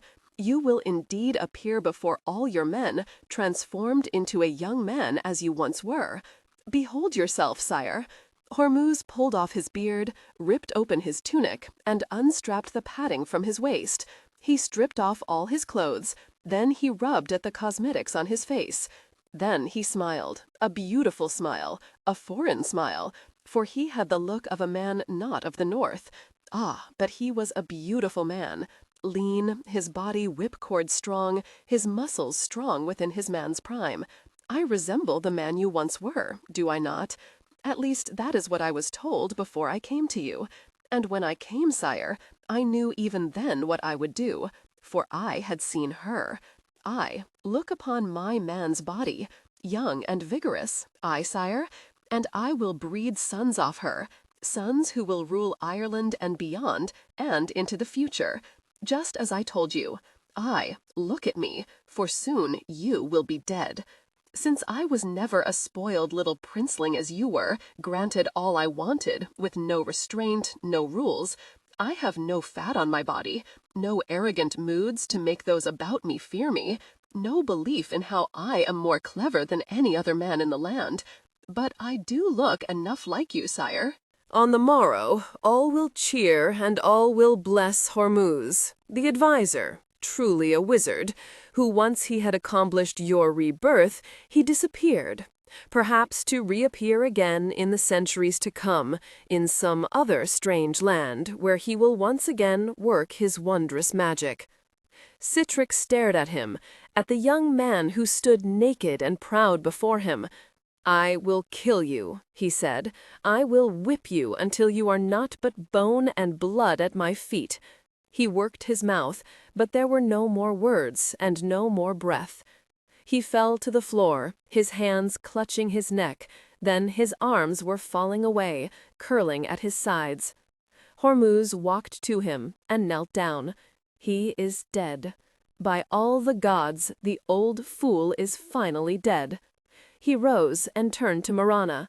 I know this shocks you. I know you don't as yet understand. Trust me, that is all I ask. You are pale and afraid, for all this is strange. I am sorry. I had hoped he would die silently, in the other chamber, alone, without you to see him. Mirana looked at Hormuz and said calmly, I am pale, it is true, but I am not frightened. The king is dead, not I. You have played a drama before me, and now I understand some of it. But I ask you, Hormuz, why did you select me of all women? You say you saw me when I was very young, and began your plans. Why me? He smiled at her, and the smile was filled with longing, soft and sweet, but it wasn't a smile that belonged to her, that belonged with her, in this chamber. It was a smile of long ago. He said simply, because you are the image of my dead wife. Her name was Nafta, and she served a great lady of our country. I speak of Egypt. He said a word whose sound was utterly foreign to her ears. She died because this lady was jealous of her, hated her, because her lord husband wanted Nafta. She was sly, very sly. She stuck a huza knifus, a very small pointed blade, into the base of Nafta's neck, beneath her thick black hair, knowing no one would discover it. But I did. When I had my beautiful wife in my arms, I examined her and found the small prick and felt the stiff strands of bloody hair.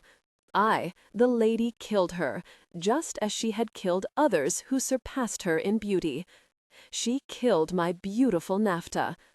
I let it be known that I knew what she had done, even spoke of how she'd done it. I knew then that she would kill me too. I escaped just before her assassins came to kill me and my small daughter, Eze. I came here to the north to seek my fortune, and I found it. Mirana just stared at him, unable to believe him, to comprehend his motives. I look like your dead wife? All this planning, this elaborate scheme and the king's murder, just because I look like another woman?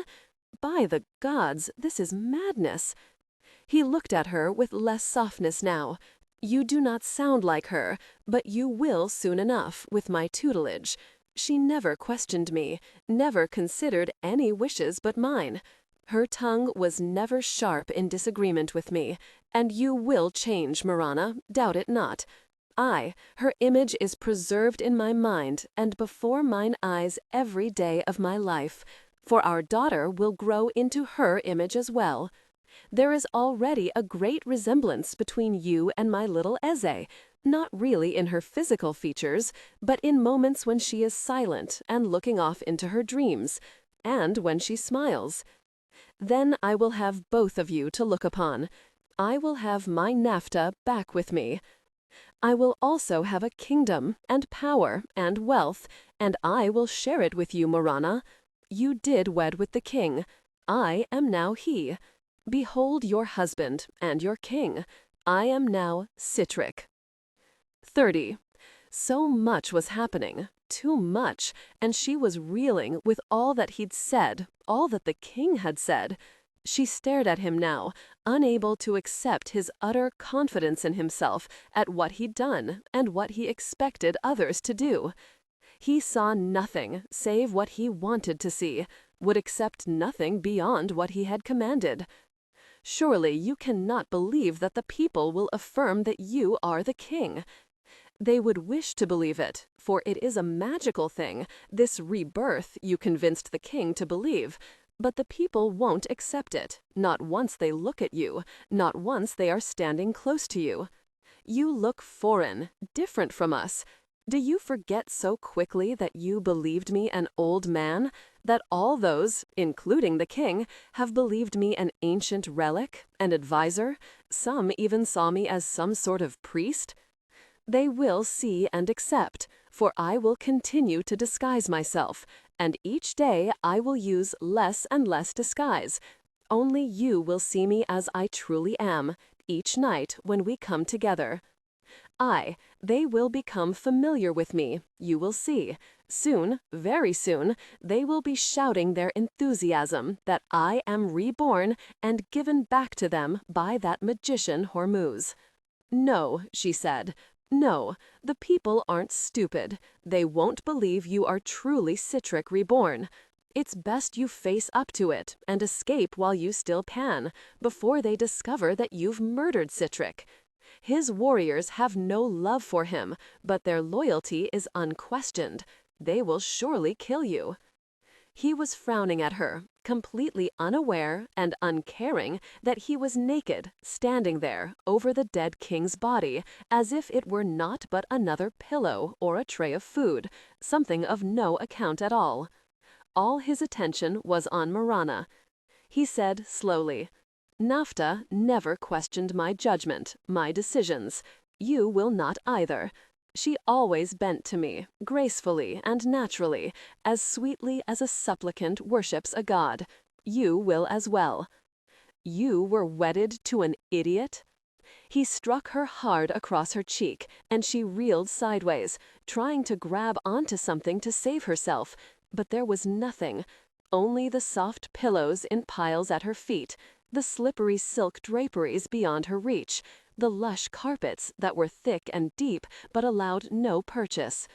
She sprawled onto her back on the pillows, hitting her elbow on a brazier and knocking it over.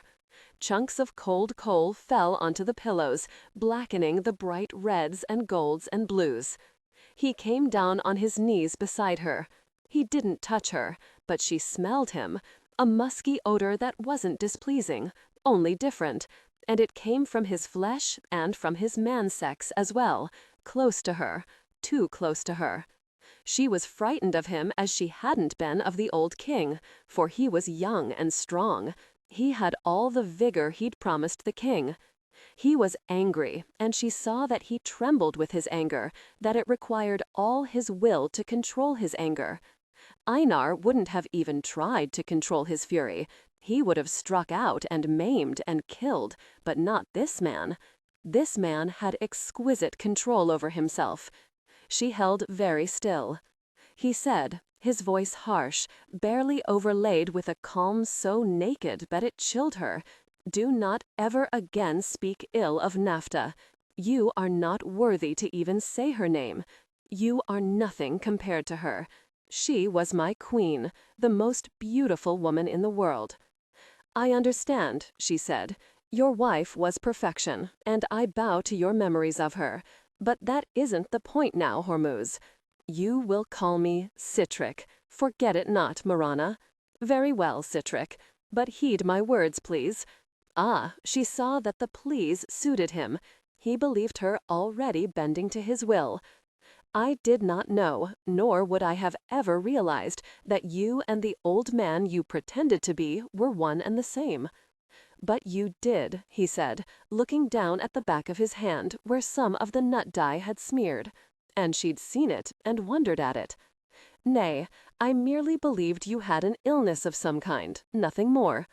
But listen to me, Citric. Surely there are old men back at the court who well remember what the old Sitrick looked like as a young man. They will denounce you. He drew back, sitting on his haunches. He was too close to her. The smell of him was too close. He was smiling. He reached out and touched his fingertips to the red mark on her cheek. Even his fingers smelled of the heady musk scent, and she wanted to draw back, but knew it would anger him if she did. She would bide her time. He said, "I am sorry to bring you pain, but it was short-lived and necessary. You must realize that. You will not question me again, Mirana. However, what you just said is worthy of my listening, and my response to you will prove my greatness. I am not a man who makes mistakes. Over the past 2 years, I have cleansed the king's court of 11 old men, all his cronies, since they were boys. I used different methods in all their deaths. All believed them natural deaths, for they were old, after all, that or accidents. Now there are none left who remember him at my age, none. 3 decades is a very long time. As for the men who know him now, well, I will age and they will as well, and none will remember, for time erases images. I will succeed, doubt it not." There was pleasure and triumph in his dark eyes, and now something more, something that made her breath catch in her throat. He was suddenly looking at her with a man's lust. She didn't want to look, but she did. His man's rod was swelling from the thick black hair at his groin, jutting toward her. Odd how it was that the hair at his groin was thick and black and wiry, yet there was no hair on his chest, and the hair on his head was as black and soft as the silk pillow beneath her hand. "The king," she said, and shuddered. He frowned at her, distracted from his purpose, and rose to stare down at the old man's body, drawn up tightly in his final spasms, the muscles of his face showing his agony at his death moment, his eyes filmed and wide with shock and pain. "Even in death he offends me," Hormuz said. "You will remain there, Mirana, and I will move him. Do not move." She watched him drag the king's body from the small chamber. She didn't doubt for an instant that he'd planned this for a very long time. Old Sitrick's body would never be found, of that she was certain. She closed her eyes a moment. What would she do? He was gone for a long time. When he came through the silken draperies, he wore a long robe of vivid green silk, belted at his waist. He was carrying a silver tray with 2 silver goblets on it, goblets of exquisite design. "I have brought us wine that came from a land you have never learned of, Mirana. It will calm you and make the night pass pleasantly between us. You will not be afraid that I will savage you. I took 3 slave girls last night to drain my passion." He saw that she would question him and added, "No, Mirana, I did not let them see me as I am now, for if I had, then I would have had to kill them, and I do not approve unnecessary death. They used their mouths on my rod and left me immediately after. I have told you to trust me, to know that I am a brilliant man. I will be careful not to hurt you. Here, Mirana, you are now my wife, my Nafta, and my queen. Drink to us. Drink to the king and queen." She took the goblet and lifted it to her mouth. She smelled the deep, cloying sweetness that rose to her nostrils like thick steam from the red liquid. There was a stench to it, and she knew fear, deep, grinding fear. She looked up at him. "I do not wish to drink this." He tightened. Mirana saw it, not only in the thin line of his mouth, but the long, sinewy muscles of his body. Even his voice was taut and stiff and hard when he spoke. "You will do as I bid you. You are my wife now, and you will never say nay to me. Do you understand me, Mirana?" "I understand you very well, but I am myself, Horsitrick, not this woman you believe I resemble. I can never be her. You loved her, this Nafta. I am not she. You even said that I wasn't worthy of her. It is true. Please look at me, listen to me. You are just as I wish you to be. All other things, those small movements with your hands, the way you will laugh, the way you will bow your head to me in pleasing submission, the way you will look at me when you wish to give me pleasure with your body, all these things I will teach you. You are an apt pupil. As for her spirit, I know you have it not, nor will you ever have it, but you will become sufficient. You will obey me in all things. You will do just as I bid you. I have a daughter, Az, who even now carries her mother's expressions, your expressions. You will care for her as if she were your own, and as she grows older, she will be more and more like her mother, as will you, and I will have both of you to remind me of my Nafta. That is all. So he had a child to remind him continually of his dead wife. She knew there was nothing for it. He'd planned this for 3 years, and all had gone as he'd foreseen, except for one very important thing that hadn't been in his control. He'd trusted Einar. He hadn't realized what a vicious savage her half-brother could be, hadn't realized that he couldn't be believed or trusted in his word or his dealings. Also, he'd overlooked chance. Mirana looked at him straightly. She said, not unkindly, I am already wed to Rorik Haraldsson. My half-brother, Einar, lied to the king. I was stolen from him and then returned, but I am not a virgin. Hormuzai, allow me to call you by your real name now, nor am I the king's wife or your wife. I am Rorik's wife. I love him, I owe him my loyalty, and my loyalty is his forever, no other man's. Believe me, Hormuzai, for I would not lie to you. He is my husband, and he is looking for me even now. I am not the virgin you wanted. I am no maiden to fill your needs. I'm sorry, but I cannot change things to suit your pleasure. No, you lie. He lurched to his feet, hurling the goblet away from him. The deep liquid arced in a stark, clear red, then dissolved, splashing onto the pillows, staining the soft yellows and whites and golds with blood red. He reached down and jerked her to her feet. Her silver goblet slipped from her fingers. She felt the wet of it on her bare feet. He jerked her against him, and his long fingers were around her throat. You lie, he said. Then he kissed her hard. He was talking against her closed lips, cursing, for she knew the fury of the sound, if not the meaning of his words.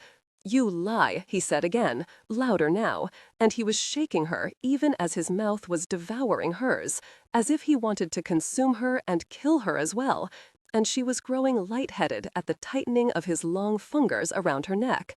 Suddenly, he released her and shoved her hard away from him. She fell back onto the pillows. Her fingers massaged her sore throat. She didn't move, didn't speak, just waited to see what he would do. He paced, the flap of his long robe opening, and she saw the black hair on his legs and his man's rod, limp now, against the bush of black hair at his groin. I will kill Einar, he said, but first I will know if he knew of this. He knew. I told him. He counseled me to suffer the old man's mauling and pretend to a virgin's pain to save myself. None of this was my doing, Hormuz. Einar only told me of his agreement with the king yesterday. I told him the truth, but he wanted to be the king's brother-in-law. He wanted the power and the wealth. You swear to me that you are not a virgin, that you are truly wedded to this Rorik Haraldsson? I swear it to you. She wondered then if he would kill her. He could try, she thought. She would fight him until there was no more strength in her body. But he hadn't moved to her. He was still pacing, and she knew he was thinking, plotting, trying to decide his best course of action. She said, Let me go, Hormuz. Return me to my husband. I belong with him, not with you, nor with any other man. Only him. I love him. Please understand. He turned then and stopped. He smiled down at her. Oh, no, he said. I won't ever let you go. Aye. At the sound of Rorik's voice, Mirana cried out, unable to help herself. Hormuz whirled about to see one of those massive Viking warriors standing there, all golden and bronze and large, too large, just standing there, at his ease, confident and calm, ready to kill if called to, his eyes on Miranane, on Nafta, and there was hunger in his eyes, more hunger than a man should ever have for a woman. Hormuz recognized it because he'd felt it himself for his beloved wife. It was then he heard a child's voice. It was then he heard Eze. He knew fear greater than he ever had in his life. "Rorik," Mirana said, "you came.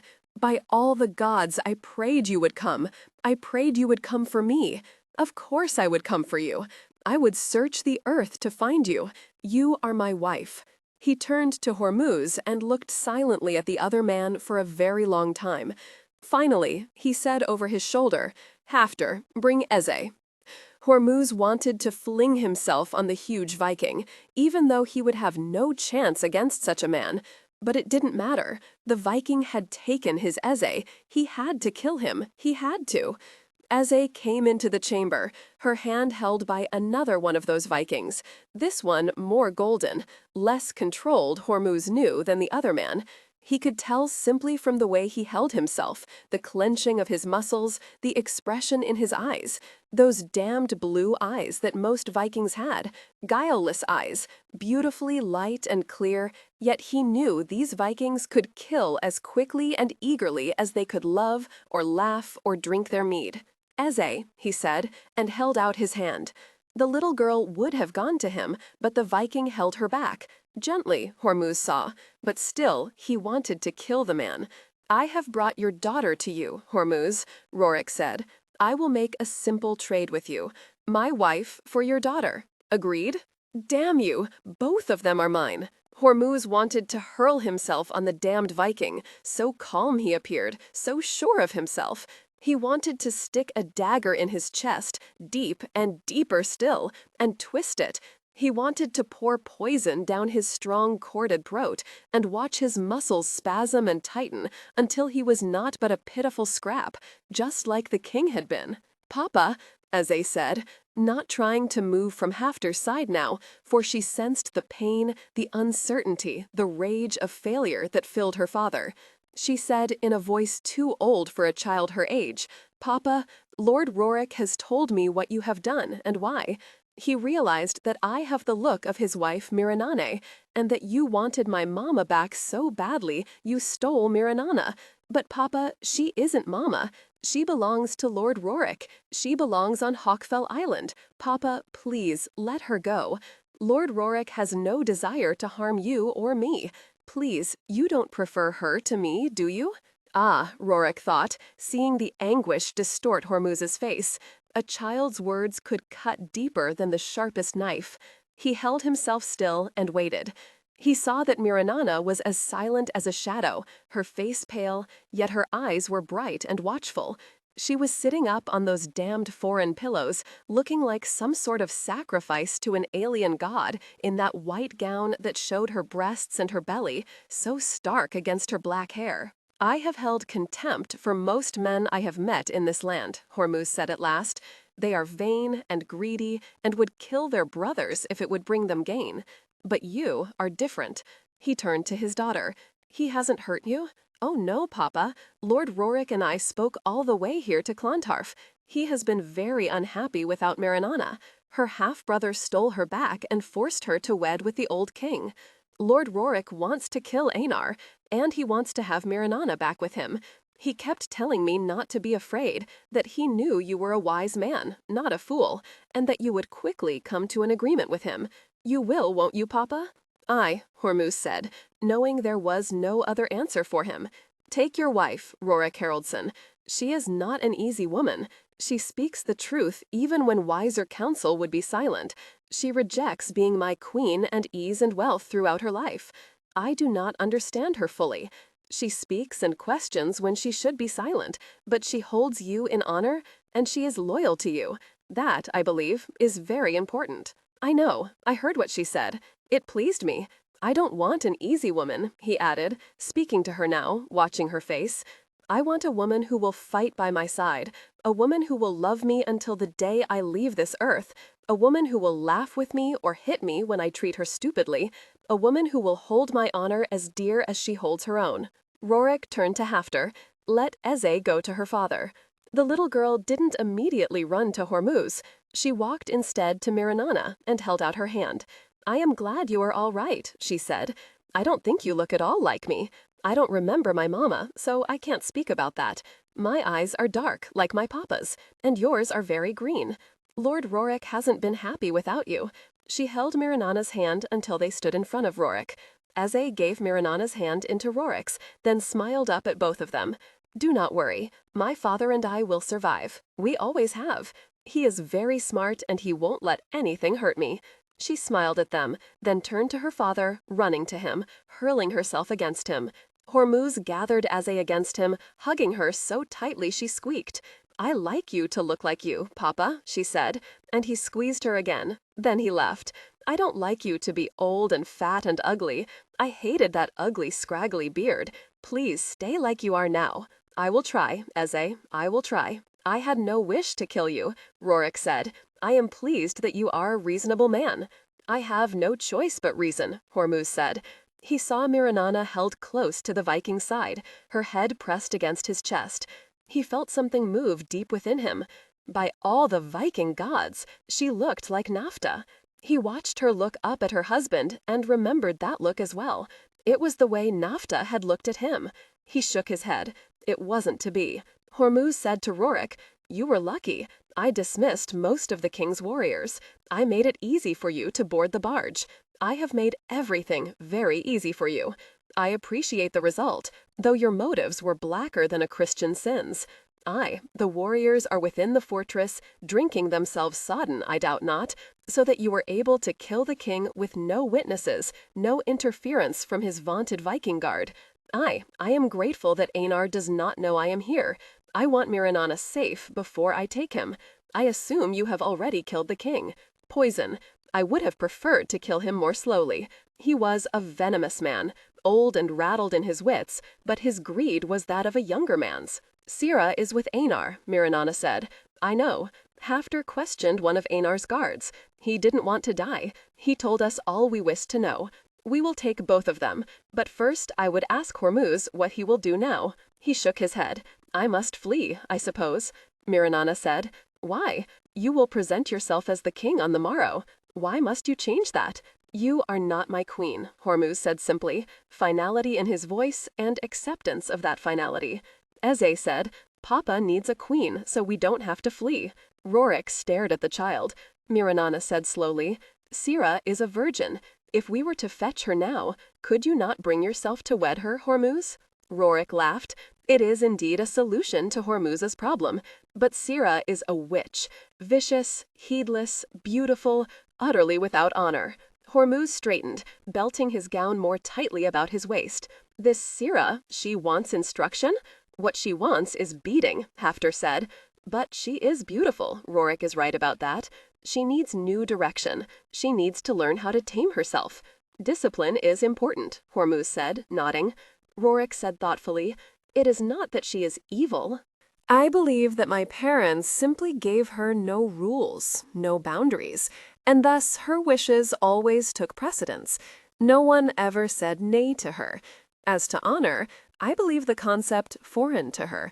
She's had no reason for it, and thus it doesn't yet exist for her. However, she isn't stupid, and she is certainly passionate." Hormuz stared at the fallen brazier, deep in thought.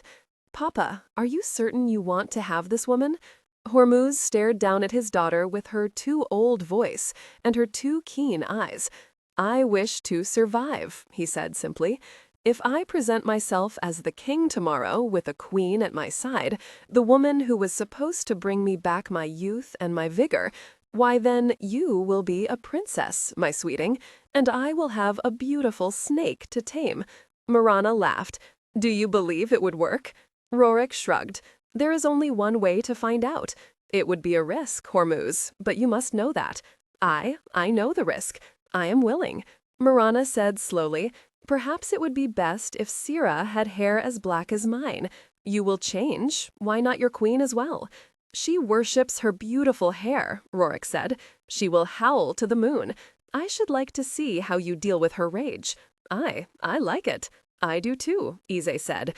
"I should like to be a princess. My papa would be the best king in the world." This Sira, she will come to worship my papa. Aye, Hormuz said, she will. 31. Einar stood quietly beside the sleeping woman. He was brooding, and he didn't like it. There was no reason for it. He did as he pleased, always, and now he wanted her. His loins were tight, and he ached, and he wanted her now. It didn't matter that she was a virgin, and that she was a cousin to the King of Norway. None of it mattered. She was a slave, his slave. He thought then of Lella, alone in the storage shed, unless some of his men had decided to rape him. Or some of his women, he thought, and smiled at the notion. He stared down at that hair of hers, hair so bleached of color that it was silver in the dim light, spilling over the sides of the box bed, nearly to the floor. She was beautiful, no doubt about that, and he did need sons, many sons. Even though he looked young and strong, he was gaining in his man's years. Aye, he needed a wife in order to have heirs. Why not wed her? He could control her, he didn't doubt it. She was vicious. He liked that. He also liked that if he disliked any of it, he could strike her and see the viciousness turn to fear of him. But first he would take her. It mattered not if she wished to keep her virginity safe until her wedding night. Her wishes mattered not at all. Aye, once he'd tested her, assured himself that she would please him, he would marry her and she would breed his heirs. He would continue to do just as he wished to. He would remove poor Lella from the storage shed on the morrow, a long enough time to punish the boy for his imprudence. He rather liked the notion of the two of them living together, each hating the other, each vying with the other for his attention and his affection. Of course, there would be others in the future. He smiled. He thought of Mirana and knew another surge of relief. He'd been worried. He admitted it to himself. Not frightened, no, not that, but concerned that she would not behave as he'd counseled her to. But it appeared that she'd chosen wisdom and life. She'd chosen to be a queen. She pretended to virginity.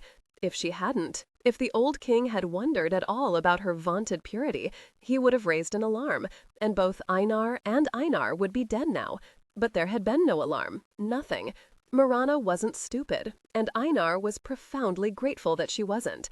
He wished only that he'd had the chance to touch her, to know her as a woman before the old king had come to Clontarf. Einar shrugged. He was a man who didn't dwell on the past. It couldn't be changed or altered. Only the future was important. And thus, this sleeping woman. He leaned down to shake Sira awake. In that instant, a thin rope went around his neck, digging into his flesh, breaking through the skin, tightening even as he struggled to get his hands beneath the rope to ease the awful pressure, even as he tried to yell, even as he tried to jerk about to face his assailant. The rope tightened more, twisting and gouging in very strong hands, unknown hands, and his flesh shredded, and he felt the stickiness of his own blood. He felt the blackness coming closer now, so close that he knew he had just moments before he was unconscious, just moments beyond that before he was dead. Had the old king discovered the truth? Surely not. But who was trying to kill him? He kicked back with all his strength, struggling as hard as he could against the blackness. He heard a grunt of pain, but the rope merely pulled so taut that Einar would have screamed with the pain if he'd been able to. He wanted to give in to the blankness, to end the unbearable agony, and soon he did. He slumped back against the man who held him. Rorik smiled as he eased Einar onto the ground. "Bind him securely," he said low to Hafter, "and stuff something in his mouth." Rorik then turned to Sira. He stopped, for Hormuz was bending over her, and he was touching her hair. He realized that Einar's struggle had been silent, utterly silent. He stared down at his hands. Einar's blood was on his palms. Suddenly, Sira bolted upright.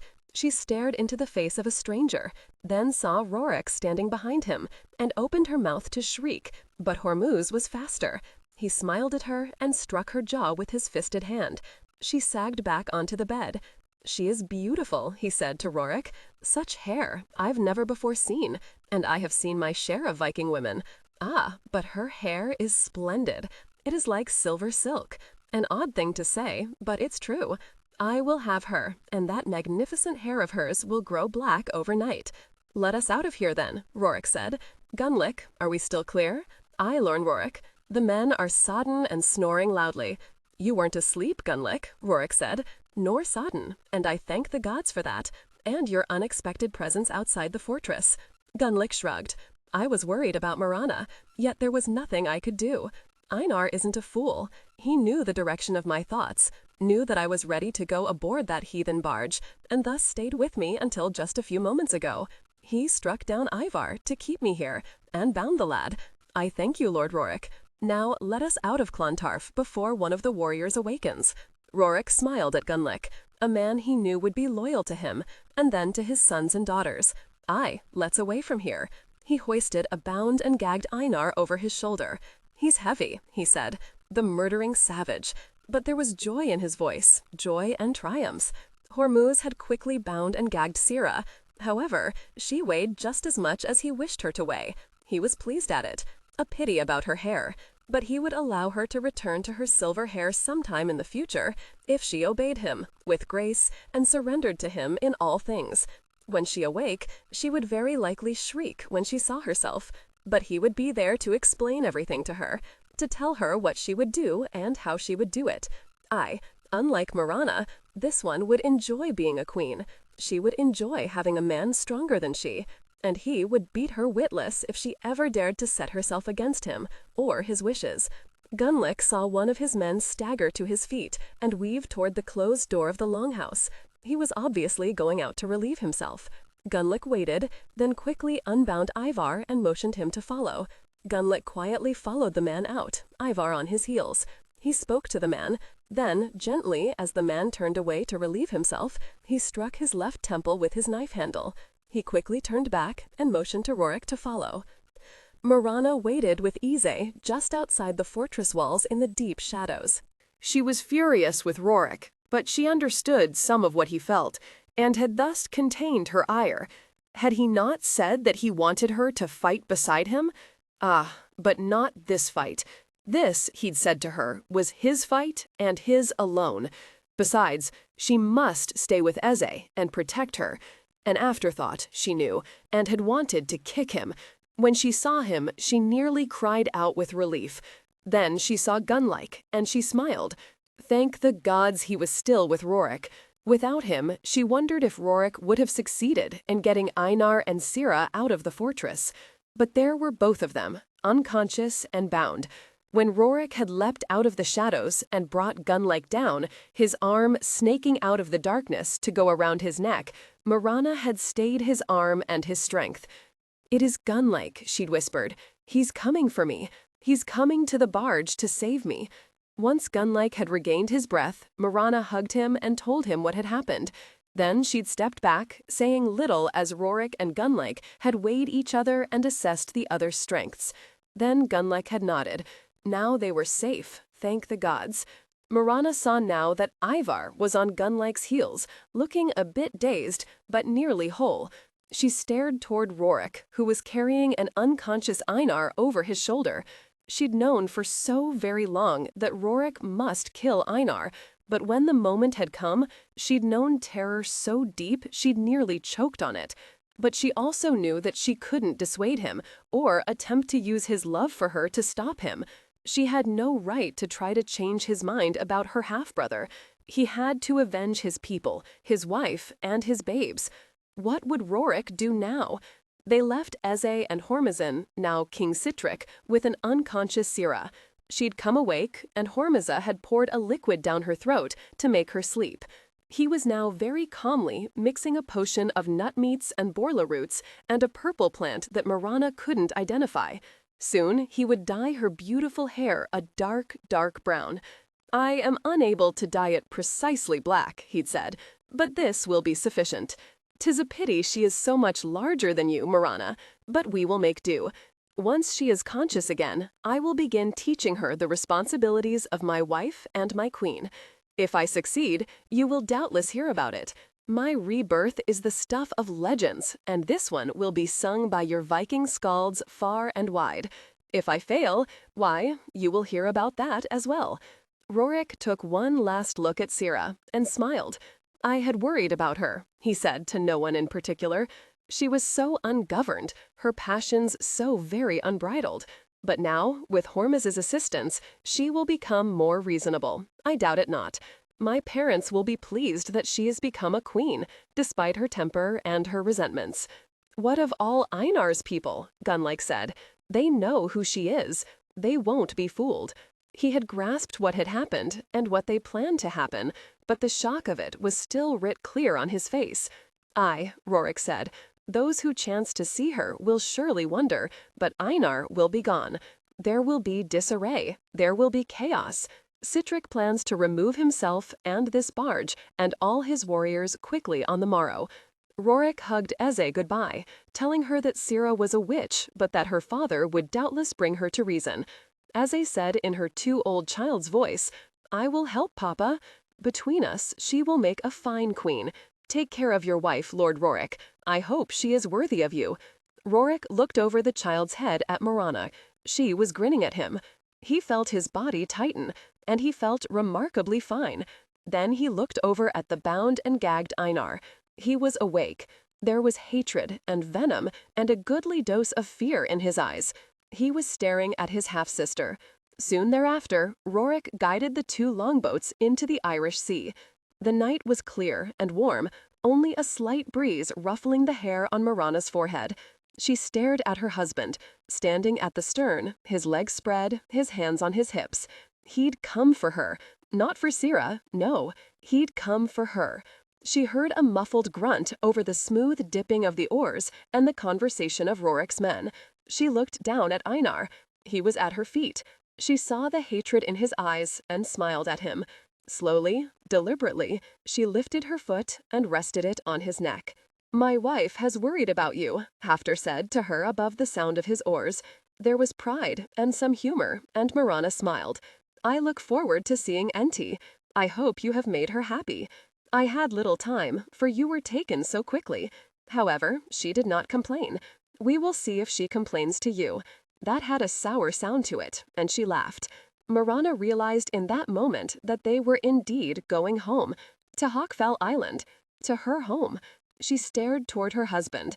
At that moment, he turned. She saw all she needed to know when he looked at her. Toward the following evening, Rorik put them ashore on a small island just off England's western coast. It was barren, save for a few scraggly sea shrubs, but the sand dunes curved one after the other, thick and deep and high, providing shelter and protection. There was no one around, no light, no dwellings, no other campfires. Rorik allowed Einar to relieve himself, then had Hafter bind him again. He kept him gagged. He didn't wish Einar to torment Mirana, and he knew he would if allowed to. He left Mirana in charge of the camp whilst he and his men scouted the area. They'd already caught several large sea bass for their dinner. Einar was fed, then bound again, and left in charge of Gunlike and Ivar for the night. Let him speak tonight, if he wishes to, Rorik said, staring down at Einar. Mirana won't be here to listen to him. In addition, all his men slept in a wider circle around Gunlike and Ivar. Watch him well, Rorik told them. I have no respect for his honor, but I have a great deal of respect for his skill. Aye, Hafter said, but he isn't a magician. He can't fly away, Rorik. Gunlike gently eased his knife blade across the pad of his thumb. I should like him to move, he said. I should like him to speak, perhaps give me orders. Tell me how he will beat me bloodless if I don't release him. Aye, let him speak. Einar remained motionless and silent. Mirana felt shy and strangely nervous when she saw Rorik walking toward her like a conquering prince, 2 blankets over his left arm and a look of hunger in his blue eyes. Come, he said only, and reached out his hand to her. We will seek some privacy. She took his hand silently, following him, careful to watch where she stepped, for there were half-buried rocks in the deep shifting sand. When Rorik was satisfied that their distance from the camp was sufficient, he spread out the blankets and eased down. He looked up at her and said without preamble, I have never given you pleasure, yet you have suffered my demands on you. I would remedy that now, tonight. I want to come inside you, sweeting, and I want to place my hand over your mouth when you yell with the pleasure I will give you. The last time, he had forced her in the bathing hut. She remembered her terror, remembered the pain, certain he would kill her. She shook her head. That was in a past that didn't deserve memory. What of your parents, Rorik? Will they accept me now? He shrugged and drew her down beside him. He made no move to touch her or bring her against him. He looked out over the gently roiling waves of the sea. It was calm under the brilliant half-moon. In the distance, she could hear the low voices of the men, muffled and deep. I could pick out Hafter and Gunlake and Rocky. I bade them leave. I told my father and my brother that I didn't wish them to come here with me. They were thinking of Sira, you see, and I was thinking only of you. I told them I would rescue Sira for them and return her to Norway. I also told them that you were my wife, that you were the mistress of Hawkfell Island, and that I loved you. They left without saying what they felt, but they still wore their pain and their bitterness. I could see it in their eyes. He turned then and gently cupped her chin in his palm. Heed me, Mirana. I love my parents, and I listened to them. It was a grave mistake I made, for it led to but more pain for both of us. But in the years to come, they will see what you mean to me and to our people.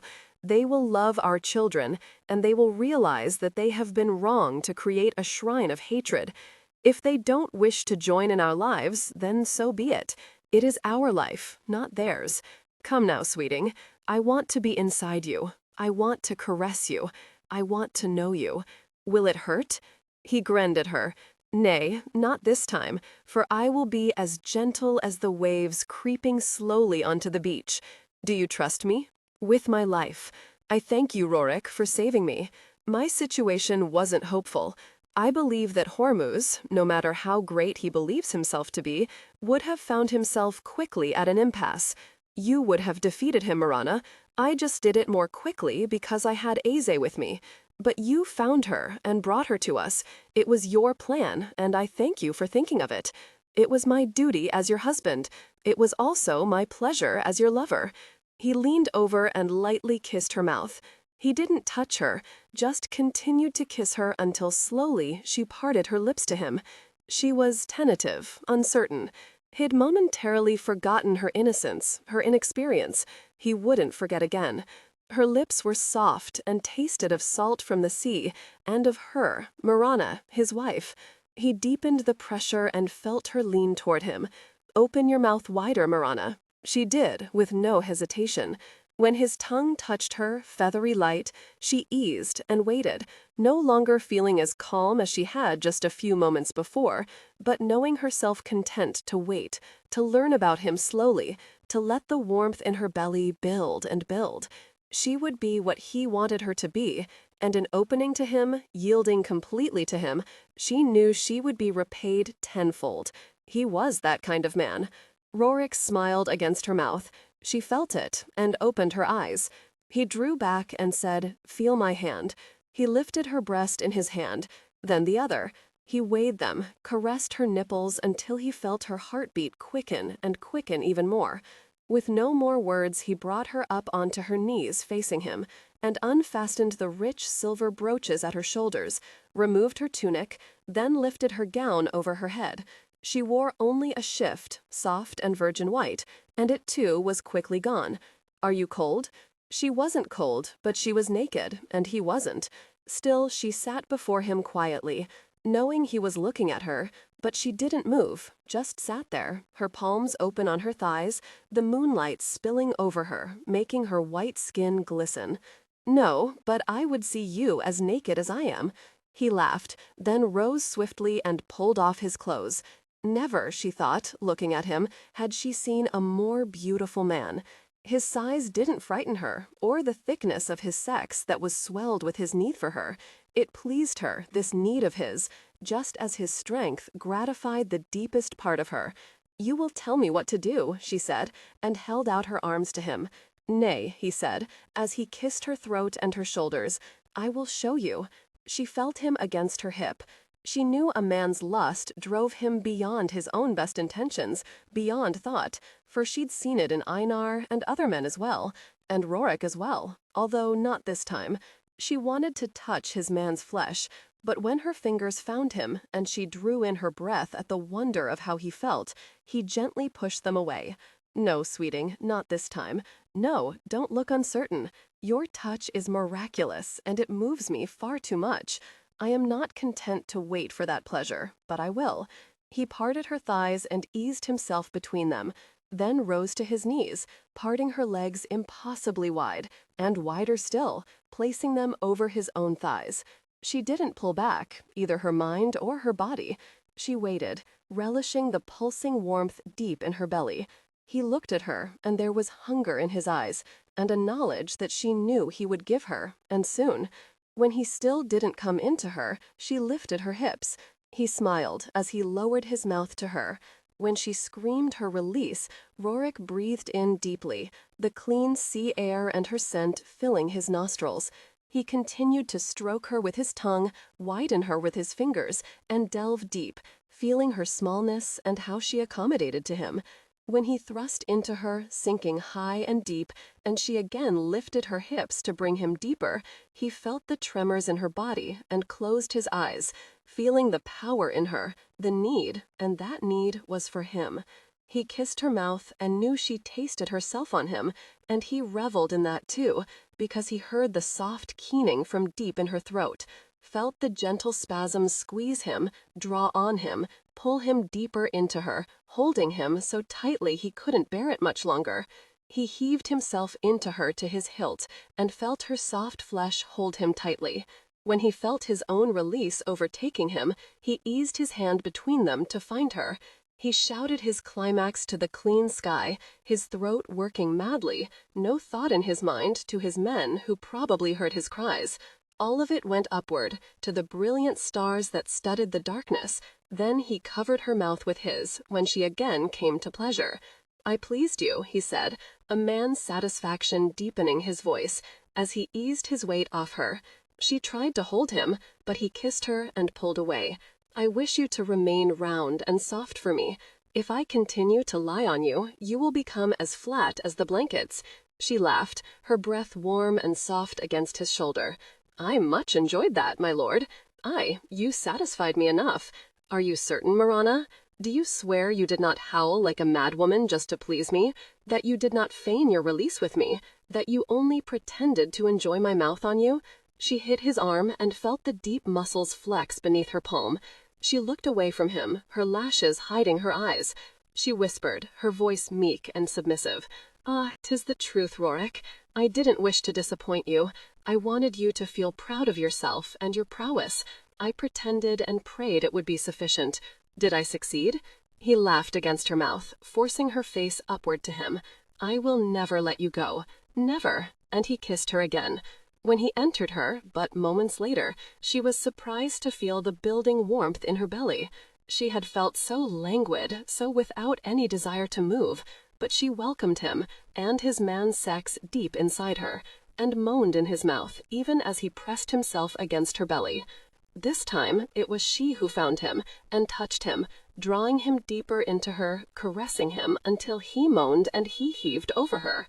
"There is no other man like you," she said against his throat, licking his flesh, then lightly kissing him, then licking him again and again, tasting him, taking all of him into her body and her mind. 32. They were so close to home, so very close, not more than a day away. Mirana stared at the gathering storm clouds, shivering from the sudden chill wind as she watched them roil overhead, gathering thicker and thicker, knitting the sky into blackness. The sun had been shining brightly just that morning, not more than 2 hours before, sparkling off the water in its brightness, the air warm, filled with the tangy sea salt and the scent of the dozen herring the men had caught. She shivered again, drawing her cloak more closely around her. It was a queen's cloak, and she hated it. She fingered the soft royal blue wool and wished she could throw it over the side of the longboat. It was the only piece of clothing she had brought with her. Hormuz had wanted to give her much more, for, he said, the clothes had been made for her, and Sira was too large after all. But Mirana hadn't wanted to wear any reminders of her time at Clontarf. She didn't want to be reminded of her few hours as the Queen of Ireland, a position she prayed Sira would enjoy.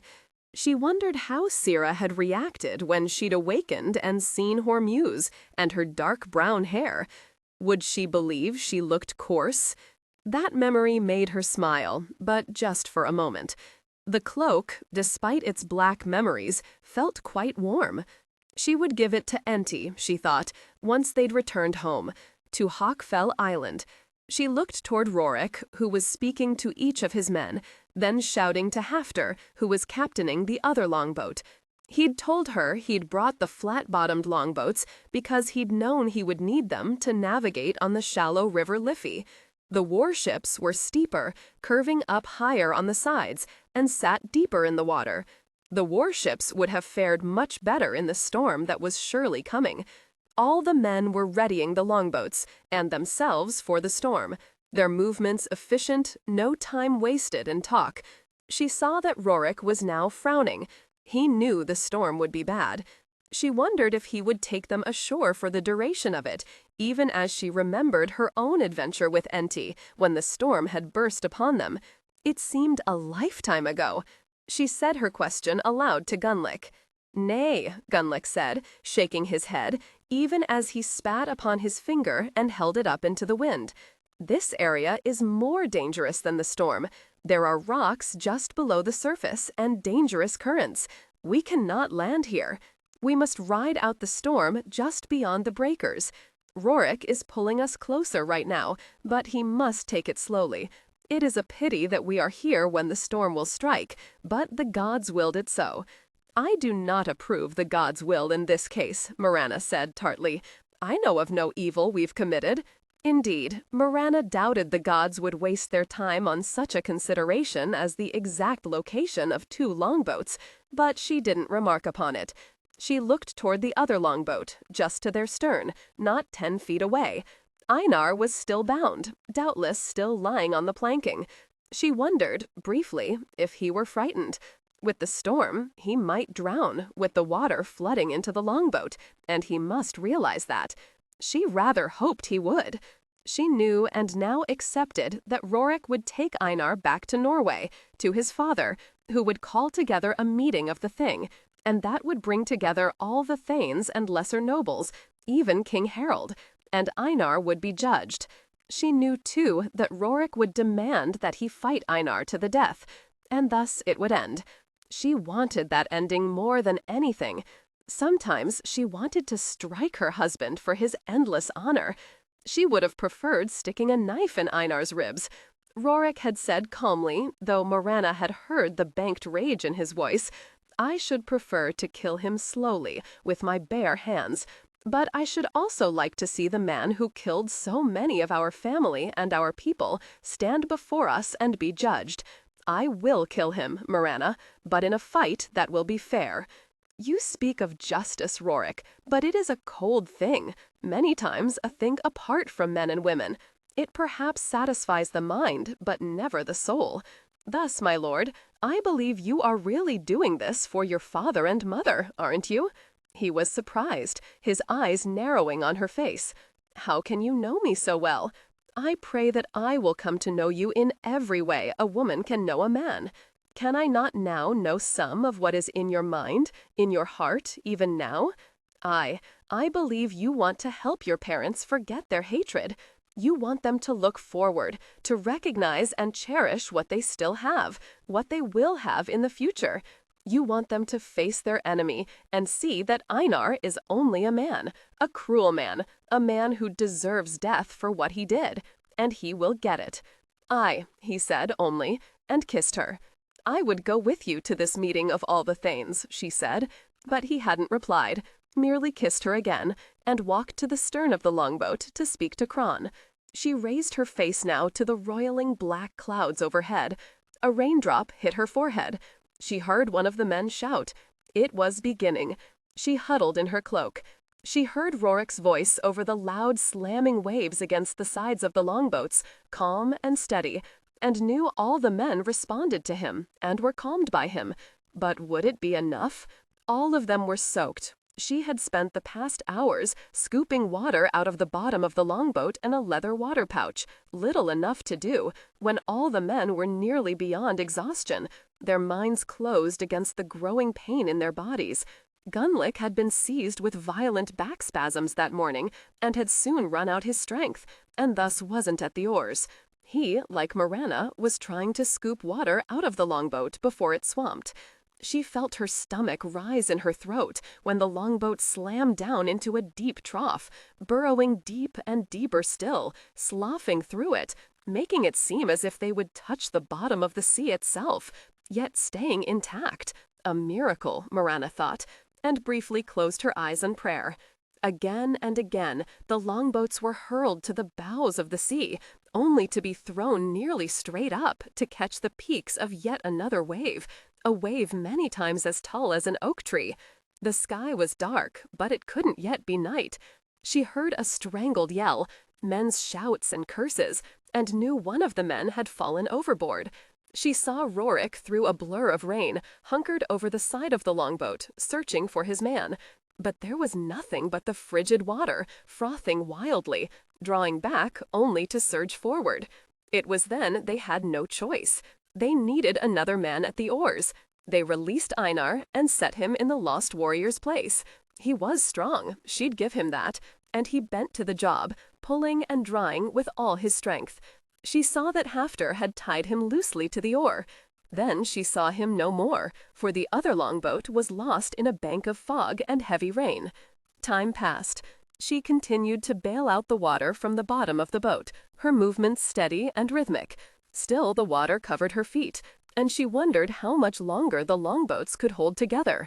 Through her thoughts and her fear, she heard Rorik's voice, never changing, always encouraging, steady, so very steady.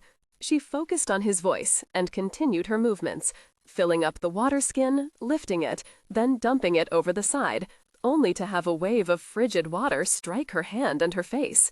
It seemed for naught, but she had to do something. Suddenly, it was over. From one moment to the next, the force of the winds died, the sullen rain became a sullen drizzle, and the longboats ceased their endless dipping and dragging. It was over. The late afternoon sun came through the quickly dispersing clouds. She heard the men shouting, cries of Odin, All-Father, and Thor and Freyon on their lips. She merely smiled, knowing that all but one of them had survived the storm.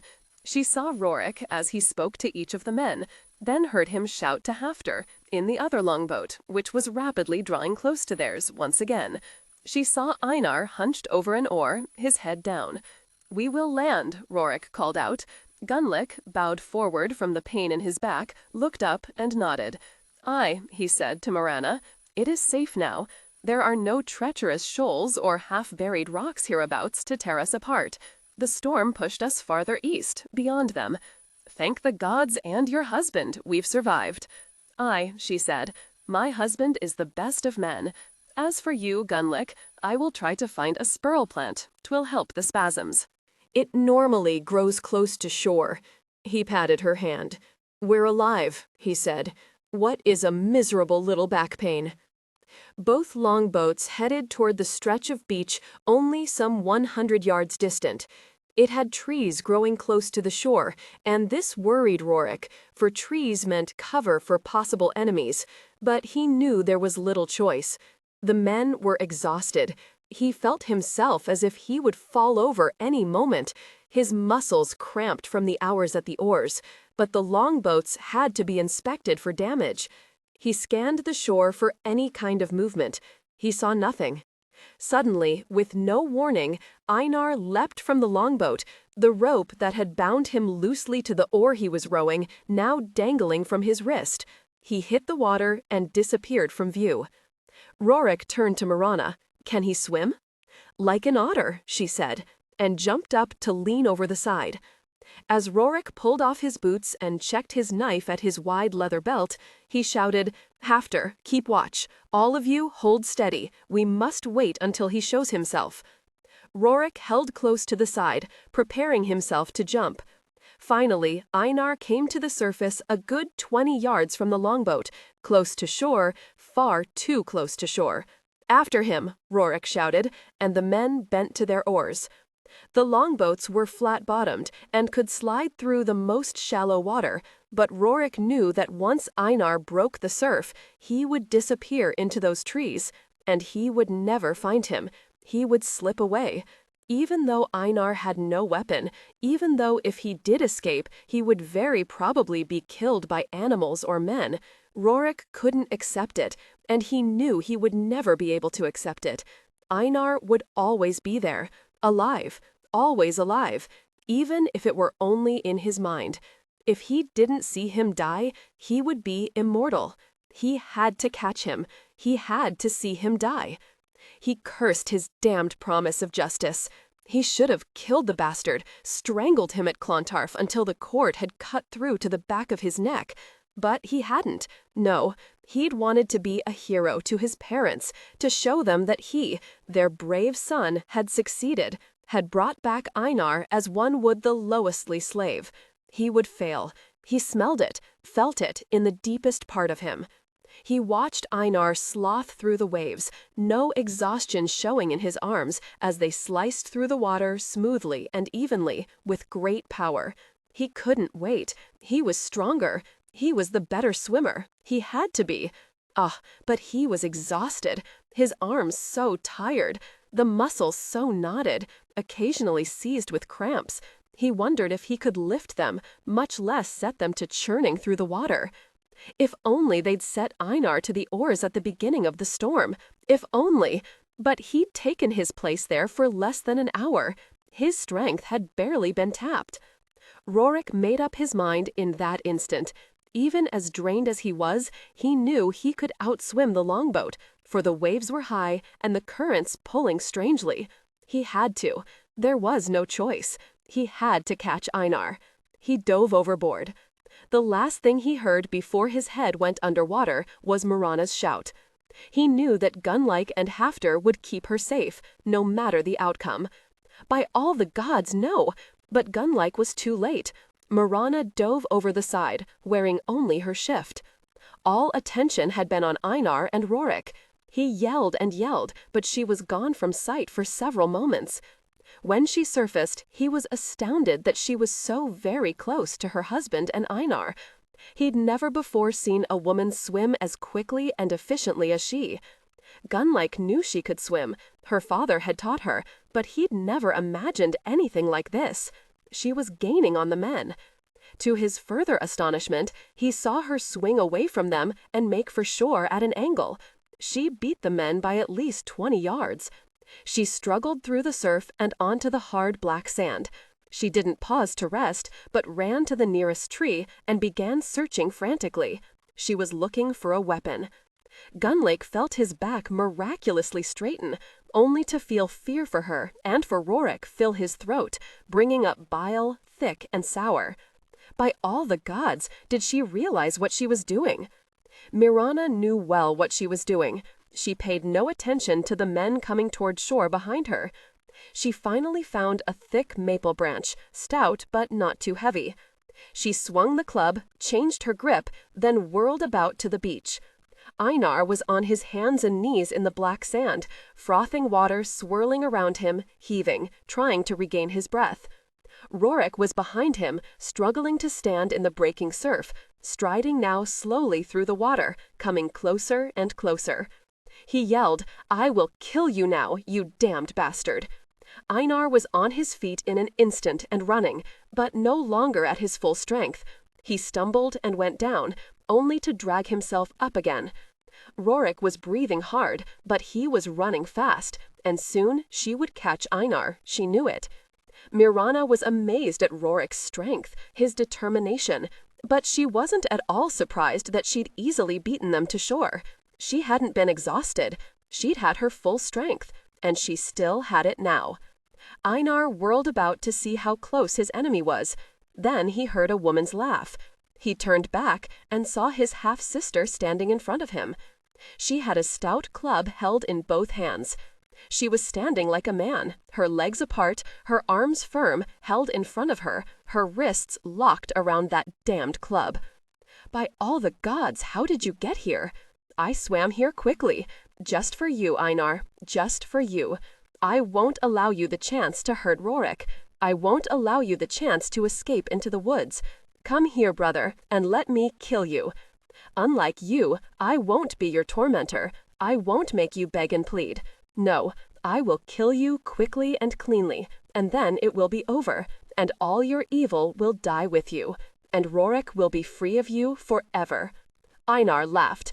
"You think you can kill me, you stupid bitch? I can break you in half with one hand. You are nothing, Mirana, nothing." Rorik refused to believe what was right in front of him. No, it was impossible. No woman could have swum that distance so quickly.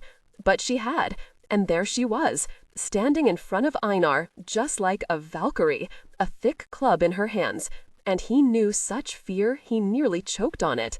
"Mirana," he shouted, "get away from him." He drew his knife and ran forward. He was nearly spent, he knew it. He was beyond spent, and that was the truth of it. His rage was the only thing that drove him now, and his fear for Mirana. The hours at the oars had drained him, and the wild swim to shore had nearly brought him to his knees. He felt exhaustion pulling on his legs, dragging down his arms, slowing his mind. "Stay back, Rorik. Einar is a snake, I told you that. He has no honor. Stay back. I won't allow him to escape, to hide in the woods, to be free of what is due him, to leave you to wonder, always wonder, if he lives or is dead. I will end it now." "No, Mirana, no!" Einar charged her, head down, his hands out and over his head to protect himself. Mirana struck him hard, but the blow struck his upper arms, doing him little damage. Then he was on her, flinging her backward, and he came down over her. She kicked upward, but he twisted her wrist viciously and managed to jerk the club from her. He slammed his fist against her jaw and sent his knee into her ribs. He was up in an instant, jumping away from her, whirling about, readying himself to face Rorik. She saw black, then shook her head violently to clear it. She felt no pain, nothing but a rage that burned hard and intense, fanning throughout her mind and her body. She saw Einar standing there with the club, waving it at Rorik. She saw him look quickly to the woods to his left and knew he was weighing his chances of escape.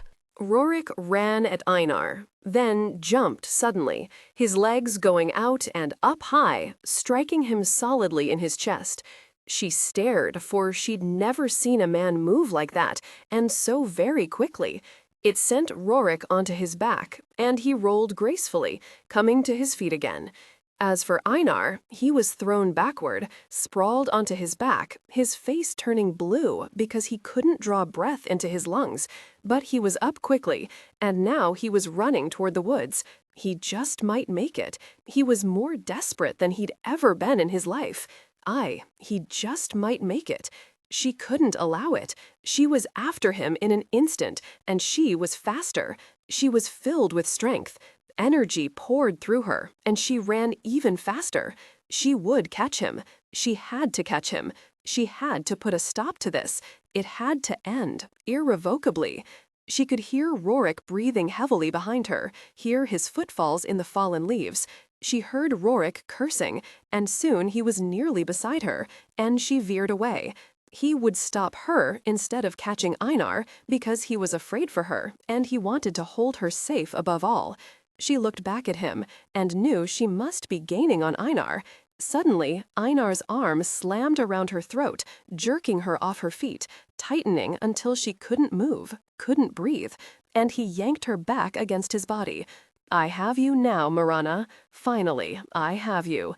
Her fear brought nausea into her throat, but she knew she had to control herself. She wouldn't let the fear control her. She felt tears sting her eyes, not tears of fear, but tears of rage and frustration, for now Einar had the advantage. Rorik had stopped dead in his tracks, and there was a look of horror on his face. He didn't move. "I have your bitch, Rorik Haraldsson," Einar called out, such pleasure in his voice that it made her flesh crawl. She held very still, waiting. The tears trickled down her cheeks, and she hoped Einar saw them and laughed and believed her afraid of him. She felt the heaviness of Einar's breathing against her back. Einar yelled out even louder now, for he was enjoying himself. He had the upper hand.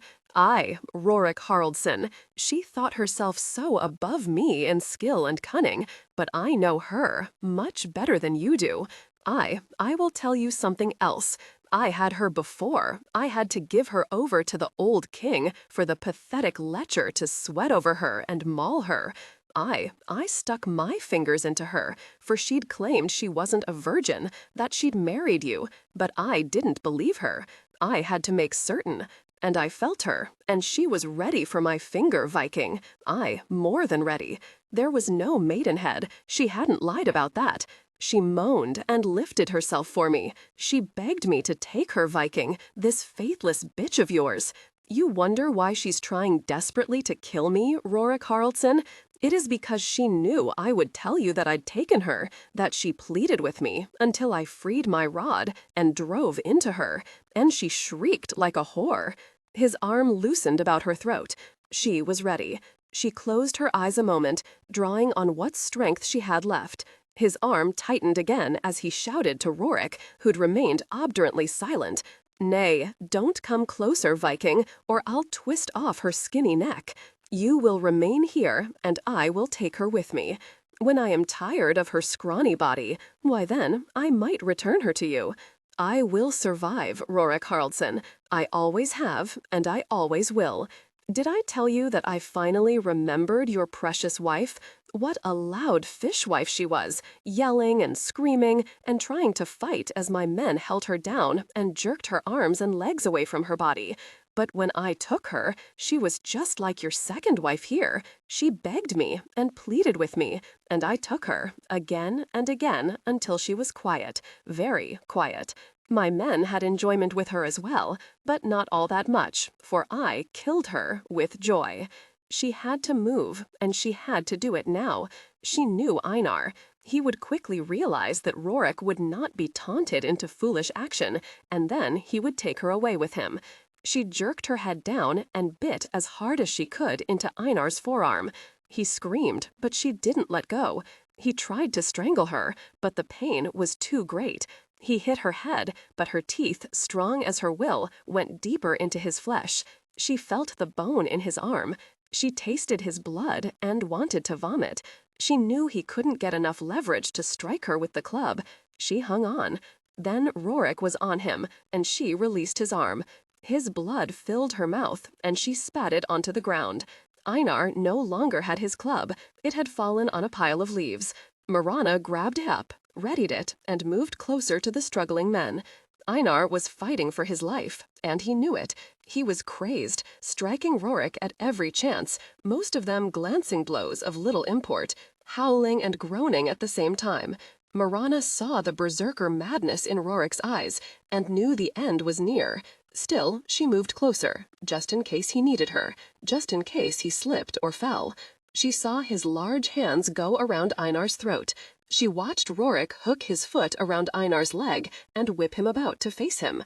She watched her husband's eyes grow calm and deadly, even as he squeezed the life from the man who'd haunted him for far too long, squeezed even harder as he looked into his face and watched the life fade away. Einar fought it with all his might, but it wasn't enough.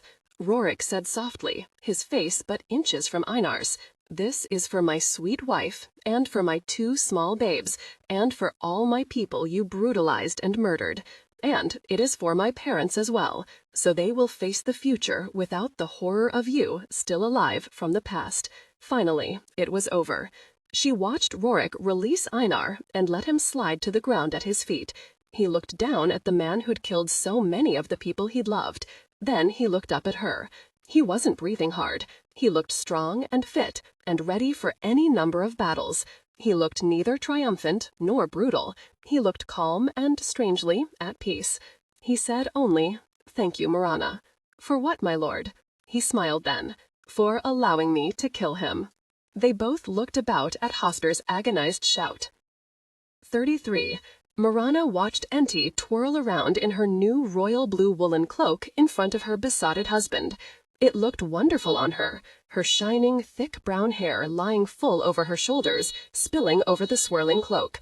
"You look beautiful," Hafter said to his wife, grabbed her hand and pulled her tightly against him. "I missed you." He kissed her and laughed. I missed you so very much. I didn't allow you to sleep last night. I trust you've forgiven me for all my past sins, imagined sins, most of them. But you're a sensitive woman, and thus I will beg your forgiveness yet again. Tell me, you enjoy my man's body now, Enti?" Enti gave him a fathomless look, saying nothing, merely stroking her fingers over the soft blue wool. After a few moments, he began to fidget. Mirana looked down, trying not to laugh. "I will suffer you, Hofter," she said at last. "I vowed to endure you, to care for you even as you become an old man, toothless and withered. And I will bear with you until your sons tell me I have no more need to, on the day they set your shriveled old body afloat on an equally aged longboat and set it afire." "Sons? What mean you, sons?" Enti kissed his chin.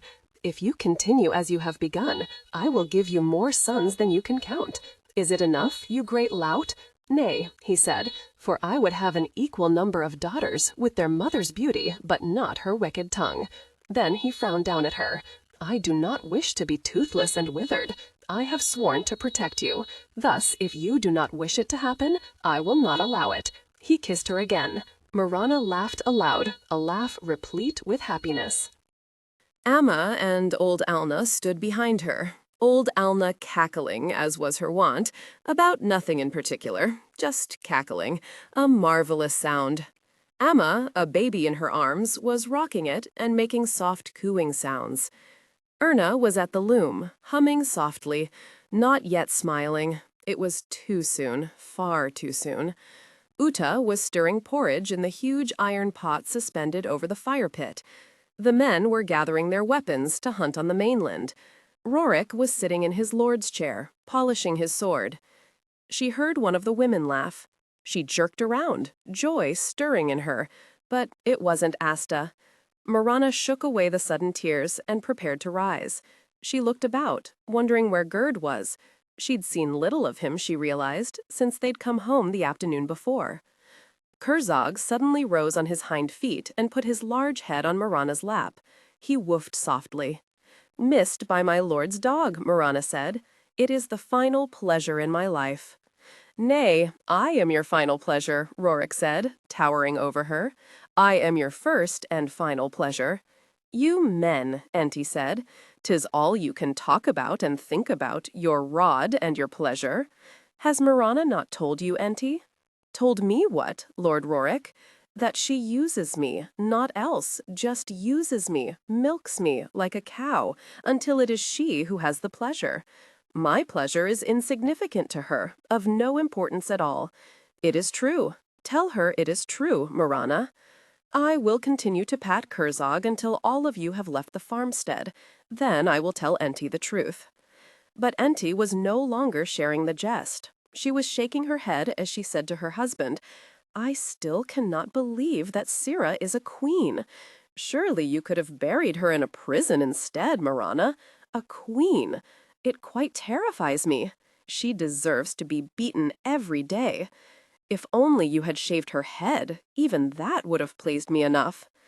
"From my brief acquaintance with Hormuz," Mirana said, "I believe he will do whatever he believes is required." She unconsciously rubbed her cheek where he'd struck her, saying, "He is a man with very set views for women and what they should do and what they should say. I doubt he will change. Also, Sira no longer has her beautiful silver hair. It is an ugly dark brown from a mixture of nut meats, and thus Hormuz will not be distracted. It is better than having her bald, Enti," Rorik laughed. "You must understand that there is also a child, Eze, all of 11 years old, and very wise in her years, much like little Uta here. She will assist Sira to become a reasonable woman, just as will her formidable father." "I wonder when we will learn of their fate," Mirana said, as she stroked Kerzog's head. The dog nuzzled against her palms, and she scratched his head. "By winter, I think," Rorik said. "Hormuz is right. It is a story the skalds will sing of for years upon years to come, whether he succeeds or he fails." Mirana said, "It is passing strange that no Viking holds the throne of Ireland, but rather a man from a foreign land very far south. He told me the name of it, but it was difficult and I can't remember it." Old Alna hobbled up and said, "My beautiful little Sira, such passion in her, and now she is tortured with ugly hair. She won't like that, my lord. Aye, she'll rain shrieks and fists down upon this man's head, this man who will now be king." "She will try," Rorik said, "but I doubt she will succeed." "You brought back Mirana," Amma said, lightly touching her fingertips to Rorik's forearm. "We have missed her, my lord." "I missed her as well, as did Kerzog." "Hafter, leave your wife alone. 'Tis time for us to hunt." And they were gone, talking and laughing, their jests ringing out as loud as their laughter. Mirana continued to pat Kerzog, speaking to each of the women in turn, realizing that life here had carried on. The crops had continued to grow beneath the warm summer sun. The slaves had banged glittering silver pans to keep the birds away. The women had salted fish, had weaved and dyed cloth, had baked endless loaves of flatbread over the hot embers of the fire pit. But she, Mirana, wife of Rorik Haraldsson, had still been missed, her absence felt by those she left behind, for she was firmly a part of Hawkfell Island now. She belonged. She looked over at Erna, silent now, her one good hand not moving on the loom. Raki, her husband, had been the warrior to fall overboard and drown. They'd not found his body. It was difficult for all of them to accept, and the grief was there, stark and deep in everyone's thoughts. But it was Erna who had stood stiff and silent, her face white, her withered arm limp against her side, her eyes accepting, yet filled with pain. She'd not cried in front of them. She'd not cried with her two sons either, and they'd held themselves just as stiff and proud as their mother, listening to Lord Rorik, as he'd told them that he and all the other men of Hawkfell Island could never take Raki's place, for he had been the bravest of warriors, a man of great skill and cunning. But they would be there, acting in their father's place, now and forever. And Erna had been pleased and grateful. Mirana could only imagine her grief when she'd been alone. Then Erna had seen Gunleek bent over with the pain in his back, and she'd tended him faithfully, feeding him panza root ground into a sweet pulp to relax the knotted muscles. Now he was better, sitting near to the fire pit, the lines of pain smoothed from his forehead. Erna had moved from the loom and was now sewing near him, her fingers working quickly, her head down, but Mirana knew she was aware of Gunleek, watchful that he was getting well again. Gunleek rose then and stood over her. Slowly she raised her head, her look stark and proud. He handed her a small piece of buttered flatbread. She accepted it with her good hand and slowly ate it. Gunleek patted her shoulder and left her alone. Mirana rose at last to go about her duties. She oversaw the cooking, wrapped a cloth about her head, and helped to pack down the earth near the tables in the longhouse, a seemingly endless and very dirty job that required water to be sprinkled on the loose dirt, then packed down by hand, then struck with the heel of the palm. Her back hurt when it was at last finished. She rose and stretched, patted Kerzog, who then grabbed her sleeve in his mouth and dragged her outside the longhouse. She laughed. Rorik and his men had just returned. Gunleek smiled at her. "You're happy, Mirana, and it pleases me. Rorik is a good man. You've also more dirt on your face than this monster here." Mirana looked at Kerzog, who was blissfully rolling about on the ground. She laughed, kissed Gunleek on the cheek, and ran to the bathing hut. She heard Rorik calling her name behind her, and knew he would be with her very soon, and that they would bathe together, and very probably they would do other things as well. She turned and waved to him. "Where is Mirana?" And he looked up, frowning at Rorik's question. Gunleek said she went to the fields to look at the barley and rye, but that was hours ago. "I haven't seen her in a while, Rorik, but she should return soon, for there is the evening meal to prepare." Rorik merely nodded and went to the bathing hut. 2 days in a row now, they'd been very lucky at their hunt, killed a wild boar and 6 fat partridge. 3 of his men were in the bathing hut, naked, shouting, throwing water on each other, insulting each other's prowess. They hadn't seen Mirana. "Come bathe, Rorik," Skulla yelled at him. "Aye, you smell like overripe boar." Kron made to throw a bucket of water on him, but Rorik held up his hand. "Let me find my beautiful wife first, then I'll be back." "Poor little girl," Skulla said, shaking his big head mournfully. "Soon she'll not be able to walk if Rorik has his way." "Ha, he will have his way until she is so large with child he dare not continue." Rorik didn't laugh, though he did smile at the thought of Mirana's belly filled with his child. It warmed him, and he called out her name again and again. He went to the fields, but she wasn't there. He went to the cow byre, then to the small houses his warriors had built just beyond the fields. He couldn't find her. He stood next to the palisade walls, breathing in the soft, sweet air, looking over his island. Suddenly, he felt something cold and dark twisting deep within him, and it scared him witless. He immediately raised the alarm. He set guards on the longboats immediately, not knowing why he felt it so important, just doing it. Mirana was shivering. Her hair was still damp, tangled around her head and down her back. She wore only a wet shift, all that he'd allowed her when he'd taken her from the bathing hut several hours before. He looked at her now, rocking back and forth on his heels. There was such rage in his eyes that she had to look away from him.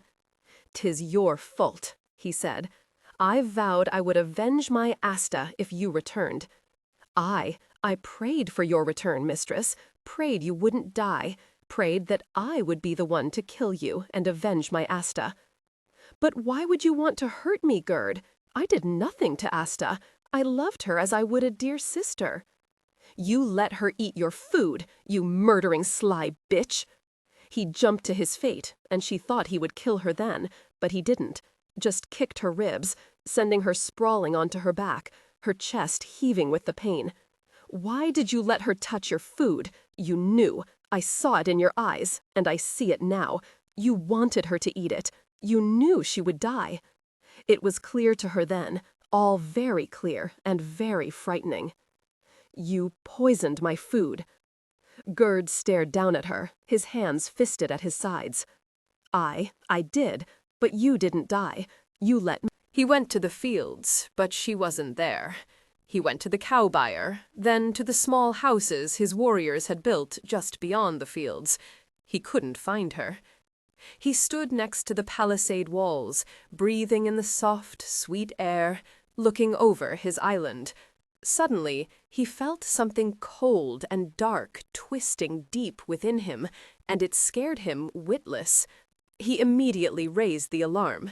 He set guards on the longboats immediately, not knowing why he felt it so important, just doing it. Mirana was shivering. Her hair was still damp, tangled around her head and down her back. She wore only a wet shift, all that had allowed her when he'd taken her from the bathing hut several hours before. He looked at her now, rocking back and forth on his heels. There was such rage in his eyes that she had to look away from him. "'Tis your fault," he said. "I vowed I would avenge my Asta if you returned. I prayed for your return, mistress, prayed you wouldn't die, prayed that I would be the one to kill you and avenge my Asta." "But why would you want to hurt me, Gerd? I did nothing to Asta. I loved her as I would a dear sister." "You let her eat your food, you murdering sly bitch." He jumped to his feet, and she thought he would kill her then, but he didn't, just kicked her ribs, sending her sprawling onto her back, her chest heaving with the pain. "Why did you let her touch your food? You knew. I saw it in your eyes, and I see it now. You wanted her to eat it. You knew she would die." It was clear to her then, all very clear and very frightening. "You poisoned my food." Gerd stared down at her, his hands fisted at his sides. I did, but you didn't die.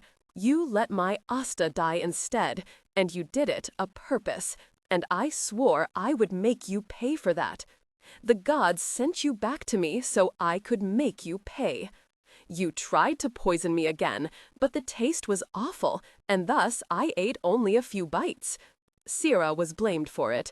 I, poor little Sira, a beautiful girl who didn't deserve your cruelty or Rorik's. Such lovely hair she had. I couldn't bear it when he whipped her. I wanted to strike him when he offered to let me whip her too, believing I would want to hit her and force her to her knees for Asta's death.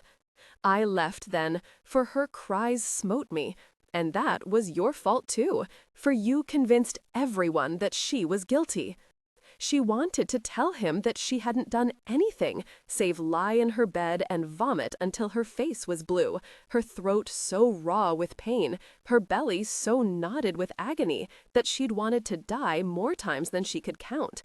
She said instead, "Why did you want to kill me? What did I ever do to you, Gerd?"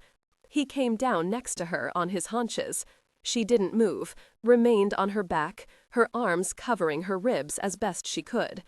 He raised his hand, then slowly lowered it as he said, "You dared to keep me from Enti.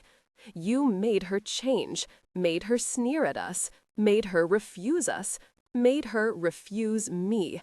I wanted her, and I'd had her before you came, before you made yourself the mistress and stuck your proud nose in the air, treating all of us like we were thralls.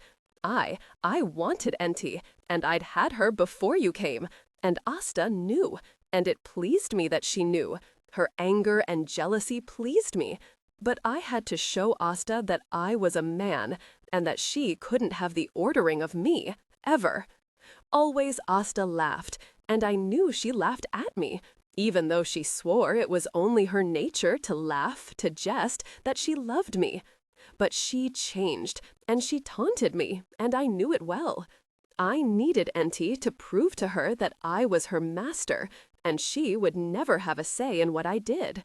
"But that's madness," Mirana said, then instantly regretted the words, for he was on her, straddling her, leaning over her so close that she could smell the rage on his breath, see the wildness in his eyes, and he was locking his hands around her throat now, and she knew then that she would die.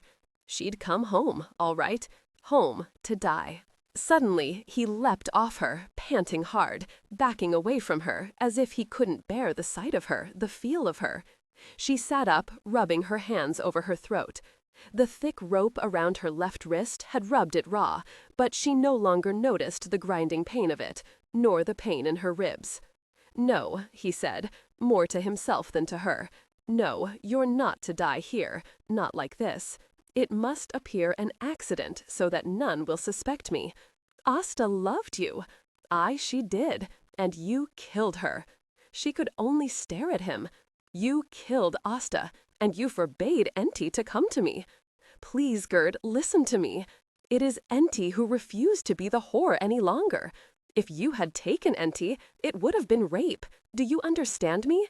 If you had forced her, she would have killed you herself. It is true. I swear it to you."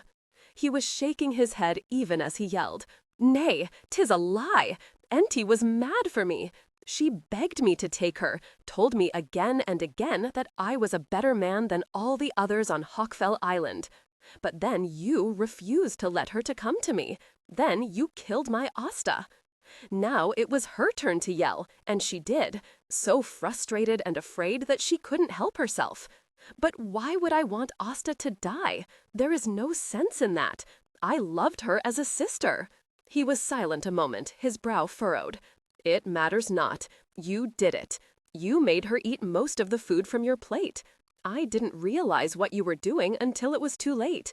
I had to watch her laugh and jest and knew that soon she would be dying because of what you did. You knew about the poison. You cajoled her. Perhaps it was jealousy of her that made you kill her, I know not. You are a woman, and women are creatures beyond a man's understanding. You killed my wife, and now I will avenge her. You fool, do you think me stupid? Do you think I would chance killing myself as well as Asta? It makes no sense. I did not know the food was poisoned." His huge upper body tightened in his rage, but he forced himself to calm with a shrug, for he was the victor, and knew it. "It matters not how you knew. I just know that you did. And my Asta is dead, and Enti is wedded to Hafter. There is nothing here for me now." What else was there to say? She lowered her head, the weight of hopelessness heavy on her, defeating her, numbing her mind. She felt beyond herself in those moments, and beyond Gerd, beyond the pain that would take her from life. And she knew it was because she was preparing herself to die, preparing herself to leave this earth, to leave Hawkfell Island, to leave Rorik. She didn't want to leave Rorik. She drew a deep, steadying breath. She felt herself planted firmly within her own mind and body again. She would not die without a struggle. Gerd was the strongest man on Hawkfell Island, his years upon years as blacksmith making his chest and arms so powerful that few of the men ever wanted to wrestle with him, even in games. Rorik would laugh and say he had no wish for Gerd to break his back. What could she do? She could run. She looked about, careful to keep her head lowered so he couldn't see her eyes, guess at her intent. He was standing over her, breathing hard.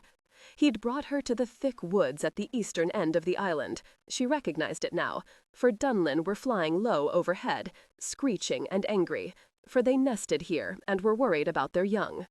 If she could run and hide in the deeper part of the woods, then she could sneak back toward the farmstead. "Let us go," Gerd said. He grabbed her left arm and jerked her to her feet. He quickly untied the rope at her wrist. "You look like a witch.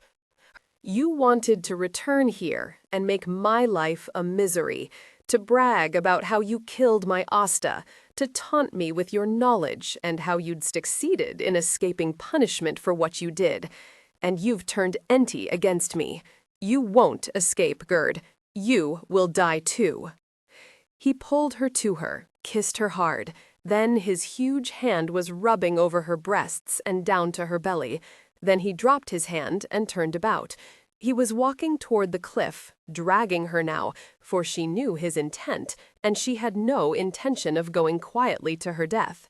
She screamed and yelled and grabbed at bushes and low-lying tree branches, but he just jerked at her and kept pulling her, her left arm shooting with pain now, and she wondered if he would wrench it from the socket. She dug in her heels, but that was useless. They cleared the trees. The cliff edge was but 20 yards away. It was steepest here, the drop sheer, the bottom thick with tumbled black rocks, ancient and scarred with time, with surf striking against them hard, sending spumes of spray 30 feet into the air. She would die, for there was no ledge or outcropping of bushes to break her fall to those rocks. She felt the black hopelessness curl through her, recognized it, and refused to accept it. She wasn't dead yet. She began cursing again, yelling again at the top of her lungs. "Rorik! Rorik! Help me! Help me!" Again and again she yelled.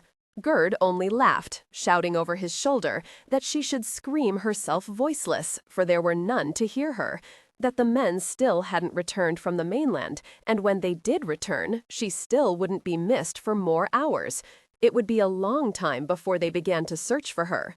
Perhaps, he said, screaming at her now, just perhaps the tide would wash her out into the sea, and none would ever find her. Ah, and he would search for her as well, his face as downcast and worried as all the rest of them.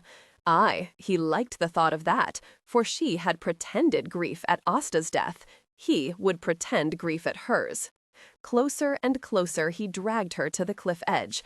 She yelled at him, "I will be found. I am wearing only my shift. Rorik will never believe I was out here in the woods wearing only my shift and fell to my death.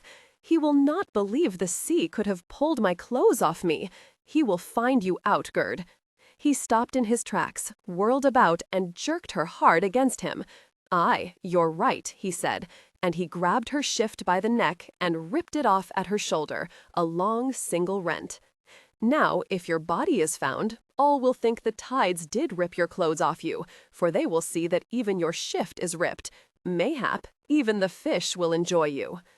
Then he draped the ripped shift around her, fastening it securely over her left shoulder. "Aye, that will suffice," he said. 10 more yards, not more, just 10 more yards. He was jerking her, and she was trying not to cry, trying to keep her wits about her, but it was difficult, so very difficult. Suddenly, she saw a loose rock just ahead of her. Without hesitation, she leaned down, grabbed up the rock, and began again to yell Rorik's name. So very close to the cliff edge now. She held the rock firmly, readying it and herself, and let him drag her just to his side. "Gerd," she said softly, and waited for him to turn. Just as he did, she raised the rock and brought it down hard on his temple. It cracked loud against his head. He stared at her, just stood there, not releasing her left wrist, just staring at her, saying nothing. "Let me go," she yelled into his face. "I hit you. Die, damn you." He smiled at her then and dragged her another step toward the cliff. She cried out and brought the rock down on his head again. The rock cracked apart, and this time blood spurted from his head. He slowed. He stood there quietly, gently weaving back and forth. Finally, he dropped her wrist, but he didn't fall. He just stood there. Blood flowed over his forehead, into his eyes, dripped to his chest and to the ground, but he didn't seem to notice. Mirana threw the 2 pieces of rock against his chest with all her strength, then turned and ran, her ripped shift flapping around her. It was at that moment that Rorik, Hafter, and Skulla behind him burst through the line of woods. He saw his wife and he saw Gerd, standing there near the edge of the cliffs. He didn't understand, but it didn't matter. Mirana! He grabbed her to him, saw that she was all right, and quickly gave her to Hafter. He went in a dead run toward Gerd, who had now turned to the setting sun in the west, and he was still standing there, just staring off into the sky. So still he was, and the blood continued to stream down his face, dripping onto his feet and onto the ground. Gerd! He turned very slowly and watched Rorik run toward him. "I'm sorry, Rorik, but I had to do it," Gerd said. "I had to kill her. She's below, on the rocks. I wanted to strangle her, but it had to look an accident. Aye, Rorik, she's on the rocks below, and she's dead. 'Tis justice, for she murdered my Asta. Aye, 'tis done now."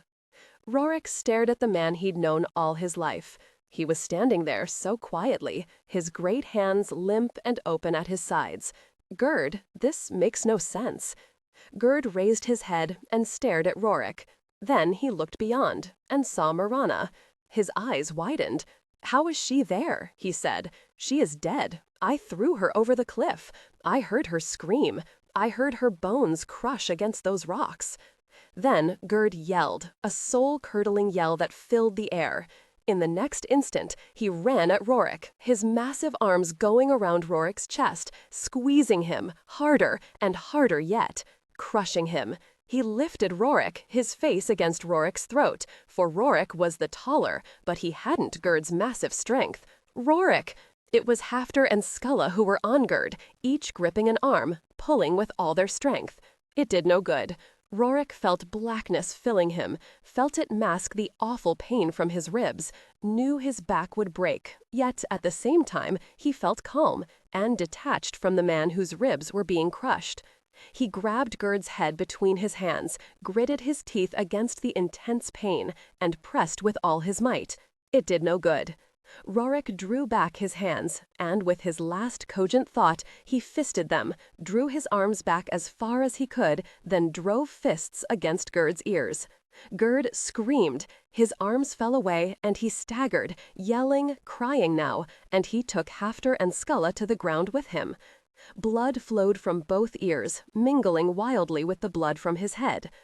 Rorik stood over him, his ribs on fire, lightheaded from lack of breath. He heaved and groaned, and stood there, staring down at the man who had very nearly killed Mirana and him. He saw Mirana coming slowly toward him, her eyes on Gerd, who lay on the ground, howling and bawling like a child. Hafter and Skulla backed away from him, and it was in that instant that Gerd flung himself away from them, fell again to his knees, then forward onto his face, and rolled over the edge of the cliff. He made no sound. They heard nothing over the crashing sound of the waves against the rocks below. Rorik drew her against him. He kissed her and pulled her away. Epilogue. The skald Tamak, famous for his melodious kennings and his wondrous speaking voice, arrived at Hawkfell Island at the beginning of a winter storm, a storm that presaged such ferocity that Lord Rorik had ordered even the cows, sheep, chickens, and the 3 goats brought into the longhouse for safety after he'd looked at the roof of the stable. The longboats and 2 warships were dragged beyond the narrow beach to the higher ground and covered with thick oak branches. The longhouse was filled with the warmth from the fire pit, a pale blue haze of smoke, and smelled of the rich, hot flatbread just removed from the hot embers. Tamak accepted a cup of rich mead from Enti, smiled at her too hopefully, bringing her husband, Hafter, closer. His eyes narrowed. Tamak, not a stupid man, then turned swiftly to the Lord of Hawkfell Island and said, "Lord Rorik, I am not here by happenstance. 'Tis the king himself who has sent me to recount to you all that has happened." He saw the lord's wife grip her husband's hand and turned to smile down at her when she said, "Which king?" Tamak shook his head, cleared his throat, drank more of the mead, regarded his audience for a long moment, preparing them and himself, then began to speak. His voice filled the longhouse. He spoke of magnificent Citric, an old man barely clinging to life, who defied death itself and all the gods of the afterlife, and emerged the victor, renewing himself, claiming once again a young man's vigor and strength and shortened years. Aye, and this proud Citric would rule now for more decades than could be comprehended by a mortal's mind. He had seen men as babes, and he would watch them die as old men, and he would go on still. The king was ably assisted in his miraculous renewal by his brave wizard Hormuz, who himself had bargained with Odin Allfather, failed, then challenged Odin to a contest of logic.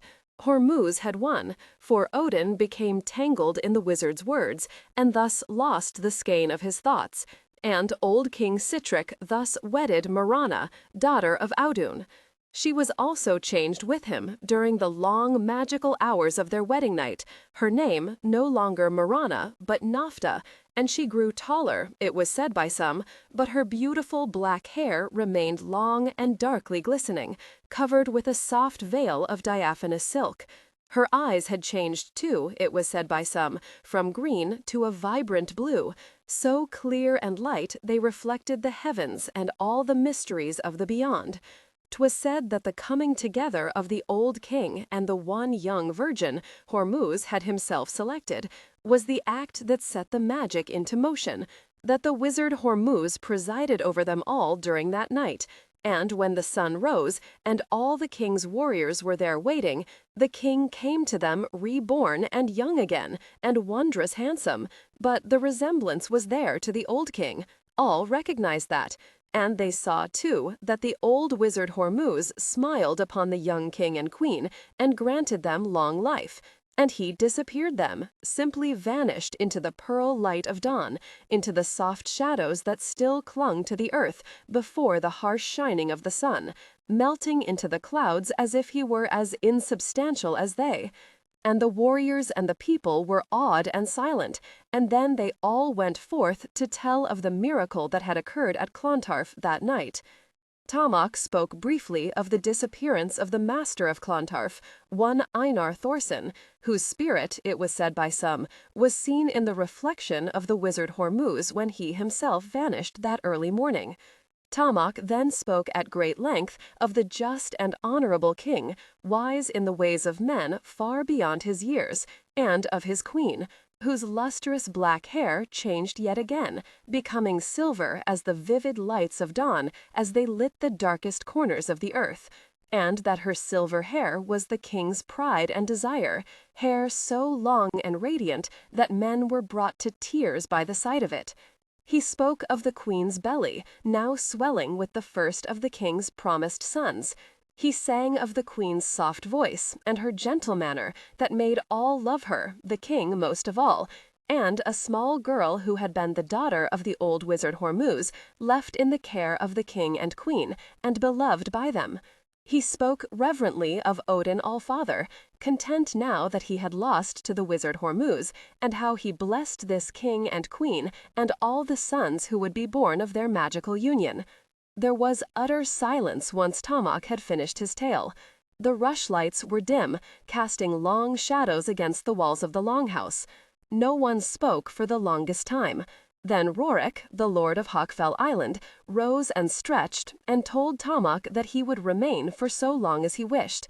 He thanked him, and gave to him a magnificent silver arm bracelet won on a raid many years before near Kiev by Lord Rorik's father.